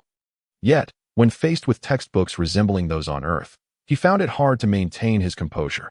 Although Chōhong understood this was merely his own cognitive bias. After all, the technological tree of the ninja world, albeit somewhat skewed, had developed sequentially from primitive to advanced. Evidence of a solid theoretical foundation was present. However, a question arose. With such a rich theoretical framework, why did the neighboring craft ninja village lack these resources? Relying solely on empirical scientific knowledge and a plethora of crafting techniques, was the craft ninja village truly the most technologically advanced in the ninja world? Merely boasting? Chōhong's lips twitched. After all, the ninja world was rife with self-aggrandizement. Each village's shadow claimed to be the strongest in history. It was not entirely the fault of the craft ninja village. After all, they specialized in materials metallurgy, a field that eschews scientific principles in favor of mysticism, thus lacking established textbooks. In reality, there exists a discipline on Earth known as computational materials science, which utilizes mathematical simulations to study material properties for the development of new materials. However, this field has struggled to advance even on Earth, so it is unsurprising that the ninja world has not even glimpsed its inception. Let me see. How difficult can this be? I can surely learn it. Tsunade declared, snatching a book and flipping it open, only to be left bewildered. What on earth is this? I recognize the characters, yet when strung together, I cannot comprehend them. Tsunade, who had graduated from elementary school at the age of 7, fell into contemplation. Chōhong glanced at the book Tsunade was perusing. Linear algebra, quite standard, and it was absurd to expect someone without a foundation to grasp it. He opened a book on advanced mathematics, and to his relief, he found it manageable. Although several years had passed since his university graduation, he retained some memory, and with his current prodigious comprehension, he was no longer the slacker he had been in his previous life. Can you understand it? The young man inquired. If you cannot grasp it at all, then there is no need to pay the registration fee. It would be a waste. He often encountered such situations where parents, indifferent to the curriculum, would send their children simply because the establishment bore the title of an academy. Seeing one nod and the other shake their head, he asked, a nod. The young man's eyes brightened. You understand it. It's manageable. Zhou Heng replied, it is merely calculus, though the mathematical symbols here differ slightly from those in my previous life. Adjusting to this is a bit cumbersome due to my ingrained perceptions. Greetings, I am Zhilongzi. The young man extended his hand with a smile, that we are now classmates. So, if one cannot comprehend your books, they are unworthy of being classmates. Zhou Heng responded, extending his hand in return. Tsunade observed the amiable handshake between the two, pondering how their relationship had suddenly improved without her understanding the dynamics. What are these items for? Zhou Heng inquired, pointing at the scattered components on the floor. Among those he recognized were vacuum tubes, circuit boards, and various other miscellaneous items. What are you assembling? Oh, it's for the factory up front. They specialize in sound systems, said Jialongzi. Zhou Heng nodded. I see. It's the amplification circuit. Right? You're not as inexperienced as I thought. Jialongzi laughed even more joyfully. Would you like to lend a hand? It's quite lucrative. They ordered a total of 5,000 circuit boards, with a profit of 3,000 taels per board. What? Tsunade, who was nearby, was taken aback. A profit of 3,000 taels per circuit board. If there are 5,000 boards, wouldn't that mean a profit of 1.5 million? Not so fast. We still have to share 500,000 with the teacher. So what we actually get is less. If we split it between two people, that's about 500,000 each. Tsunade's eyes widened. If I recall correctly, the school year starts here in a month. Therefore, these items should be completed within that time frame. Earning 500,000 in a month is still a significant amount. An A-grade mission might not even yield that much. If you exclude the village's 50 cut. Only the highest grade A missions could offer such a sum. So, is making these circuit boards really that difficult? Tsunade inquired. Not at all. Jialongzi replied as he picked up a circuit board from the ground. He quickly attached a few components and soldered some wires. There, it's done. The entire process took less than a minute. Tsunade was speechless. So, one could earn 3,000 taels in just a minute, right? And that's with an ordinary person doing it. If a ninja were to use shadow clone technique, wouldn't they be able to assemble 100 in a minute? Thus, a ninja could potentially earn 300,000 taels in that time frame. At that moment, an idea suddenly surged in Tsunade's mind. It seems that undertaking missions as a ninja may not be as worthwhile as it appears. Noticing Tsunade's expression, Jialongzi chuckled. Don't underestimate my work. Out of that 3,000 taels, only 10 taels is my labor fee, while the remaining 2,990 taels accounts for technical costs. Labor is not valued, but technology certainly is. Is that so? Tsunade understood now. It was akin to someone inviting her to heal. A single use of her healing technique cost merely 100,000 taels. However, if someone wanted to purchase the scroll for that technique, it would be priced at 10 million. Even so, the speed at which one could earn money is quite astounding. Tsunade began to grasp why her younger boyfriend chose to attend school here. If one were to master these skills, substantial wealth could indeed be attained. Zhou Heng and Tsunade settled comfortably across from the academy. After paying their tuition fees, even without a teacher, Jialongzi, as a senior, could provide instruction. However, Zhou Heng possessed extraordinary aptitude and required no teaching. He could self-study using textbooks. Initially, he thought he would have to rely on Tsunade for a while. But surprisingly, the Electronic Academy, though small, offered ample opportunities to earn money. Various factory orders would frequently arrive. Initially, Jialongzi completed these orders alone, but now with Zhou Heng's assistance, their efficiency surged. The increase in productivity was not merely a matter of 1 + 1 = 2. Together, they could establish a rudimentary assembly line, boosting production speed by 3 to 4 times. Nevertheless, Zhou Heng did not squander all his time solely at the Electronic Academy. Tsunade would quietly utilize Flying Thunder God to train her ninjutsu in secluded locations at night, while Zhou Heng would stealthily employ shadow clone technique to study at various schools across Kyoto. Schools like the Electronic Academy were quite prevalent. After all, in urban areas, the majority of people lacked the means to farm, making the education sector indispensable in a city filled with a large number of full-time workers. These unlicensed vocational schools, set up in residential areas, were collectively referred to as street schools by the populace. Hidden along the streets, Such street schools offered instruction in arts, music, biology, mechanics, chemistry, and more. Zhou Heng purchased textbooks whenever possible for self-study. If textbooks were unavailable, he would transform into a bird using shadow clone technique to attend classes. The knowledge within Zhou Heng's mind was rapidly accumulating alongside the continuous flow of classes. Unfortunately, he could only replicate talents and skills but not the knowledge contained within others' minds. Otherwise, if he could directly copy it with his Linglong divine eye, it would be far less troublesome. Half a month later, Tsunade ceased her ninjutsu training. Firstly, she had nearly exhausted her practice and had little left to work on. Secondly, Tsunade discovered she was pregnant. Their nightly activities had been unceasing. And without any deliberate protective measures, pregnancy was only natural. Thus, they hired a nanny to handle laundry, grocery shopping, and cooking. Tsunade no longer ventured outside and began to focus on nurturing the child at home. This would be the first next generation of the Senju clan. Although the child wouldn't bear the Senju surname, it was still of utmost importance. Zhou Heng remained by Tsunade's side, while his doppelganger in Liyue began to organize the knowledge he had acquired and put it into practice. To start, he improved the production equipment for crafting ninja tools in the Artisan Ninja Village. Previously, kunai were forged by hand, one hammer strike at a time. Zhou Heng, leveraging his understanding of mechanical principles and insights from his past life, developed a 2,000-ton hydraulic press. With this machine, kunai could be produced in bulk without the need for individual hammering. The village's daily kunai production, which previously required 23 ninjas, now surged to 4,000 with just 2 individuals needed to maintain the machine. Moreover, the kunai produced by the hydraulic press boasted greater consistency and superior quality compared to those made by hand.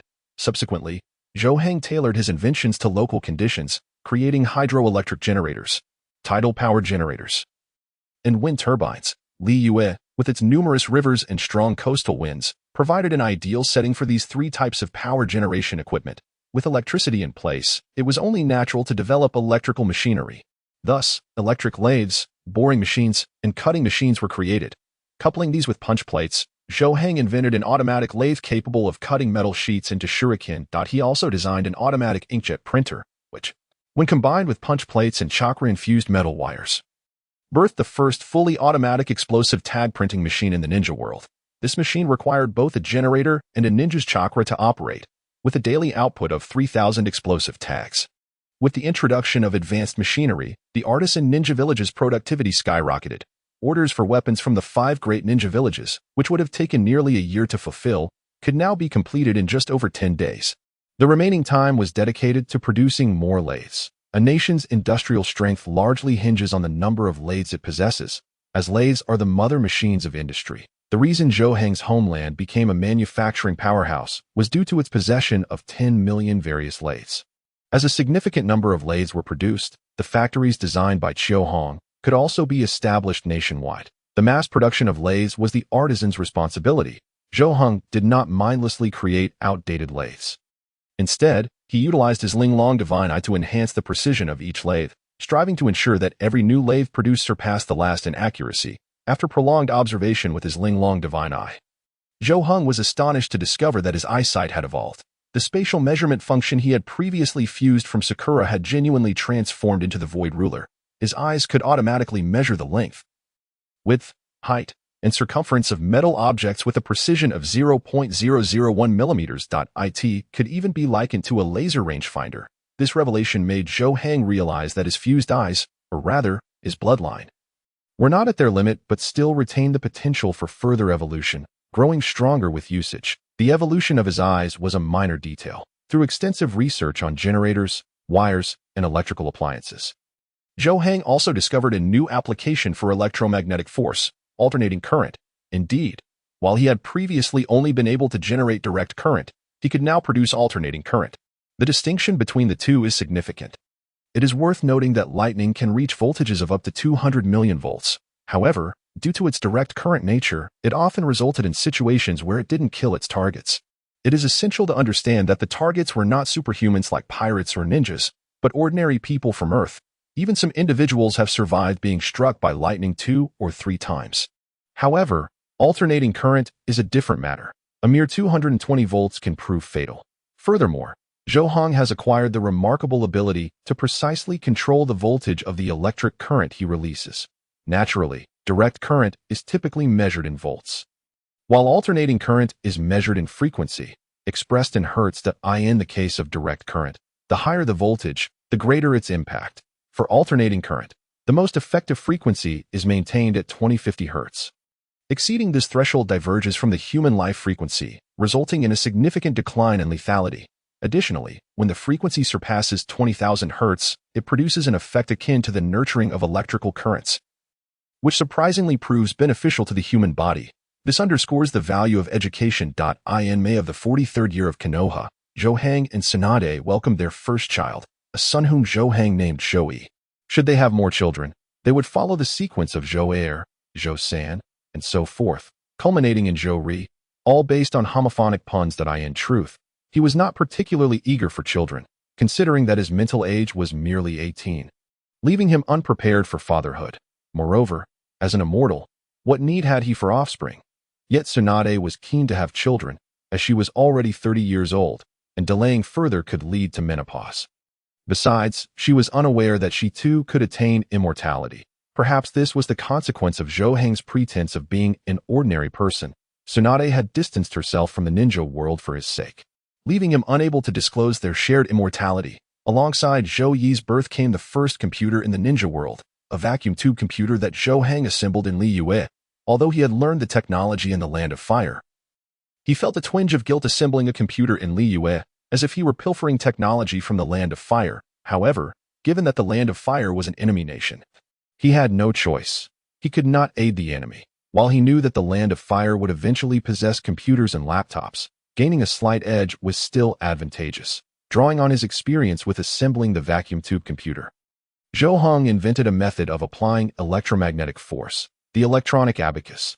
This technique utilized electronic simulations of the flow of electrons within the vacuum tubes for calculations. It should have been termed an electronic computer. However, as a physical object already bore that name, he could only call his simulated method the electronic abacus. The advantage of this technique over computers was its compact size, allowing for on-the-go use, as a vacuum tube computer occupied an entire room. Yet it had its drawbacks. The reference computer was so outdated that its computational power was feeble, to the extent that Zhou could surpass it without any exceptional insight. Nevertheless, Zhou recognized the potential of electronic computers. Future supercomputers could perform quintillions of calculations per second, and quantum computers would operate at speeds 100 billion times faster than chip-based computers. Could such remarkable insight achieve such rapidity? Furthermore, Zhou possessed a clear developmental trajectory for computers. If he followed this path, he could likely evolve to the level of quantum computers within a decade. Moreover, he harbored ambitions. If a technique could enhance computational power to trillions of calculations per second, could it be employed to simulate the heavenly path? Zhou was aware of a grand path that paralleled the techniques of refining essence into qi, transforming qi into spirit, and merging spirit with the void. This was the legendary world path, specializing in the creation of an inner world to imprint all one's spells and abilities within. The electronic abacus, evolved to its utmost potential, was perfectly suited for this endeavor. With the 5 elements, yin and yang, and thunder prepared, all that remained was a personal world. Come on, Abito, lend a hand, Zhou mused, recalling that Kakashi was likely due for his Chunin exam this year. Suddenly, a thought struck him. With Tsunade at home nurturing their child, who would engage in combat against the Sand-Hidden Village during the Third Great Ninja War, would the absence of such a medical ninja impact the course of the war? Would it affect Abito's awakening? The original plot's details concerning Tsunade's participation on the battlefield were unclear, but as long as Sarutobi Hiruzen's students remained unchanged, and Madara's arrangements for Abito persisted, it was highly probable that Abito's eyes would still manifest Kamui. If not, it was of little consequence. Abito was not the only one with a personal space. Kaguya Otsutsuki had one too. Worst case, he could wait for Kaguya Otsutsuki's revival to replicate her abilities. Well, that was reassuring. After all, Zhou had no intention of endangering the plot by sending the mother of his child into battle. Was Konoha not brimming with talent? Even someone like Kakashi Hashigaki was expendable. Surely they could afford to do without Tsunade. In July of the 43rd year of Konoha, Tsunade, having recently given birth to a son, was pleasantly surprised to discover that she was pregnant again. With ample time on her hands, and Zhou now earning an income, she found herself no longer needing to dip into her savings. After all, She was playing the role of a civilian lady who knew nothing of ninjutsu and dared not gamble. Aside from bearing and raising children, what else was there to do? Moreover, Tsunade inadvertently realized that her young boyfriend was far from ordinary. She discovered that his memory was exceptionally sharp, reaching the level of photographic recall. Furthermore, his comprehension was remarkable. He easily grasped concepts and made connections. He was also adept at organizing and innovating. Living right by the Electronic Academy, on occasions when Zhou missed meals, she would bring him food. During these deliveries, Tsunade gradually observed that her boyfriend was indeed studying at first. Yet, within a month, he had begun participating in his teacher's research endeavors, and by the end of the month, he had established a dominant presence within the school. Had their studies been simple, it would have been one thing, but Tsunade had perused those texts herself. They were incomprehensible, akin to ancient tomes. According to the Academy's instructors, Zhou had already attained a level of expertise that placed him at the pinnacle of the electronic industry in the world. If his talents were confined to electronics, it would be one matter, but unexpectedly, he also excelled in mechanics. Not only had he designed and manufactured numerous devices for the Academy, but he had also invented a two-wheeled vehicle known as the bicycle.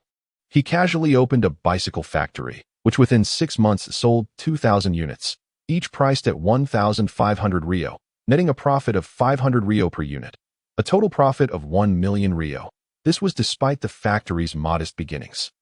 As it scaled up, a daily income of 1 million Rio was not out of reach. Tsunade soon realized that she seemed to lack competitiveness, since she portrayed a civilian lady with no knowledge of ninjutsu.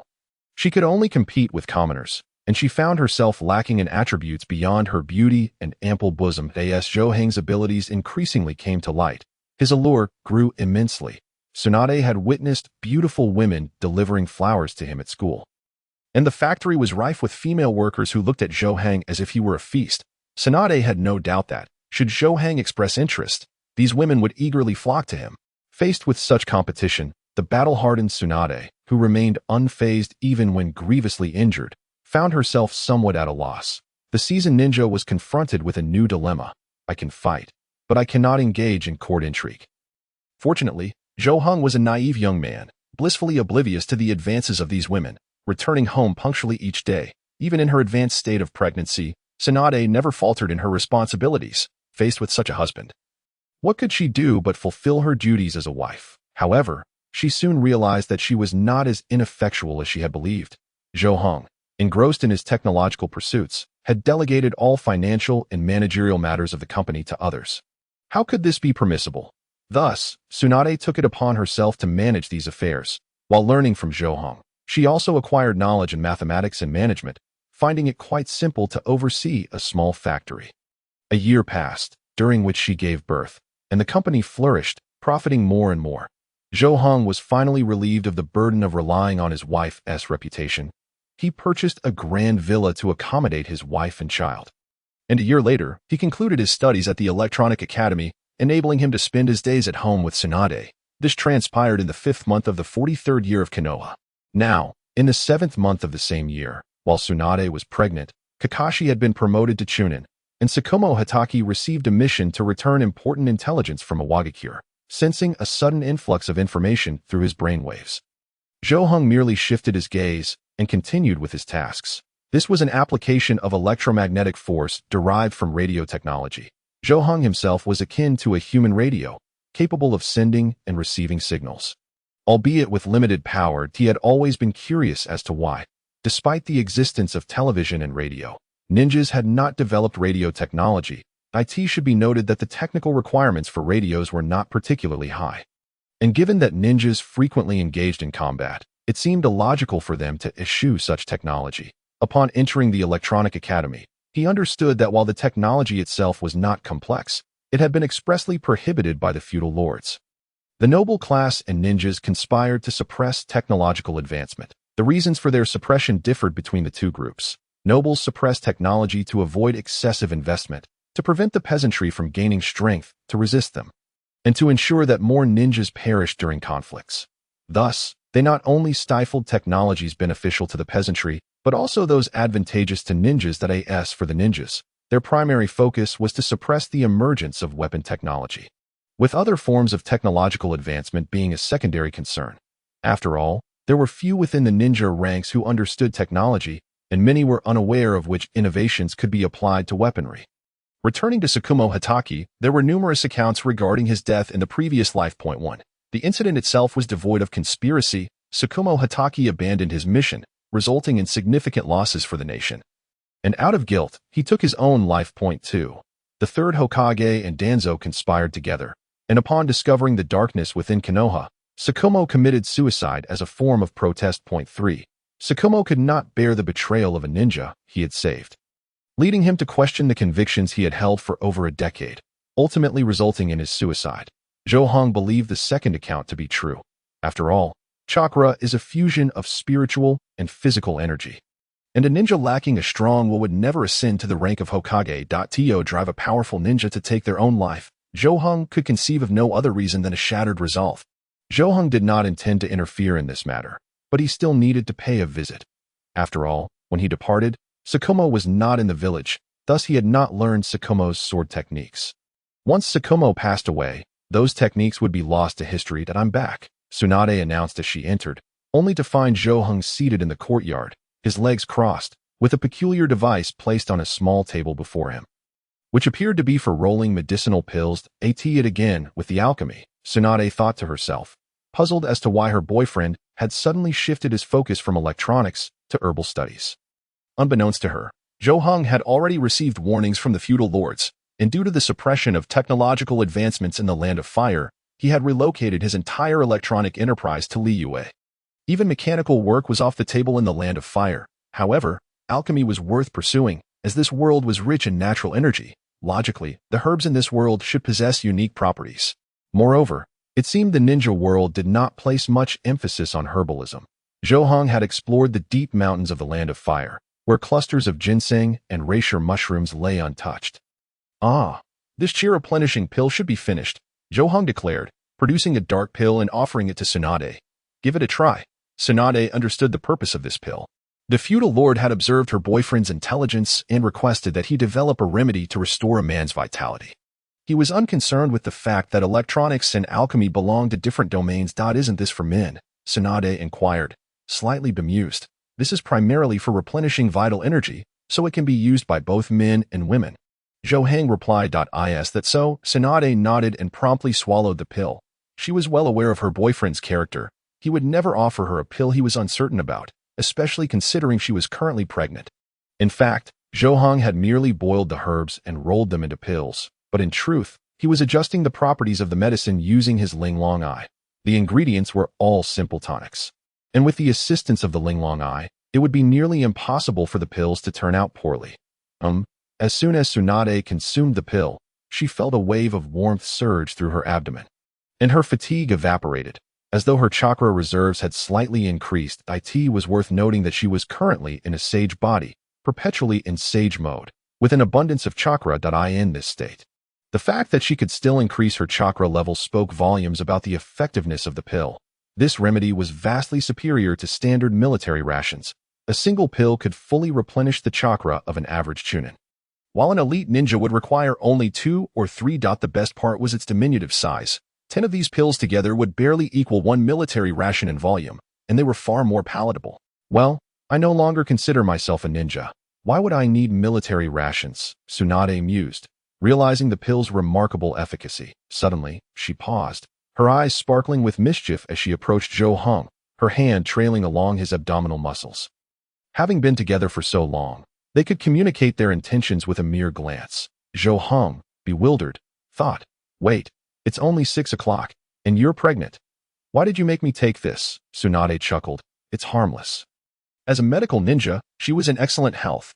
Zhou was at a loss for words. While the pill was indeed effective in that regard, it shouldn't have an immediate impact. Yet, with his wife's invitation already extended, he could hardly refuse. All right then, Zhou acquiesced, rising and disregarding the pill as he swept Tsunade into his arms and dashed towards the bedroom. But the moment Tsunade was lifted from the ground, a surge of chakra burst forth from the earth, propelling outward over 300 meters in mere moments, reaching beyond the estate. 4 ninjas clad in black cloaks and masks, moving swiftly, halted abruptly. This was the reason Tsunade had decided to take Zhou to bed at 6 o'clock. Root ninjas. Tsunade's shadow clone observed the four figures, frowning. The estate Zhou Heng had purchased was intended for Tsunade's convenience in commuting to work, situated on the outskirts of the city due to lower land prices. This meant their residence was quite secluded. The intentions of these four ninjas were clear. They were there for the couple that in the past year. Tsunade had not only altered her hairstyle and attire, but had also concealed her chakra within the natural world after training in sage arts, rendering her undetectable by conventional sensing ninjutsu. With her constant use of sage mode, her perception was heightened. If any ninjas were tracking her nearby, she would undoubtedly sense them. Therefore, she was confident that no one in the village had discovered her whereabouts. Moreover, the root ninjas did not accept external missions. They were solely responsible for tasks that Konoha deemed too sensitive to handle openly. Thus, they had come to assassinate them, likely under orders from the higher-ups in Konoha. Perhaps Sarutobi Hiruzen or Danzo. Has my identity been exposed, Tsunade-sama? Although Tsunade's appearance had not changed, her hairstyle, attire, and demeanor were markedly different. If one did not look closely, it would be difficult to recognize her at first glance. Yet, standing before the four individuals, she remained the blonde, buxom ninja they recognized. Knowledgeable of the root that it was hard to deny that she was Tsunade. Therefore, Tsunade-sama, how could you be here? They were unaware of my presence here. So their arrival was not to discover me. Their objective is Zhou Heng, isn't it? What brings you here? Tsunade inquired coldly. The four remained silent. Even without their words, I already know. You are here to assassinate Zhou Heng, aren't you? Tsunade continued her questioning. I'm afraid this is classified information from our root organization. Even though you are Lady Tsunade, we cannot disclose it. Understood. Tsunade nodded, and in the next instant, she had vanished into the treetops. The leading root ninja sighed in relief, then took out a scroll to perform the hand signs, as they needed to report the unexpected discovery of Lady Tsunade during their mission. Boom. The head of this root ninja exploded entirely. The remaining three root ninjas felt nothing at all, as the speed was far too swift. By the time they regained their senses, a small, pearly white fist had simultaneously appeared before them. Wood release. Small forest technique. The wood release is also an excellent technique for concealing bodies, as the trees surged, for corpses sank dozens of meters underground, making it impossible for anyone to find them. Bang! Tsunade's figure transformed into smoke, vanishing from the spot. Subsequently, a golden banner fluttered by, merging with four streams of spiritual light. Tsunade, in motion, narrowed her eyes and continued her activities. After a while, the two exhausted individuals embraced, having entered a sage state. Tsunade drew circles on Zhou Heng's chest and suddenly asked, Brother Heng, there's something I've always wanted to know. Where are you from? Do you still have parents? Despite our long marriage, you've never taken me to visit them. I have no parents. Zhou Heng shook his head. They passed away long before I could form any memories of them.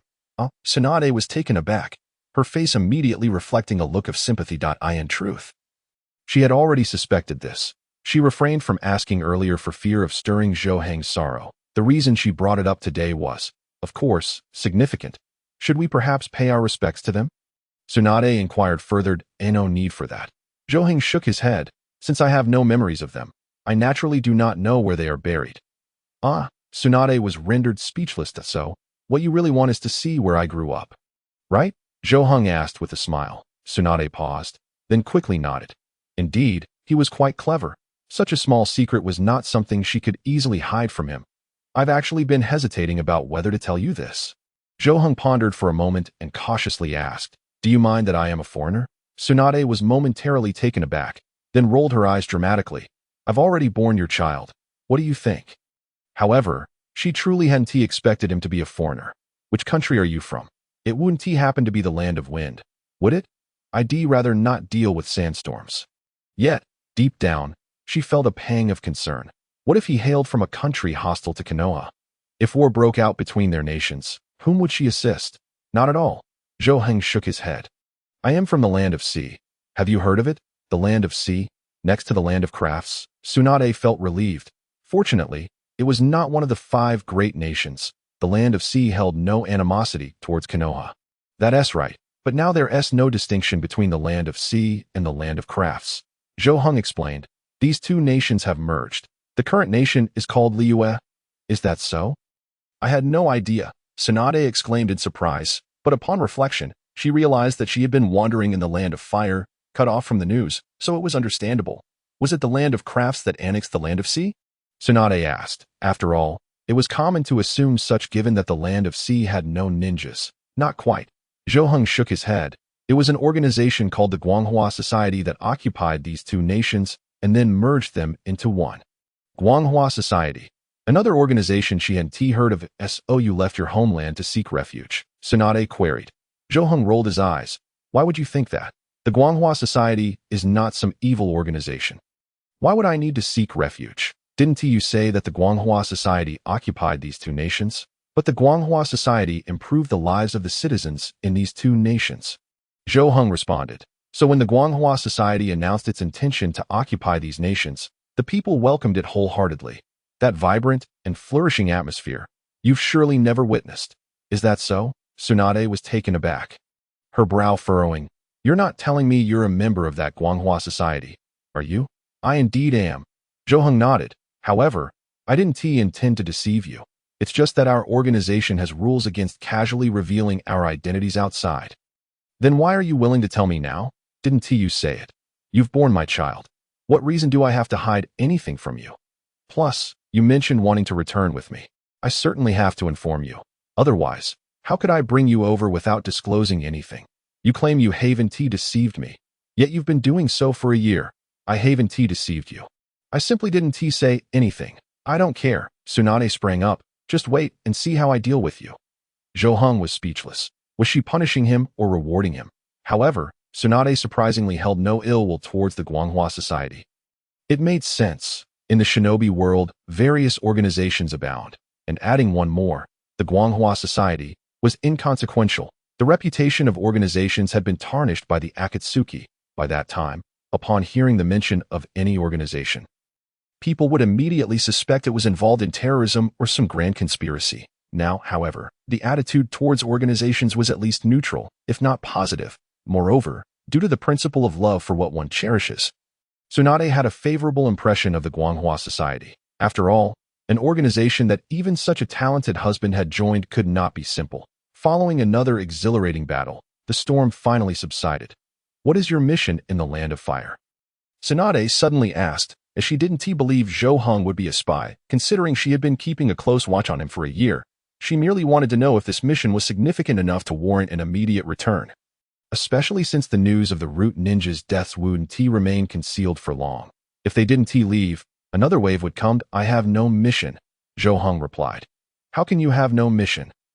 Tsunade was taken aback. How could you appear in another country for over a year without a mission and still get married and have children? Is there an issue with that? Zhou countered. Aren't you a member of that Guanghua Society? Tsunade inquired, astonished. Or are you just traveling? I am a member of the Guanghua Society, but being a member doesn't mean I must undertake missions. Zhou clarified. The Guanghua Society's 24-character principle includes wealth and power, democracy, civilization and harmony, freedom and equality, justice and rule of law, patriotism and friendliness. There's a principle of freedom within it as long as I don't violate the laws of Liyue. I can do whatever I want. Tsunade scratched her head, feeling as though she had misunderstood. The Guanghua Society was indeed different from Konoha. However, their principles were intriguing. Freedom and equality, if they could genuinely achieve that. It seemed quite appealing. Shall we head back tomorrow? Tsunade asked. Do we need to rush? Zhou replied. Is it a temporary departure or a permanent one? Should I sell the bicycle factory? Can you remain in the Land of Fire forever? Tsunade countered. That's certainly isn't possible. Since I must leave eventually, why not go now? After all, the child is growing up. If he grows up in the Land of Fire, will he consider himself a citizen of the Land of Fire or of Liyue? In the Land of Fire, he is a citizen of the Land of Fire. And in Liyue, he is a citizen of Liyue? Well, that answer sounds rather lacking. There's no need for that, Tsunade said. Observing Zhou serious expression, he nodded. All right, we'll leave tomorrow. As for the bicycle factory, I'll have someone responsible for commerce from the Guanghua Society take over. That's settled then. Tsunade beamed sweetly. Let us sleep now. We'll rise early and depart. Zhou nodded eagerly, then gestured in the direction of Konoha as a form of gratitude. He had initially been uncertain about how to reveal his identity to Tsunade. But unexpectedly, Danzo provided an assist. However, why did Danzo want to kill him? He hadn't done anything outrageous. Most of his electronic inventions were produced in Liyue, and the medicinal pills had yet to be released. Surely, it couldn't be because of the bicycle. Danzo, what are you up to? At this moment, it was already past 8 in the evening, and Sarutobi Hiruzen had yet to finish his work. He even summoned Danzo over. What is it? Danzo asked, looking bewildered that I haven't been involved in anything recently, have I? Why have you sent the root ninjas out? Sarutobi Hiruzen questioned with irritation. Is it to assassinate Johan? Have you infiltrated my root with spies? Danzo's face instantly reflected disbelief. He was aware that there must be spies. Yet, Sarutobi Hiruzen had always concealed this well until today, when it was finally exposed. Just earlier in the day, I delivered a bicycle to you. And now you send someone south in the evening. Who else could it be if not to assassinate Johan? Does it even require a spy to inform me of such matters? Humph. Danzo remained silent. Stop pretending to be clueless. Tell me why. Sarutobi Hiruzen slammed the table. Do you not understand that ninjas cannot indiscriminately harm ordinary people, especially merchants? Merchants are the financiers of ninjas. To kill a merchant is tantamount to betraying one's benefactor. He is no ordinary merchant, Danzo replied coldly. This individual is dangerous. He has invented a bicycle that can carry a substantial weight, moves swiftly, and is not particular about the roads. Isn't that a good thing? Sarutobi Hiruzen queried in confusion. Do you not forget what the ninjas from various villages are currently engaged in? Preparing for war, Danzo retorted sharply. Providing them with such an excellent means of transport at this juncture is akin to aiding the enemy. Consider how ninjas previously managed transportation, using carts pulled by horses and oxen. The costs were high, the efficiency was low, and there was significant loss in transit. Now, with bicycles, a single ninja can transport 500 pounds. At great speed, and without regard for terrain, they can even push the bicycles uphill. Especially the ninjas from Sunagakure, who can manipulate 5 or 6 bicycles simultaneously using chakra threads. The bicycle could have been invented at any other time.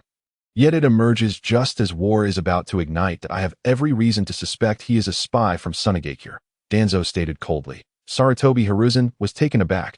Why would a Sunagakure spy come to the land of fire to manufacture bicycles? Are you out of your mind, Danzo?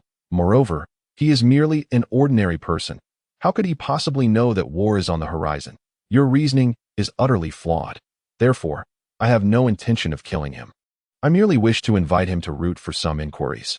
It is not because I wish to exploit his humble origins for financial gain, but rather to understand his intentions. Sarutobi Hiruzen found himself speechless, as Danzo's rationale was quite legitimate.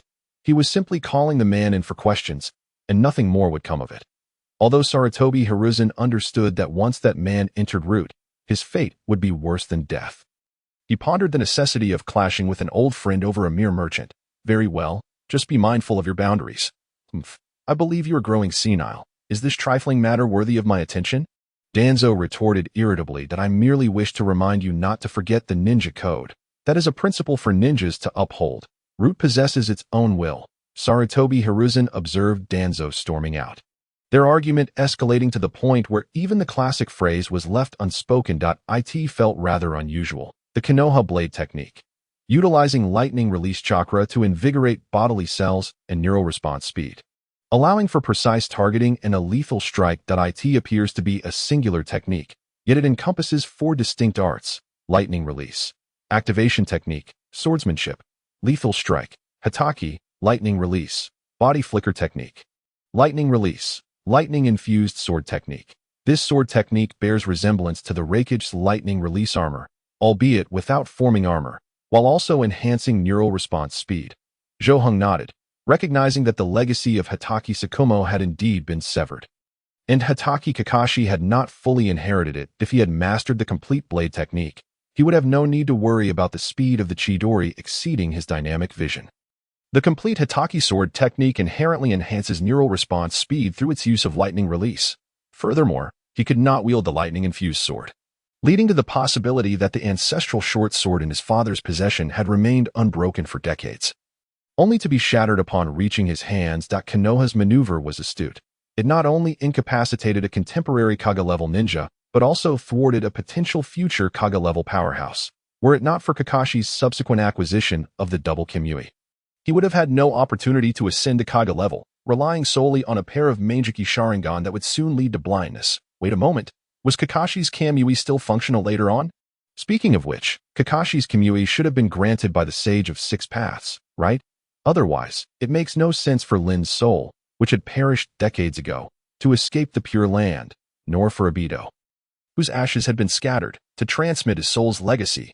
Only he possessed the ability to manipulate souls. This was truly a matter of survival, playing the protagonist like a puppet, and the protagonist had to express gratitude to him.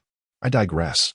Johang studied the Hataki blade technique and discerned that this set of swordsmanship encapsulated the essence of martial arts. Only speed is invincible, with its core principle being sheer swiftness.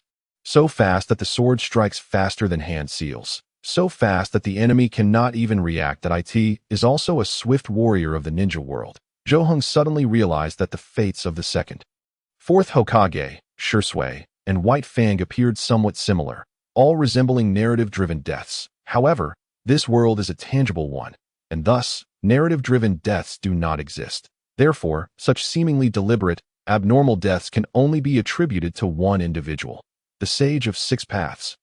Previously, I analyzed the reasons behind the Sage of Six Paths' actions against the second and fourth Hokages. Their research had delved into the realm of souls. The rationale behind eliminating Shisui was equally sound.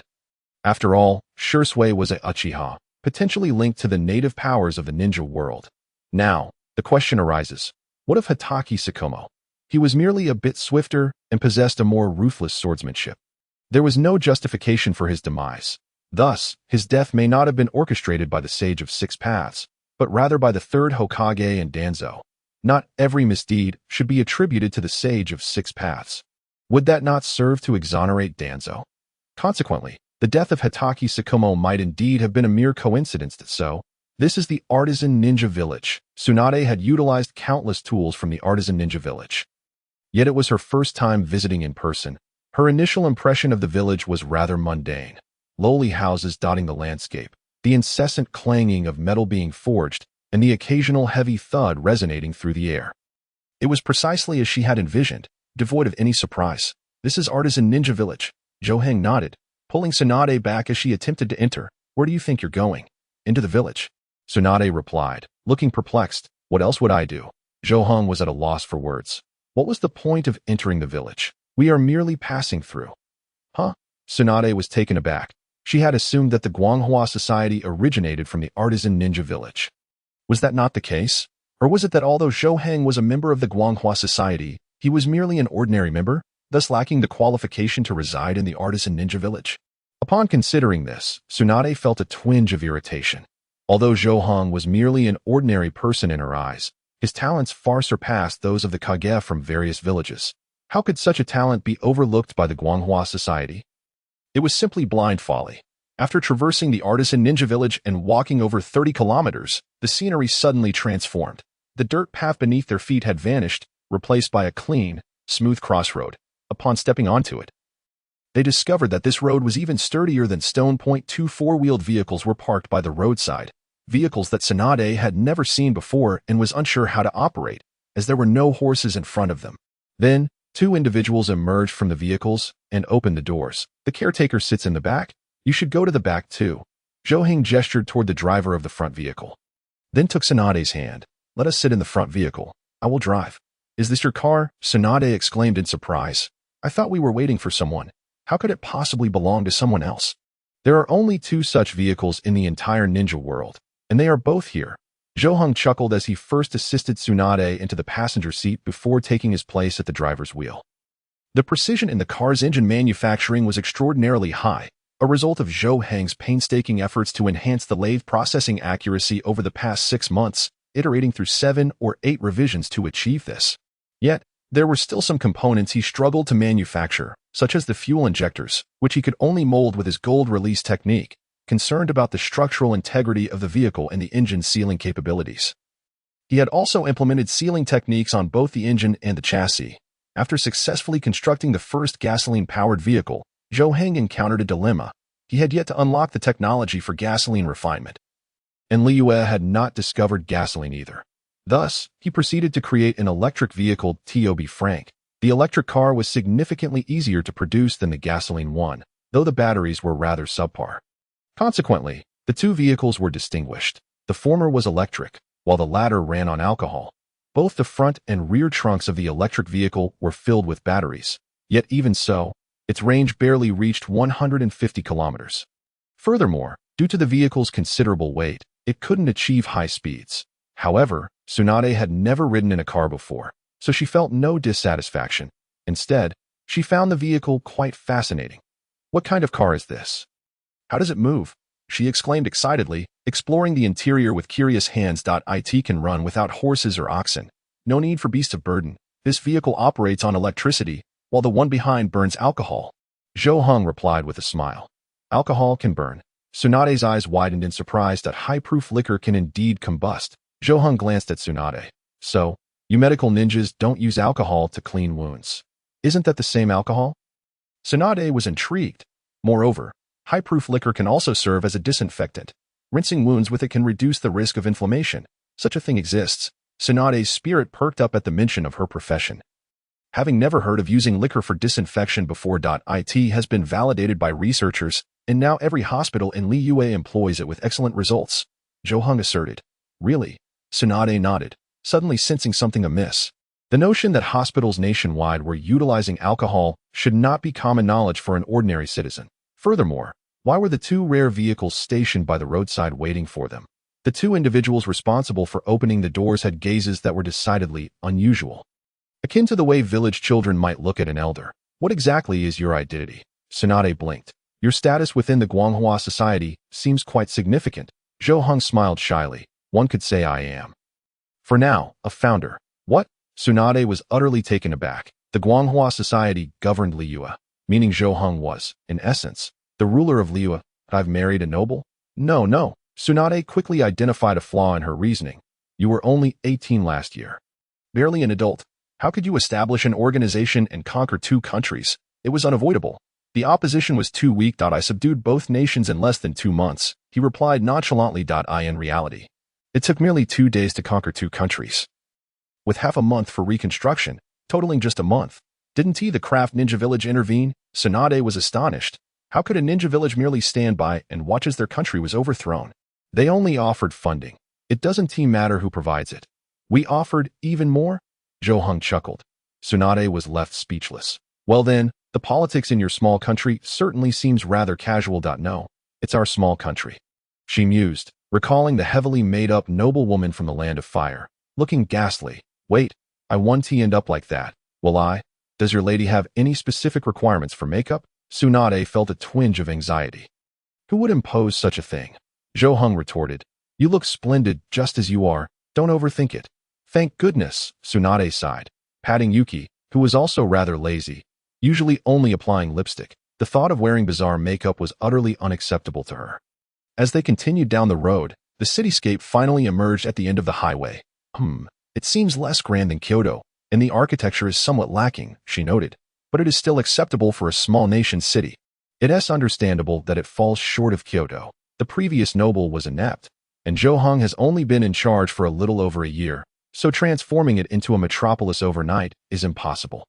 At the very least, they must first repair the roads and establish concrete and steel factories before they can embark on any major construction projects. After a brief journey, the two vehicles arrived at a mansion even larger than the estate where they previously resided in the Land of Fire. Zhou Heng believed in a form of equality, but it was not absolute. Rather, it was a merit-based equality. Given his contributions to Liyue, living in a grand mansion was only fitting to this moment. Tsunade finally grasped her husband's true identity. He was the shining star of Liyue's 7 stars, wielding power over national conscription, military affairs, and warfare in the Land of Fire. His status would be akin to that of the Hokage of Konoha. Additionally, he was the master of the 8 gates of technology, overseeing the nation's technological and industrial advancements. No wonder he sought knowledge of science in the Land of Fire, although there were no similar positions there. Tsunade knew that Orochimaru fulfilled such a role. This field typically required substantial funding, implying that Zhou Heng must control significant financial resources in Liyue, wealth, power, and an army. Zhou Heng claimed the Guanghua society had no master. But in Tsunade's eyes, he was undoubtedly the lord of Guanghua. Her discerning eye had proven invaluable. She had randomly chosen a mere attendant at an inn, who turned out to be the ruler of a nation. Suddenly, Tsunade had a revelation. How could a ruler be without wealth or work as a mere attendant in an inn? Was this all a ruse? However, he could not have known she would become inebriated. And her actions were entirely of her own volition. With a sparkle in her eyes, Tsunade realized. He must have been fond of her, posing as an attendant to pursue her, only to find that she had taken a liking to him. Leading to a seamless night of intimacy, that must be it. While there were other possibilities, she touched her abdomen and glanced back at Joey, nestled protectively in her arms. They already had 2 children. And their bond remained strong. This was wonderful, wasn't it? Why overthink? Yet, Tsunade's hand subtly pinched the soft flesh at Zhou Heng's waist, her lips brushing against his ear as she whispered with a hint of menace. You must never deceive me again, understood? Understood. Zhou Heng smirked, implying that their previous deceptions were now null and void. And there are still aspects I have yet to disclose, which shouldn't count as deceit. Ultimately, he had revealed about 90% of the truth, leaving only minor details. Today, he could finally declare with confidence. He and Tsunade had truly and utterly entered the bonds of marriage. Zhou Heng initially thought that Sakumo Hataki's swordsmanship would hold little value for him. But after experimenting, he suddenly found that it was not only useful but immensely beneficial. His previous 5 elements Immortal Light also had an impact on his physique. However, the passive enhancement derived from refining natural energy stands in stark contrast to the active reinforcement provided by the lightning release activation technique associated with the Konoha swordsmanship. While the technique may hold no utility for Zhou Heng, its underlying philosophy proves beneficial, as it embodies a school of thought rooted in physical cultivation. It is well known that the path of immortality is broadly divided into 2 categories: spiritual cultivation and physical cultivation. Previously, Zhou Heng was a practitioner of the former, yet now he finds himself poised to embark on the latter. Drawing inspiration from the lightning release activation secret art, Zhou Heng first devised the 5 elements activation secret art, subsequently experimenting with each element in turn. The first was metal release. Upon infusing his cells with the metal elemental chakra, Zhou Heng discerned a remarkable increase in the resilience and fortitude of his cells, significantly bolstering his physical defenses. Concurrently, his entire demeanor became markedly sharper. Thus, metal release enhances defensive capabilities, primarily focused on combat and aggression. Next came wood release. After channeling wood elemental chakra into his cells, Zhou Heng experienced a surge in cellular vitality, imparting a vibrant life force to his entire being. Consequently, wood release amplifies life energy, emphasizing nourishment and healing. Following this, with water release, the infusion of water elemental chakra granted Zhou Heng a sense of transparency and natural flow throughout his body, leading to heightened mental clarity and agility. Therefore, water release serves to purify the body, enhancing swiftness and fostering tranquility. The 4th element, earth release, upon its infusion into his cells, imparted a profound sense of weightiness. And Zhou Heng noticed a substantial enhancement in his overall defenses. Additionally, he observed that his chakra pathways had grown more resilient, allowing for greater chakra output and increasing the potency of his techniques. Thus, earth release excels in endurance, primarily focusing on growth and transformation. Finally, with fire release, the infusion of fire elemental chakra enveloped Zhou Heng in a warm sensation, followed by an overwhelming feeling of clarity, as if impurities within him were being incinerated by flames. Thus, fire release also serves to purify the body while simultaneously invigorating cellular vitality, having grown accustomed to manipulating the 5 elemental forces. Zhou Heng began to rearrange their sequence. Initially, he followed the cycle of mutual generation, metal, water, wood, fire, earth, which yielded no notable results. He then transitioned to the cycle of mutual restraint, metal, fire, water, earth, wood, and he immediately felt a distinct change. The body, reinforced by metal release when subjected to fire, exhibited a considerable enhancement. The body, strengthened by fire when nourished by water, experienced a reduction in its inherent heat, while the agility and flexibility augmented by water release became even more pronounced. Subsequently, with earth release providing support and wood release nurturing, the effects surpassed those of any single attribute, resulting in an astonishing enhancement of approximately 1.5 times the previous effects. In that instant, Zhou Heng comprehended the path to physical refinement. He resolved to utilize chakra in the sequence of metal, fire, water, earth, wood to nourish his physical form, repeating the cycle continuously. This cultivation method was named the 5 elements body forging technique. Following this, Zhou developed a water element body forging technique to impart to Uzumaki Kagura. He also contemplated teaching the wood release body forging technique to Tsunade, but was uncertain how to broach the subject. How could he explain that he was an immortal who had tailored a body forging technique specifically for her? Quickly, Zhou devised a plan. He first created an earth-water body forging technique utilizing the attributes of earth and water. He then aged the scroll, blending it into the secret archives of the craft ninja village. With Tsunade having little to occupy her time in Liyue, no longer needing to oversee the bicycle factory, she found herself with ample leisure. Zhou established a temporary research institute for weapon forging. Appointing Tsunade as his secretary and sending over the craft ninja village's ninjutsu and blacksmithing secrets to enrich the resource materials. While Zhou was preoccupied with various tasks, Tsunade naturally took the lead at the research institute. And the ninjutsu became her responsibility. Tsunade gave it little thought, as it merely involved cataloging technological information .as for the few ninja techniques mixed in. That was hardly unusual. It was simply a matter of the subordinates being somewhat careless. While researching the body forging techniques, Zhou did not abandon his studies of computers. By the end of the 43rd year of Konoha, he had assembled an electronic tube computer capable of 30,000 calculations per second. However, Zhou soon lost interest in pursuing this path further. It was a dead-end, labor-intensive, and mentally taxing endeavor. Thus, in the 44th year of Konoha, he shifted his focus directly to integrated circuits. Unfortunately, he encountered a significant obstacle in the preparation of single crystal silicon. Zhou knew that the Zokrawski method was used for its production, but he lacked understanding of the specifics, despite his extraordinary aptitude for materials research. He could only conduct experiments incrementally, exploring through trial and error. When experiments stagnated, he resorted to using shadow clones, while the process of cultivation demanded patience. Tsunade was already 4 months pregnant, and Uzumaki Kagura was too young at 11 to contribute. The reforms in Liyue required time and could not be rushed. Zhou suddenly found himself at loose ends. He recalled the ninjutsu he had copied from Hitaki Sakumo and realized that there might be merit in exploring ninjutsu after all. Some techniques may not have direct application for him, but their underlying philosophies and design concepts could potentially illuminate a grand path forward. Perhaps it was time for him to venture out once more. Contemplating his next destination, he gazed at the map on the wall, retrieved a coin from his pocket, and fashioned it into the shape of a dart using metal release. With eyes closed, he cast it nonchalantly. The dart flew true, landing squarely on its mark, the land of rain. The land of rain.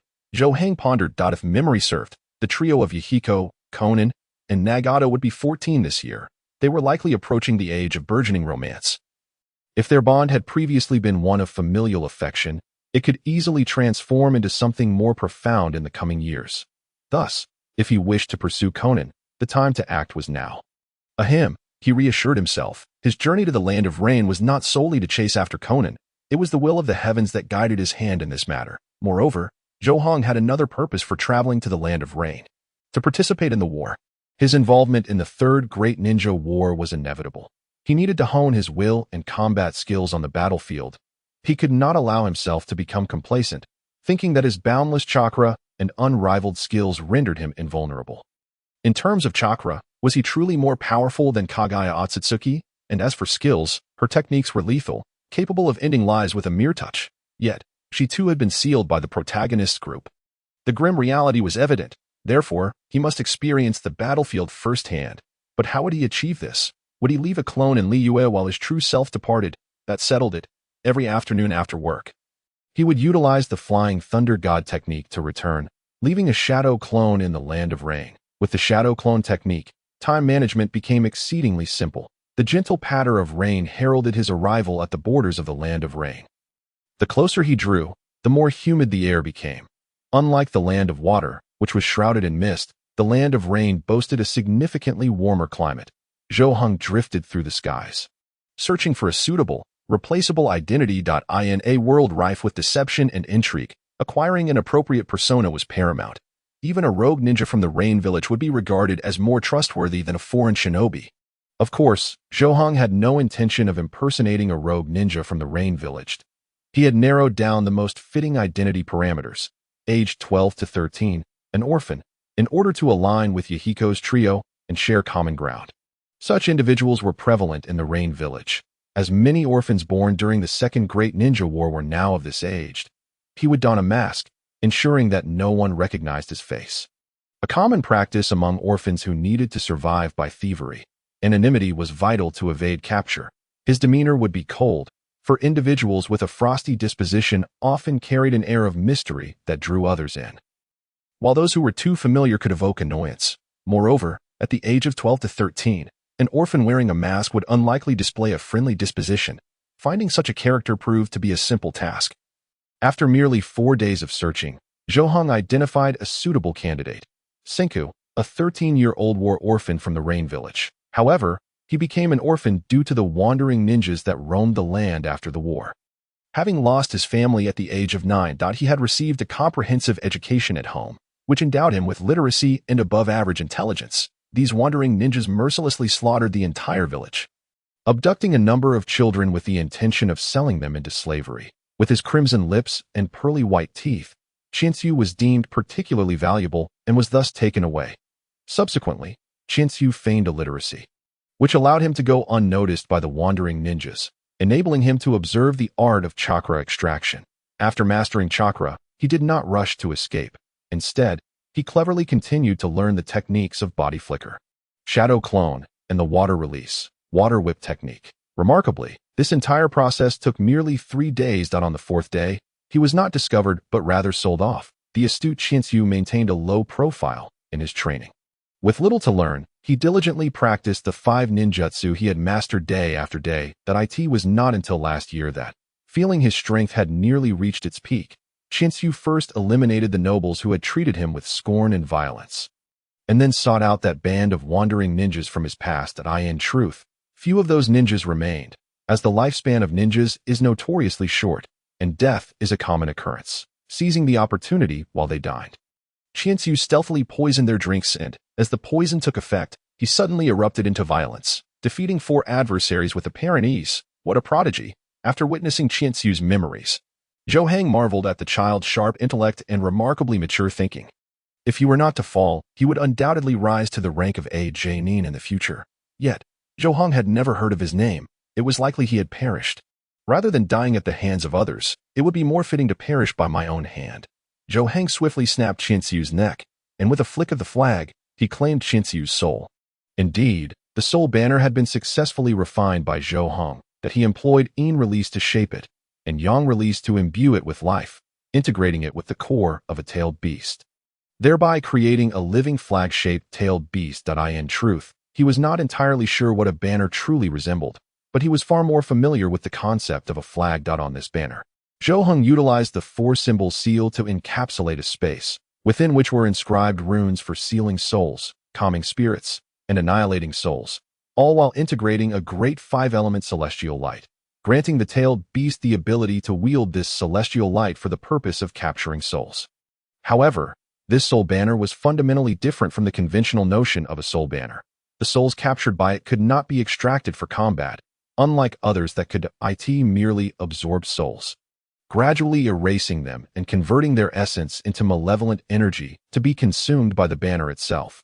Yet, Zhou intent was to extinguish lives and obliterate souls, making this capability sufficiently effective for his purposes. As for whether the Sage of 6 Paths would sense something amiss, Zhou declared that ever since he gained mastery over electromagnetic force, he no longer feared the Sage of 6 Paths. For control over electromagnetic force signified the ability to depart from the planet. At worst, he could simply flee into outer space, let them try to catch him. Furthermore, his current cultivation appeared to have reached a plateau. Yet if pressed, he could seamlessly merge Yin and Yang release with the great 5-element celestial light, or fuse the 5 celestial lights into one. The former would evolve into a product resulting from the fusion of 9 elemental chakra types.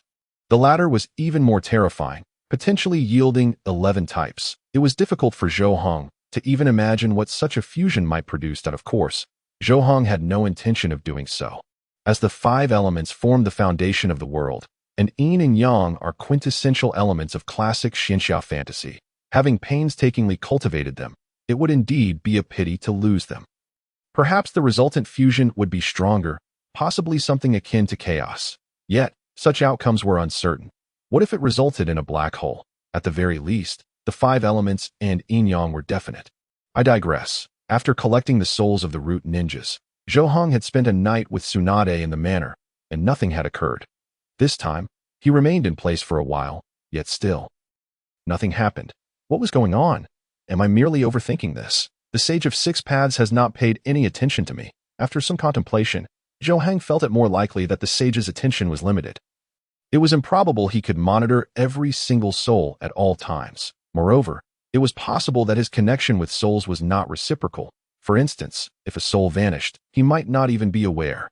This would explain why Orochimaru had continued to consume other souls without being dealt with by the Sage of 6 Paths. The sage was undoubtedly quite busy, focusing primarily on his own sons, such as the Uzumaki and Uchiha clans that AS for Chinsyu. Who was he? Never heard of him. If that were the case, it was rather fortunate. I do not wish to confront the boss so soon. A smirk appeared on Zhou lips as he removed the mask from Chinsyu's face and then incinerated the corpse. Wearing the mask of the deceased was the limit. There was no need to change clothing. Chinsyu had no fixed attire at AS for his physique. There was no need for drastic alterations. Though he was only 13, he had led a life of comfort, never wanting for food or drink, even within noble households. Thus, at 13, he stood at 1.74 meters tall, not much different from Zhou. There was no need to alter his appearance further. Zhou had chosen to wear a mask precisely to avoid changing his own likeness. After all, it would feel strange to pursue romance while bearing another's face. Zhou furrowed his brow but made no move. Instead, he donned Chinsyu's ninja tool pouch and continued onward. Before long, 3 figures swiftly appeared before him. The wandering ninjas of Chinsyu. All 3 wore the forehead protectors of the Hidden Rain village, and the leader coldly declared, "Lord Shinyu requests your presence." The war outside had concluded, yet the conflict within the Hidden Rain village raged on. After the Second War, Hanzo's mindset had seemingly deteriorated, lacking even a trace of the former demigod's dominance. Now he was consumed by a lust for power, indulging in luxury, resulting in a significant decline in his control over the Hidden Rain village and the Land of Rain. Presently, the Land of Rain was rife with various organizations, an overflow of spies, and even wandering ninjas and rogue ninjas from outside, drawn in by the rumors of prosperity within the Hidden Rain village. All these elements contributed to an endless cycle of conflict, making it an ideal location for Zhou. For here, battles were ceaseless. "Shinyu," Zhou scoffed. "He dares to claim the title of God? You audacious fool. How dare you insult Lord Shinyu? It seems you seek death." With that, the leading ninja gestured, and the 2 ninjas behind him, swords drawn, charged forward. What? They can't even perform body flicker technique. Zhou was momentarily taken aback, but quickly came to understand. For lowly village ninjas to extract chakra was already commendable, so expecting them to master body flicker technique was unrealistic. Without further ado, he charged forward as well, his right hand reaching for 2 shurikens, which he hurled forth. He felt a surge of excitement. If he remembered correctly, this would be his first battle of equal strength since crossing into the ninja world. Previously, he had dominated without challenge, rendering it rather dull. With only 5 skills at his disposal, he would have to rely on technique. The 2 shurikens were unsurprisingly intercepted and sliced apart by the 2 ninjas' swords. This was to be expected, as Zhou shurikens were of a jōnin level and would naturally not be lethal to 2 adult ninjas. They might be jōnin, yet having survived to adulthood, they must possess considerable combat experience. However, Zhou technique was precise and calculated. With a blade in hand, the threat diminished significantly, especially as he swung it forth. Raising his hand to form seals, he declared, "Water whip technique." In the environment of the Hidden Rain village, the water whip technique took form instantaneously, tracing an arc through the air with immense kinetic energy. The speed of the whip's end had surpassed the speed of sound. One ninja's neck was severed in an instant, while the other, startled, hastily retreated. Yet, he was unable to evade entirely, suffering a gash upon his neck. Was this the water whip technique? The Rain ninja, barely escaping death, glanced at the corpse of his comrade, utterly astonished. If memory served, the water whip technique was supposed to bind enemies with a whip of water, was it not? How could it be so different?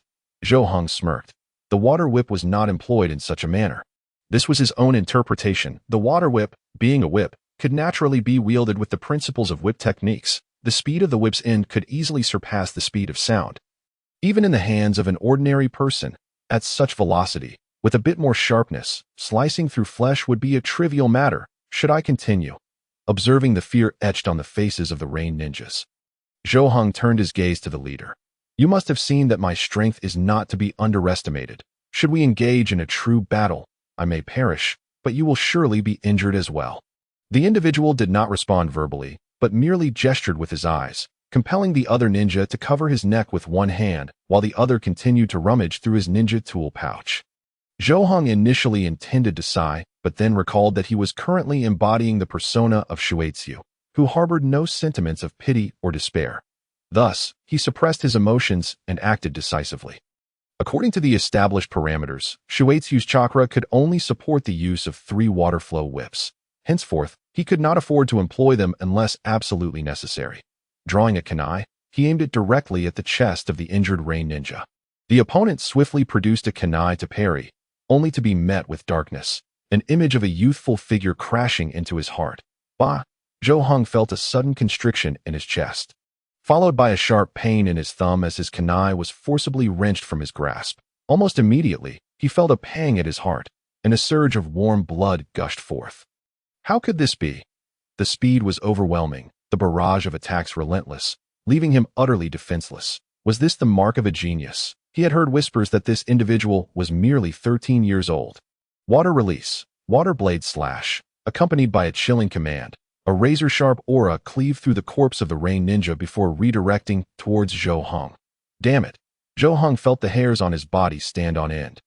Instinctively, he contemplated employing the body flicker technique, but quickly remembered that Shueitsu lacked such a skill. Thus, he had no choice but to bang. The cut struck Zhou Heng, who transformed into a wooden post at that moment.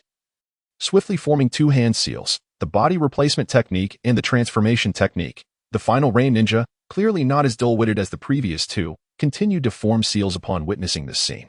Zhou Heng instinctively dodged, recognizing the hand seals being formed. They belonged to the Earth release. Earth spike technique, as expected, spikes erupted from the ground where Zhou Heng had just stood, had he remained stationary. His garments would surely have been torn to shreds. The spikes continued to rise, and with a swift motion, Zhou Heng seized the long sword from the waist of the recently fallen Rain Ninja. Raising it to strike. It was evident that this Rain Ninja's Earth release proficiency was quite lacking. The Earth spike was remarkably brittle, shattering effortlessly. After 2 strikes, Zhou Heng found himself less than a meter away from the remaining Rain Ninja. Then, he noticed the smirk curling at the corner of the Rain Ninja's mouth. Did you think I was merely a ninja specializing in ninjutsu? The Rain Ninja drew his sword, a glimmer of cold light slicing through the curtain of rain. In truth, I am a swordsman. After you have exerted all your strength to close the distance, only to discover I have drawn my blade. What might that scene entail? It is no exaggeration to say that 99 of adversaries would be momentarily stunned. Indeed, he had claimed many lives with this very tactic. Even Zhou Heng had fallen for it, as he had not activated the Linglong eye and had fought purely based on Shueitsu's 5 skills. Had it not been for his honed reflexes, he would have surely met his demise with that strike. Yet, Zhou Heng quickly realized that the one who lay dead was the Rain Ninja. With a slight retraction of the long sword, the Rain Ninja's blade clashed against Zhou Heng's sword hilt. It did not penetrate. Now it was the Rain Ninja's turn to be taken aback. There was no escaping the fact that Zhou Heng's physical prowess was a given, a fundamental attribute that could not be ignored. Meanwhile, his other hand had not been idle. He retrieved an explosive tag from his ninja pouch, slapping it onto the Rain Ninja's body and delivering a kick that sent him flying.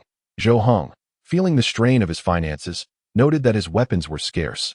Merely a kunai, 2 shurikens, and 5 explosive tags.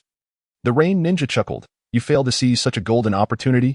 What a genius at 13. Today, I shall ensure your demise here.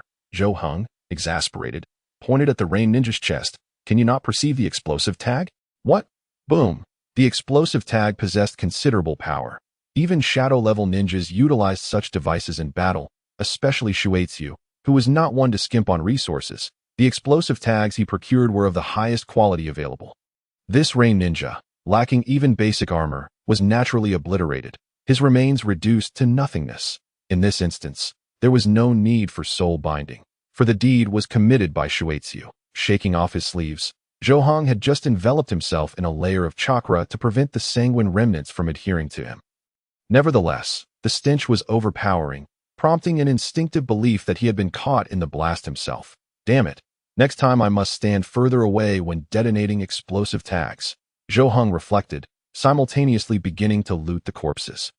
Murder and looting were standard operating procedures. Of course, some ninjas would lay traps within their tool pouches to ambush those who sought to loot them.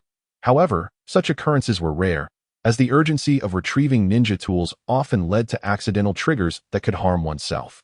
These three Rain ninjas, however, did not employ such tactics, allowing Zhou to loot without hindrance. His spoils included 2 severely worn ninja swords, marred by numerous wounds and thus of little value, 5 kunai, 14 shurikens, including those he had thrown, and 17 explosive tags, adding to Shueitsu's 4 for a total of 21. Additionally, he discovered an unexpected item, a scroll, inscribed with a jutsu, water release, water blade slash.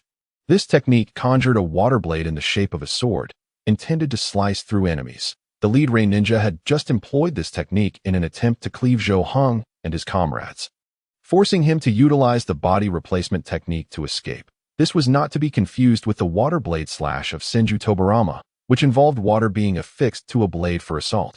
However, it was common for different villages to assign the same name to distinct techniques, or for techniques with identical names to yield varying effects. For instance, Earth Release, Hardening Technique, and Earth Release, Earth Spear Technique are essentially the same.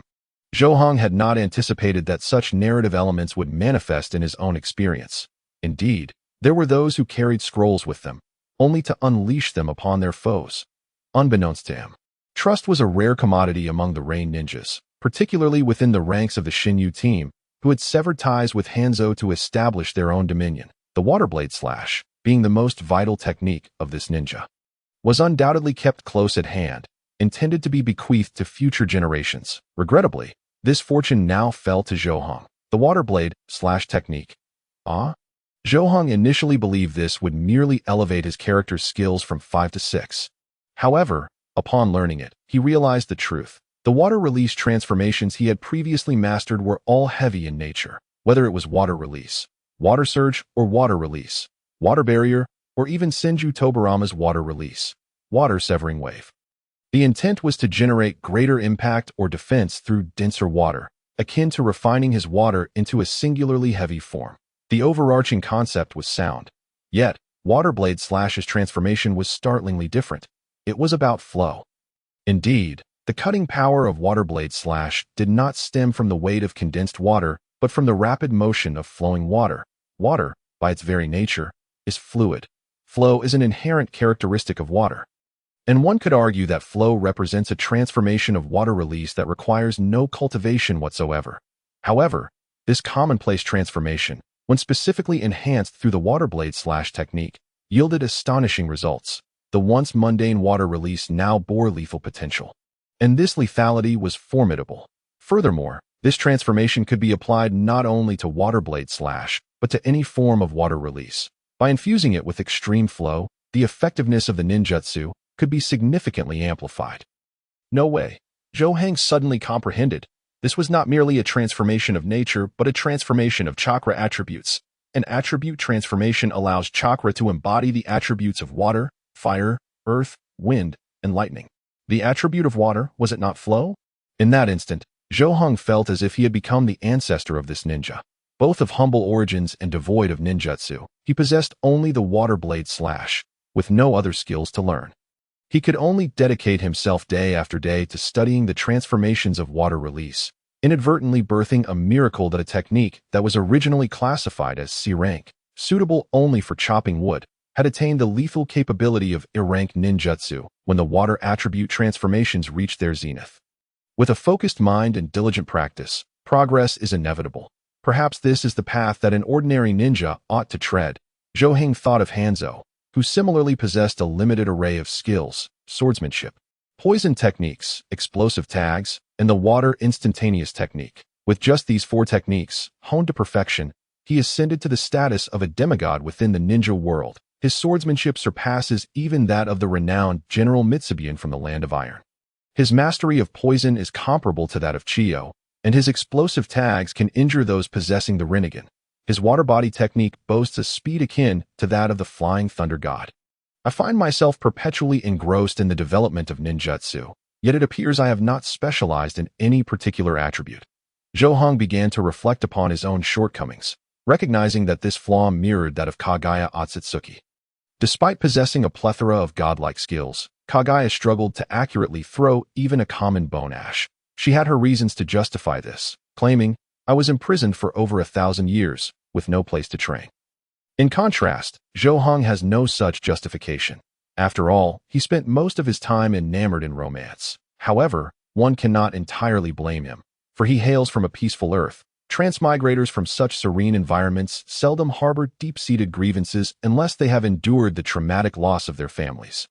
As a result, they typically lack a profound connection to the world they inhabit, and their desire for strength arises solely from a simple yearning for longevity that in this mindset, aside from the local beauties.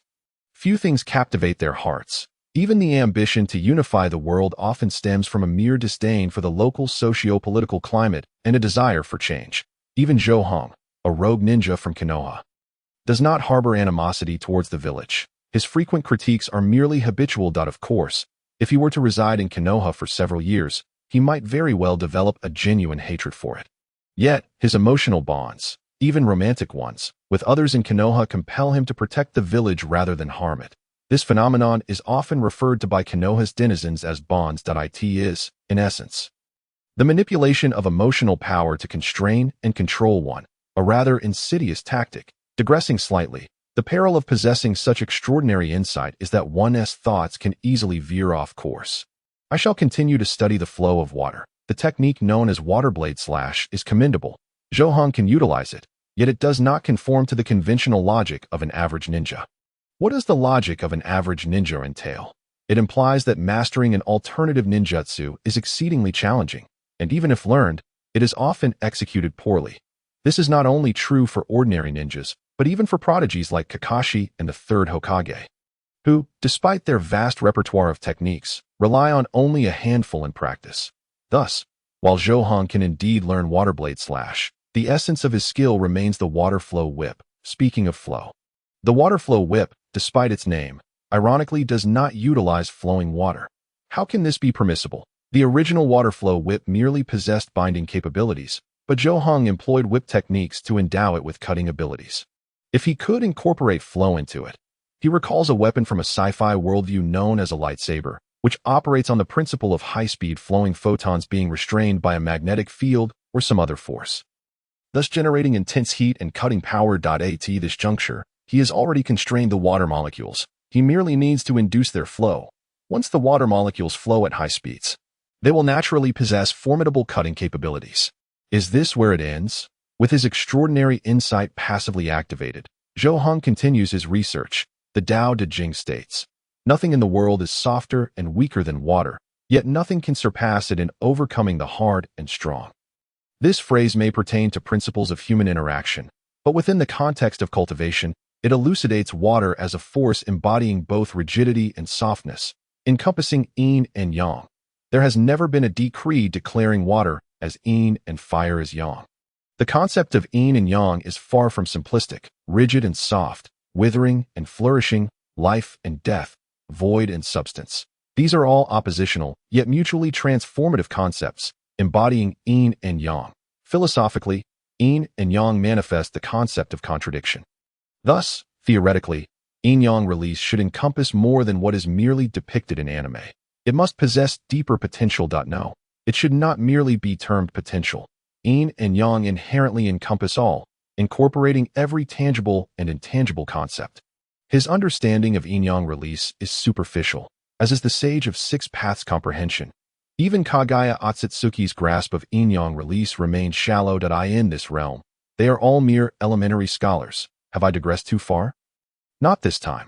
Zhou transitions from water to yin-yang release, inevitably returning to the essence of water. Since water is a force embodying both yin and yang, could he not apply the concept of yin-yang release to water? How does one embody rigidity and softness? Rigidity as ice, softness as water. Indeed, he can infuse the water flow whip with ice particles to enhance its cutting power. How about void and substance? the void as vapor, the substance as water and ice. Should he initiate with a mist concealment technique to obscure his movements? How about withering and flourishing? Water possesses healing properties. It can cleanse wounds, eliminate viruses and bacteria, revitalize cells, and purify the body. It can also transform into supercooled water, instantly freezing the water within a body, subsequently puncturing cells, achieving an effect where mere contact results in death and a mere brush inflicts injury. Hence, the water flow whip could be composed of supercooled water with numerous ice particles within. Rapidly flowing water would not only possess formidable cutting capabilities, but supercooled water could directly assault cells, while the chill could reduce an opponent's mobility and neural reaction. The cold could even cause the water vapor in the air to condense into droplets, ultimately forming mist. It would be unnecessary to invoke the mist concealment technique to generate mist. Let us give it a try. He raised his hand, methodically forming seals, and soon a brilliant white whip extending 3 meters materialized in his grasp. The mere length of this whip exceeds what an ordinary ninja could achieve. A member of the Mist Umbu would only create a whip measuring 1 meter. As the whip took form, mist began to coalesce around Zhou Hong. Yet, the flow speed remains insufficient. Zhou Hong's chakra control is already formidable, but the speed of the water's flow does not meet his satisfaction. This is primarily due to his lack of dedicated practice in manipulating flow properties, relying solely on chakra control. However, by employing the multi-shadow clone technique, he could quickly enhance the speed. With a gentle flick, the whip sliced through a wall, causing it to crumble. Impressive, Zhou Hong mused. Regardless of how low the flow speed of the water flow whip may be, it is still a product of chakra. Even a wind technique used by a jōnin can cleave through a vast expanse of forest. Water techniques may resemble water, but they cannot be treated as mere water. Should he consider renaming the advanced water flow whip? Zhou Hong pondered, but ultimately decided against it. Continuing to use this technique adds an element of intrigue. He is curious to witness the expressions of future masters as they fall to the water flow whip technique. However, according to traditional ninja customs, he could prefix the technique with a word, divine water flow whip. Wait a moment. Zhou Hong recalled Konin's divine paper jutsu that he, too, possesses paper release. Why does he not have Konin's remarkable transformation abilities? Capable of turning explosive tags into vast oceans, even evading the gaze of the Sharingan. Therefore, why does Konin prefix her paper release with the word divine? Wherein lies the divinity? Nagato also claims to be a god. There must be a connection. Could it be that they have harnessed the power of yin-yang release? Viewing yin-yang release as divine power is not entirely unfathomable, and it might elucidate why Konin is so formidable. She is indeed an orphan. However, possessing yin-yang release alters her status from an orphan. One must realize that even Sakura, who merely possesses simultaneous yin and yang attributes, has yet to master yin-yang release and already possesses potential rivaling that of Akage. The attack power of Divine Water Flow Whip is indisputable, yet its defense is somewhat lacking. This offers Zhou Hong an opportunity to showcase his skills. However, there is a dilemma. He lacks a high-speed body flicker technique. It is not that Zhou Hong does not possess one, but rather that Water Flow does not. He cannot expect Water Flow to utilize the Flying Thunder God. His body flicker technique is simply the most basic, injecting chakra into his leg meridians to accelerate. Thus, he must temporarily develop a body flicker technique exclusive to water flow. Let me contemplate what can be borrowed. It must align with the characteristics of his own ninjutsu while being powerful and effective. There is only the neighboring Luffy's Gear Second. Luffy's Gear Second utilizes his limbs as pumps, thereby accelerating blood flow and enhancing physical strength. If one were to think outside the box, blood is essentially water. Is it not? After all, chakra is a rather abstract concept. Some believe oil is water, while others consider sugar as water. Did they not successfully develop corresponding ninjutsu? Naturally, this approach carries some risk, and Zhou Hong himself dares not attempt it. Thus, he will explore an alternative idea. The human body contains not only blood but also water. Manipulating this water to flow rapidly without jeopardizing cellular survival. Could this yield effects akin to Gear Second? Zhou Hong made a slight attempt, but discovered it was unfeasible. The theoretical basis for enhancing physical strength through accelerated blood flow is sound. As blood possesses the remarkable ability to transport vast quantities of oxygen, which in turn amplifies cellular vitality. The rapid flow of water within the body does not yield a similar effect. Instead, it disrupts the inherent biological water that facilitates the transport of energy and substances. Upon a mere attempt, Zhou Heng found himself instantaneously weakened. However, he had indeed developed a commendable technique, aptly named the water weakening technique, which operates by disturbing the body's aqueous environment to diminish the strength of adversaries. Returning to the second stage, if biological water remains immobile, he must devise a strategy concerning the blood vessels. Within the vessels flows not only blood but also water, constituting 85% of the blood's composition. Thus, by manipulating the flow of water within the vessels, he could similarly control the velocity of the blood. Upon another attempt, success was achieved, albeit with a mere 1.5-fold increase in blood flow speed. As the blood cells exhibited a degree of fragility, any further acceleration would jeopardize their integrity. Nonetheless, Zhou Heng, having traversed from a scientific worldview, was accustomed to addressing challenges as they arose. Faced with the dilemma of fragile cells, he need not seek alternative solutions, for the ninja realm itself possessed techniques to reinforce cells, a skill he was well versed in, Ninjutsu. Instantly, Zhou Heng switched his energy, employing the water element Sage Light to manipulate the flow of blood within the vessels.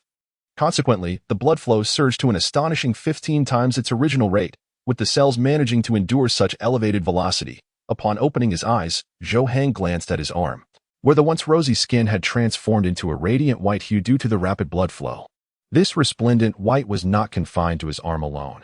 As blood coursed throughout his entire being, his complexion shifted entirely, evolving from that of an Asian individual to one of luminous whiteness, not the pallid complexion typical of Westerners, but rather akin to the cool white skin of Li Daren, enhanced with a fluorescent effect. This transformation was quite appealing. Zhou Heng nodded in approval. He appeared both striking and formidable, with enhanced speed to boot. However, the term second stage felt rather pedestrian. He resolved to name it the Sage Light mode. As for the duration of this Sage Light mode, Zhou Heng silently attuned himself, and as time elapsed, 1 hour, 2 hours, 3 hours, he experienced no discomfort. Rather, he felt increasingly invigorated in this state. The progress of his 5 elements body refinement technique soared under the influence of this mode, akin to equipping his body with a turbocharger, enhancing all aspects related to breathing and energy cultivation, even accelerating the absorption of natural energy. This won't do. Zhou Heng furrowed his brow. This mode was exceptionally overpowered. Transformations in the realm of ninjas or powerful ninjutsu typically come with time constraints, commonly lasting around 5 minutes. Yet here he was, wielding a transformation that could sustain itself for 24 hours. Reluctant to relinquish such a substantial enhancement, given its ability to exponentially increase the speed of his body refinement technique. He pondered abandoning its development entirely. After all, the technique of instantaneous movement was inherently discrete. Even if he exhibited increased speed, others would merely attribute it to his innate talent for instantaneous movement. Yet, the luminous complexion posed a challenge. A solution emerged. Zhou Heng summoned Earth Element Sage Power, employing the Earth Release, hardening technique to envelop himself in a layer of protection. This shield obscured the brilliance, restoring his complexion while providing an additional layer of armor for precaution. Had he possessed such armor during his recent encounter with that ninja, he would have maintained his composure. Moreover, this layer of armor served a secondary purpose by reducing his speed. While his original speed was already commendable, the Sage Light mode had rendered it nearly superhuman. Adding the Earth Sage armor would help mitigate this enhancement. However, merely restricting speed felt somewhat wasteful. Zhou Heng contemplated this and gradually began adjusting the weight of the Earth Sage armor. Altering the weight of Earth Release was a fundamental attribute adjustment. The more formidable the Earth Release ninja, the denser their techniques became. A technique as potent as the Earth Mountain technique, capable of ensnaring the Ten Tails, represented the pinnacle of ordinary ninja mastery over Earth Release. Utilizing Earth Sage armor solely to alter his complexion seemed a misuse of its potential. Yet, if it could also serve a burdening function, it would be perfect. 500 kilograms, 1 ton, 2 tons, 3 tons. He could not increase it further, for any more would render him slower than even a nin. Zhou Heng halted. He had never before experienced the sensation of bearing 3 tons. To his astonishment, his body proved remarkably resilient, allowing him to move with the speed of an elite nin despite the burden.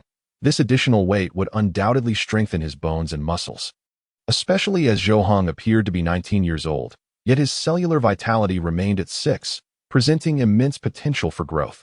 While this would be commendable for an ordinary ninja, such as Might Guy, Zhou Hong was aware of the existence of gravity chambers designed to enhance cellular development throughout the body. Thus, he would not rest content with the current capabilities of the Earth Sage armor. Perhaps he could replicate the light and heavy rock technique from the land of Earth, yet that seemed overly complicated. Zhou Hong recalled that he had already replicated Nagato Shinra Tensei and Basho Tenin a year prior, granting him the ability to manipulate both gravitational and repulsive forces. He pondered whether these two forces could be fused in modern science. The strong and weak nuclear forces, along with electromagnetism, had essentially achieved unification. The only remaining force to be unified was gravity. If he could merge gravitational and electromagnetic forces, it would lead to a monumental unification of forces, reaching the pinnacle of physics, allowing him to effortlessly manipulate individual particles, execute mass energy conversions, and even create worlds from the void. However, scientists had struggled to find a path to this fusion. Conversely, Zhou Hong, with the aid of his fusion talent, appeared poised to merge these two forces with relative ease. Thus, he resolved to give it a try. Zhou Hong summoned a surge of electromagnetic force within his body, simultaneously activating Basho Tenin to collide with it. The moment of impact. The fusion power ignited.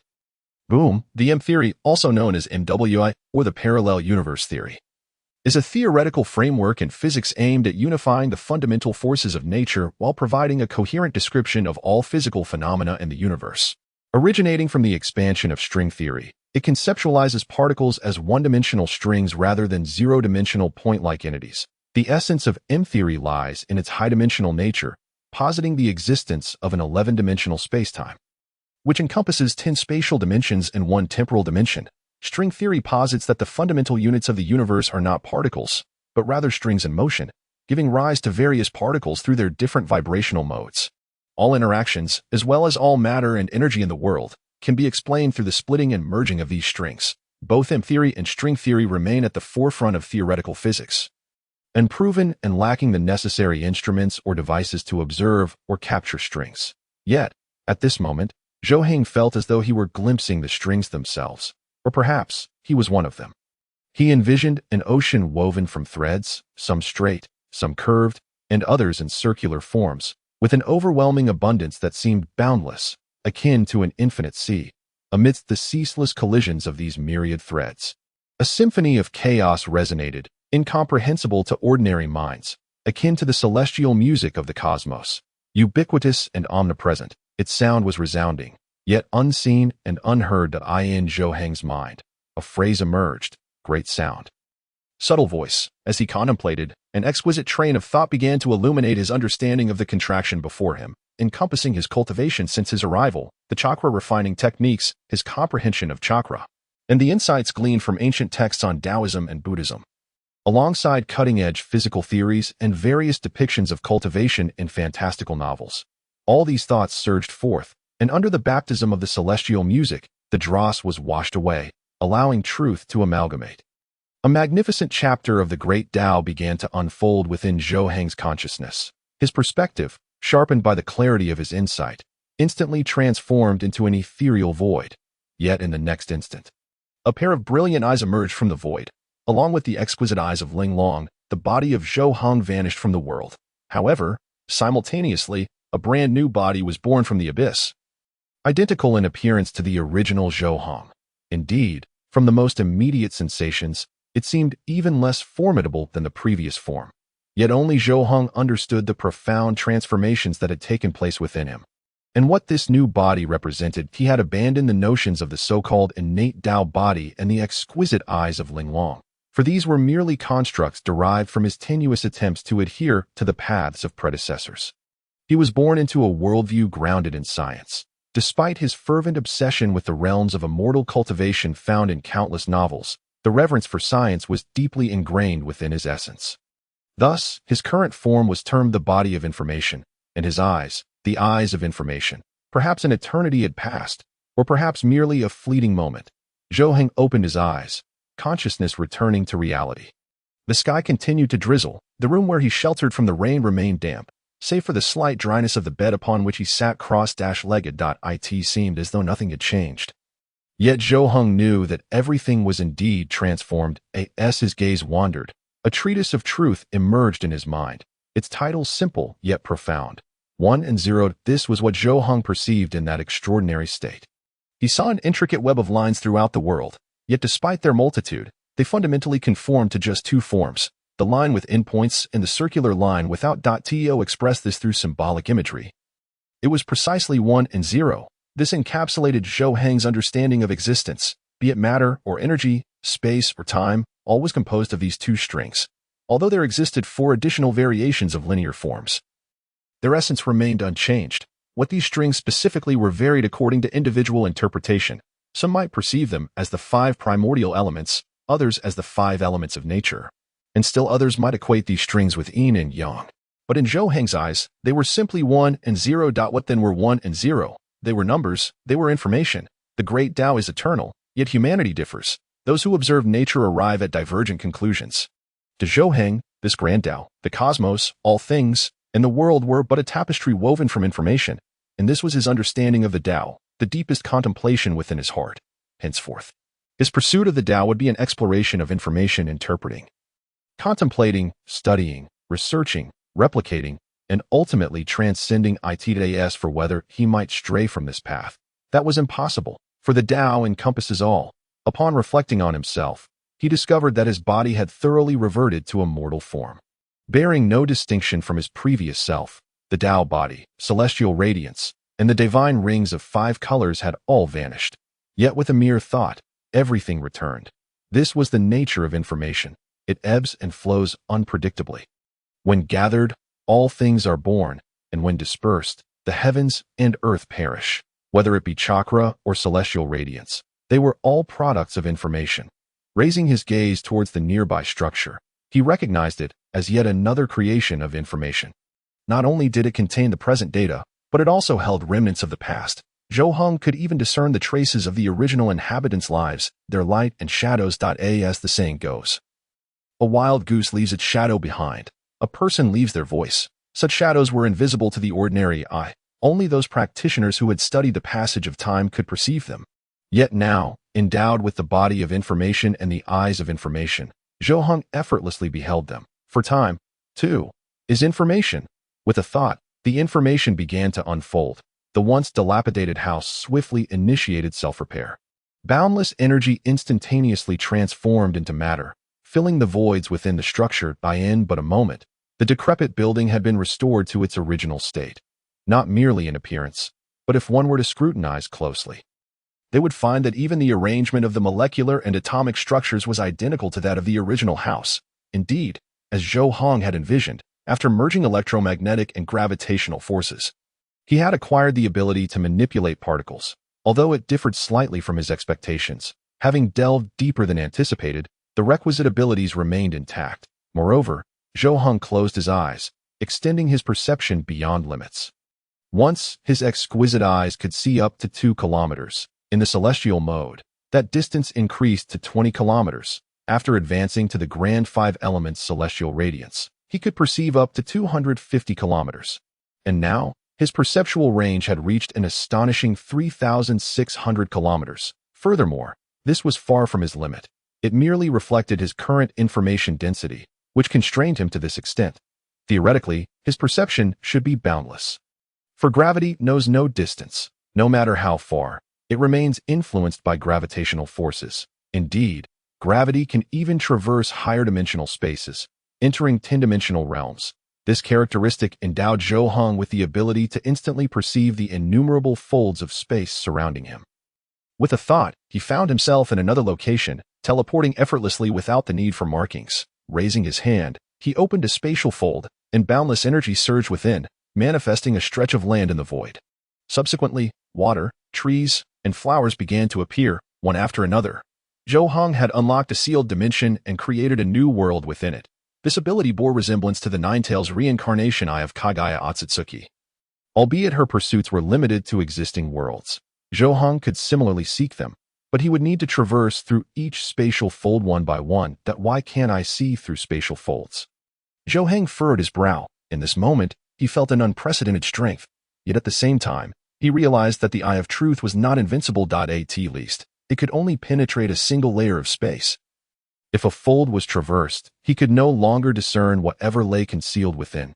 Additionally, In terms of temporal observation, he could witness the past, but not foresee the future. Furthermore, he had not solely desired to create worlds. He had also wished to generate life, be it cattle, deer, or cranes. However, upon attempting, he found himself unable to do so. Souls, too, are information, yet they exist at a far higher level. Zhou Heng frowned. The body of information requires cultivation, and the method of cultivation involves observing, studying, and assimilating more information, eventually integrating it within himself. One day, when he has comprehended all the information within the Tao, he would naturally become a new embodiment of the Tao. His current level was merely the beginning, while the realm of the soul seemed akin to elementary school, beyond his grasp. Nevertheless, he could modify, manipulate, and extinguish souls. In other words, while he could not create souls, he could alter, control, and obliterate them. It seems that across the myriad realms, it was rare to hear of anyone capable of creating souls. Wait, there was indeed one. The neighborly old lady possessed a soul fruit, enabling her to create souls. Remarkable, isn't it? Something that even Inwa could not accomplish. Yet this old lady managed to do so. Furthermore, the seed of fire could also achieve such feats. Zhou Heng pondered, contemplating the seed of fire's explanations. After all, it was a miraculous creation that emerged with the birth of the universe. Yet, why could this old lady manage it? The grand techniques of the eternal world could only harvest souls, not create them. How could a two-dimensional character, known solely for procreation, achieve such a feat? It seemed far-fetched. Her soul fruit must resemble the technique of impure world reincarnation, reviving the souls of the deceased after cleansing them. Otherwise, how could the created souls possess distinct personalities, surely influenced by their original traits? Drifting away from the topic, here he was in the world of Naruto, pondering matters of the One Piece universe. Nonetheless, Zhou Heng indeed felt that the upper limits of Naruto were somewhat constrained. At the very least, he was no longer intimidated by the likes of Sage of Six Paths or Kagura Akatsuki. He had discovered his own path, even if his energy paled in comparison to theirs. However, the energy levels are exceedingly high. Facing these two individuals could result in a dimensional reduction strike. Yet, neither the Sage of Six Paths nor Kagura Akatsuki can contend with Zhou Heng. The entity of information is a conglomeration of data, and prior to confronting an opponent, even Zhou Heng himself is unaware of how to extinguish his own existence. At the very least, this mother and son duo absolutely lack the means to annihilate information. Should they appear, not only would they be unable to harm Zhou Heng, but they would also become subjects of his study. Attempting to use sealing techniques against Zhou Heng would be utterly futile. In fact, Zhou Heng would relish such an endeavor, for sealing techniques are also information, essentially a gift of knowledge. Thus, am I invincible in the world of Naruto? In that instant, Zhou Heng suddenly comprehended Obito's demeanor. Amidst the gathering of robed ninjas and the plethora of strong individuals in the Akatsuki, he appeared so relaxed and carefree. The reason is that he possesses Kimui, placing him in an inherently invulnerable position. It is this invincibility that allows for a tranquil mindset. Now, Zhou Heng has reached a similar realm, accompanied by a corresponding mentality. I am invincible. No one can slay me. Hence I can reveal my true nature and act as I please. Cough cough. One must still maintain a degree of discretion. After all, Obito does not roam the world boasting about his Kimui's might.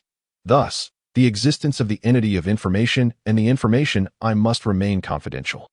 Although I do not believe anyone in the Naruto world could devise a means to counter me, one can never be too certain. Nevertheless, with my newfound strength, it seems my main quest could also undergo some changes. He no longer requires Obito's Kimui, and he merely needs to conduct research on the other dimensional divine techniques. Aside from that, there are the charming women of the Naruto world. What is the purpose of traversing worlds? To grow stronger, to attain immortality. That is merely a process, not the ultimate goal. One cannot pursue immortality for the sake of immortality alone. In reality, the vast majority seek immortality simply for prolonged enjoyment. After all, the pleasures of a short life are but fleeting dreams, destined to shatter. Only eternity is genuine, and Zhou Heng has, to a certain extent, already achieved a semblance of eternity. At least, he will not perish before the annihilation of this universe. Conservatively estimated, the lifespan of a universe spans hundreds of billions of years. There is ample time ahead. Since he is nearing eternity, why not also indulge in life, while searching for ways to traverse other worlds? The mere thought of the diverse, charming women in Naruto instantly brings a smile to Zhou Heng's face. In his previous life, such opportunities were non-existent. He couldn't even find a single girlfriend. He wonders which esteemed individual facilitated his crossing. He is profoundly grateful. As for the notion that becoming an entity of information would lead to a disinterest in women, interest in women is determined by one's inner self, not by one's abilities. Even deities with the power to establish harems abound. Those from the Panlong universe can even produce families numbering in the millions. Additionally, the Jade Emperor's sister and niece are not devoid of romantic pursuits. Having emotions and desires is, in fact, a manifestation of one's mastery over power. Those who possess a modicum of strength and consider themselves gods, eschewing mundane pleasures and severing their emotional connections, have instead become captives of their own power. In summary, from this day forth, I shall commence my enjoyment of life. All innate talents have vanished. Zhou Hong continued to contemplate his transformation, discovering that the 5 golden fingers he carried through his journey were no more. Or rather, they had all merged into the entity of information. Now, he can directly observe information and replicate, integrate, and control it. This information is not limited to that of others. Any observable information, whether from other beings or inanimate objects, can be fused. How delightful! Zhou Hang conjured a whip. He had come to embody the water whip technique. Although an unexpected event had abruptly transformed him into an entity of information, he did not intend to alter his original plan. However, the style of his skills would require some modification. Observing the whip in the water with his keen eyes, he attempted to modify its information if an ordinary ninja sought to alter a ninjutsu form. They would have to engage in gradual training.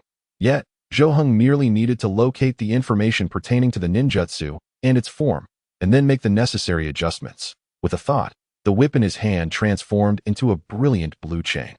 The chain bears a striking resemblance to the water-based version of the Vortex God's locking technique, yet its essence is entirely different. His chain lacks sealing properties, and each link functions as a high-speed whirlpool. Not only does it possess remarkable resilience, but it also boasts unparalleled cutting capabilities. Furthermore, the length of the whip is no longer constrained, as long as it remains within Zhou Heng's operational range and energy is supplied. Its length can extend infinitely. How he longs for an opponent to test his new skill. As he relished the newly developed ability, he felt a strong desire to find someone to challenge. Just as he contemplated this, an adversary appeared, drawn by the sin of his intentions. This time, it was a 4-person squad, 1 jōnin, 1 chunin, and 2 genin. All 4 wore the headbands of the Hidden Rain Village. And the leader, appearing to be in his 30s, bore a cold gaze that revealed his callous nature. Whoosh, whoosh, whoosh, whoosh. The sounds of body flicker technique echoed as the 4 landed outside the building. What is this structure? The jōnin gazed in astonishment at the intact, even pristine, condition of the house before him. It made no sense, as all other buildings were in such disrepair. Could it be that someone constructed a new house here? However, this house is quite impressive. From this day forth, it belongs to me. Let us check if anyone is inside, and if so, eliminate them, the jōnin commanded. The 2 genin nodded in agreement. Yes, sir. The chunin furrowed his brow, cautiously surveying the surroundings while stating, Lord Shinyu, the Akatsuki team should have gone missing in this direction. We ought to be prudent. Akatsuki was merely a brash individual relying on a family heirloom ninjutsu, possessing real strength only slightly above that of a chunin. Yet, he still did not genuinely submit to me, and with such aspirations yet lacking in power, it was only a matter of time before trouble arose. Boom! Accompanied by the sound of splintering wood, the 2 genin were sent flying from the room. Both Shinyu and the chunin were startled.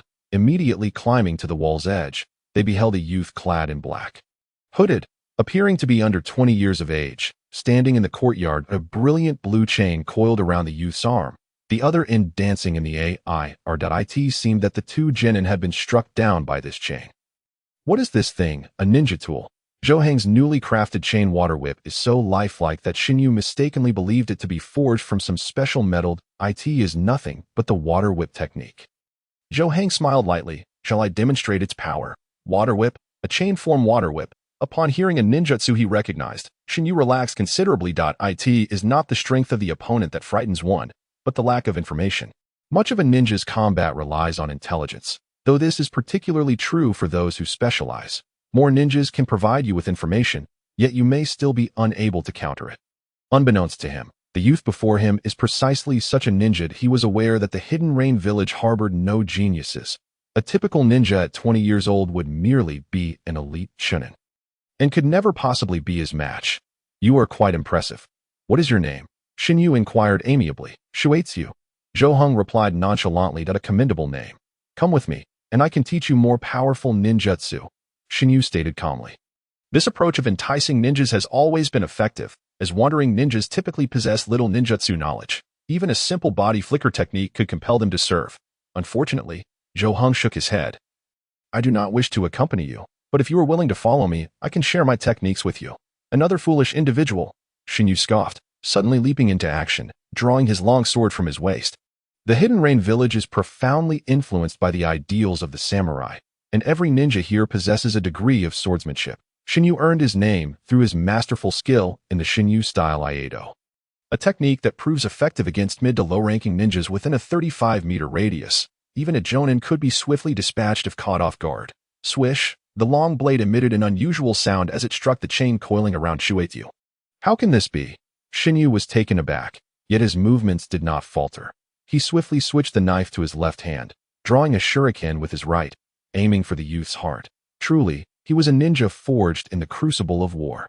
Zhou, while evading attacks, couldn't help but marvel at the ruthless efficiency of these ninjas. Their movements were fluid and precise, adhering to a deadly set of techniques that left no room for their opponents to analyze or retaliate. In truth, the battles Zhou had witnessed in the anime were largely reflective of a post-war era, where true combatants were a rarity.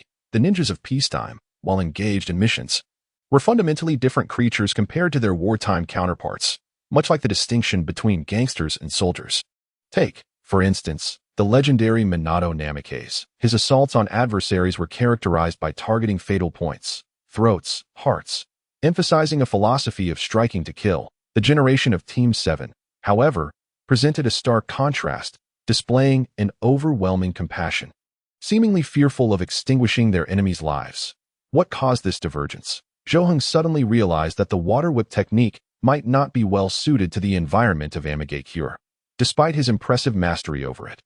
The execution required time, and given that time frame, his opponents could easily strike first out. Of course, if Zhou had allies, this technique would prove advantageous, providing crowd control and support. Drawing a kunai, he enveloped it with a swirling torrent of water.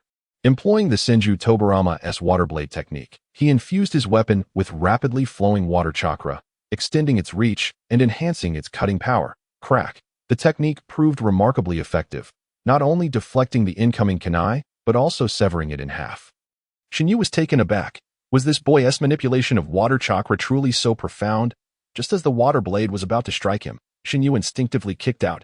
Zhou seized the moment, delivering a swift downward slash, causing Shinyu to scream in agony as he collapsed to the ground. His right leg was pinned beneath him, severed at the knee. Regret flickered in Shinyu's eyes. He had underestimated the quick reflexes of this young ninja, who had managed to change tactics in an instant. Being a ninja was akin to walking a razor's edge. A single miscalculation could lead to death. Zhou harbored no mercy for his foe, executing a decisive strike with his water blade, severing Shinyu's head from his body. In his final moments, Shinyu could only cry out, "Genius," like a wave crushed upon the shore by the relentless tide. His voice resonated with indignation, resentment, and unfulfilled potential. With a thud, Shinyu fell, prompting the nearby jōnin to flee without a moment's hesitation. Though he recognized Shinyu's demise was due in part to his own carelessness, he understood that killing a jōnin was no small feat, and he was certainly not equipped to face such a formidable opponent. However, he had his own means. If he could not confront Zhou directly, surely others could be enlisted to do so. He was aware that every major ninja village relished the opportunity to eliminate rising talents, and if the reputation of the water lyric spread, it would inevitably attract waves of assassins from various villages. His fate was sealed. As anticipated, the jōnin Zhou intentionally spared divulged the news of the encounter. The entire Amigakure was thrown into a state of shock. Both the jōnin and Shinyu, having ventured out on their own, were unaware of water lyric's true capabilities. Observing Zhou physique, they assumed he was nearing 20th. However, once Amigakure's intelligence network was activated, it was swiftly revealed that water lyric was merely 13. 13 years old, defeating 4 opponents, including a jōnin and 2 jōnin. What kind of concept was this? It was essential to remember that Kakashi Hatake had shocked the village by becoming a jōnin at the age of 12. And this was within the context of the 5 great nations. How could a talent of such caliber emerge from a minor nation like the Land of Rain? In the past, Hanzo might have sought to take such a prodigy under his wing. But regrettably, this news never reached Hanzo, as it was intercepted by his subordinates. After all, Hanzo was visibly aging, and it was time to select a successor. The emergence of a genius at this juncture was hardly fortuitous. Due to the high illiteracy rates in Amigakure, many were unfamiliar with idiomatic expressions, and despite being Hanzo's right-hand man, he referred to himself as the right hand of Hanzo's right hand. At this moment, the right hand of Hanzo's right hand, Shinda, held the intelligence on water lyric. With no formal training and having relied solely on freelance missions, Shinda was genuinely astonished upon reviewing water lyric's simple dossier. If this were a disciple of a Kaga-level shinobi, it would be somewhat understandable for a 13-year-old to slay a jōnin. Yet, this child was entirely self-taught. The report indicated that he had not even been exposed to shinobi knowledge until the age of 9. This meant his formal training had lasted a mere 4 years. This was not merely a genius, this was a prodigy. In fact, he surpassed even the illustrious Hanzo, who, while his early life remained shrouded in mystery, at least had the guidance of a village. If a completely wild talent could achieve such prowess, one could only imagine the heights he might reach with systematic training. Should we report this to Lord Hanzo? Shinda's subordinate inquired softly, equally astounded by the emergence of such a talent in the Land of Rain. No. Shinda contemplated briefly, then waved his hand, passing the dossier to his subordinate. Leverage this information publicly. The subordinate hesitated, taken aback. A prodigy was not something a small nation could afford to harbor, especially since the Land of Rain could not withstand another siege like the one during the Second Shinobi World War. Shinda spoke with an air of detachment. The subordinate's expression fell, as he understood that regardless of Shinda's personal motives, the rationale behind this decision was sound. Hadn't Danzo rushed to eliminate the Akatsuki organization upon hearing of its burgeoning influence in the Land of Rain? Great nations would not permit surrounding smaller nations the opportunity to rise, especially in light of the precedent set by Hanzo during the Second War. Amigakure was rife with spies, yet due to its origins, the Land of Rain could not openly eradicate them. They could only tolerate their presence. This also facilitated the exchange of intelligence among spies, allowing Shinda's orders to be dispatched swiftly, and by the following day, this intelligence appeared on the desks of the 5 great nations. Thus, Water Lyric, a traveler from another world for a year and a half, finally gained a semblance of notoriety within the shinobi realm, though regrettably under someone else's name. A 13-year-old capable of slaying a jōnin. The Third Hokage pondered briefly before setting the dossier down. The Land of Rain and the Land of Lightning were not contiguous, and thus this matter was not for them to fret over. Water Lyric. Inoki furrowed his brow, contemplating before also placing the document aside. The Iwagakure of today showed no signs of lacking talent. And judging by the dossier's arrival, it was evident that Water Lyric did not align with Amigakure's interests. Moreover, there was another reason akin to that of the Hokage. Naturally, there would be others who would be anxious about this. Would Amigakure truly produce such a genius? The third Kazekage smiled, his expression reflecting the elation of an impending festival. He had received intelligence confirming that the renowned Sakumo Hatake had indeed taken his own life. Sakumo's speed and blade were formidable, specifically designed to counter the puppet masters of Sunagakure, while the third Kazekage, belonging to the line of Suna, had his own grievances with the puppet masters. Those were internal disputes. The death of an external foe, particularly at the hands of a Konoha ninja, was certainly cause for celebration. As for this child named Water Lyric, let the Konoha shinobi deal with him. Sunagakure was currently preoccupied with its own frictions with Konoha, leaving no surplus jōnin available to handle the matter of Water Lyric. Thus, the task of addressing Water Lyric fell to the roots of Konoha. A 13-year-old capable of killing a jōnin, wielding water release and the water whip technique. What a farce. As a single-element ninja, Danzo understood the limitations of specializing in one attribute, even with his extensive wind techniques. He often felt inadequately armed when facing formidable foes. How could one expect to slay a jōnin with merely a water whip at the age of 13? The standards for jōnin in Amigakure must be alarmingly lenient. Danzo could not believe Water Lyric possessed the strength of a jōnin. He could only question the true worth of Amigakure's jōnin ranks. This suspicion was not unfounded. In Konoha, jōnin were typically well-rounded ninjas, most having cultivated a secondary attribute. Yet in Amigakure, even possessing a second ninjutsu was a remarkable feat. Dispatch a team, be to investigate. Danzo ordered coldly, as expected. His adversaries knew him well, anticipating his inevitable response. This was the reaction of a great nation, but within Amigakure, notable factions had also received word of Zhou Heng's exploits, including the still-developing Akatsuki organization, a 13-year-old orphan capable of defeating a jōnin. Yahiko, upon reading Water Lyric's dossier, felt a surge of excitement. He could become their next companion. Nagato and Konan nodded in unison. The Akatsuki organization had been established for 3 years, yet its development had not been smooth. Thus far, there were only 19 members. Yahiko had pondered over the reasons for the Akatsuki's sluggish growth. In terms of strength, the organization possessed considerable power. After all, Nagato had already attained the prowess of an elite jōnin, and he and Konan could stand shoulder to shoulder with special jōnin. For ideals. Many recognized the Akatsuki's vision. One could dismiss the notion that mutual understanding among people is abstract, yet the world lacked even a single notable thinker. It was already commendable that someone could articulate a concept. So why was it that no one was willing to join the Akatsuki? The trio concluded that it might be due to the youth of the 3 leaders. It is indeed a challenging task to expect an adult to submit to a group of adolescents. Among the remaining 16 members, 11 were indeed younger than them. Suddenly, they discovered an orphan of their age. Possessing remarkable strength, this was undoubtedly a destined member of the Akatsuki. His current predicament must be perilous. We must locate him without delay, Yahiko remarked. I saw in the intel that he resides in Timping Town. We must hurry there. Who will go? Nagato inquired. Timping Town is quite far from here. The current strength of the Akatsuki is weak. If the 3 of us leave, the remaining members will be left without even a jōnin. And encountering an enemy could lead to total annihilation. Yahiko contemplated for a moment. He felt compelled to go, as the strength of the water technique was indeed formidable, and it was the least he could do to respect the leader's involvement. Konan insisted on accompanying him, for without her, Yahiko would have to journey alone. Thus, Nagato would have to remain behind. You guard the base. I will go with Konan, Yahiko declared. We can traverse through the air and return within a day. Agreed. Nagato nodded, while Konan remained silent. Although she possessed a bloodline limit, was the most astute of the trio, and excelled in management, it was unfortunate that this was a patriarchal society. She had grown accustomed to relying on her comrades and never voiced her personal opinions.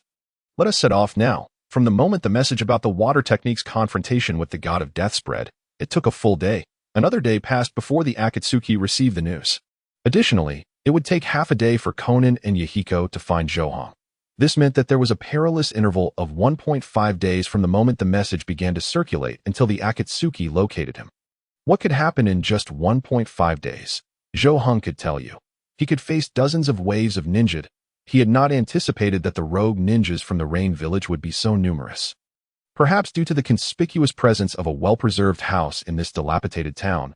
Regardless, ninjas would occasionally come, and many became his experimental subjects. Initially, Zhou focused on combat. He was not a person of limited insight. His mind was filled with extensive theories of combat, warfare, and even vivid battle scenes. For instance, he envisioned Madara standing alone against a legion of ninjas, or the climactic battles of Naruto and Sasuke in the Valley of the End. He also recalled the fierce clashes of the Armored Titan, various confrontations in Fate, and even the iconic battles in League of Legends filled with spectacular maneuvers. Ultimately, Zhou distilled the essence of combat and war. You engage in your own fight, and I engage in mine. Indeed, it echoed the words of a certain individual. He also articulated another truth of war. There has never been a case of the weak defeating the strong. It has always been the strong oppressing the weak. Zhou further refined the attributes associated with combat. The first was speed. In the realm of martial arts, swiftness is paramount, with reaction time being crucial. Forming the core of all maneuvers. The second was strength. A single force can shatter myriad techniques. The third was awareness. Combat necessitates intellect, unless one's other attributes far exceed those of opponents. The fourth was positioning. If I can strike you while you cannot strike me, then no matter how powerful your skills, they are rendered useless. The fifth was technique. The same skill executed by different individuals can yield vastly different results. For example, while Qiao Feng might bring the sweeping monk to his knees, a more skilled Song Qing Shu may fail to achieve the same impact, highlighting the disparity in technique. The sixth was defense. If you can withstand a punch without harm, yet your opponent succumbs to a single blow from you, even the most skilled execution becomes irrelevant. Any one of these 6 attributes, if mastered to perfection, could forge a renowned warrior. If multiple attributes are honed to their peak, achieving fame in the ninja world would pose no challenge. Mastering all 6, however, would allow one to traverse the vastness of the world. Among these attributes, Zhou Hong had already maxed out speed, strength, and defense. Yet, awareness, positioning, and technique could only be refined through combat. He was aware of a technique dedicated to enhancing awareness, positioning, and technique, called the Free and Unfettered Ultimate Skill. Yet regrettably, he did not possess it. Moreover, the observation haki could also elevate these 3 attributes directly, alongside the manipulation of time, allowing for the slowing of one's own temporal flow, which could similarly enhance these 3 aspects. Alas, he did not possess that either. Even if he did, the necessity for honing his skills would still remain. After all, relying on the observation haki and time manipulation could be seen as shortcuts, effective against weaker foes. Yet the foundational weaknesses would inevitably surface when faced with equally matched adversaries. Thus, the time ahead would be dedicated to refining these 3 aspects, which would necessitate a corresponding reduction in his strengths in speed, strength, and defense, perhaps by limiting the Flying Thunder God technique. Indeed, this suited the role of the water technique perfectly. After summarizing the core combat attributes, Zhou Heng adjusted his skill list, identifying the most suitable techniques to maximize these 3 attributes: body flicker technique, substitution technique, and water blade slash. The body flicker technique and substitution technique enhanced positioning and evasion, while the water blade slash could be utilized both in close and ranged combat, showcasing his skills in conjunction with the body flicker technique. He envisioned the body flicker technique as akin to a Q skill like that of Vayne, frequently usable, while the water blade slash served as the W skill, unleashing a cutting wave of water, and the E skill enchanted his weapon to inflict true damage. The substitution technique operated as a blink, evoking a certain resemblance to Shun. It was as if the 2 versions of Shun had merged. Both Q skills were retained, with one sword formation omitted. My body flicker technique lacked the taunting function. Yet as long as I engaged directly with the enemy, they would naturally prioritize attacking me. Would I require a teleportation-type ultimate skill? Zhou Heng furrowed his brow. After all, Shin was a tank, while he intended to play an agile hero. Close combat, weapon enchantment, and an emphasis on skill. Riven. The water blade slash could enlarge his weapon, just as Riven could. The body flicker technique allowed for instant movement. Much like Riven, the water blade slash could create a water blade, akin to Riven's wind blade, presenting little difference. Riven possessed a shield, while he had the protection of a water whip. Thus, his skill template bore a closer resemblance to Riven's, save for a skill to stun the opponent. Lo and behold, within the realm of ninjutsu, there indeed existed a skill capable of stunning enemies, genjutsu. However, the skill list of the water technique lacked genjutsu. Perhaps he could wrap the water whip around himself, using it to ensnare the enemy upon close proximity. As long as he could bind their hands, it would be akin to stunning them. The only issue lay in the fact that the enemy had legs and could flee. It wouldn't suffice for him to blink in and have them simply blink away. Given that the future combat direction leaned towards close quarters, how to approach the enemy had become a pressing concern. I need to enhance my body flicker technique.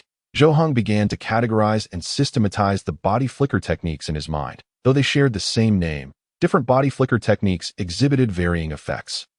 After all, there were numerous meridians in the legs. Some individuals utilized fewer, while others employed more. Additionally, there were pure physical techniques for body flicker, such as the Soru from the 6 styles of the pirates.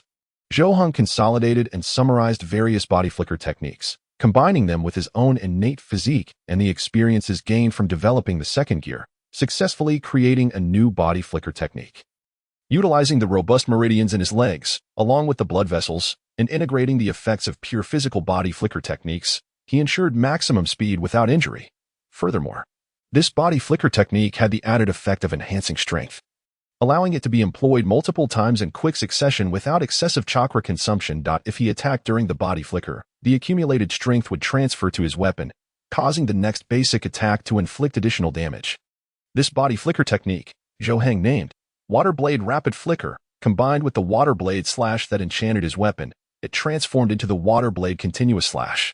The reason for such a conspicuous enhancement of the body flicker technique lies in its inherently elusive nature. A swift movement may lead others to believe one possesses an innate talent for this technique, rather than attributing it to any extraordinary cause. However, Employing an extraordinary ninjutsu would immediately attract the attention of seasoned veterans. Thus, Zhou combat framework takes shape. Q skill, Waterblade combo. This allows for 7 instances of displacement. However, should an attack occur during the displacement, the number of displacements is reduced to 3. Each attack following a displacement inflicts additional damage. W skill, Water flow entanglement. Surrounding oneself with whips of water, it ensnares enemies within a 3-meter radius centered on the user. E skill, Water flow shield. Enveloping oneself in whips of water. It protects against kunai, shuriken, and the effects of ninjutsu with an indefinite duration. The water whips dissipate once depleted. Our skill, Water blade slash, unleashes a colossal water blade, dealing slashing damage to foes directly ahead. Water choose chakra is limited, permitting only 3 skills, 1 water blade combo, 1 water flow whip, and 1 water blade slash, perhaps supplemented by a body replacement technique. Zhou must ensure that each wave of adversaries is dispatched within a single set of skills. A form of self-discipline aimed at honing awareness, maneuvering, and positioning, much like the need to blindfold oneself to cultivate observation. Indeed, this is also to better embody Water Chew, as this role demands a certain professionalism. In a previous life, he had detested actors who recklessly altered scripts. Speaking of which, what should I name this hero? Zhou pondered. If it were in honor of kings, it would be simple. Just name him Guanghua. However, in League of Legends, a hero's name could resonate with their skills or backstory. Water Chew's background is somewhat tragic and could be utilized, a prodigious child who, having lost family to war, seeks to eradicate conflict after acquiring power. Peaceful Waters, how unappealing. A youth wielding the powers of water and sword. Sword of the flowing water, that might suffice. Upon reflection, designing a hero is not particularly challenging. Why does the League of Legends official team consistently produce lackluster creations? Wait a moment, if I blindfold myself, could I awaken observation? Zhou mused, but after consideration, he dismissed the idea, deciding to save such antics for a future visit to the world of One Piece. With the skills fully developed, the next step is to find an opponent for testing. Zhou suddenly sensed an object approaching him at a velocity of 200 kilometers per second, barring any unforeseen circumstances. It would be near him in 4 seconds. Black and white Zetsu. As he recited, the house he had restored reverted to its former dilapidated state, while Zhou sat cross-legged beneath the crumbling walls, appearing as if merely sheltering from the rain. Wait, why am I hiding again? Zhou frowned but reconsidered and remained still. His instinct for survival had been imparted by his motherland, ingrained in him since he learned to read. Now deeply embedded in his very genes, there was no need for pretense. Moreover, revealing himself now would yield no advantages. On the contrary, it could hinder his pursuits in romance. After all, characters like Hinata, Ino, and Temari had yet to be born. If his actions influenced their existence, it would be a grave loss. 4 seconds later, Black Zetsu emerged from the ground, peering at Zhou. He was drawn to Zhou due to the recent surge of his reputation in the Land of Rain. A prodigy had surfaced in the Land of Rain, and he felt compelled to investigate. He appeared exceedingly ordinary. After observing for a time, White Zetsu could discern nothing particularly remarkable. The boy's chakra was also limited. Could such a youth truly slay a jōnin? Silence. Observe closely. Black Zetsu frowned. He had not witnessed the scene, so he could not ascertain its authenticity. Regardless of the truth, clarity would soon be attained. As a third party intruded upon the area, 2 figures approached. One tall and lean, the other short and stout. They were the brothers Shin and Nexi. White Zetsu introduced, having roamed the Land of Rain for years and familiar with its notable ninjas. Ninjas in the Land of Rain often take divine names, Black Zetsu remarked. After all, there was that half-god Hanzo. White Zetsu continued. Shin is a brother who dotes on his sibling. One glance at their contrasting physiques reveals much. I wonder what it feels like to consume so much and then relieve oneself. Could it be invigorating? Black Zetsu fell silent, perplexed by White Zetsu's peculiar fixation on excrement. Who initiated such a theme? Get to the point. Shin's body flicker technique, body replacement technique, and swordsmanship are formidable, complemented by several water-style jutsu. His brother, on the other hand, lacks water chakra but excels in earth techniques. Their synergy of offense and defense makes them a formidable duo. Even for jōnin to contend with, Black Zetsu nodded. The combined strength of Chunin could indeed challenge jōnin, making them excellent test subjects. Are you Water Chew? It was evident that the brothers Shin and Nexi sought Water Chew. Is there something you need? Water Chew inquired coolly. Someone has placed a bounty on your head. Shin grinned widely. Your head is worth 5 million Rio, quite a rarity. Is there a bounty on me?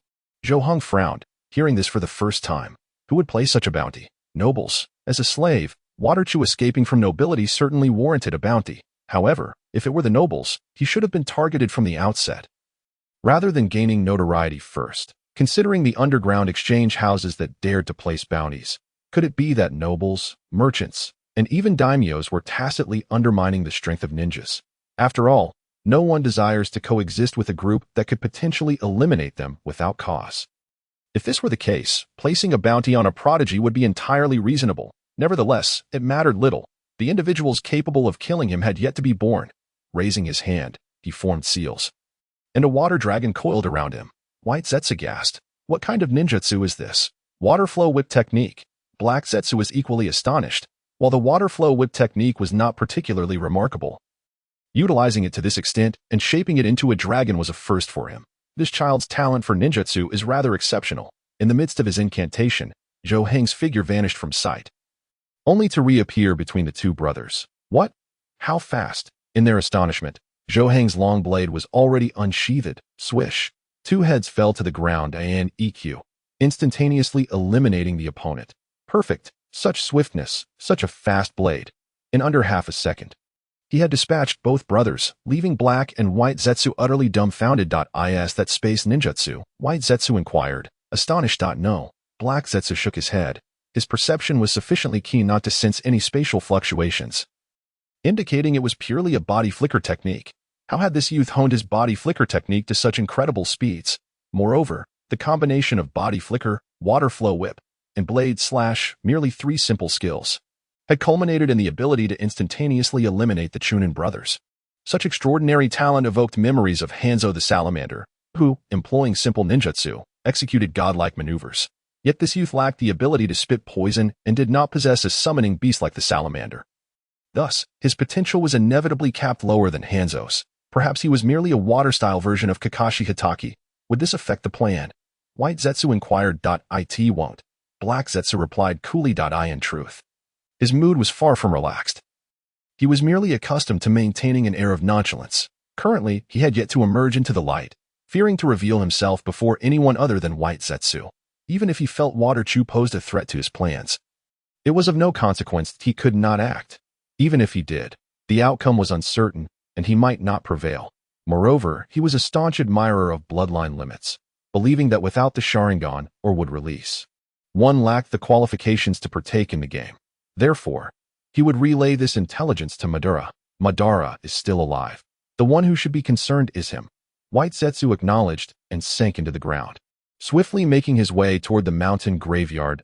In less than a minute, White Zetsu arrived at his destination, with Black Zetsu also plunging into the shadows. Lord Madara, trouble is brewing. A genius ninja has emerged in the land of rain. What genius? Madara's voice was cold. A boy named Water Chew, merely 13 years old, capable of instantaneously slaying 2 Chunin and even defeating a jōnin. The exaggerated gestures of Baiju conveyed. His instantaneous movement technique is so swift. It is akin to space-time ninjutsu.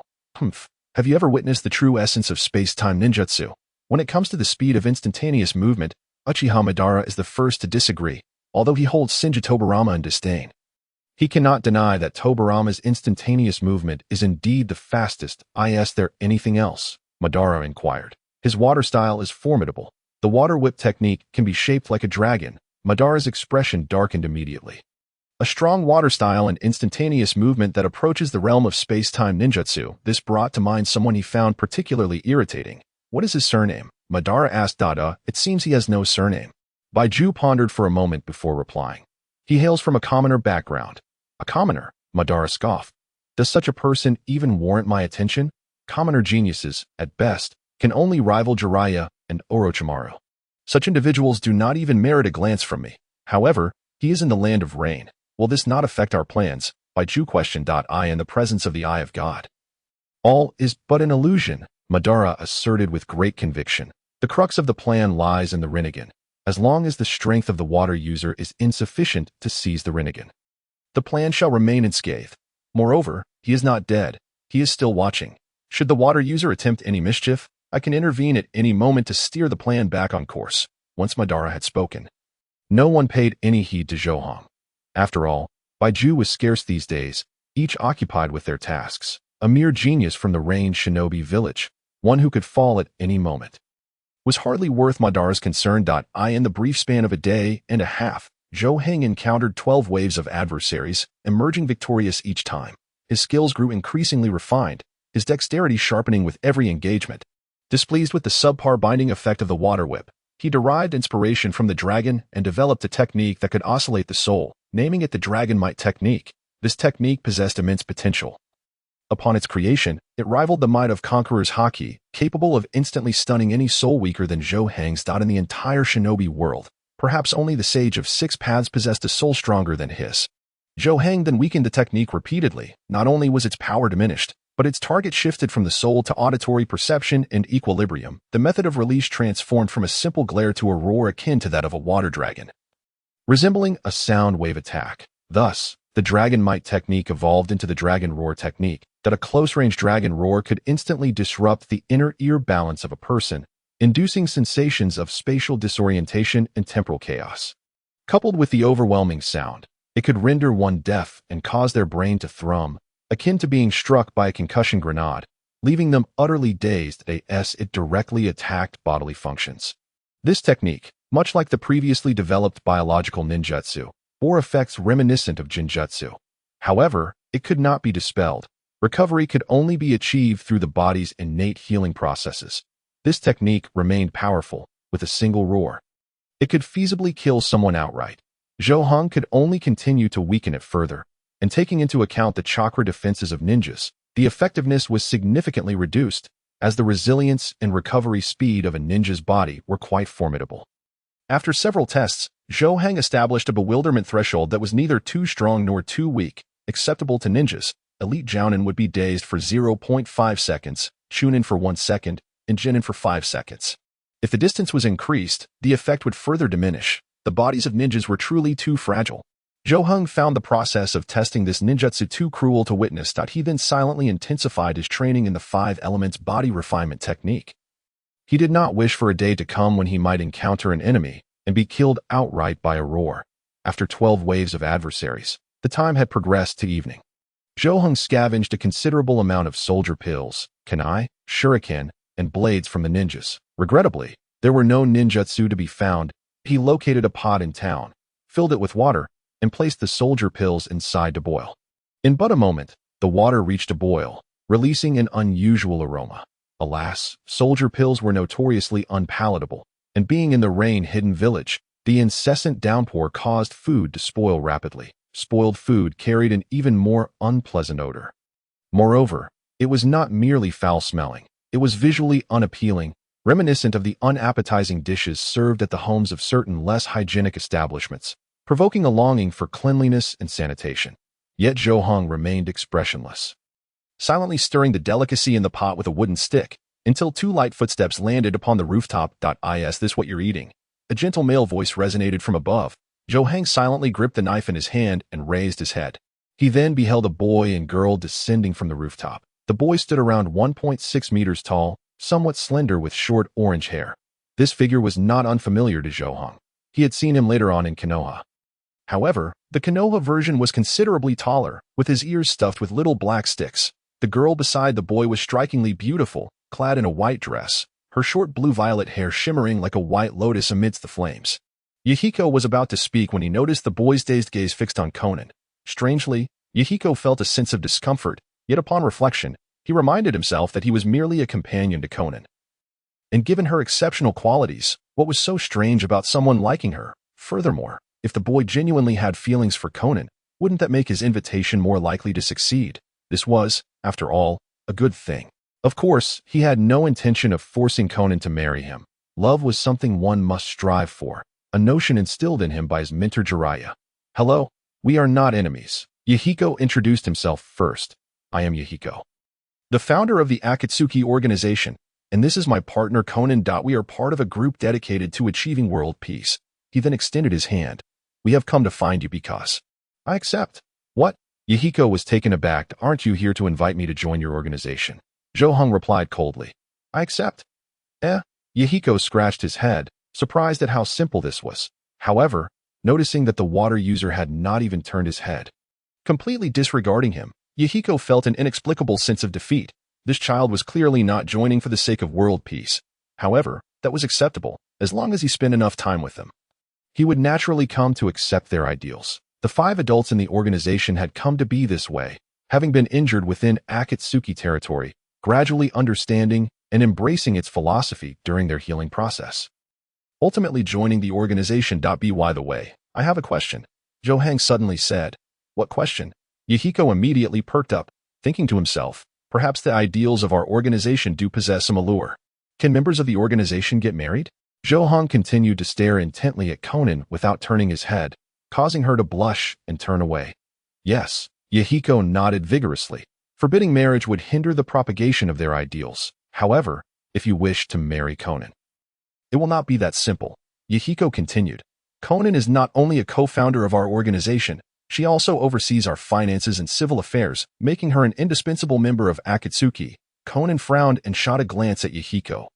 Are you just going to sell me out like that? The 12-year-old boy was rather straightforward.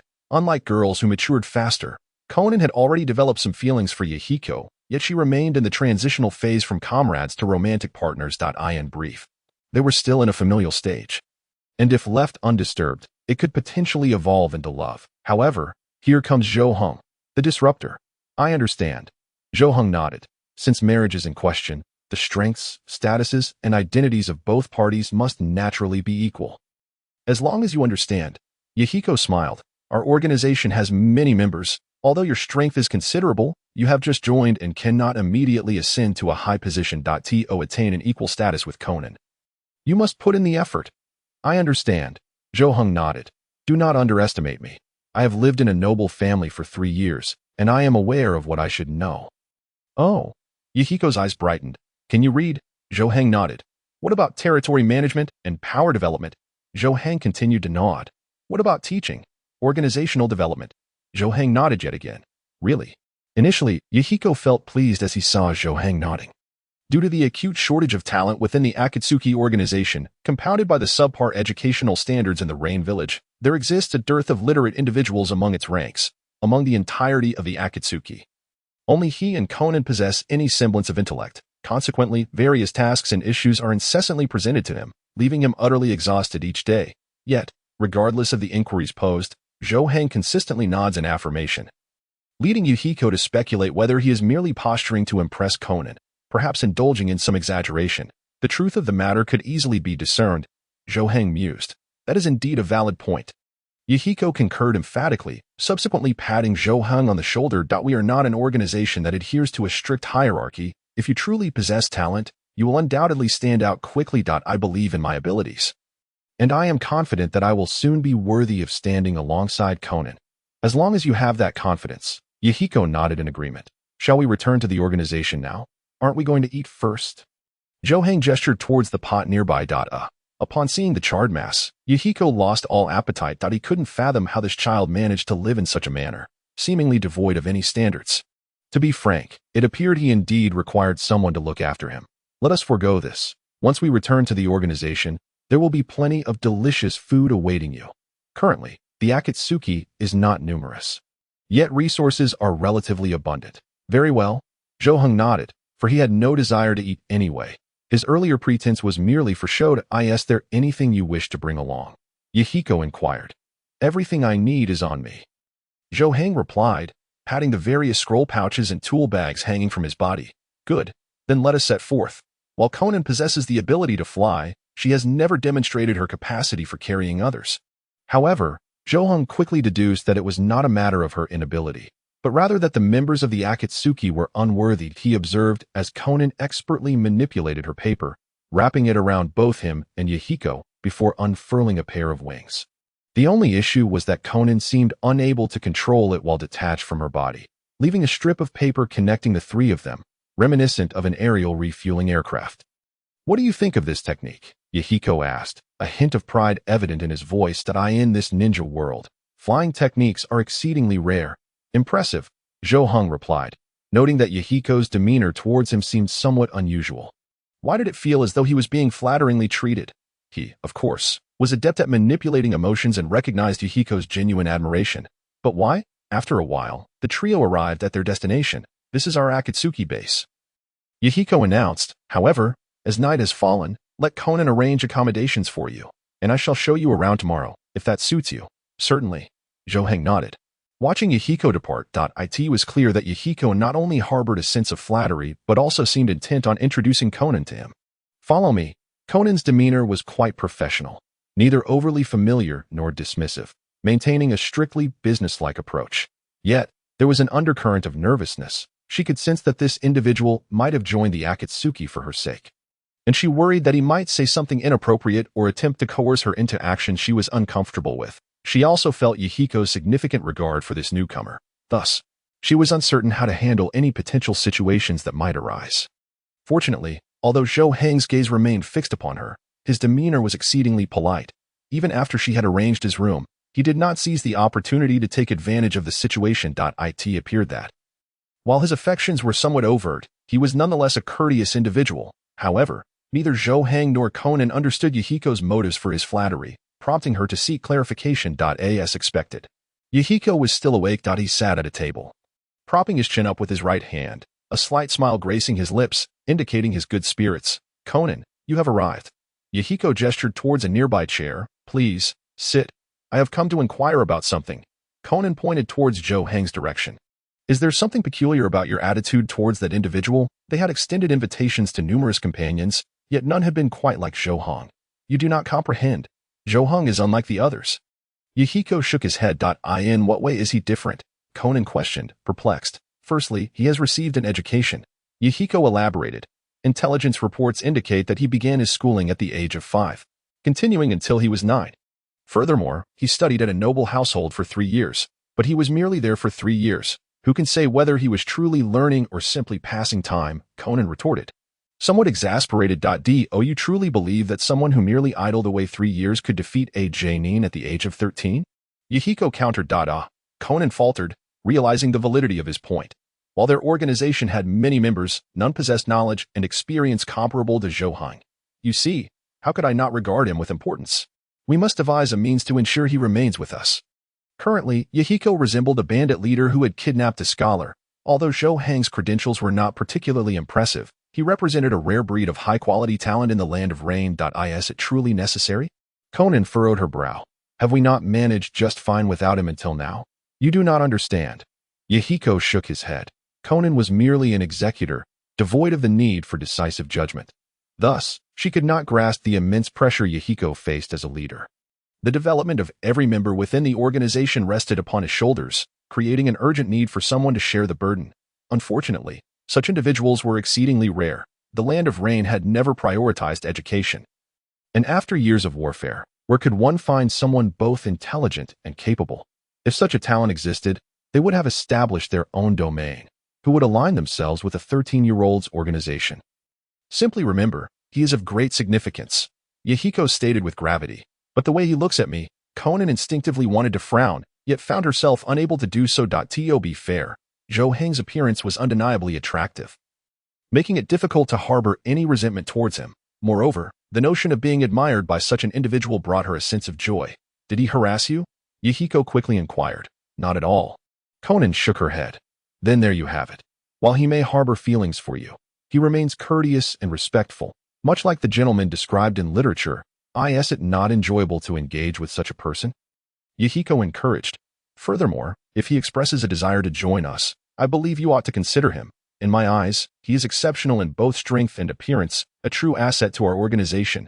As for his attitude towards Conan, he merely regards her as my sister. Conan pondered this, realizing it might indeed be the case. After all, he was simply observing her. He had not behaved inappropriately. It would be unreasonable to expect that her beauty should preclude others from finding her appealing. Furthermore, the situation remained uncertain. Perhaps he held no interest in their organization whatsoever. Yahiko reassured her. How about this? You should rest for now, and tomorrow the 3 of us can converse with him. If he does not embrace our ideals, we shall not compel him to join us. Sound fair? Well, Conan hesitated, feeling that such strictness might be unnecessary. However, she ultimately acquiesced, as she still regarded Zhou Heng as a stranger. Even if he departed, it would merely be a matter of disappointment. The following day, at 10:30 in the morning, Yahiko, accompanied by Konan and Nagato, began introducing Zhou Heng to the present state of the Akatsuki. Our Akatsuki currently comprises 19 official members, including 1 jōnin and 7 nin. Additionally, we have taken in 11 children with chakra potential, the youngest being 5 and the oldest 9, in 2 years.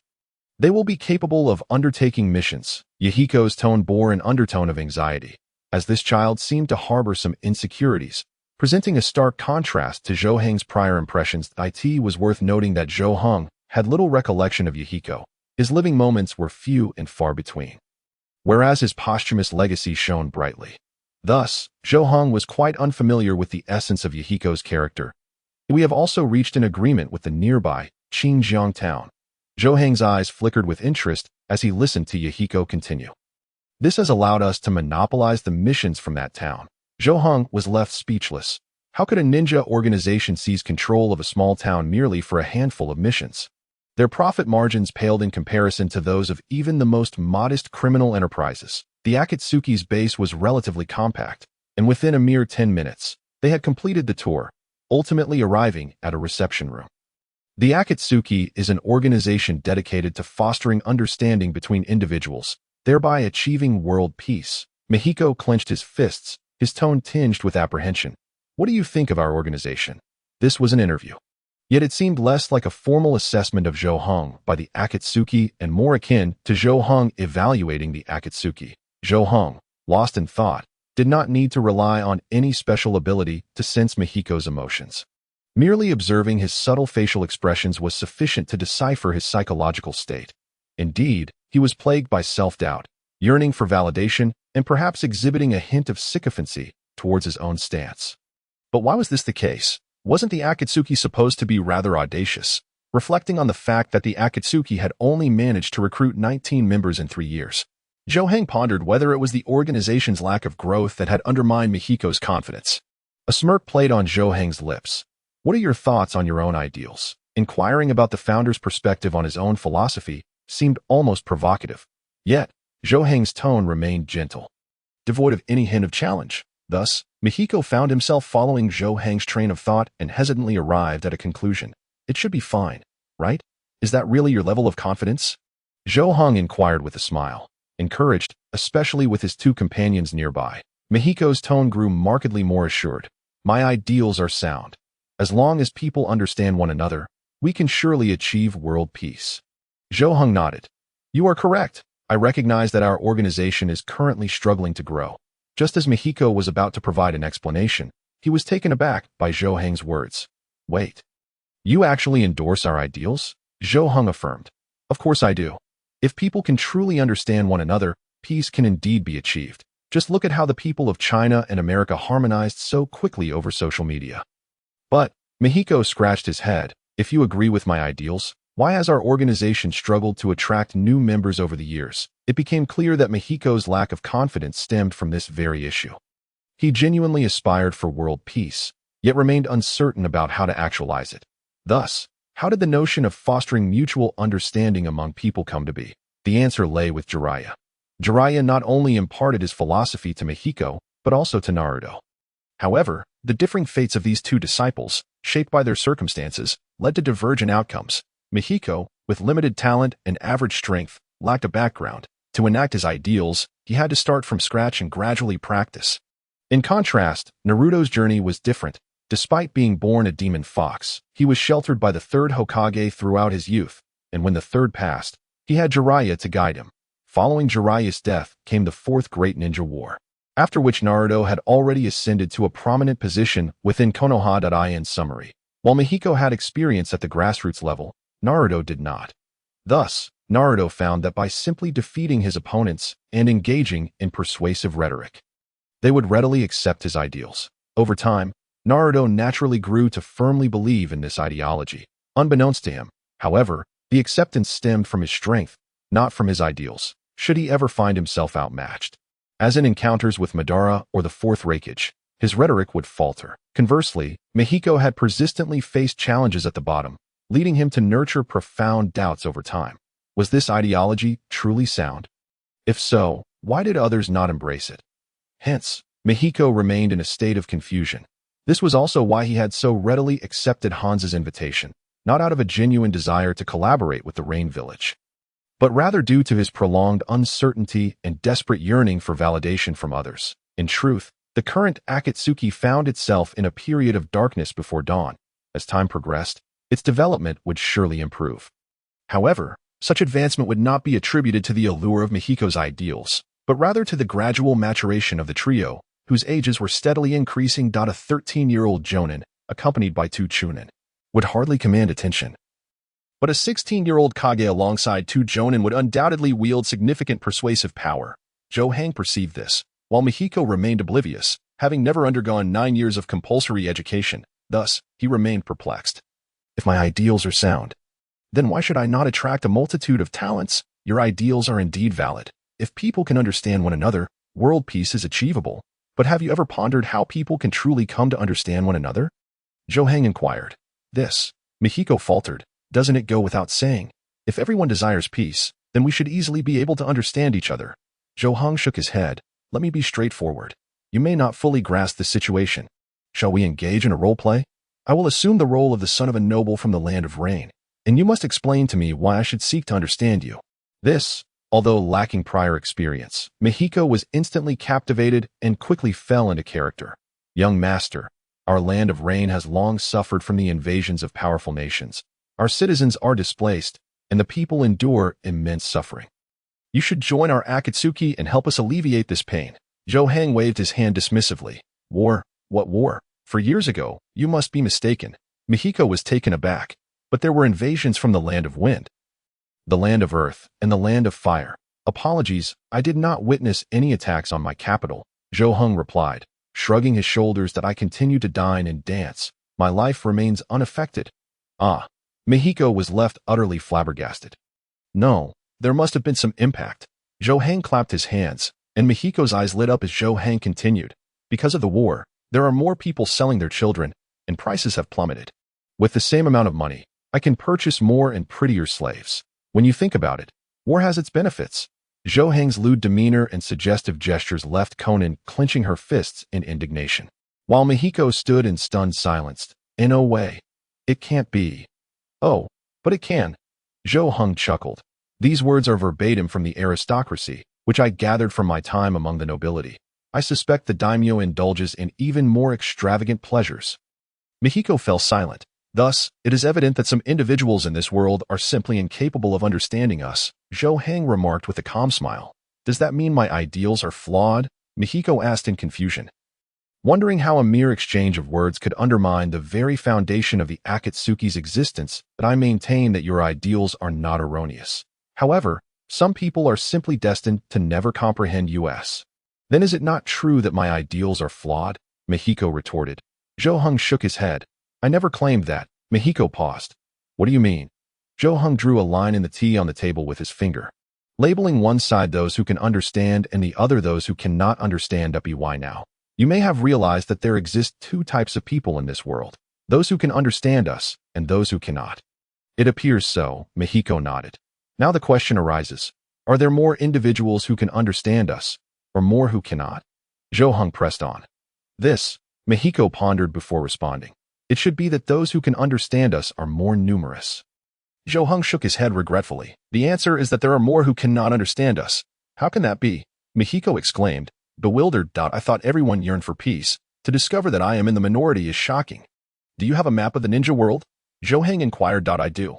Mihiko quickly formed hand seals and summoned a scroll, having been educated by a skilled teacher. Jōhang nodded, pulling out a stick and marking several locations on the map. The land of rain, the land of grass, the land of soup, the land of rice, and the land of rivers. If we consider mutual understanding among people as a means to achieve world peace, only the citizens of these nations would be inclined to understand you. They have experienced the ravages of war and comprehend its suffering. Jōhang pointed to other countries. These nations have also seen war, but that was decades ago, since the founding of Konoha by the first Hokage. These countries have not seen conflict for over 40 years. The older generations who experienced the hardships of war have passed away, and the younger generations, having never endured its pain, will naturally struggle to understand you. In such a scenario, what should you do? Jōhang inquired, while Mi Yin remained silent. Zhou, intrigued, turned his head and asked, "This red-haired lad, do you have any thoughts? Perhaps we could instigate a war to make them experience the same suffering." Nagato appeared contemplative. Haha. Zhou burst into laughter, truly deserving of the title Rice Brother. It seemed that this concept was not merely instilled in him by Abido, but one he inherently possessed. How can this be? Miyin immediately countered. Our ideals aim to bring peace to the world. How could we possibly invade another nation? After saying this, he glanced at Zhou. In that case, let us unite with these bullied small countries. Having all experienced war, we can surely understand one another. Zhou replied with a grin, "You may be in for a tough time. When the Rain country rose, it attracted the aggression of 3 great nations. Now you wish to unite 5 countries. Just think about it. The Iron country would supply weapons, the Land of Rice would provide food, the Land of Rivers would offer water and minerals. The Rain country would send ninjas, and the Land of Soup would contribute hot springs. What a terrifying prospect. In the end, you won't just face an assault from 3 great nations, but from 5. Miyin was instantly unconvinced. We are a group that pursues peace. Why would they attack us? Take a look at the geographical positions of these countries. Zhou pointed at the map. If you unite, the connections between the Fire country, Wind country, Earth country, and Lightning country will be severed. The Fire country would undoubtedly rejoice, for they would have a shield before them. However, the other 3 nations would be furious, as their only alternative would be to watch the Fire country develop without concern, gradually growing stronger, surpassing the other nations, and ultimately unifying the ninja world. Stroking his chin, Zhou nodded thoughtfully. This strategy isn't without merit. After all, if the world is unified, peace naturally follows. This cannot be allowed. Miyin was no fool and quickly recognized the flaws in this path.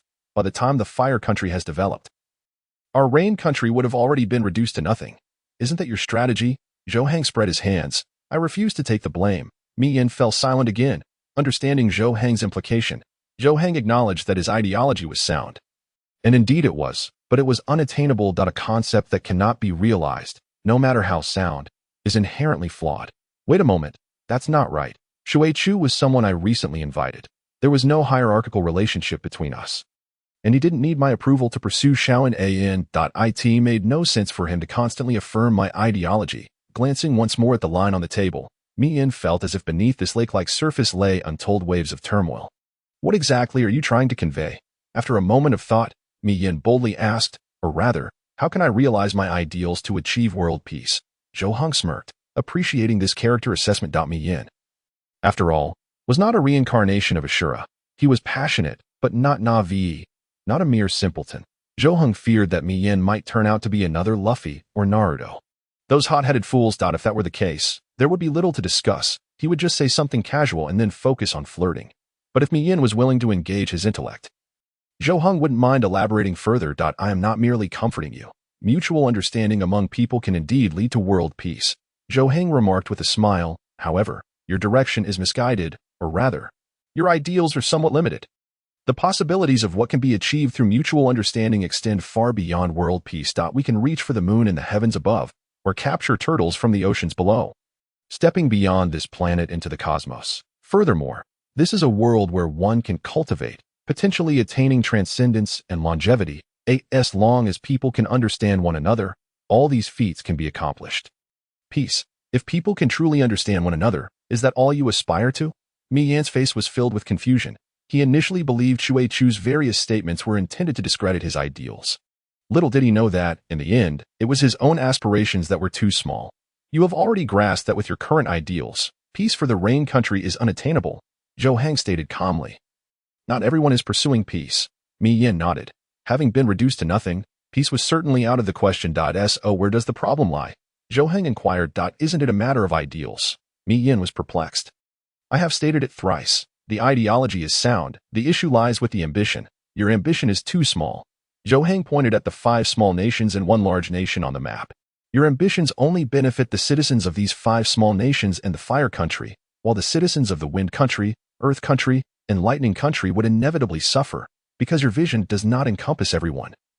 Once your ideals are realized, it will only lead to greater war.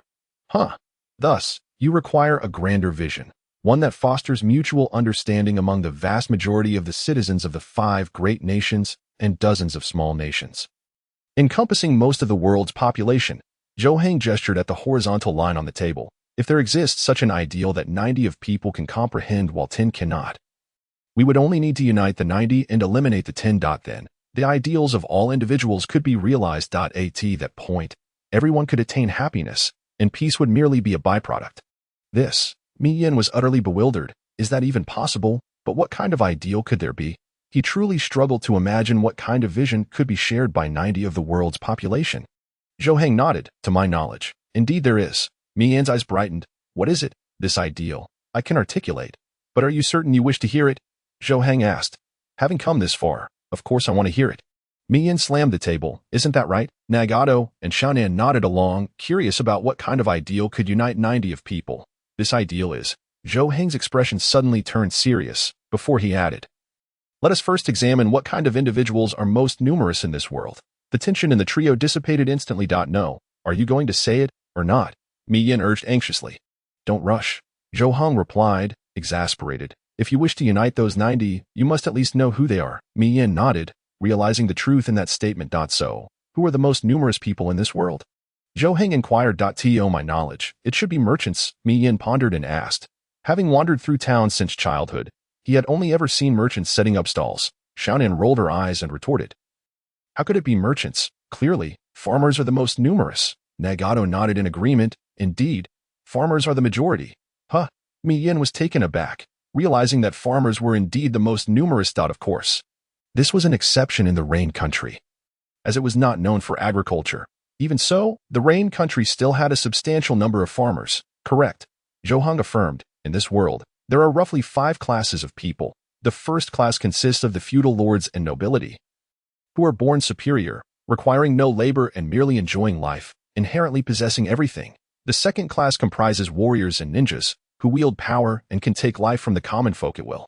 The third class includes monks and shrine priests, who, while lacking the authority of the nobility and the strength of the warriors, possess a modicum of both, making them unable to provoke the upper class yet capable of oppressing the lower. The fourth class consists of farmers, who own land but must pay heavy taxes, earning little throughout the year, often forced to sell their children in times of disaster. Additionally, there exists a fifth class, slaves, including serfs who till the land, soldiers of death, courtesans in brothels, and servants in noble households. Among these, the largest populations are found in the fourth and fifth classes, together accounting for roughly 99 of the world's populace. The reason it is not a full 100 is simple. This is a relatively feudal era, and productivity has yet to explode. Thus, 10 people cannot support one noble. It takes 100 to sustain one. And these 99 of people are all enduring similar sufferings, being bullied and exploited. Naturally, they also share the same ideal, to no longer be exploited, to no longer suffer oppression. What constitutes exploitation? In this world, the term exploitation has never existed, and thus the trio remains oblivious to its meaning. Exploitation. Zhou Heng inscribed this Chinese character, which signifies peeling, and which denotes cutting with a knife, together. It conveys the notion of appropriating another's labor or products without compensation. Appropriating another's labor or products without compensation. The three paused, suddenly recalling their youthful escapades as thieves. Mayahiko instinctively inquired, does being a thief count as exploitation? Certainly. Zhou Heng affirmed with a nod. Isn't a thief someone who takes another's belongings without permission? If they take a little, they are a thief. If they take much, they become a bandit. Essentially, they are one and the same. Instantly, the trio's faces flushed crimson, and they resolutely decided to conceal their childhood exploits from him. However, these were mere trivialities. Although the term exploitation had never been uttered before, once it was, countless associations flooded their minds. Does a lord collecting taxes from farmers constitute exploitation? Mayahiko queried. How much tax does he impose? What does he do with the collected taxes? Zhou Heng probed. Approximately 80 or 90%, I suppose. Mayahiko responded uncertainly, as he was not a farmer himself, turning to Xiaonan for confirmation. 95%. Xiaonan asserted with conviction. It seems she has experience in farming. Thus, it is indeed 95%. As for what the Lord does with these grains, he surely sells them for profit and then indulges himself, Mayahiko remarked. That is exploitation. Zhou Heng nodded affirmatively. If he were to collect only 30 or 40% of the taxes and utilize the funds for public works like building bridges and roads, thereby benefiting the nation, such taxation could be deemed somewhat reasonable. However, if he merely indulges himself, there is no doubt that this is exploitation. Moreover, collecting such a hefty sum while leaving the farmers with a mere 5%. Doesn't that condemn them to starvation? What about tenants working the land for landlords? Shounen inquired. The land is not the tenant's, rather, the landlord provides the land. If the landlord were to reclaim the land, the tenant would face starvation, surely. That cannot be considered exploitation. How can it not be? Zhou Heng countered. Where did the landlord's land come from? If not from the farmers who cultivated it, they found ways to acquire it. You previously mentioned that farmers must pay 95% in taxes, leaving them with a mere 5%, which is insufficient to sustain their families. In times of disaster, or if a family member falls ill, they are compelled to sell their land to survive. At that point, the land transfers to the landlord, and the farmer becomes a tenant. This is the quintessential method of exploitation. The trio was momentarily taken aback. This is nothing, even if you do not fall ill or face natural disasters. They still have ways to force you to sell your children, your land. Have you not noticed the gambling houses everywhere? As long as you possess money, they will drag you into gambling. Gambling inevitably leads to loss. Once you lose, you seek to recoup your losses, which leads to debt. And to settle debts, you mortgage your land and family. Then, after another round of gambling, you lose everything. Your land, your wife, your daughter. Why else do you think every town has gambling houses? Every town has brothels? Zhou Heng turned to Mayahiko. Have you ever visited a brothel? Never. Mayahiko quickly shook his head. I suggest you take a look and ask those courtesans how they ended up in that life. Zhou Heng advised earnestly. The atmosphere grew silent. After a long pause, Mayahiko suddenly spoke up. Did you learn all this from the aristocrats? Zhou Heng nodded. Yes, indeed. So, the path ahead is clear. Are you willing to try it? By resisting exploitation and oppression, we can unite 99% of the world's populace and eliminate that 1%, thus achieving world peace. Mayahiko's aspirations seemed rather naive, still clinging to the notion of world peace. If this path is viable, I am willing to give it a try. He contemplated earnestly. Zhou Heng chuckled. I think you ought to reflect on it further. Is there any need for reflection, as long as it can bring about world peace? Zhou Heng shook his head. To speak frankly, achieving mere world peace is far too simple. However, if you desire to ensure that the 99% are no longer subjected to exploitation and oppression, that is an entirely different and exceedingly challenging endeavor. Mayahiko was puzzled. Why do you encourage me at one moment and then discourage me the next? Zhou Heng smiled. Let me explain who constitutes that 1%. Among all the nations in the world, they comprise all the aristocrats, the daimyos, the vast majority of merchants, landlords, the overwhelming majority of monks, Shinto priests, shamans. They wield immense wealth and land and can summon countless ninjas and samurai to eradicate us. Therefore, our adversaries also include the 5 great ninja villages. Mayahiko fell silent, as did Nagato and Shounen. Their companions were illiterate farmers, while their opponents boasted hundreds of thousands of ninjas, millions of samurai, and merchants and nobles possessing boundless wealth and assets. How could they possibly hope to fight? When you spoke of world peace, what did you mean? Mayahiko inquired after a moment's thought. Back when Senju Hashirama was alive, no nation dared to wage war. Zhou Heng pointed to Nagato. His Rinnegan possesses tremendous potential, so we too can replicate that path. We merely need to aid Nagato in growing stronger. His power could suppress the 5 great nations. After his demise, his son can continue his legacy, passing down the Rinnegan like a treasured heirloom for generations. By doing so, we could maintain peace for at least a century. As for what happens after 100 years, I do not believe that the ninja world will remain incapable of developing a method to counter the Rinnegan within that time frame. In fact, 20 years would suffice. Mayahiko was too preoccupied to question how Zhou Heng was aware of the Rinnegan. That was no longer significant. What mattered was the choice between 2 paths to peace laid before him. You claim Nagato can ensure 100 years of peace. What about the other path? How long can it sustain peace? Mayahiko asked. Forever. Zhou Heng replied earnestly. This was not mere fanciful talk. The technological advancement within the ninja world was quite remarkable, provided the revolution is thorough enough. The subsequent industrial revolution would lead to a decline in birth rates and a decrease in the populace's desire to reproduce. Thus, the issue of overpopulation and insufficient resources would cease to exist. Coupled with soaring productivity and the utilization of ninjutsu, famine would be an impossibility. As for disasters, they could be gradually mitigated through industrial development to reduce their occurrence. Regarding the Land of Rain, its environmental significance cannot be overstated. It is best not to hastily alter it. After all, water resources are crucial for industrial development, and the Land of Rain serves as a natural inexhaustible source of fresh water. Straying off topic, they returned to the conference room. The trio of Mayahiko, Nagato, and Shounen fell silent once more. Silence was entirely understandable, as the matter at hand was of tremendous consequence. Furthermore, the concept of the 5 classes of people originated from Zhou mouth, which the trio neither understood nor grasped.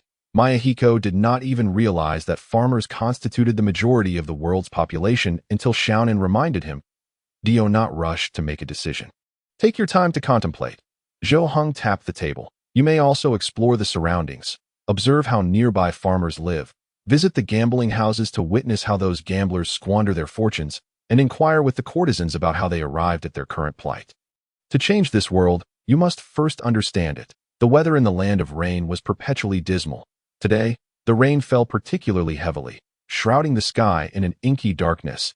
If it were not for Zhou sensitivity to time, one might have assumed that night had fallen. The Akatsuki's base was a cave, the very place where they convened after releasing the Ninetales. However, the cave now bore little resemblance to the desolation it would later exhibit. It was not only adorned with cave dwellings but also wooden houses, and though the ground was somewhat earthen, the conditions were not unfavorable.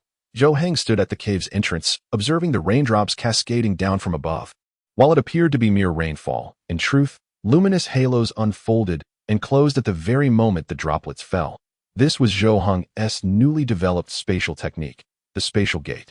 At one point, he believed that the most formidable superpower at the same level must be the spatial gate, or what one might call a teleportation portal. The functionality of the teleportation portal was exceedingly potent, capable of being deployed even beneath the sea to manipulate water currents, thus exhibiting formidable offensive capabilities. Since his physique had ascended to the realm of information, Zhou had begun to conceptualize this skill 2 days prior. The water blade and the water sword were mere byproducts of this endeavor, requiring perhaps no more than 5 minutes of development. Conversely, the creation of this teleportation portal consumed a considerable amount of his time.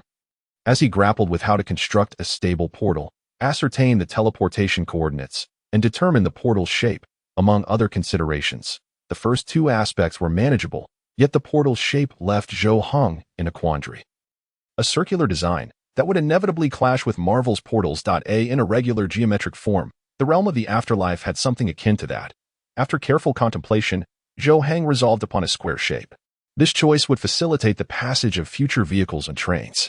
Additionally, he conducted a meticulous study of the portal's edge. Should it be a simple line, or perhaps a ring of sparks like those in Marvel? After experimenting with various styles, Zhou ultimately decided to set the portal's edges in a striking orange-red hue. This was primarily to prevent accidental collisions, as the portal served not only for teleportation but also harbored spatial rifts along its edges, rendering them quite sharp. By making the edges more conspicuous, he hoped to avert encounters with the oblivious. At this moment, he was focused on familiarizing himself with and optimizing the spatial gate, striving to reduce the energy expenditure for each activation and to accelerate the opening process. He had already achieved the ability to open the portal with a mere thought, with energy consumption now negligible. Drawing a resolute breath, Zhou heard the steady approach of footsteps, indicating that their owner had made up their mind. Yes, Mayahiko nodded. Ever since I listened to your words, I realized how shallow my understanding of this world is, so I wish to explore it more, but this world is fraught with danger. Are you going alone? Zhou inquired. Currently, Mayahiko was merely a particularly skilled jōnin. Wandering into foreign lands could easily result in being mistaken for a spy and executed. Nagato will accompany me, Mayahiko responded. Nagato possessed jōnin-level strength without needing the Rinnegan, and most notably, he was proficient in all 5 elemental ninjutsu, rendering him a formidable presence in the ninja world. If pushed to the brink, he could unleash his full power. And what of your Akatsuki? Zhou questioned. What about Conan? Isn't it fortunate that you are here? Mayahiko grinned. From this day forth, you shall be the acting leader of the Akatsuki, and Conan will remain to assist you. Zhou was taken aback. Are you out of your mind? I haven't even decided to join you yet, and you want me to be the leader? Aren't you worried about what I might do to Conan once I take charge? You are not that kind of person, Mayahiko laughed. I trust that your feelings for Conan are genuine, and you are someone worthy of trust. I am at ease leaving her in your care. As for the organization, your intellect surpasses mine, and I believe that under your guidance, it will flourish even further. Zhou was momentarily speechless. Unbeknownst to him, aside from his striking appearance, he possessed a unique quality, a profound respect for women. Hailing from a remarkable nation that had birthed a generation of women capable of holding their own, he was influenced by their legacy, leading to the emergence of men who revered and cherished women. One might even say they were gentlemen. Such traits, however, were rare in the world of Naruto, where male superiority was the norm, and women were often regarded as mere appendages to men. Take Conan, for example. Despite ranking second in strength among her trio and being capable of unleashing an explosive force of 600 billion, she wielded no voice in the organization. Any thought she harbored remained unspoken, relegating her to the role of a mere executor of Mayahiko and Nagato's will. Should Mayahiko perish, she would rely on Nagato. Should Nagato fall, it would be the end. Tsunade faced a similar plight. As the foremost medical ninja in the ninja world, her reputation in Konoha was unmatched. Yet, when Sarutobi Hiruzen considered successors for the Hokage, he contemplated Orochimaru, Jiraiya, and even his own son, Asuma, but never Tsunade. She needed Jiraiya to nominate her for the position. The fate of others, such as Yagura and Mei Terumi, was similarly tragic. Though they were powerful and esteemed, they could be sacrificed without a second thought, and while they became Kage in their respective villages, it was only due to a dire shortage of talent. Given the choice, they would never have ascended to such heights. In summary, Zhou Heng's perception of women diverged significantly from that of others in the ninja world. A nuance he himself was unaware of, yet one that others could undoubtedly sense. With that resolved, I shall assume the mantle of acting leader, Zhou Heng declared, patting Mayahiko on the shoulder before producing a scroll and handing it over. Do not view the world blindly. Refer to these texts as well. The scroll was a storage scroll, containing books on dragon-slaying techniques, albeit localized to suit the context of the Land of Water. Naturally, there were few modifications, as the core principles remained universal. All right, Mayahiko, unaware of the content of the scroll, felt comforted knowing it came from someone educated in a noble family, surely superior to his own lack of knowledge. When do we depart? Zhou Heng inquired again. I will gather everyone and make arrangements, Mayahiko replied. If possible, we shall leave tomorrow morning. Such haste, the world does not wait for me. Zhou Heng was rendered speechless. He had unwittingly articulated a profound truth, for indeed, classics are often born of the most unexpected moments. Mayahiko spoke with Conan for a while before summoning all members of the Akatsuki to convey his decision. All members appeared bewildered, glancing first at Mayahiko, then at Zhou Heng. One individual raised their hand. Are we truly entrusting our organization to him? We do not even know him. You shall know him today. Mayahiko smiled. And soon, you will experience the changes he will bring to our organization. Leader, are you certain you're not under any Jinjutsu? How could I possibly be under Jinjutsu? Mayahiko chuckled, for he was accompanied by the Rinnegan. What Jinjutsu could deceive such an eye? Moreover, I do not intend to travel far. We will merely explore the Land of Rain for a month at most, then we shall return. Mayahiko was quite familiar with the Land of Rain. Though he had never previously considered the perspective of ordinary people, this journey aimed to investigate whether farmers and tenants were truly being exploited, as Zhou Heng had suggested. Allowing Water to manage the organization for a month posed little risk. It would primarily involve hospitality and task allocation, with Conan assisting him. This would also serve as a test for Zhou Heng. After all, while he spoke eloquently, it remained uncertain how he would perform in practice.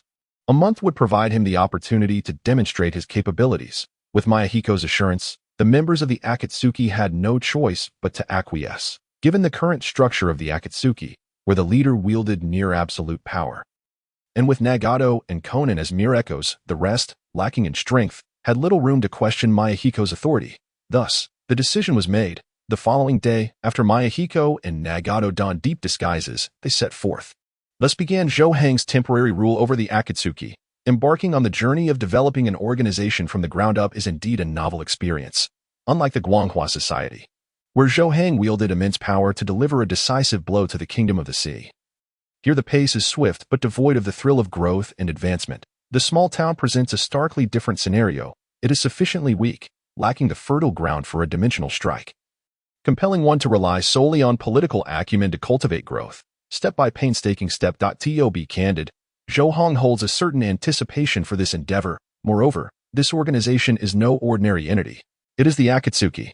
Upon taking office, Zhou Heng first acquainted himself with the principal members. At this moment, the acting leader is Zhou Heng, the financial supervisor is Xiaonan, and the task supervisor is Luo Min, a bald giant, an elite chunin. The remaining members? There are none. With only 19 individuals, subtracting the 3 leaders leaves merely 16. How many can one expect alongside a few leaders? This is the information sheet for our organization members. Along with the task registration and documentation, Luo Min deposited a stack of files onto Zhou Heng's desk. What am I to do with these? Zhou Heng inquired. Aren't we supposed to hold a meeting? Don't you need to understand the current status of the organization? I do, but not in this manner. Zhou Heng waved his hand dismissively and asked Xiaonan, how much cash does the organization possess? How many explosive tags, and how many kunai? Why do you ask such things? Xiaonan furrowed his brow, looking quite displeased. As the acting leader, it is imperative to know the organization's financial status, Zhou Heng asserted. Xiaonan was reluctant to disclose the information, fearing Zhou Heng might abscond with the funds. Yet he is the leader. An acting leader is still a leader. Mayahiko, I hope you have not misjudged me. Currently, the organization has 400,000 taels in cash, 60,000 pounds of grain, 8,000 explosive tags, 400 shurikens, and 60 kunai, Xiaonan reported. By the way, this does not account for what individuals carry on their persons. Zhou Heng frowned. Why is the cash so limited while the grain is so abundant? Because the citizens of the Land of Rain are generally impoverished. Often, mission rewards are distributed in grain, Xiaonan explained. Zhou Heng nodded. Comprehending the situation, the market in the Land of Rain is indeed depleted. It is noteworthy that grain is not inexpensive in the Land of Rain. It is evident that they prefer to pay in grain rather than in cash. Highlighting their financial struggles, what is the situation in Xinjiang town? Zhou Heng inquired. How many people reside there? How much land is available? And how many nobles are present? Xiaonan hesitated, bewildered. I am unsure of the population. Perhaps around 30 to 50,000. I also do not know the land area, but there is only one noble family, the Xinjiang family. Xinjiang town belongs to them, and all officials in the town are from the Xinjiang lineage. Is the Xinjiang family populous? Zhou Heng questioned. Not particularly. Xiaonan shook his head. There are just over 100 members, with around 40 being core family members. How can there be so few? Zhou Heng pressed. These families do not engage in warfare. They merely focus on procreation. How is it that after so many years, they have only multiplied to over 40 members? In China, landlords could easily breed thousands over several centuries. The old Zhu family took over 200 years to produce 300,000. How could they not engage in battles? Xiaonan rolled his eyes. Xinjiang town was a battlefield during previous wars. And the Xinjiang family has lost many members. Is that so? What is the reputation of the Xinjiang family? Have they mistreated tenants or oppressed the common folk? Of course. How could it be otherwise? Xiaonan replied, the tenant farmers in Xinjiang town pay a tax of 95%. Moreover, it is not just the tenant farmers. The Xinjiang family also controls the adjacent Xinjiang River, taking 95% of the earnings from fishing. The nearby Xinjiang mountain is also theirs, where they charge exorbitant fees for firewood and hunting. Is it also 95%? No, those caught are executed, Zhou Heng remarked. Fortunately, winter in the Land of Rain is not particularly harsh. Otherwise, we would be left without firewood and surely perish from the cold.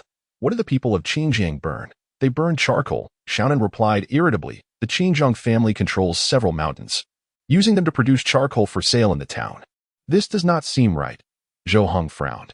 If the Xinjiang family virtually controls every aspect of Xinjiang town, how do the townsfolk sustain themselves? How can a town of 30,000 people be formed? They rely on trade along the Xinjiang River, Xiaonan explained. The river connects the lands of Chuan and Rain, with numerous boats passing daily. The town has a port, and the residents make a living by transporting goods, running restaurants, and providing services for the sailors. Is that truly the case? Zhou Heng nodded. However, this description felt somewhat vague, compelling him to utilize his sensory perception to scan the area. Xinjiang town is not far. Located just at the foot of the mountain. In an instant, Zhou Heng's understanding of Xinjiang town surpassed Xiaonan's considerably. While Xiaonan's description was acceptable, it was not comprehensive. Indeed, a portion of Xinjiang town's residents sustains themselves by serving sailors. Yet a larger segment maintains their livelihoods through employment. Yes, employment. Xinjiang town actually houses several factories. There is a paper mill, a steel mill, a lumber mill, and even a shipyard. These are substantial factories, each employing over 500 workers. The remaining smaller factories and family workshops abound, but due to their scattered nature, it is unnecessary to elaborate. The emergence of such industries is attributed to the unique mineral resources found in the mountains surrounding Xinjiang town. A type of wood known as Xinjiang wood is lightweight yet strong. making it suitable for boat construction and paper production. Additionally, there is a sizable coal mine and an iron mine nearby. Perhaps due to the superficial nature of Akatsuki's governance and their lack of understanding, these factories operate openly without any awareness from the organization. Moreover, the Xinjiang family consists of more than 50 individuals. In fact, there are 374 members. The 50 may represent the main line, primarily enjoying a life of comfort at home, while the remaining 324 members are dispersed across various factories, shops, and the port, managing operations and commerce.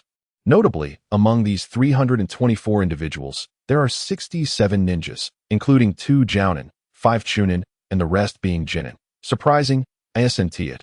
A noble family in a small town maintains a ninja force that surpasses the Akatsuki in sheer numbers. Zhou Heng firmly believes that the Xinjiang clan is intrinsically a ninja clan. Otherwise, the proportion of ninjas would not be so high, nor would they be able to cultivate jōnin. Furthermore, the Xinjiang clan has inherited a ninjutsu technique known as water gun killing technique, which allows them to shape a rapidly spinning short water gun, launching it toward their adversaries not dwell on why they would throw a water gun instead of a short spear. This water gun expands in mid-air. When thrown, it may initially measure merely half a meter in length and 3 centimeters in diameter, but at 10 meters, it could measure 5 meters in length and 20 centimeters in diameter. Additionally, the long gun can explode mid-air, akin to an anti-aircraft shell. Even if it does not hit a target, it can still cause harm upon detonation. Thus, the question arises, why, with an abundance of ninjas, does the Xinjiang clan seek cooperation with the Akatsuki? The answer is straightforward.